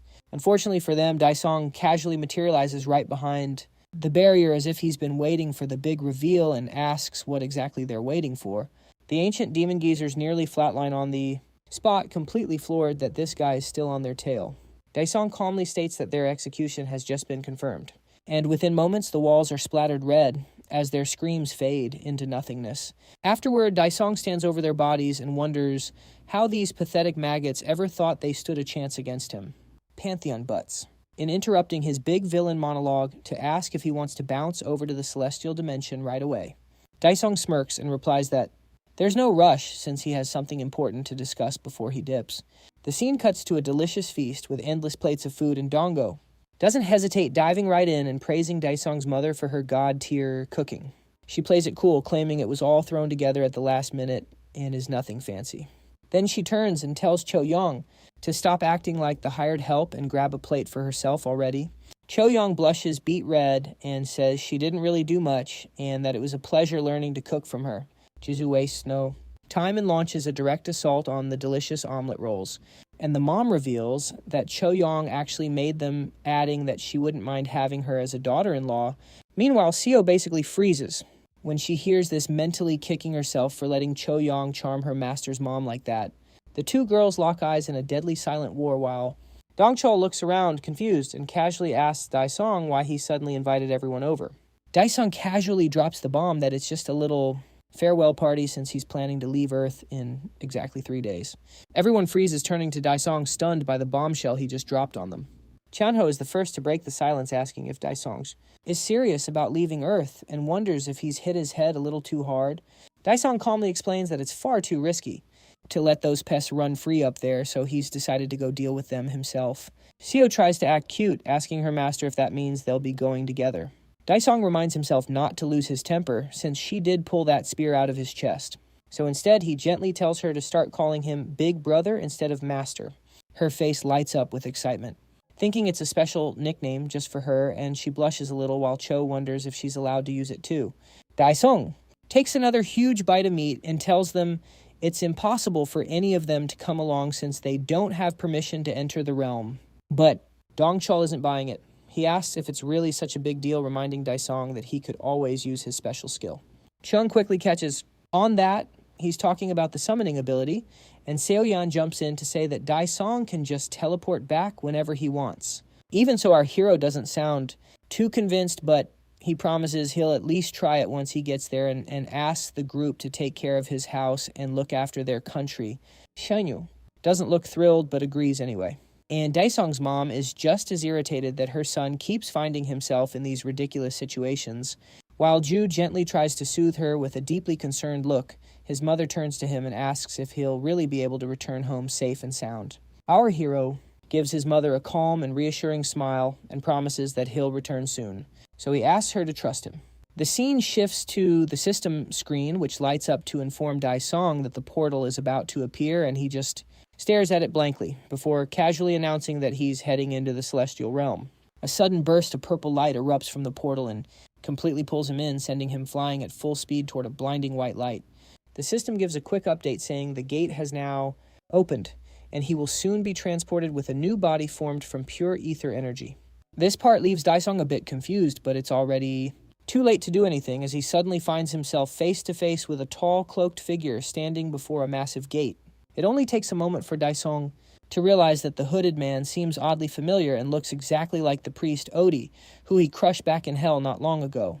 Odi immediately senses something is off, seeing that the creature standing before him doesn't appear to be a celestial, and notices that his aura feels oddly similar to something from his homeland. Daisong takes that as a challenge when he hears the word aura and casually unleashes an explosive wave of power to bring the gatekeeper to his senses. Odi then recognizes the energy as belonging to none other than his glorious king and drops straight to his knees, greeting the Demon King standing before him. Our Demon King gets right to the point and demands to know why a priest from hell is now working as a prisoner here in the celestial realm. The priest explains that ever since Daisong folded him back in hell, he was captured and forced to serve as a guard at this location. Our demon lord notices that the spear sticking from Odi's chest looks almost identical to the one the angel stabbed him with earlier. He asks if the gate behind Odi leads straight to the angels, and the priest replies that to reach them, he'll need to go through 100 trials. After hearing that Daisong holds his head in frustration at the thought of having to go through all that effort. But right then, the monster book comes in clutch and suggests that the master try showing the emblem he carries. Feeling a bit relieved, our hero turns to Odi and asks if he can just use the master key instead while holding it out in his hand. The priest kindly explains that since Daisong possesses the emblem, he now has full access and can come and go as he pleases without needing to endure the trials. With everything sorted out, Daisong decides to head in, but Odi halts him briefly and politely asks for his master's hand, leaving Daisong slightly confused. Still, he agrees to the odd request and offers his hand. And the system announces he's now received the Guardian Seal. The second the transfer is complete, the priest's body starts to crumble, catching Dawang completely off guard. But Odi just calmly places a hand over his own heart and offers his demon lord a blessing for the upcoming war against the Celestials. Dawang stares at the empty space where the priest just was vowing to himself that this won't be a war, it'll be a one-sided massacre. Elsewhere, in the angelic palace, the cross-dressing warrior is still locked up as he slowly regains consciousness and wonders why his usual tormentor is a no-show. In the background, a voice complains to herself about being stuck on feeding duty, while Alan calls out for her to just come out already. From his side, a strange butterfly-like angel flutters into view and immediately insults him, asking why someone as pathetic as him refuses to become a Titan god. Alan notices her different face and realizes a new angel must be on shift, but he gives her the same old answer: he'll never let himself be turned into some grotesque monster. The angel repeats his words mockingly and smirks, complimenting how impressive it is that he's resisted this long, even if he is as stubborn as ever. She decides to give him a taste of angel blood as a reward, and he weakly lifts his head in defiance, demanding to know what that is. Without another word, the Celestial grabs it. His jaw cuts her own finger and lets a single drop of her golden blood fall into his mouth, all while hurling more insults his way. As soon as the drop slides down his throat, it begins to take effect. His eyes change color as he screams in pain, his body beginning to transform while the chains hold him tightly as he thrashes wildly. The Celestial lets out a twisted laugh and says it doesn't matter whether he accepts or ends up mutating into a horrible creature anyway. But suddenly she stiffens, sensing an immense presence approaching fast, and quickly spins around to face a figure walking down the stairs, sword in hand. Dawong now has a deranged look in his eyes as he spots the butterfly woman, and without wasting a second, dashes toward her like a bolt of lightning, raising his sword and savoring the chance to finally fight one of those cursed Celestials. The moment she sees a stranger suddenly charging straight at her, the butterfly angel starts to panic and quickly shifts into her ethereal form, causing her body to gradually dissolve. Dawong's sword slices clean through the air as she literally turns into light, narrowly avoiding the strike with a twisted smirk playing on her face. Her form slowly materializes again as Dawong lands a few feet ahead, carried forward by the force of his own momentum. She shoots him a furious glare and with an ugly frown demands to know how a mere mortal managed to break into their sacred realm. Dawong doesn't even bother responding to her question and simply comments that this is not going to be an easy fight. Meanwhile, right behind him, Alan suddenly starts mutating his body, grotesquely morphing into a fleshy blob. He cries out in desperation, pleading that he'll serve whoever manages to save him for the rest of his life. Dawong pulls his attention away from the butterfly angel for a moment and focuses on the bizarre creature behind him, trying to figure out what on earth it even is. The angel scoffs, thinking that if she'd been even a split second slower, she would have been toast, all while whipping out a blade made of pure ether. The Demon King immediately snaps into a battle-ready stance, and before she can even blink, he zips out of sight in a brilliant flash of lightning. The angel breaks into a cold sweat, realizing he's completely dropped off her radar. As a single bead of sweat trickles down her face, she spins around frantically, trying to find any trace of him, and takes a wild swing, completely oblivious that he's actually coming for her from above. Daisong, his eyes blazing with a crazed hunger, unleashes his demonic slash. He brings his sword crashing down with vicious force, forcing the angel to throw up her own weapon with both hands, using every last ounce of her strength just to block the strike. The resulting impact creates a massive explosion that sends the angel flying backward. Although she manages to cross her arms and absorb some of the impact, she grits her teeth, furious at how close of a call that was. Daisong has no plans of stopping as he lunges forward for another attack, yelling for her to just die already. He swings his sword again, aiming right for her neck and leaving her no room to escape. Seeing no other option, she desperately plays her trump card, Divine Law, which creates a no-violence zone. A bright pillar of light erupts from her body, stopping Daisong mid-swing as his blade freezes just inches away from her. He tries to budge, but his body won't move an inch. With a furious glare, he demands to know what the insect witch did to him. The angel flashes a smug grin as she playfully taps the blade, remarking what a close shave that was. Inside Daisong's mind, Pantheon chimes in to state the obvious all-killing intent has been totally nullified, making Daisong wonder if he needs to tone down his murderous vibe. The angel, still smirking, starts monologuing about how, thanks to her lord's divine law, the entire area is now a designated peace zone. She strolls closer with that same twisted smile, boldly claiming that no one can defy divine law. This just ticks him off more, and he fires back, asking when angels ever gave a hoot about peace. She's still in the middle of her big speech, when Daisong suddenly commands his mana to be unleashed. Just like that, the Demon King enters his true form, his body glowing as his overwhelming aura floods the area. The angel stumbles back in shock as the title Demon God echoes in her mind, but it's far too late. Before she can get another word out, Daisong slices clean through her. Her body begins to disintegrate as she screams that it's impossible to override divine law. She vanishes completely into motes of light while Daisong just stands there, soaking in his power-up and ignoring her final words. Once she's gone for good, he shoots a cold glare into the distance, declaring that with his arrival, the celestial realm can kiss its peace goodbye. Just then, a system notification pops up, informing him that defeating a high-ranking angel allows him to absorb her powers. He glances at the mask she left behind, scratches his head, and wonders if the fancy-looking accessory is the source of her divinity. The system then begins to list out all the available powers, narrated in the driest, most Wikipedia-esque tone imaginable. But before Daisao can totally space out, his danger sense starts tingling and he turns to the side, reflexively snagging a huge hand that was about to swat him like a bug. His gaze lands on the mutated blob in front of him, and something about that face rings a bell. It looks weirdly familiar. Alan screams in agony as his body continues to bloat, and the monster book calmly explains that the poor guy is mid-transformation into a titan. Alan, completely losing it, begs Desao to save him. Tears stream down his face as he pleads, "Don't let me become a monster." Our hero whips around to the monster book, asking if there's any way to reverse the process. And the book just casually throws out the idea of making him an apostle. Closing his eyes, Desao mulls it over, seriously weighing the pros and cons, before a massive grin spreads across his face as he decides to just go for it. Mostly because, hey, it sounds like a good time. The scene cuts to Alan's consciousness, where a voice echoes inside his head, chanting, "Obey the Demon Lord," over and over. Alan bolts upright in a panic, yelling at the voice to just shut up already. Nearby, Desao is just chilling by a small fire, warming his hands and casually asking if he's finally decided to join the living. Alan slowly gets his bearings and politely asks if Hunter Desao was the one who saved him, but Desao just plays it cool, shrugging it off like it was nothing. Suddenly, Alan's face turns dead serious. The two of them sit in a tense silence, staring into the fire until Alan finally musters the courage to ask if Desao is actually the demon god. Desao meets the question with a grim, completely unreadable expression. But before another word can be said, Alan suddenly springs into action.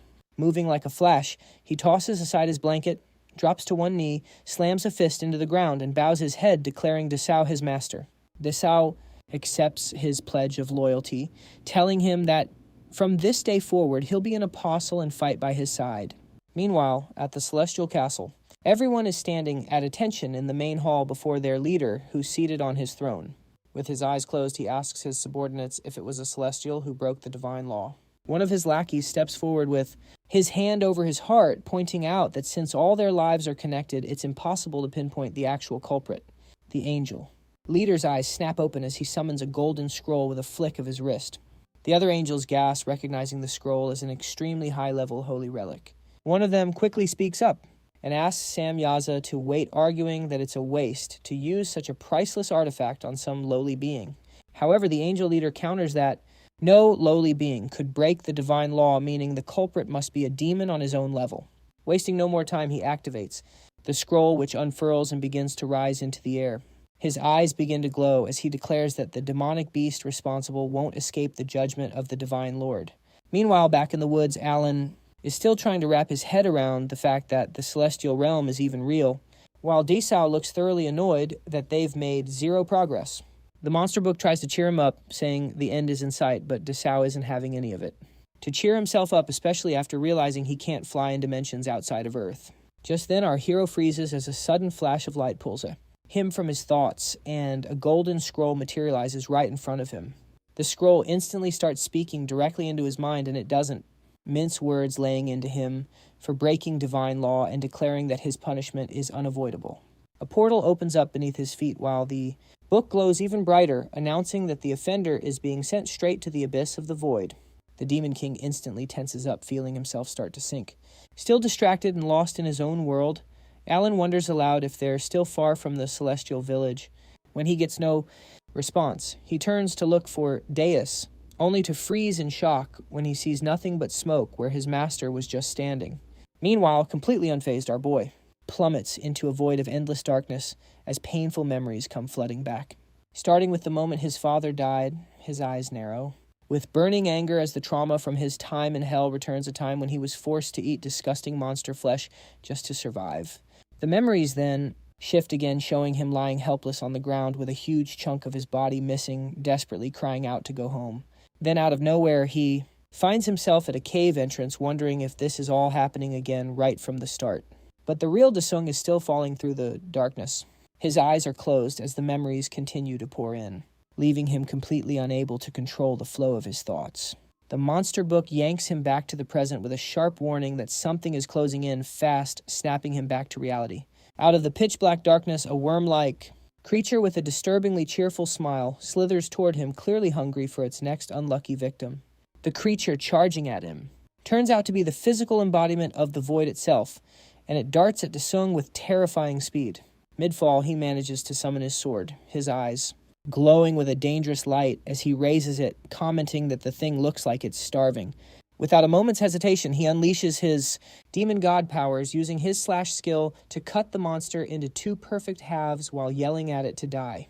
As the creature breaks apart into countless pieces, a flood of spirits begins to pour out of its body.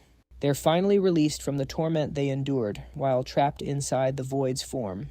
Daesung looks ahead as he continues to fall, tensing up when he spots something as the ground rushes up to meet him.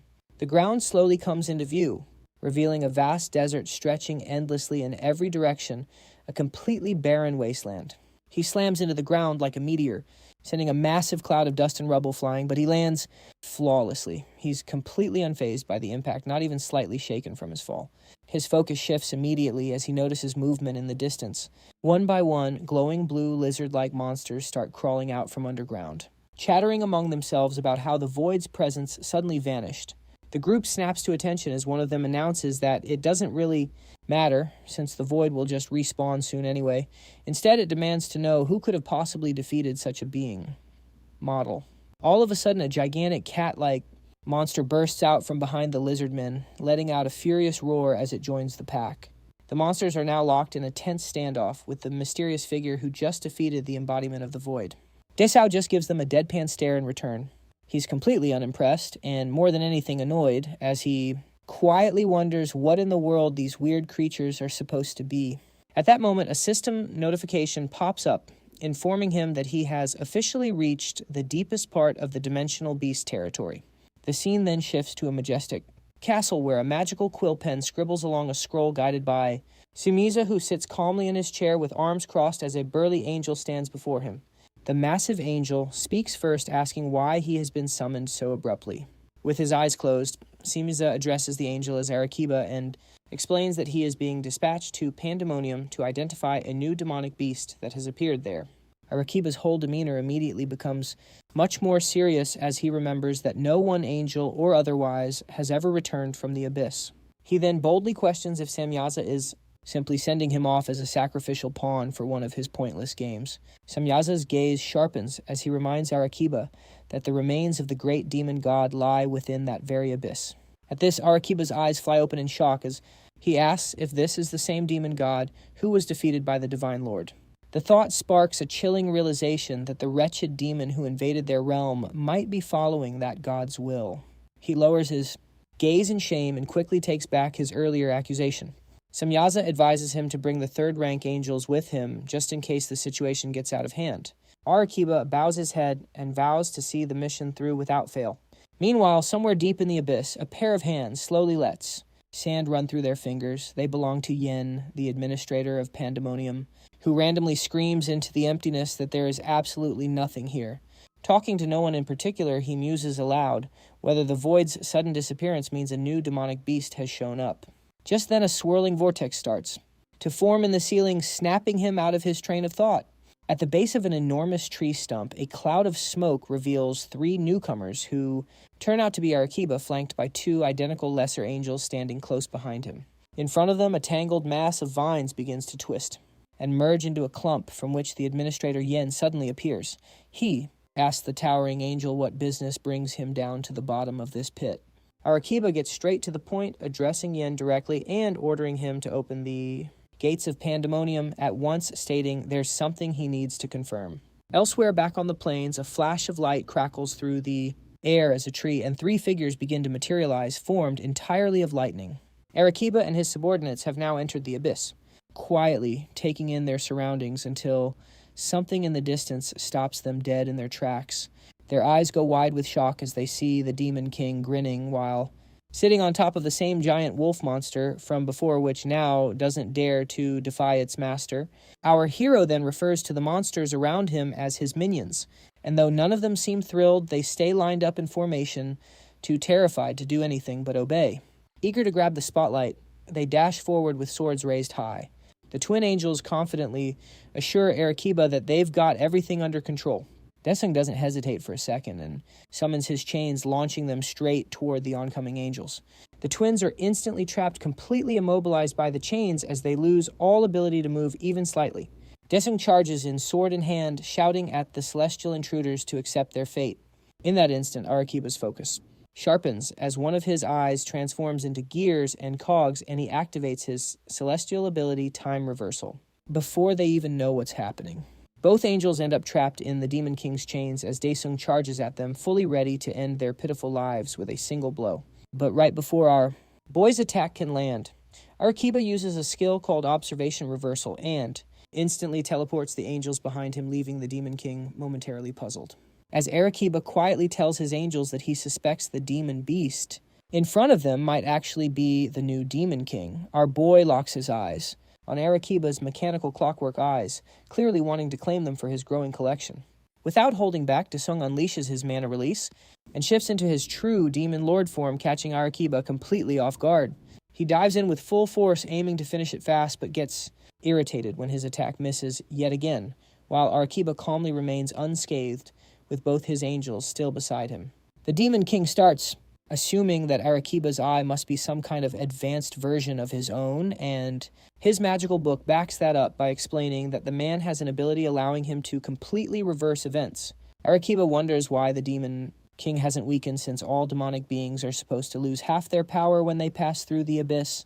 He directly asks if the king absorbed an angel's divinity, which the demon confirms with a proud grin as he casually lifts his hand, signaling his minions to charge at the angels. The monsters charge in howling for revenge and ready to rip the angels apart. But they freeze mid-rush when Arequipa casts Resume Observation, a skill that creates a perfect copy of the Demon King, who wipes out the monsters instantly and even tries to bind the original with his own chains. The Demon King slices through the chains with his swords but gets immediately surrounded by the twin angels, who both launch their attacks at once, hoping to finish him off for good. However, once the dust settles, they realize their strike wasn't enough, as the Demon King emerges unscathed, having shielded himself using Wings of the Demon King, a powerful ability he acquired after taking down an angel. Arequipa figures out that the Demon King must have absorbed Barakiel's divinity. Meanwhile, our boy starts to realize that this angel isn't just absorbing his attacks, but can even mimic them completely. The Demon King can't help but wish he had apostles of his own to back him up, which immediately reminds him of the Seed of Destruction Olon, which he's capable of summoning. With a blinding flash of lightning, Olon appears before them, and Desung wastes no time ordering him to eliminate the angels. Olon casually. Alan mentions that he's been testing all his abilities until now and is finally ready to show his true strength, which makes our boy crack a joke telling him he'll get promoted to a full apostle if he pulls this off. That actually catches Alan off guard, since in his mind, he already was a full-fledged apostle. Still, he takes it as a personal challenge to prove his worth and activates his Titan King transformation. It's a move so powerful it leaves the angels trembling as they try to process how a demon beast could summon a Titan. The towering Titan loudly declares death to the angels and throws a massive punch, only to have it stopped cold by Arequipa's observation nullify, without missing a beat. Arequipa follows up with Resume Observation and sends the punch right back at the Titan, launching him into the air. Arequipa scoffs at the Titan's foolishness, clearly amused by how confidently the beast charged in. But that arrogance doesn't last long, as the Demon King swiftly stabs him in the back, shattering his pride in an instant. Still coughing up blood and gritting through the pain, Arequipa manages to activate his observation and reversal ability just in time to break free from the Demon King's hold. And as he slips away, the king spins around only to find one of the twin angels right behind him. Arequipa wastes no time and tells Yen, the administrator of Pandemonium, to get them out of this mess immediately. But before anyone can move or speak, the Demon Lord casually divorces the twin angel's head from his body like it's nothing. The sight of Shamzil's lifeless form sends the remaining twin angel spiraling into a wild panic. In a flash, Daesung marks both, the angel and Arequipa, cloaking them in a sinister purple glow as he declares that no one escapes once they bear his mark. Yen freezes in horror, watching helplessly as the angel Arequipa starts to lose his divinity, the light draining from him bit by bit, while Yen screams in protest, powerless to stop it. The other angel desperately yells for Yen to cultivate the void before it's too late, but the warning comes 1 second too late. As the extraction finishes, the Demon King successfully absorbs Arequipa's divine observation, eye twisting it into a corrupted version of its former self, his very own demonic eye. The power it grants is immense, allowing him to nullify or copy enemy attacks, scan their past actions, and even see their rank in an instant. With a surge of raw power, a crimson beam blasts from the Demon King's eyes, flooding the void with an unsettling red glow. Once the glow fades, he turns to Administrator Yen, expecting him to be of some use, but Yen completely fumbles, stammering that while he does have administrative control over the Pandemonium, he will never hand it over to the Demon King. Our boy, hearing Yen's role as the administrator, gives him a soft smile, realizing Yen just let a massive secret slip.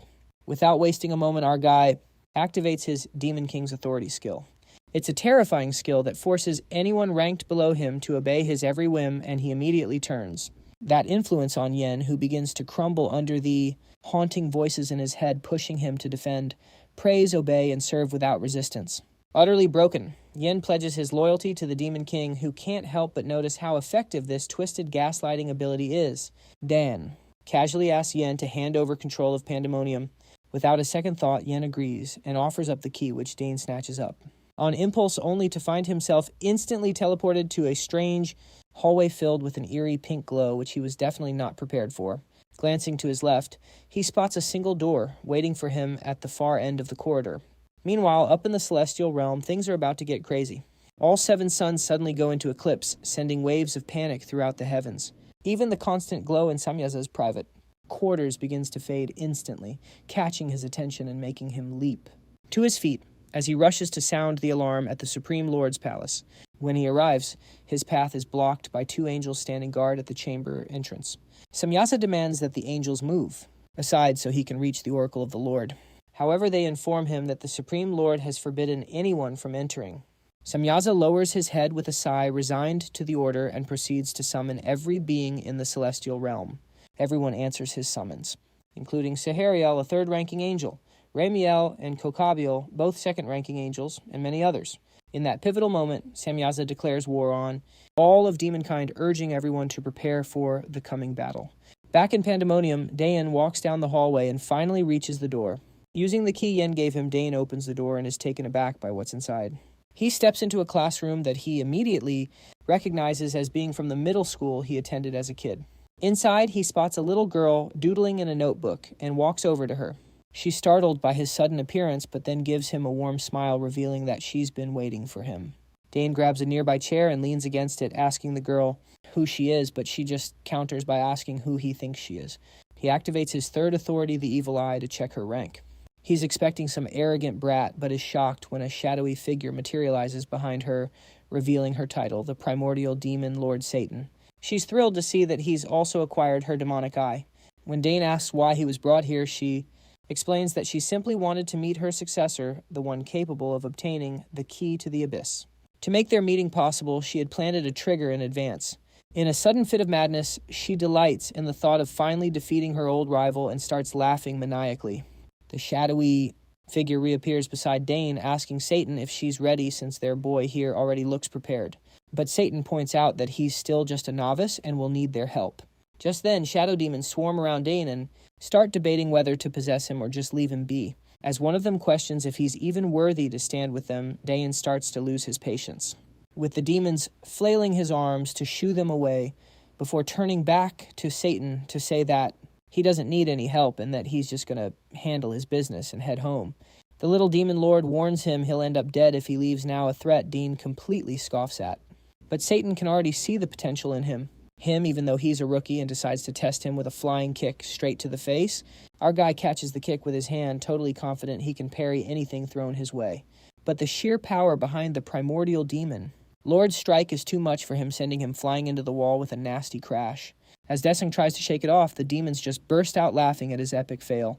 So he tries to turn the tables by activating his 1st authority observation reversal, hoping to just rewind the moment.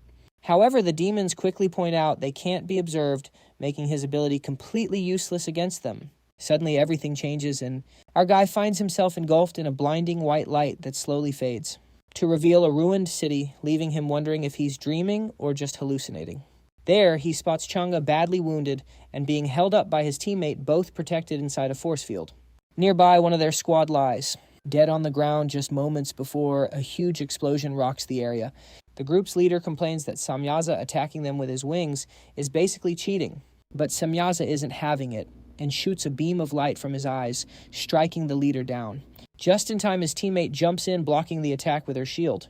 She checks on the leader's condition, but before she can react, Samyaza rushes in and slashes her down in a single swift strike.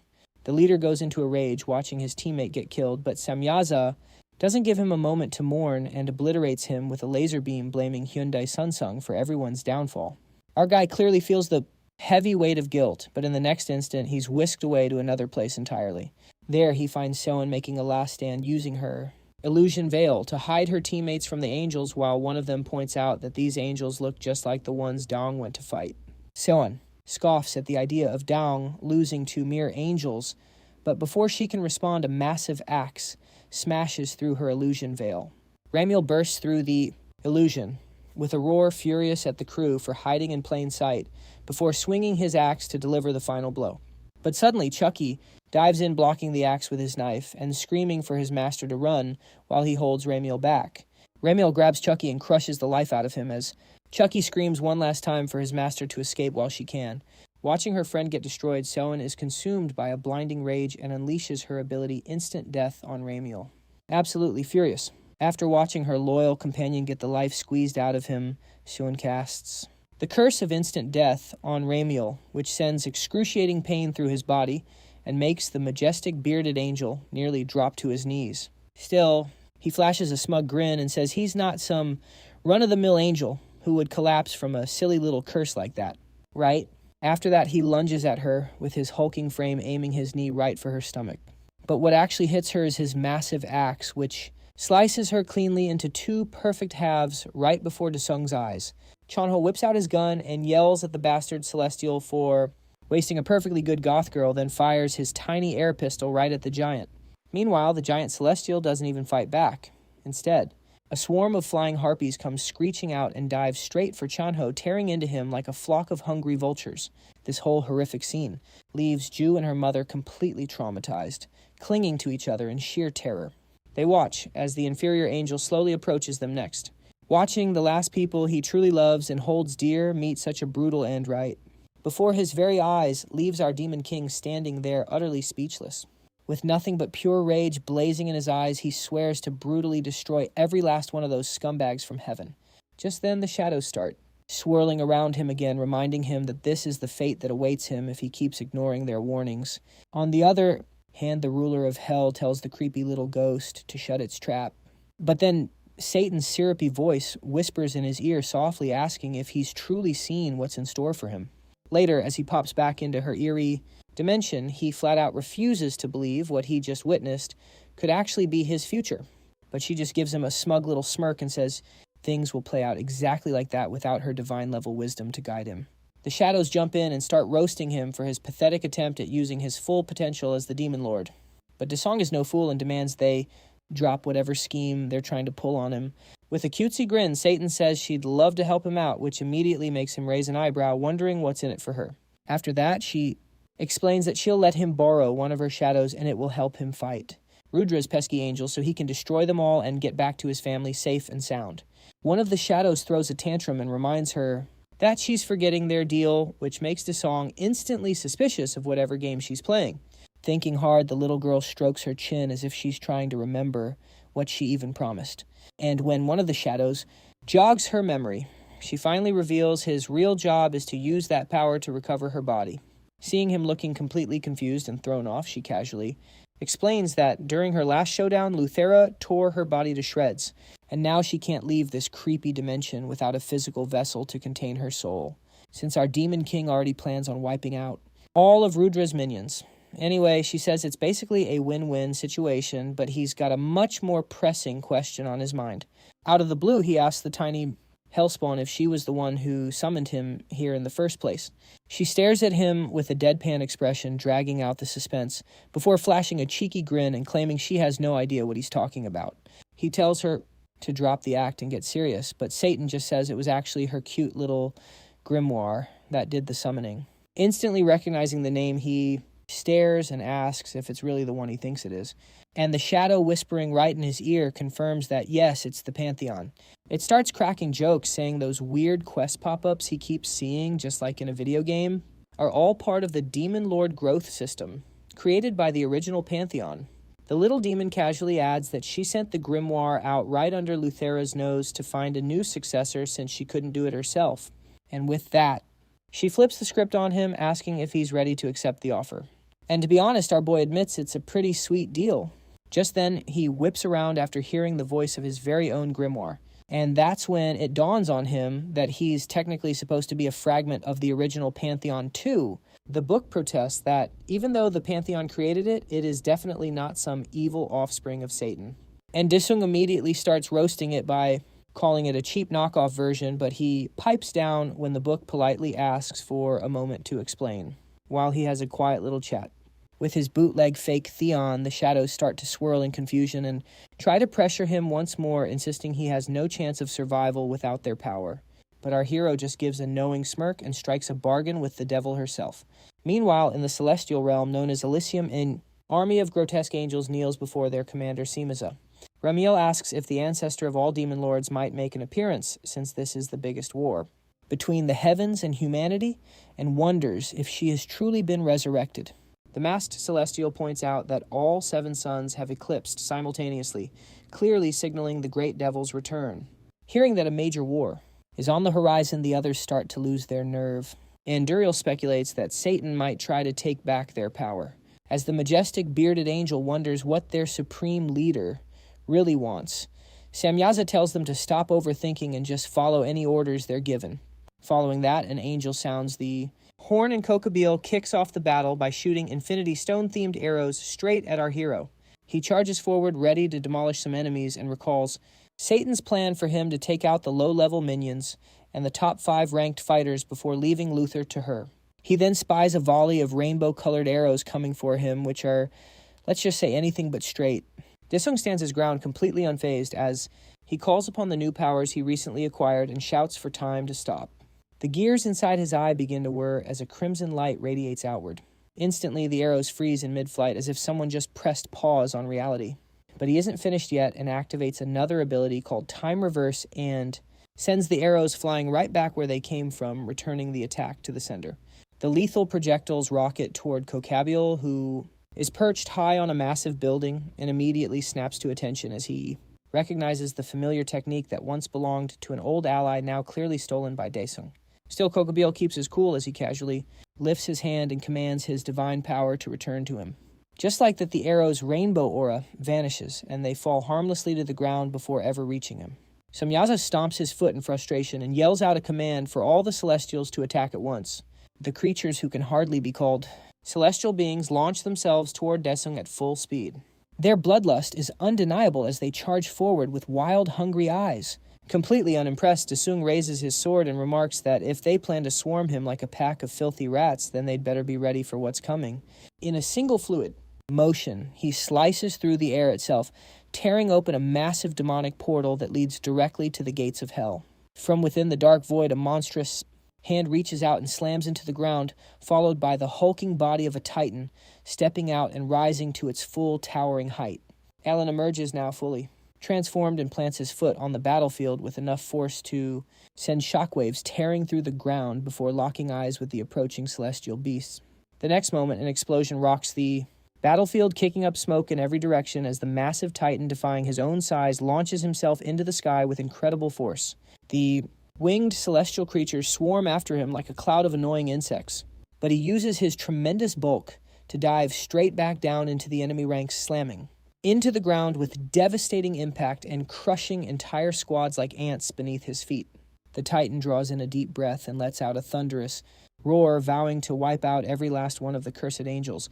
While all eyes are fixed on the chaos, no one notices the steady approach of Daesung's forces marching right through the demonic rift that's still wide open. Shouting, "Death to the angels," the demon army storms into the celestial realm, hailing Alan as the demon god's chosen commander. Alan looks back at his soldiers, a smirk playing on his lips as he wonders if this impressive display might finally earn him a promotion to full apostle. Meanwhile, on the other side, Duriel is absolutely shredding on her giant harp, blasting out intense battle music that sends waves of motivation across her allies. Fueled by the music and clearly vibing with their favorite waifu, the celestial troops surge forward, empowered by the powerful buff. The two armies crash into each other in a brutal collision, teeth bared, and weapons drawn as both sides throw themselves into the fray. For a while, the Celestials clearly seem to hold the upper hand, cooking demon soldiers left and right with hardly any effort. Much to their surprise, the wounded demons start to undergo horrific changes, their forms mutating as they're forcibly turned into celestial beasts against their will. Duriel's eyes begin to glow intensely as she commands her troops to hold out for her continuing the mass transformation of enemy fighters into Celestials, mid-battle. Right after that, Alan suddenly snaps his gaze upward just in time to see a massive hammer swinging down toward his head. He grits his teeth as he catches the Mjolnir with his bare hand and stops it in its tracks. Ramil, fuming with rage, calls him a filthy traitor and cusses out Alan for attacking the Celestial Realm after everything that happened on his home planet. Alan stares at him blankly, completely lost, not understanding a word of it as he keeps a knuckle sandwich lined up. Still enraged, Alan declares himself a human from Earth and smashes his fist into Ramil's cheek, sending shockwaves through the ground. Ramil gets blown back from the powerful blow, crashing into the castle wall with a loud thud, but still manages to hold onto his hammer. Kokubio locks in as he launches himself off the castle wall and rapidly fires off arrows one after another, hitting every target with perfect accuracy as he takes down wave after wave of demon soldiers with his cheat-like skills. He crashes down hard onto the ground, which somehow doesn't break his noodle legs, and he remains optimistic that his radiant magic arrows will forge a path for the celestial troops to break through the enemy lines. All around him, even more demon soldiers begin to mutate into celestial beasts, turning on their own comrades amidst the chaos. Kokabiel suddenly freezes when he hears a familiar voice behind him, casually announcing that he's found his arm. It turns out to be Daesong, who's just standing there behind the archer angel looking completely unfazed as explosions rock the battlefield. Out of nowhere, a sneak attack nearly gets the drop on him, but he whips his sword up just in time to block a spear aimed straight for his heart. He then slides back a bit to regain his footing, squaring up against whoever just tried to take a shot. And as if one annoying enemy wasn't enough, a whole swarm of Kokabiels starts diving toward him from the sky, forcing him to look away from Sahariel for a moment. Kokabiel wastes no time taunting him, saying that even with the stolen observation eye, Daesong still won't be able to dodge the attacks from his phantom aim. Sahariel lunges forward with his spear, yelling at the demon to stop resisting and just die already. Daesong's body dissolves into pure darkness, and he flashes a sly grin like he's got an ace up his sleeve. The angel duo doesn't hold back, unleashing a powerful combined attack right at him and causing a massive explosion that sends dust and debris flying everywhere. Kokabiel leaps back from the blast, hoping they finally took out the demon, but his expression quickly turns to panic as dark shadows begin to pool around him, something that should be impossible in the celestial realm.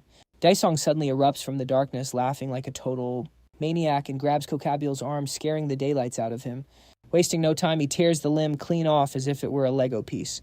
Kokabiel lets out a gut-wrenching scream, which is exactly what you'd expect from someone who just lost an arm. Meanwhile, Daesong gleefully holds up the severed limb like some kind of twisted trophy. Just then, a bright light slices through the smoky haze and catches Daesong off guard as a searing laser blasts right through his body, punching holes where holes shouldn't be. Stepping out from the smoke is Samyaza, who looks absolutely furious and growls that he's been watching the demon this whole time. But Daesong's shadowy form repairs itself effortlessly, as if the wounds were never there in the first place. While the shadow side takes control and immediately realizes that Rudra gave one of his eyes to the cursed angel, Daesong watches as Samyaza raises a finger to the sky. The light above him begins to gather into what looks like a spirit bomb. The light continues to grow to an alarming size until even the celestial soldiers start glancing up with concern. The sheer force of the energy kicks up massive clouds of dust. The demon army struggles to shield themselves from the blinding light, which seems to burn right through them. Meanwhile, the celestial soldiers stand tall, completely unaffected, and looking even more fired up than before. Daesong's shadow form raises an arm to shield itself, grimacing as smoke sizzles off his dark body. Yet he still manages to laugh through the pain, giving Samyaza props for finally figuring out how to fight a demon like him. With a cold glare, the angel leader decides that the battle is over and shoves his hand forward, pulling the blazing mini-sun toward the shadow with crushing force. The shadow begins to visibly crack. Under the intense heat, screaming in frustration and demanding to know what's taking Daesong so long. Then, in a flash of blinding white wings, something zips across the battlefield, slicing through the air. Samyaza winces as the figure streaks past him, and a chunk of his face is torn away, spraying golden celestial blood everywhere. A radiant figure rushes past, the stunned leader clutching a glowing golden orb. Samyaza hunches over in agony golden, blood now gushing from his eye socket like a fountain. The winged figure peels off his mask, revealing it was Daesong all along, now holding a severed eye in his palm and admiring its brilliance. Without a moment's hesitation, Daisong channels his inner Uchiha and pops the eyeball into his own socket like he's just changing a light bulb. Now staring back with a mismatched gaze, Daisong's new eye radiates power, pulsing with two completely different auras at once. The system chimes in that he's absorbed Satan's right eye officially, completing the set and unlocking the ability to wield Theon's ultimate skill in the mortal realm. Satan's shadow immediately starts laying into Daisong for taking so long, but he casually replies that you can't rush perfection. He flashes back to the moment with Satan, when she told him to bring out his chains, which left him more than a little confused. He summons them anyway, and the primordial goddess immediately starts tinkering with them like a mechanic. Daisong just stares at her, thinking she's finally lost her marbles from being in isolation for way too long. But then she spins around holding the now flaming chains and tells him to attach his sword, saying it will unlock her special skill. Still suspicious, Daisong narrows his eyes and asks what this so-called mysterious special skill even is. Back in the present, he launches his newly upgraded weapon straight at the angel and activates the special slash, putting every last ounce of his strength into it. Samyaza struggles to delay the inevitable, barely managing to block it with his light orb technique. The clash of their powers sets off a massive explosion, but somehow both fighters manage to hold their ground. Daisong's veins start bulging as he grits his teeth, throwing everything he has into one final push to obliterate the nuisance in front of him. Now, running on fumes, Samyaza uses every last drop of his energy just to keep the strike at bay. In the end, Daisong breaks through and slices clean through the light orb, leaving the angel leader frozen in shock, unable to even react. His Kratos-inspired sword continues carving right through Samyaza, officially sending him to the Shadow Realm. As the final blow lands, the angel leader realizes his death will bring the entire celestial realm crashing down with him. After all that trash talk, Samyaza finally hits the floor for good, leaving nothing behind but the demon sword standing in his place. The demon lord yells that they brought this on themselves for daring to wipe out his family in the future, and starts making his way toward the two remaining angels. Meanwhile, Sahariel grieves for his injured brother, holding him close and deciding they need to get out of there right away. But just then Daisong hurls his sword straight at them, tearing right through the spear-wielding angel's chest in one clean strike. He then calmly pulls his sword back, letting golden blood drip along the way as Samael vanishes in a puff of smoke, joining his leader in Neverland. Desao then steps up to the archer angel, who stares at him, frozen in fear, completely still. But it's far too late for any begging now. The archer's eyes fly wide open in pure shock the moment he feels something strike hard into his back. Yet it isn't over that easily, because Desao immediately senses something fast approaching and turns his head. Ramil is filled with fury after witnessing the fall of all his comrades. He unleashes insults at the demon lord and charges straight at him. Desao instantly recognizes him as the same steaming pile of trash who took out his friends in the future, and that memory only fuels his own rage. Ramil storms forward, consumed by blinding anger at everything he just saw. But Desao is equally furious and brings out his chains of Olympus once more. Using his speed and agility, Desao whips the chains right at the bulky giant and treats him to the exact same punishment he gave to his old master, while yelling that this one's for his precious goth baby mama and Lil Chucky. That massive angel bursts into smoke as well, which rises into the sky, and stillness finally settles across the battlefield.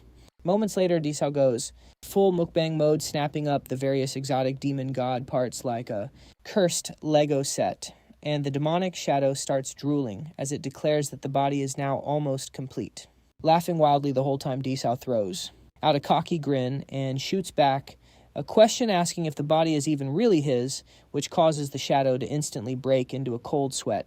Our Demon King crosses his arms like a grumpy girlfriend and declares that the body belongs to him now, which only makes the shadow even more nervous. He desperately starts to circle around him and brings up the deal they made.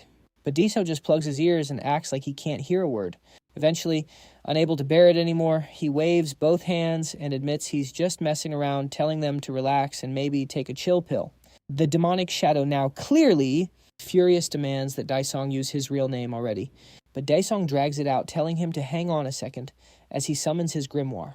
Pantheon nearly collapses from shock at such an outrageous name, but Daisong quickly claps back, pointing out that the monster book is technically just a copy anyway. With no good comeback, the book stays completely quiet. He then asks Pantheon how much time they've got left in the celestial realm, to which the book summons a glowing clock right in front of them. The system shows they've got just about 2 hours left, and Daisong asks Pantheon to confirm what he said earlier. Pantheon looks personally offended by the idea that he'd lie and insists there's nothing to worry about. Daisong then turns back to the demonic shadow and confirms that all he has to do now is say the real name. The shadow nods and tells him to speak the true name and declare that the body's being returned. But before Daisong can say anything, a brilliant pillar of light bursts into the sky from beyond the wall, catching his attention as he stares at it. The shadow suddenly yells that it's arrived, grinning with anticipation as he says, "The real battle is about to begin." After that, a massive pillar of light comes crashing down over the entire castle. The two guards glance at each other in pure fear, clearly dreading whatever nightmare is about to unfold. They yell out in shock that the supreme god has finally descended upon this realm. While their faces are frozen in disbelief, his demonic shadow wastes no time barking at Dong to quit stalling and just hand the body over already. On the other hand, Daisong closes his eyes in silence while those clingy shadows swirl around him like gnats, begging him not to drag this out any longer. While he pretends to listen, he chooses instead to go see who this so-called big shot really is. He suddenly dashes away from the souls in the blink of an eye, leaving them stunned as they scream at him to quit. Being a clown and come back since he can't even use his powers without them. But Daisong doesn't even hesitate. Instead, he seems completely confident, thinking that just because he can now tap into Pantheon's ultimate skill, he can annihilate anyone in his path. Daisong then rockets toward the castle gates, like an angry comet as he dives down from the sky. The guards freak out instantly, brandishing their weapons and yelling for him to stop right there. But Daisong just bulldozes through, blasting the gates apart like a kamikaze missile. Meanwhile, one of the guards lets out a grunt of pain as the shockwave flings him straight into the building, where Daong stands just chilling at the entrance. The guard keeps sliding back slowly into what looks like an open library, where a person is just sitting in a chair reading as if nothing is happening. The poor guard dissolves into smoke, while the figure casually keeps reading the book without even glancing up. After that, she mumbles something under her breath as she flips through the book, labeled with our demon lord's name. Daisong doesn't waste a single second rushing forward and dragging his sword across the floor without a shred of hesitation. With zero chill, he flings his chained blade at the mysterious figure, but an invisible force field effortlessly blocks the strike, while she just sits there still glued to her book. Right after that, he crouches down with a stone-cold expression and calmly asks if she's the one they call Rudra. The veiled woman finally lifts her gaze from the page and hits him with his full government name. Daisong squints, clearly both annoyed and curious, and asks the lady in black if they've ever met before, or if she's just being a creep.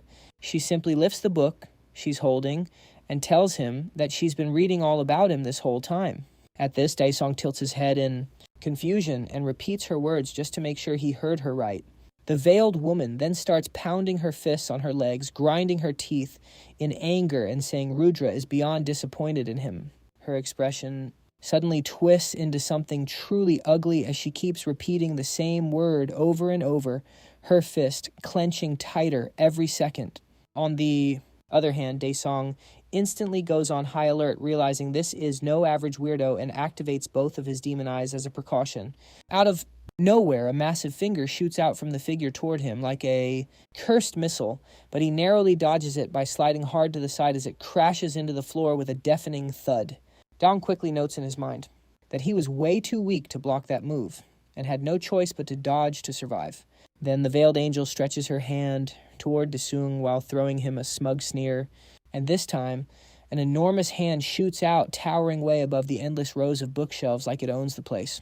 Daesung eyes the incoming hand with a whole lot of irritation and starts rolling around like he's in a Dark Souls no-hit speedrun. The veiled woman brings her hand down, followed by its massive version, but Daesung leaps up and parkours right over the gigantic limb with incredible agility.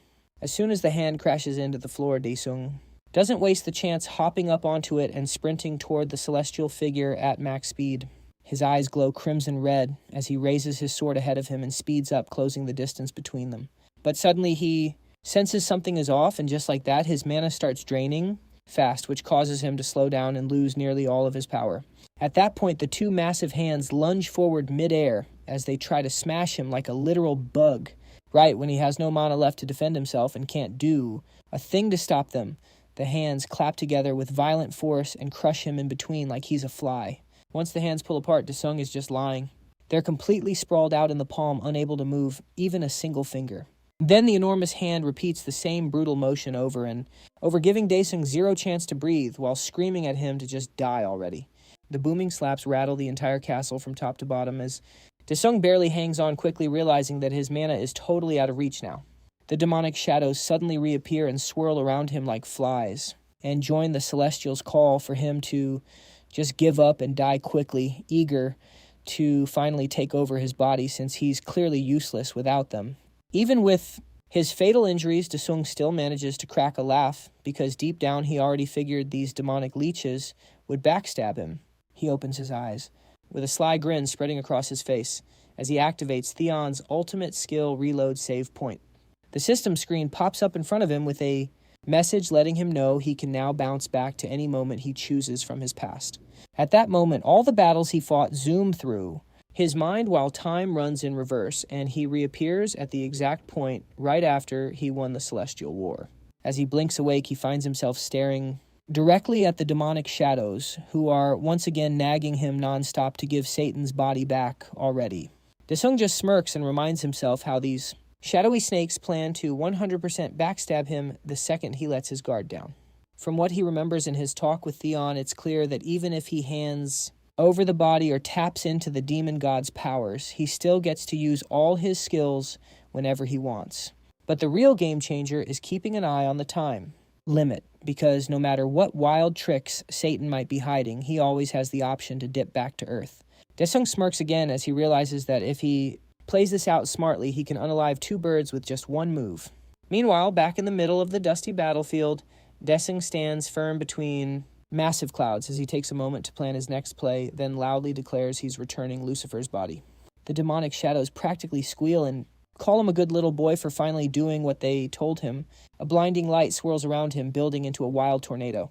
And when the glow fades, a grinning girl stands in his place, now rocking her post-possession glow-up after a smooth gender transition from Desung. Right away, Satan stares beyond the giant castle walls, sensing an overwhelming power as she launches herself toward the source, leaving behind a crater of dust. The celestial palace looms up ahead, and Satan lands in the courtyard like it's a runway, grinning wide as she stares at the gates. She starts to drool as she finally reaches this place after 6,000 years and calls out for Rudra to show up already.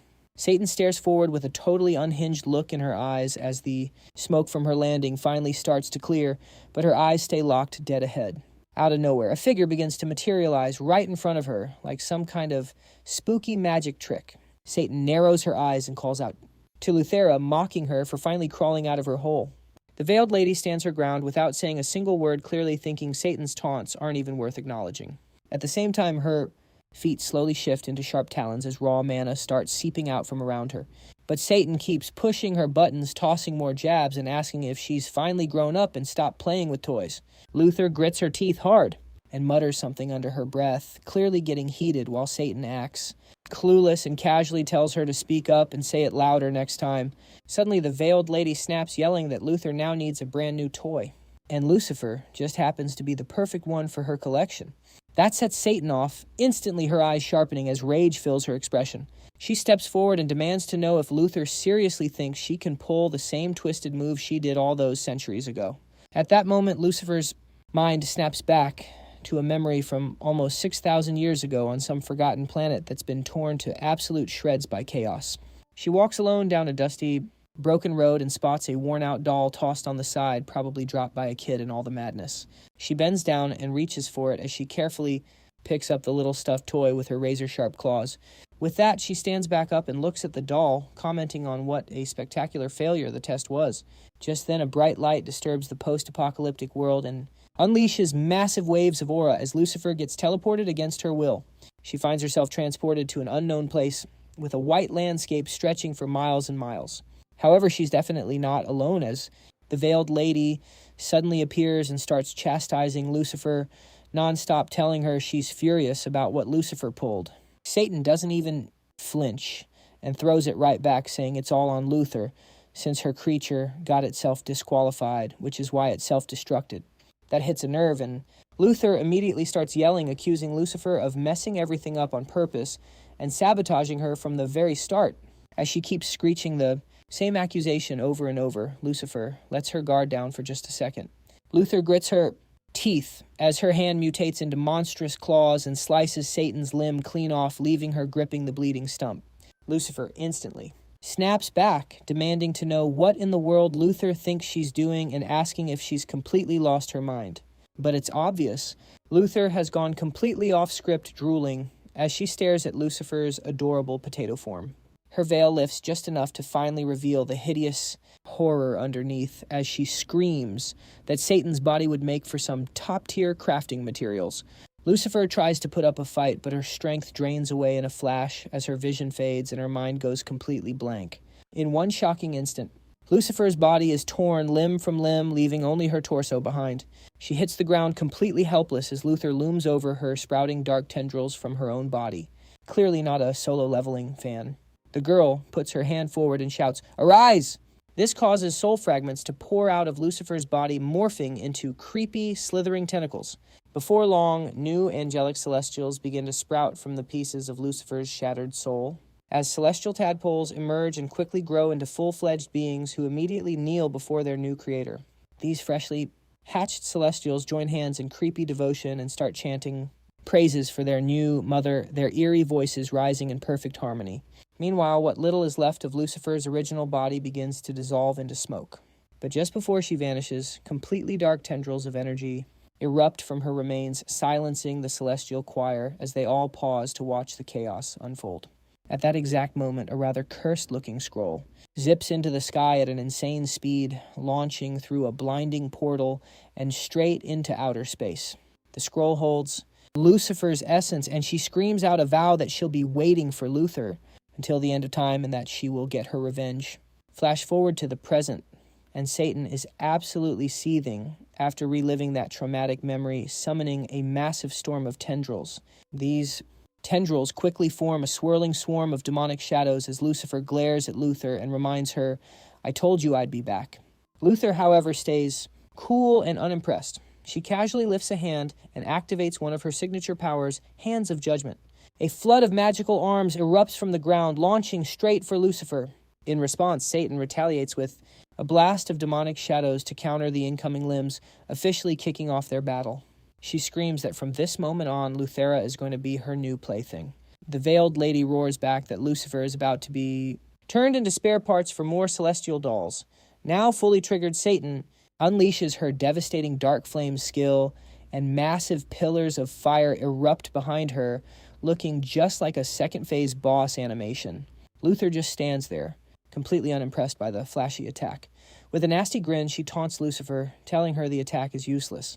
The veiled celestial then activates her own special skill, the Ocean of Life, and a massive tidal wave of water rushes forward to meet the dark flames head-on. The two attacks completely cancel each other out, which only makes Lucifer even more furious. She charges in her mind, completely blank with rage. And just like that, the two unhinged monsters start trading blows like it's the final boss fight, with absolutely no intention of calling a truce. Meanwhile, Dyson quietly chills inside Lucifer's mind like a good boy with his arms folded and wonders if they will actually be able to escape. Back on Earth, things flip over to Daong's building, where a hilariously overly edited giant poster of him hangs behind someone's desk. Our girl at the computer doesn't just have Daong's face on the wall, though. She also uses his chiseled Chad face as a mousepad. Cheong's mind seems occupied with something as she searches the net and gets disappointed that her master Han is still not coming back today. Just as she's about to spiral further, her phone rings, which drags her back into reality. As her secretary on the other end says there's a guest, but suddenly gets cut off as she shouts at the guest to stop. Suddenly, Seo-yan casually strolls into the office and greets her team leader with a bright, innocent smile, as if she did not dupe the secretary. Choyong instantly starts sweating bullets as a goth girl catches sight of the enormous Daong shrine in the background. But within a split second, all the Daong merch magically disappears like a guilty browser tab, and Choyong pretends to be busy on her computer. Choyong glances up with a nervous smile and asks why Seo-yan decided to show up out of nowhere without even bothering to send a heads up. While the two keep talking, a blazing meteor hurtles straight toward Earth like it's got some beef. Seo-yan teases her that she had no idea that Cho had a thing for collecting her master's merch, making her even more embarrassed. Seo-yan takes a sip from her tea and addresses the elephant in the room to finally sort out their love triangle mess once and for all. Cho blinks, says she is a little thrown off, but then snaps back fast that her love for him will never stop. So Seo-yan should just hit the road. Seo-yeon shoots up from her seat and calls Cho-young out for playing dirty, even though she came here to talk things out like a civilized rival. Out of nowhere, a huge explosion rocks the city as something crashes into the ground, which puts their argument on hold, as the two of them look out the window. In shock, a massive green orb shows up over the city way high in the sky and grows bigger every second. At the same time, a random news helicopter zooms in and starts live streaming the chaos as it announces that a gigantic gate has randomly popped up downtown. Apparently, the Hunter Association and some government suits are already crawling all over the place trying to figure it out. The squad of hunters gathered below just stand there lined up and look really tense as they stare up at the monster of a portal. Elsewhere, in a random facility manager, Kim walks up to one of her agents, Joe, and tells him to drop an update. She watches the screen closely and casually points out that the aura levels are breaking every scale they have, and the cyborg guy adds it's still climbing rapidly. He narrows his eyes, locking onto the data, and says this might be an S-rank gate or something even worse. Hearing the depressing news manager, Kim just shuts her eyes like she already knew it was going to be this bad. Director Joe glances at her and asks whether they've picked which clan's going to lead the raid or not. Manager Kim adjusts her glasses about to answer, but then just zones out completely like her brain hit a loading screen. At that moment, things switch over to Dongol, who looks in awe. Dongcho looks at the massive portal and says, "It's been forever since a gate this huge showed up." In comparison, the apostle standing there looks like an ant next to the green gate, which has the potential to throw this world into chaos. Before he can keep soaking in the view, some nagging noises yank him out of it. He turns around and finds the source two female apostles bickering like little girls in the middle of an apocalypse. Dongcho just smirks as he watches them walk up, still going at it like it's their full-time job. He tries to come off all cool and mighty while greeting the two girls. However, they just stroll right past him like he's an invisible loser. Dongcho nearly combusts from secondhand embarrassment and grits his teeth in frustration at how they didn't even spare him a glance. The girls don't say a word as they stretch out their hands toward the massive portal and try to search for something. Choyo yanks her hand back the second she senses something familiar, realizing the gate is most definitely linked to their master. Right then, Seo-yeon nods in full agreement, with Cho-young absolutely sure that Daddy Daisong's mana is leaking straight from it. Dongcho throws on a smug pose with a grin. Since he already knew what the two girls just confirmed, he puts his arms around them, which instantly sends them into panic mode and pulls them closer to the gate so they can finally reunite with their one and only master. At the same time, Director Joe watches the whole thing go down and turns to ask Manager Kim if our hero plans to lead the attack, but she replies that he's not available right now. Go from two questions how they're even supposed to pull off a raid this big without their top-tier ace showing up. Still, Manager Kim stays calm and explains that Hondong promised to support the raid from the inside. With that, the apostles decide it's time and step through the portal without a moment's hesitation. As they walk through the gateway, a thick fog swallows them, whole completely obscuring their vision, but they press onward without slowing down. Seo rants about how annoying the fog is, but Choyong tells her to stop yapping and hurry up as they follow Dongcho's lead. Out of nowhere, Dongcho suddenly halts, bracing himself as he spots something moving ahead in the mist. Then Alan steps out from the fog like Prince Charming and flashes them a huge smile. Choyong stares at him, unsure who this surprisingly hot guy is, and tells him to identify himself. Seo-yeon catches up to them and is surprised it's not Dung, while Dongcho takes a moment to remember this man is little Dong Darren's brother. Alan looks them over and straight up asks if they're his fellow senior apostles. This throws everyone completely off, so Alan clears the air before it gets weirder and drops his full name. He then explains that he has also been officially appointed as an apostle by our Demon King. Choyong forces a shaky smile while asking if Alan is seriously the fourth apostle. Now, Dongcho strokes his sad excuse for a beard and figures that since this guy already knows they're all apostles, he must be legit. Seo-yeon clearly does not care about any of that logic as she gets in his face and yells at Alan to tell her exactly where her precious hubby is. He figures it's easier to show them than explain, so he turns and leads them toward a cave with a massive boulder blocking its entrance. He taps into his Titan powers and casually lifts the giant boulder like it weighs absolutely nothing, before hurling it to the side without breaking a sweat. He then plants himself in front of the entrance, exuding an impressive aura as the wind makes his long hair flow majestically. His expression turns serious, and he tells them to follow as they step into a tunnel lined with sparkling stones embedded along its walls. As they venture deeper inside, Alan warns that things could get dangerous at any moment and tells them to keep their mana shields up. Suddenly, a flash of bright light speeds toward them, and Alan reacts instantly, throwing his hands forward to block the incoming blast of mana shooting through the tunnel. Dongcho clenches his jaw in irritation while the girls instantly snap into action, raising their mana shields to brace for the impact. The mana blast finally subsides, retracting back down the hallway, and Choyong demands to know what the hell just happened. Alan casually dusts off his shirt like nothing big went down and says that Disao is just going through another one of his classic mana outbursts.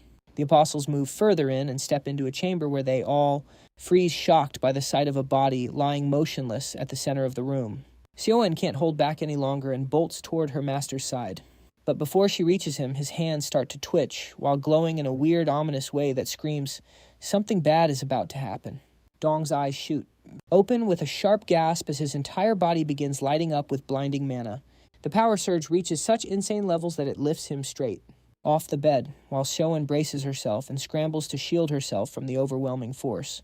Meanwhile, Choyong is already prepared, stepping forward and activating her ultimate protection barrier that forms a tight, invisible dome around her leader. Her shield manages to trap the wild mana explosion, but it drains her fast and requires her full concentration to keep it stable. Dongcho calls out for Dong to snap out of it, and Alan compliments Choyong on containing such a massive blast. But she quickly tells him the barrier won't last long, so he better hurry up and start explaining. Alan's expression turns grim as everyone turns toward him, clearly waiting for an explanation. He reveals that Desao saved him back when he was locked up as a prisoner in the Celestial Realm. After breaking him out, the two of them immediately went to war with the Celestials. Alan continues that, in the middle of the chaos, Luthra caught him with her tendrils. After that, he gets force ejected from the fight, as Luthra sends him crashing down and descends to finish him off. Then just as Luthra moves in for the kill, Desao swoops in to save him approaching the monstrous woman. Luthra thinks she's about to get a real fight, but Desao just stomps on her head, declaring his victory. The stomp hits her head with a deafening echo and drives her head 1 foot deep into the earth. But the yokai-looking monster suddenly pops up with its long neck and starts cackling like a lunatic. The moment she yells, "Arise," dozens of blisters begin popping up all over Luthra's body and creep up her arm, making it look like a nasty spiked bat. Luthra keeps laughing as she reveals that she planted seeds of her little babies inside Lucifer's body a long time ago, and now it has become fertile ground for them to hatch. Meanwhile, Lady Satan makes a face befitting her cursed title as she watches herself lose her one and only shot to finally beat the ugly Supreme. Being after 6,000 long, painful years and starts screaming every single swear word she knows from the darkest corners of the dictionary at the trap-laying witch who just ruined everything. However, even as she meets her humiliating end, a burning presence begins to erupt violently from the deepest, darkest layers of her scorched soul.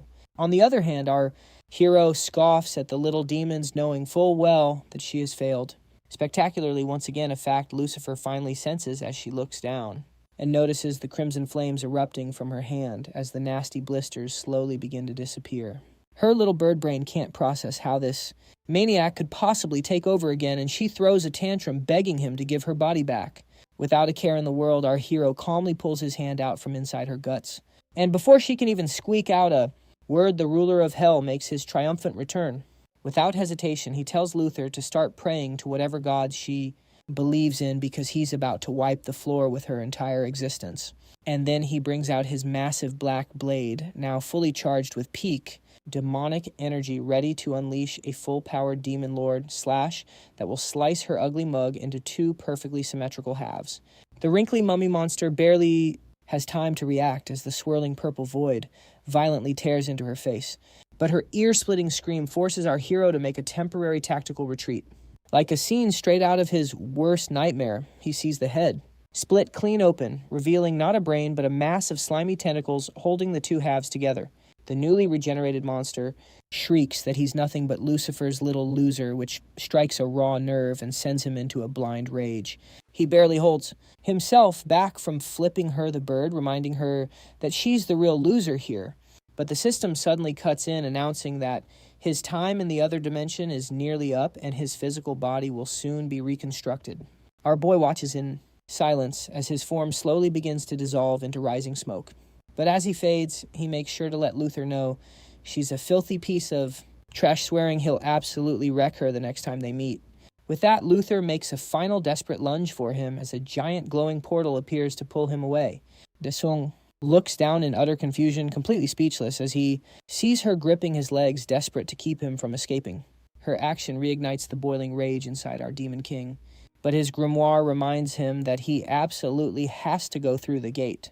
Just then, his best wingman, Alan, swoops in and drives an elbow straight into Luther's face, and starts pummeling her with his massive fist, looking ready to end her right then and there. After giving her a solid beatdown, he turns to Daesung, tells him he'll handle it from here, and wishes his boss a safe journey. Touched by Alan's loyalty, our Demon King cracks a small smile and repays him by tossing a chain his way. Alan snatches it out of the air on pure instinct, clearly confused about what Daesung is planning. That's when Daesung declares that he never leaves his own behind, and welcomes Alan as his fourth apostle. The weight of the title is almost too much for Alan, and with tears welling up in his eyes, the two of them leap into the portal together. She's screaming like a spoiled brat who just had her favorite toy confiscated. Luthora throws everything she has into a desperate rush for the gate, but by the time she gets there, it slams shut right in her face, leaving her with a serious case of portal interruptus. Meanwhile, floating through the vastness of interdimensional space, Alan and Daesung finally spot their home planet in the distance. But our hero is feeling more than just homesick. His insides are churning as something foreign rampages within him. After a moment, he tells the fake Pantheon to open another gate, timing it, so they land just before hitting the ground.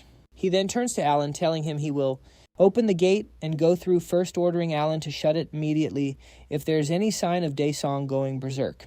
Hearing this, the blonde apostle stares back, looking completely lost. But seeing Daesung just floating there in midair, it's pretty clear what he meant. Alan explains that they wiped out all the monsters the moment they landed, and that he's been suppressing our hero's berserk magic surge ever since. Xiao Yan's face lights up, and she smugly declares this is her area of expertise, making Dong Cho question if she's even serious about helping. Surprisingly, Choyong immediately shuts her rival down, saying her technique won't work, and looking extremely uncomfortable as she does. Meanwhile, getting cut off before she can even explain herself really ticks off Seo Yan, but Cho Yong blurts out that the plan involves a fairy tale style true love's kiss. Seo Yan argues that it worked last time, but Cho Yong counters that his power isn't sealed anymore. In fact, it's literally bursting out of him from every direction. Alan then chimes in that this makes sense, since Daesung absorbed a bunch of celestial beings after defeating them. So now the divine power inside him is basically overflowing. That's when Cho Yong suggests they all work together to drain the excess magic from him before things get any worse. A moment later, the four apostles gather around their Demon King, and one by one they reach out their hands, ready to absorb his magical power, hoping it will ease his suffering even just a little. But seeing Daesung spiral into another sudden magical surge, Cho Yong yells that now's the time, and the whole gang jumps in to start absorbing the demonic energy. Our hero grits his teeth against the pain, completely unaware of the war raging inside his very soul. Deep within that ticking time bomb of a body he's taking. Hit after hit from Satan and her creepy demon lord shadows, trapped in a dimension that feels even worse than the hell he already escaped, when both sides finally stop. To catch their breath, he asks the totally unhinged girl if it's really a smart move to keep fighting when they have a clear mutual enemy right there. With a deadly glare, she snaps back that nothing in all of existence feels more dangerous to her than him. Right at that moment, the Celestials who were watching from their front row seats decide to get in on the action and surround them, announcing that they're now going to carry out the mission assigned to them by their supreme leader, ordering the two demon lords to give up and become their nourishment.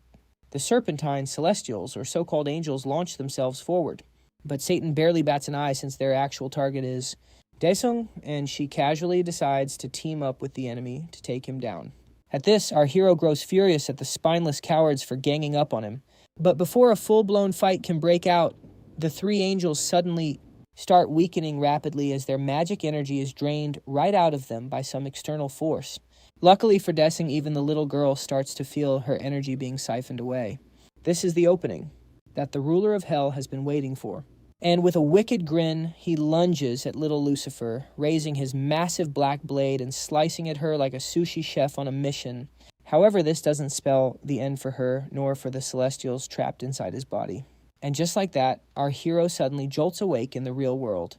As he sits up on the cold stone bed, he spots his apostles. sprawled across the floor like passed-out festival goers, having taken in as much of his power as they could handle. He stares at both his hands in disbelief and notices that one of them has turned black, which makes it unclear if he successfully absorbed their power or if something went wrong in the process. Suddenly, the hand starts giving off a creepy aura as a sharp pain shoots straight up his arm. So he does what any semi-sane person would do in that situation and starts punching the life out of it with his other hand like it had personally betrayed him. Right after that, his possessed hand transforms into a mace, sending our demon king into a panic over what he should possibly do next. He quickly realizes that there's a weak seal on the entities residing in his hand, and then finally turns to the ones who helped him escape, wondering if they were the real reason he got out of that jam in the first place. He walks over to them and calls out to his goth apostle, who looks like she's just now recovering from the strongest edible ever crafted by Snoop Dogg himself. But the moment she hears Desung's voice, it snaps her back to reality and she shoots, up looking surprised before throwing her arms around him as if to mark her territory in front of the whole squad. After that, Choyong also emerges from her magic-induced coma and rushes over to cling to him as well. Clearly not one to be left out, the two girls immediately go right back to arguing. The ladies lock eyes in a full-on staring contest to assert dominance as best girl, which gives Dongcho such a bad headache that he decides to just ignore them and instead turns to his buddy to ask about the chaotic ordeal he just went through in the celestial world. Our Demon King flashes a happy grin as he greets his friend, but his buddy is apparently super annoyed about being left behind while Desung went solo to hog all the fun and glory for himself. Alan informs him that he already filled the others in on the whole situation, and Dezao is genuinely relieved that everyone made it back safe and sound. Seeing a perfect chance to score some wifey points, Cho Yong blushes and quietly says she was actually the one who came up with the idea to absorb his mana and help him out. But before she can bask in any of the praise, Xiao Yan cuts in and points out that her dumb plan almost got all of them a one-way ticket to heaven without a gate, with that awkward moment behind them. The gang finally steps out of there and starts making their way back home after the reunion. Meanwhile, outside a gate, the vlogger kid shows up looking pumped and proudly announces that he's broadcasting live with the famous squad of cheerleaders.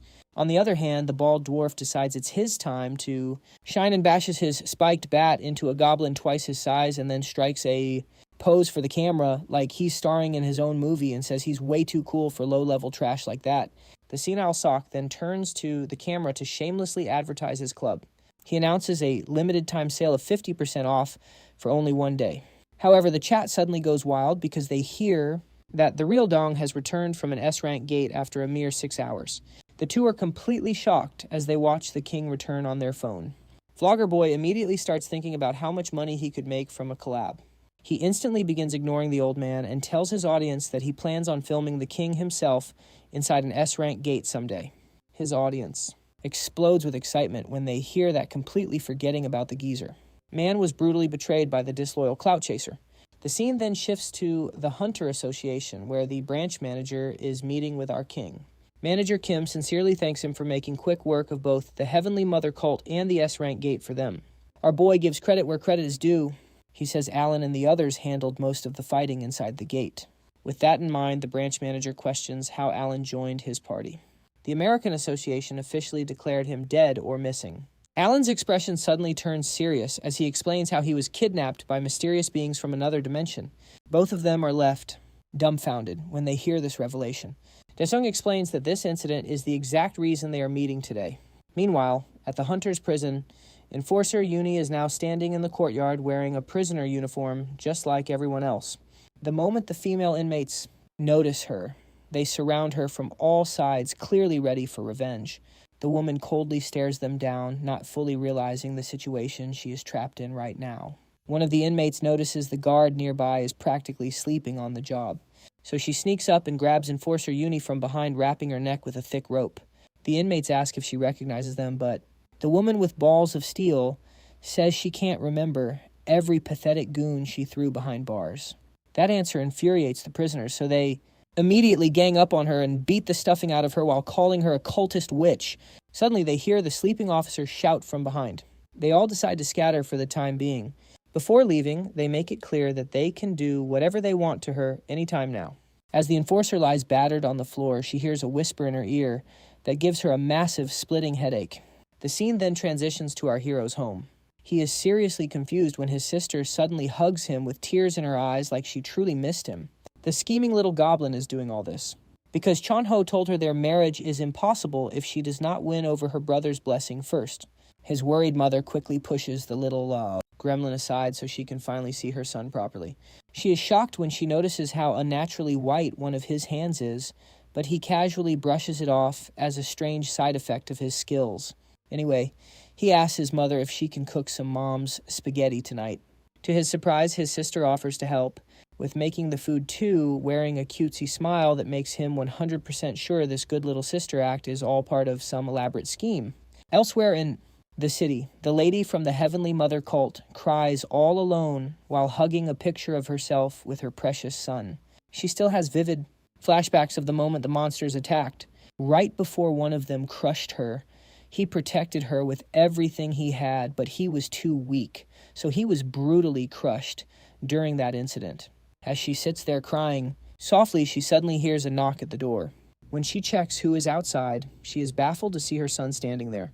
But her boy does not look like she remembers at all. He carries an ominous aura, and there is a golden glint in his eyes. She frantically asks her boy how he is alive after the monster crushed him. Hugging him tightly, she admits that the sadness of losing him even drove her into joining a cult. The moment she says cult, the boy completely loses it. He swats his mother away, driving the message home that it was no dirty cult, but the Holy Lady Luther she is talking about. The boy looks almost possessed now, claiming he has to spread the word about Lady Luther, who saved his life. Soon after, the headlines are filled with stories of people from the war 3 years ago reappearing out of nowhere again. Seeing this news, the branch manager is also confused about how all the people confirmed dead by survivors are suddenly alive now. Manager Kim then hands him a list. He is shocked to learn that every single returner had a family member associated with the cult. He immediately remembers Daong's warning that the Celestials behind the cult will attack them sometime in the future. With that in mind, the Hunter Association holds a press conference soon after.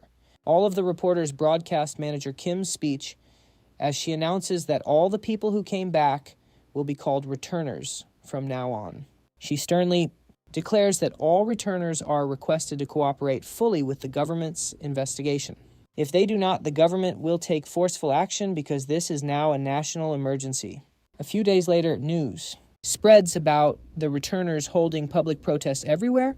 They gather to spread the word about the descent of their Heavenly Mother Luther to Earth.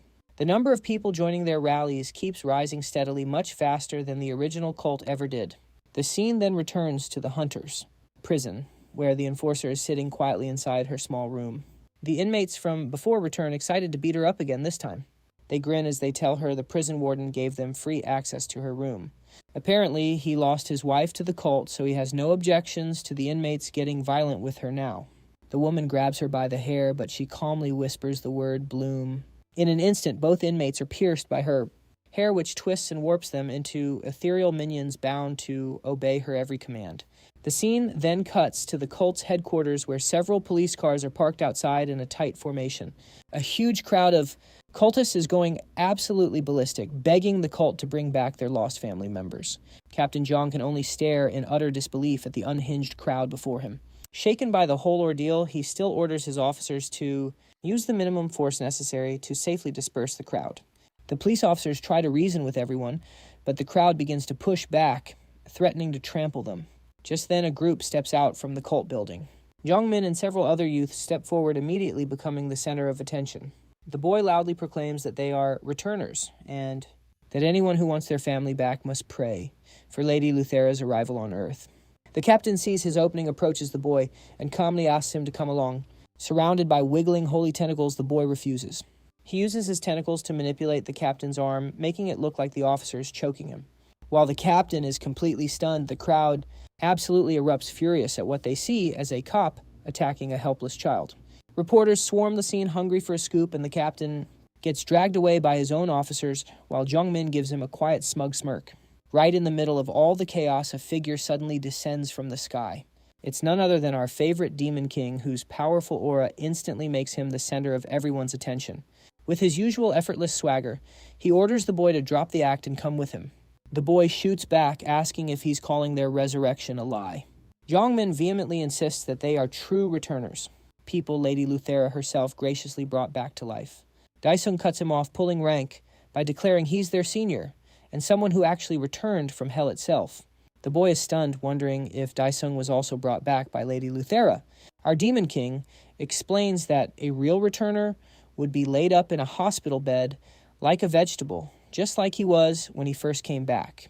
Therefore, the only reason these so-called returners can walk around normally is because they're just constructs created by Luthera, not actual humans.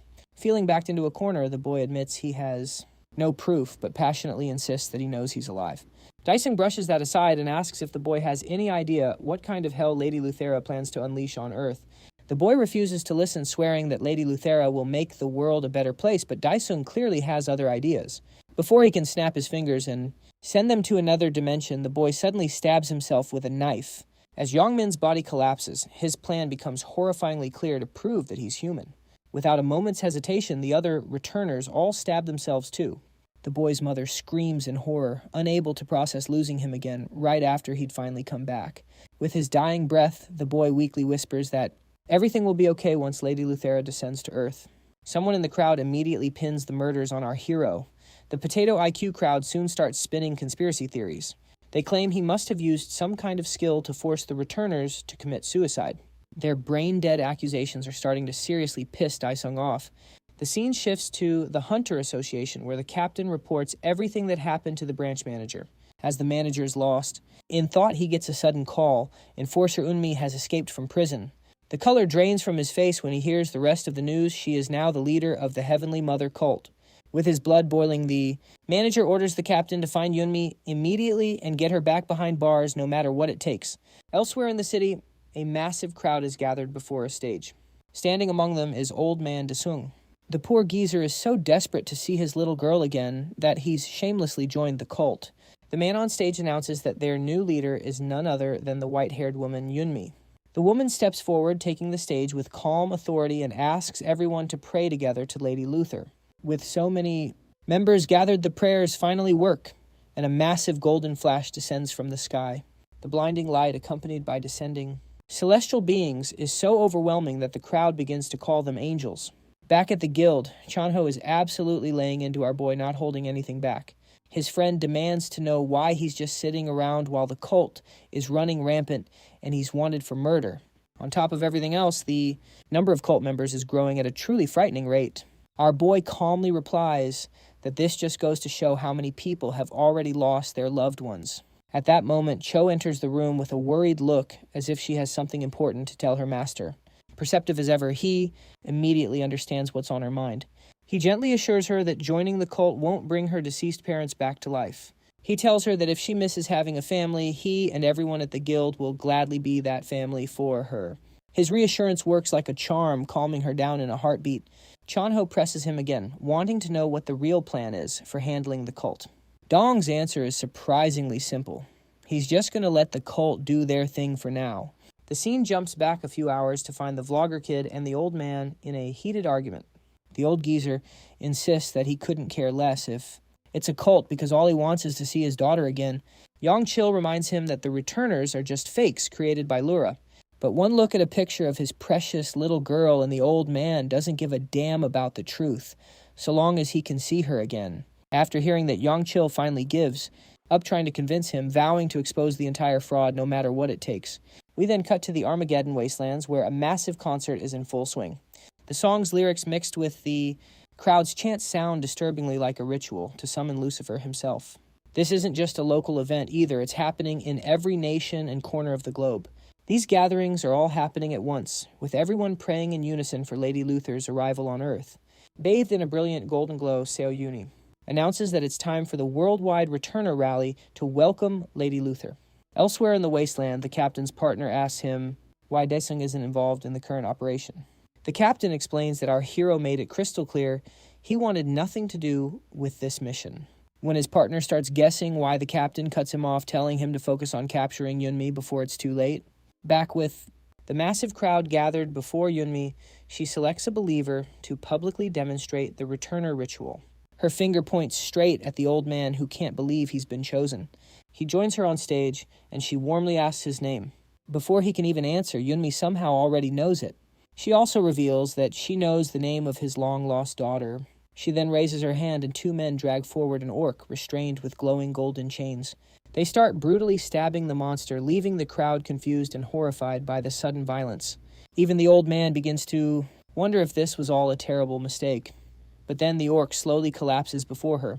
Then her so-called holiness lifts her hand and softly chants the word bloom. The orc's body begins mutating in a deeply disturbing way. Its flesh twists unnaturally, transforming into writhing tentacles that reshape themselves. Within moments, they form a perfect copy of the old man's lost daughter. The girl softly calls out to him, and her familiar voice instantly erases all his doubt. He hugs the creature tightly, tears pouring down his face, unable to let go. Yunmi uses this emotional reunion to ignite the crowd even further, feeding their blind devotion. Without warning, tear gas cannons suddenly fire into the area. The police arrive fully prepared this time with military units for backup. As the crowd scatters in chaos, Captain Zhang charges forward, determined to capture the cult's leader himself. It doesn't take long for the believers to surround him. Convinced they are protecting their savior, the captain forces his way through, desperate to land a satisfying hit on the white-haired witch, when some idiot blocks. His path, he uses the man as a stepping stone, launching himself high into the air. He dives straight toward Yunmi, a firebolt at the ready. But with a single casual flick of her fingers, Yunmi unleashes a devastating beam like a death ray. It slices clean through the captain, decapitating him in midair. He didn't deserve to die like this. It's just sad. Cold-blooded and unmoved, the witch stands tall with his blood on her hands and tells everyone to keep praying because the time is almost here. As the believers give one final push, their prayers are finally answered. All the military personnel are completely wiped out, and the sky above the so-called angels begins glowing ominously. Yunmi turns back to the old man once more. Amused, she calmly tells him that a great sacrifice is required to unlock the gate to heaven. And as it happens, there's a massive crowd standing right in front of them. She then pleads to Lady Luther to accept her offering, and a gigantic magic circle instantly forms above the crowd. Without warning, everyone feels their flesh being ripped violently from their bones as the sacrifice begins. Old Man Desung finally realizes he made a horrible mistake by ever signing up for this. The scene shifts to our apostle team training against their master inside the Pantheon realm.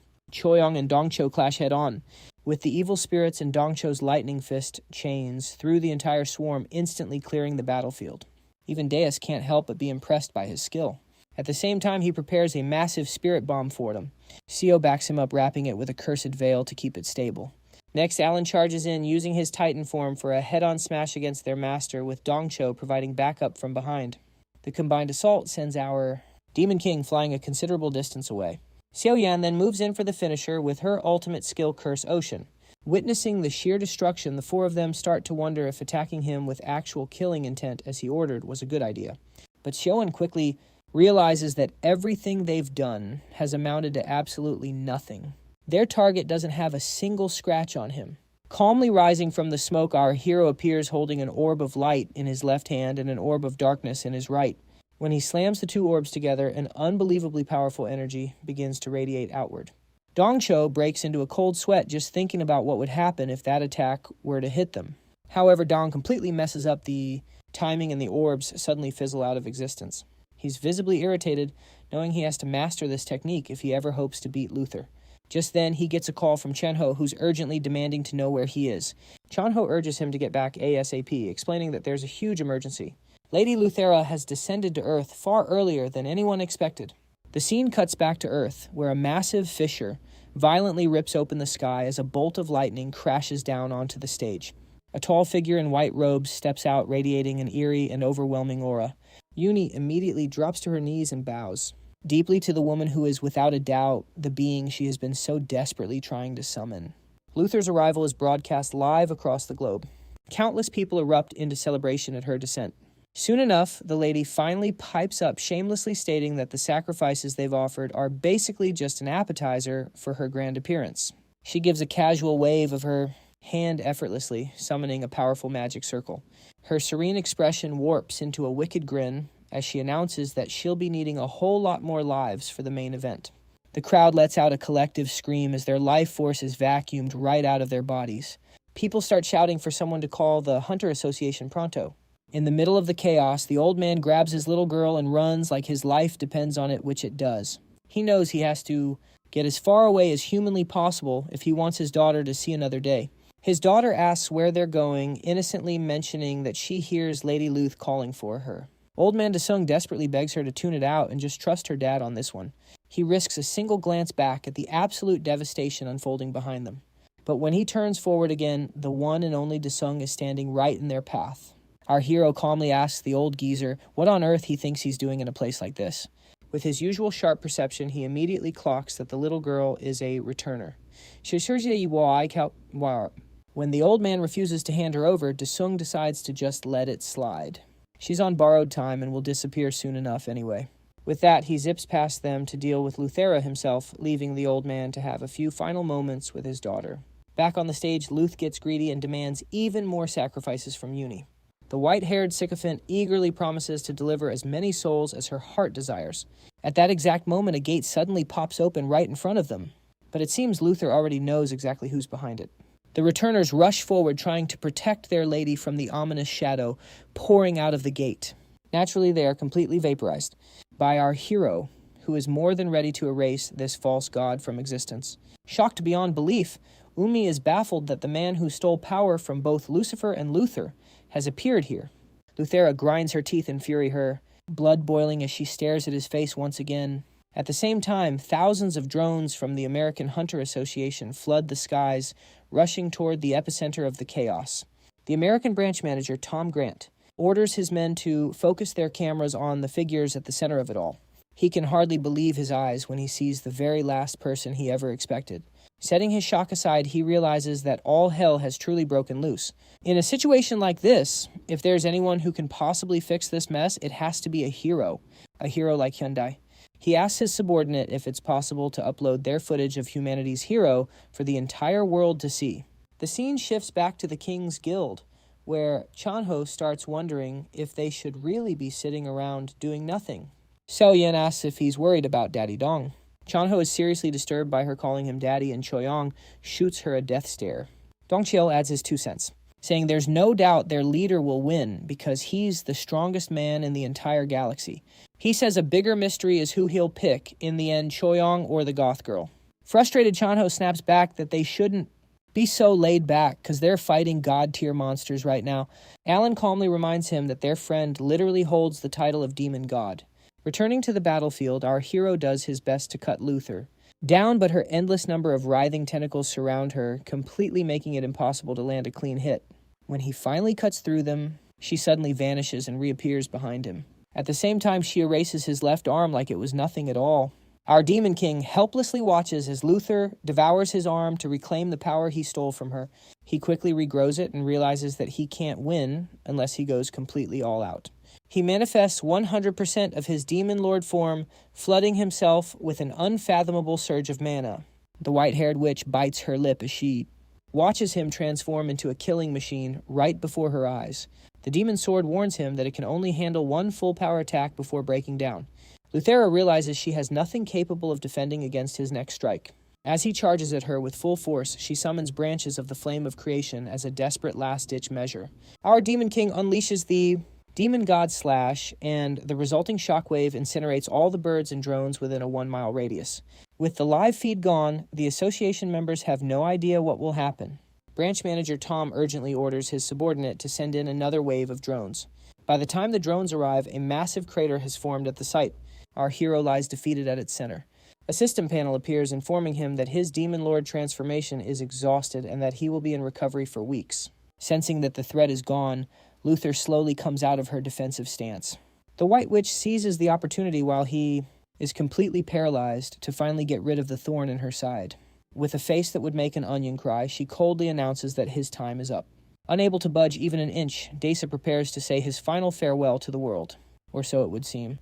Our boy still has one final ace hidden up his sleeve. A nifty skill called Save Point. This skill tears through the very fabric of time, altering the world's records stored within the Akashic Records. Luthera can only watch helplessly as history rewrites itself right before her very eyes. The scene then shifts to an entirely different reality.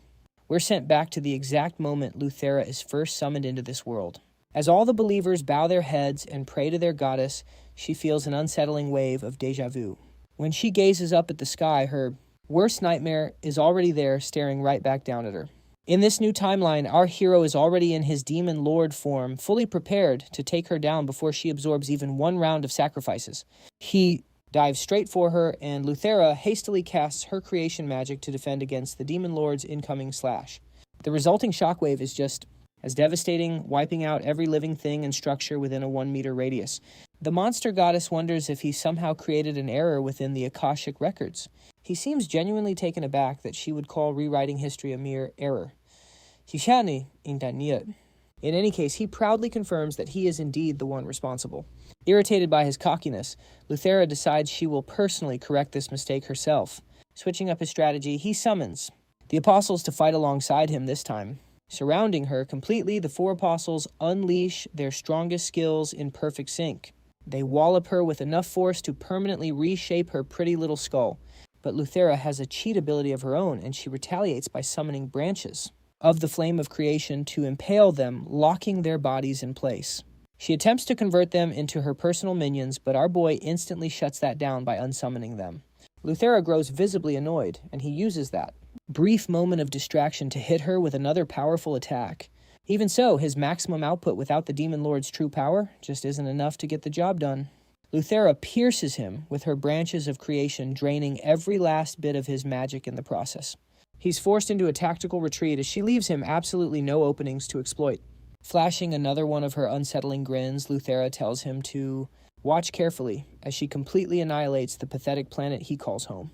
Right before she can trigger the bad ending, he activates his trump card once more. He gives the creepy goddess one last see ya before jumping back in time again. Time flies and he soon reaches his 17th run, yet he still can't defeat the stubborn deity. His next 20 attempts also fail, simply because he can't properly combine his dark and light energies. The epic battle stretches across more than 100 timelines, leaving him completely drained and exhausted. He grinds his teeth in frustration as Luthera stubbornly refuses to die, no matter what insane attacks he throws at her. When Chanho in the current timeline hears him casually mention her name, he gets understandably concerned. Our boy tells himself to ignore it, letting time pass, as Changik and Heron invite him to their wedding, for what feels like the 100th time. He's genuinely pissed that they are having the time of their lives while he's busting his chops trying to save the entire world. Seeing his clearly horrified expression, Heron hesitantly asks if he'll actually come to their wedding. Chanho quickly covers for him, saying they'd love to go together. Later in the Pantheon, he looks down at his blackened hand and tells the being hiding inside to finally show herself. The dark mana disperses into a thick fog, and a calm voice thanks him for finally welcoming her. Not in the mood for pointless pleasantries, he asks her straight up how to eliminate Luther for good. Lucifer leans in, asking if he even knows how someone is supposed to kill darkness itself.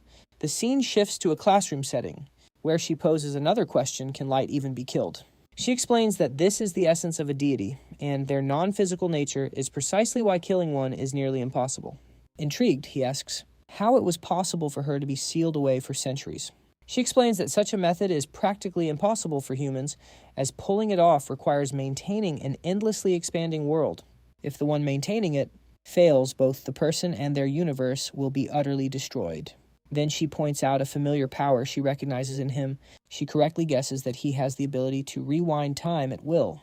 Surprisingly, he doesn't bother hiding it, and even admits he can only return to a fixed point in time, much like Subaru from Zero. Everything suddenly clicks for her, and she understands how a mere human managed to rise to the rank of Demon King. She then drops the bombshell that she and Luther were originally a single deity. If the two of them were to reunite, they would become an entirely new being, and the world itself would return to its original normal state. Confused, he asks her to explain it in terms he can actually understand. So she gives it to him straight, explaining that their combined form would disappear into an immaterial state like the air around him, ridding him of both menaces at once. She explains that as the owner of Aosic power, all he needs to do is merge all of her dark energy into Luther using his white hand. At that moment, his fake Pantheon suddenly chimes in, reporting that everything she said is completely true. Our Demon King questions why it's speaking up now, after staying silent ever since he entered the Celestial Realm. The magical book awkwardly makes an excuse, saying it exhausted all its power to open the gate and has only just now recovered. Hearing the book also confirm Lucifer's theory, he warns her that he'll go along with her plan for now. However, he makes it clear that he isn't afraid to seal her away again if she even thinks about stabbing him in the back. The incarnation of hell grins widely, clearly delighted by the threat. Later at the wedding, Seo-yeon complains that her master is still ordering her around even on such a lovely occasion. Trying to cheer herself up, she starts buttering up her future mother-in-law with over-the-top enthusiasm. Meanwhile, Dong-cho and Alan are genuinely amazed that Changik managed to land such a stunning bride. The hall manager steps up to the mic, ready to get the ceremony started. Suddenly, Heron freezes, completely stunned by something way up in the sky above them. When Changik turns to see, he's just as shocked by a massive bolt of lightning crashing down from the heavens. Everyone in the hall freezes, staring in disbelief at the sight. The guests all start wondering if this is some over-the-top special effect from the deluxe wedding package.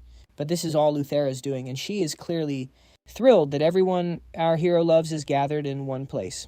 The four apostles immediately spring into action, and Heron urgently tells everyone to forget the wedding and evacuate because things are about to get ugly fast.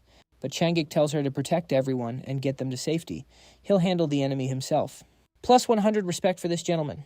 Just as Luthera begins her attack, a brutal knee to the face instantly cancels her spell and sends her flying. Our king calmly announces that the wedding is temporarily on hold until he's finished taking out the trash. Luthera is immediately on guard, sensing that he's intentionally hiding his true aura from her. In that instant, he activates his domain expansion, pulling her into an infernal hellscape right inside the Pantheon. Now that they're completely alone, he prepares to infuse her with Lucifer's energy. Luthera is mildly surprised when she gets to see what his home dimension actually looks like up close. She wastes no time deciding this threat must be eliminated immediately. The evil spirits signal to Dong that they're ready to go. A massive swarm of shadows rushes toward Luthera like an artillery barrage from all sides. She calmly neutralizes them with her tentacles, completely unaware that it's all just a carefully planned distraction. Just then, she completely loses his presence entirely. When the dust finally clears, Luthera gets the shock of her life when she sees Lucifer standing in his place. Dumbfounded, she activates her 10,000 eyes to check if it's some kind of illusion. Out of fear, she even summons the Sword of Creation. But none of it is any match for Lucifer's overwhelming raw power. Our boy ensnares the freakish deity, tightly binding her with his hellfire chains. He slowly approaches, boasting that he knows her one true weakness. That bold claim just makes the creepy lady laugh out loud. She's immortal. There's no way in the entire universe a mere human like him could ever kill her. He just grins and tells her he's already well aware of that. However, he adds, he also knows that she and Lucifer once shared the very same body long ago. All 5 of Luthera's eyeballs practically bulge out of her head. Our boy is clearly amused to finally wipe that arrogant smirk off her face.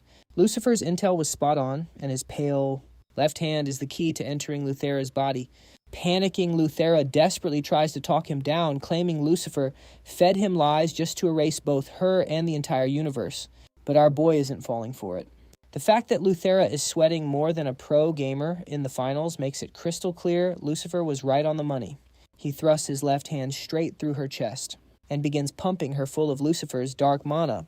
A massive pillar of dark mana erupts on the spot as the two beings begin to violently merge. Having used up every last drop of his energy, Desao's transformation completely gives out. He watches the smoke slowly clear, wondering if his insane plan actually worked. Standing in the clearing is what looks like a buff jet black NPC whose textures haven't finished loading yet. He asks the creator if their plan was a success. Confused, the creator just questions him back, demanding to know who he even is first. Our guy is annoyed that Lucifer already forgot him after he held up his end of the bargain. He wonders aloud if the merge messed with her memory that badly. Hearing him mention the merge, the creator suddenly remembers being split in two for a while. Our boy reminds it that he expects Lucifer to honor their deal since he helped her successfully merge with Luther. That's why he can still sense its presence, even though it should be impossible to sense the original creator at all. He asks the creator if it's just going to disappear, but it replies that he'll keep sensing it as long as the fragment inside him remains. That response really ticks Daesung off, so he uses save point again to give everything another shot. Suddenly, his skill is cancelled mid-cast. The creator is offended that he would dare to manipulate time in its presence. Instead of playing it smart, our boy just starts spamming save point, hoping it'll eventually work. The creator's blood boils and it violently yanks him into its domain. Inside a vast cosmic dimension, it demands to know how an insignificant speck of dust, like him, is capable of manipulating time. Smug as hell, Daesung refuses to tell his secret for free. This infuriates the creator so much that it decides to punish him by completely annihilating him and his entire planet. Our boy panics, yelling at Lucifer to stop screwing around and hold up her end of the damn deal already. Just then, the fake Theon appears as a robed figure asking the great being to calm its overwhelming anger. The creator recognizes it as the ruler of the Akashic Records, who openly admits to giving a human the power to manipulate time. The fake Theon then throws the creator a massive curveball, claiming that the creator itself was the one who polluted the universe.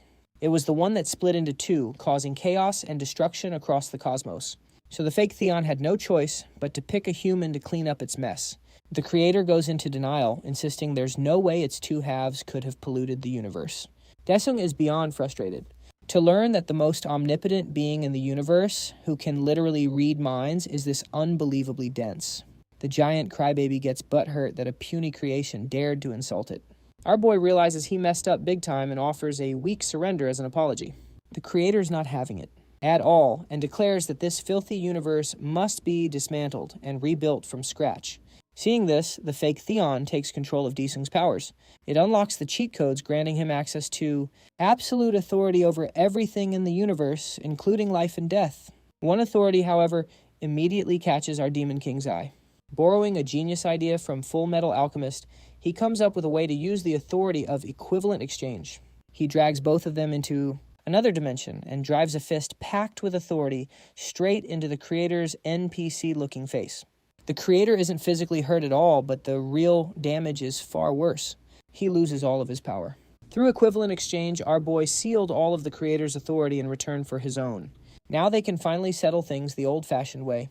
The jacked deity starts crying like a baby now that all his toys have been taken away. Daesung doesn't waste the opportunity and knees him hard in the gut. He follows up by beating the hell out of the buff man-child, who's still pretending he's a god. The fake Theon watches with interest, clearly impressed by such a creative way to shut down an omnipotent being. Daesung asks what they should do with the big guy now. The fake Theon replies that everything necessary is already done and that it's time for the two of them to sort things out themselves. The fake Theon demands the creator join him, but the creator refuses and summons his own magic book. Daesung braces himself ready to throw hands again, but the buff guy hesitantly admits he's been defeated. He asks if all of this was part of the fake Theon's plan. That's when he learns the truth. The idea to seal both himself and his enemy was actually Daesung's from the start. As a reward, the creator says he won't dismantle the universe just yet. It's not like he even has the power to destroy it and create a new one anymore. After that, both beings fall into silent thought. Our hero instantly realizes this is a bad sign because those two are definitely about to cook up even more trouble for him. Sure enough, the fake Theon explains that they can't do anything now that their authority is sealed. That's exactly why they need him to take over in their place until they regain control. Our boy completely loses it at the sheer audacity of these bastards. They're piling more responsibility onto him after he already went through literal hell and back. The fake Theon apologizes, but Daesung doesn't accept it for a second, knowing the sneaky bastard already saw this outcome coming. The creator chimes in saying that delaying the universe's rebirth is a massive favor for a mere human. Daesung shuts him up immediately, pointing out that he spent centuries cleaning up the mess they left behind. At this point, he honestly wouldn't even mind if this stupid universe got wiped out. The two cosmic entities try to sweeten the deal, telling him he'll live like a deity above everyone else instead of working some dead-end part-time job like a normie. When he refuses, without hesitation, they change tactics and say he'll have to spend the rest of eternity stuck with them instead. That's an absolute deal-breaker for him, so he finally caves and agrees to take the job. They reactivate the system for him, and he makes a vow to fulfill their duties as an intergalactic janitor. Before they send him back, he makes one last request, asking them to let him customize his outfit first. The scene shifts back to Earth, where young Chill and the old man are arguing because they're late to the wedding party. Their bickering abruptly stops when a gate suddenly opens right in front of them. Our boy steps out wearing a sharp outfit and sporting a fresh new haircut. With that, the wedding party continues, and he's relieved that he can finally celebrate the joyful occasion in peace. A few days later, some big-shot archdemon is prepping his army for a bit of universal conquest. He's gathered the toughest warriors in the galaxy and is feeling pretty good about his plan to crush all opposition. Right before he can give the order to march, a white-haired man with a sword appears behind him. The demon whips around and demands to know who he is. Our hero casually introduces himself as the intergalactic trash collector here to take out the trash demon, Overlord specifically. The demon throws an epic tantrum at this insult, which gets cut short when he's sliced into 100 pieces in front of his entire army. Our boy gives the stunned army a friendly thumbs up and tells them to live peacefully unless they want to be next on the chopping block. After that time passes and gates just completely stop appearing on Earth, with that constant threat gone, nations everywhere start pouring their efforts into new resources and industries. Hunters, once the world's elite heroes, are now basically just overqualified and unemployed. Because of this new reality, the Dyson Guild does everything it can to help them get back into the swing of normal life. Inside the guild building, Chanho is completely swamped by the sheer number of jobless hunters looking for help. He's caught off guard when he literally runs into Jisoo. She tells him her mom wants him to come over for dinner during the weekend. She also admits that it's gotten lonely at home since Dasung hasn't been back in a long time. Chanho starts to get worried, wondering where in the world Dasung took off to after everything was finally said and done. The scene then shifts to a popular fast food restaurant where Choyong is now working as a cashier. The owner has a good laugh, pointing out how he went from being a famous hunter to a professional chicken fryer in just a few months. Choyong tells him to stay optimistic, reminding him that the fried chicken business is absolutely booming. Just as the owner starts to wonder where Daesung vanished to as well, she blurts out that he told her he just wanted to take a break for a while. The scene then shifts to a city in the land of freedom and guns, where a hooded, unhinged woman is handing out flyers on the street. She urges everyone to put their faith in the Heavenly Mother, swearing she will descend once again. This nut job turns out to be Eunmi, and the police finally nab her, sentencing her for mass murder and breaking out of prison. Meanwhile, our boy is living his best life, sipping cocktails on a secluded beach. However, just when he least expects it, Soen appears right behind him. He's completely floored by how she managed to track him down. She smugly warns him to never underestimate the stalking skills of a girl who's down bad. Fed up with her shenanigans, he tells her to leave him alone so he can enjoy his retirement in peace. Instead, she asks if he really lost his powers like all the other hunters did. When he confirms it, she has a bit of a breakdown, complaining that she's dying of boredom with no monsters left to pummel. Just then, a system panel warns him that an invasion is coming in 3 minutes. Our boy snaps his fingers, freezing time like he's Dio himself. He casually strolls into a portal and returns after taking care of business. When he resumes time, Shun asks why he suddenly looked so surprised. He tells her it's better if she doesn't know. Then our hero starts to lose his cool when another warning pops up. With only 1 minute to act, he dives right in without freezing time, purely out of annoyance. He finally returns disgusted by the gross monsters that explode their guts out right before they die. The guy completely forgot that the most annoying girl on Earth was the one who saw everything. She gets all clingy, begging him to let her have some fun hunting monsters too, until he finally gives in. But that gives him an idea he could form a team to do the hunting for him instead of having to do it himself every time.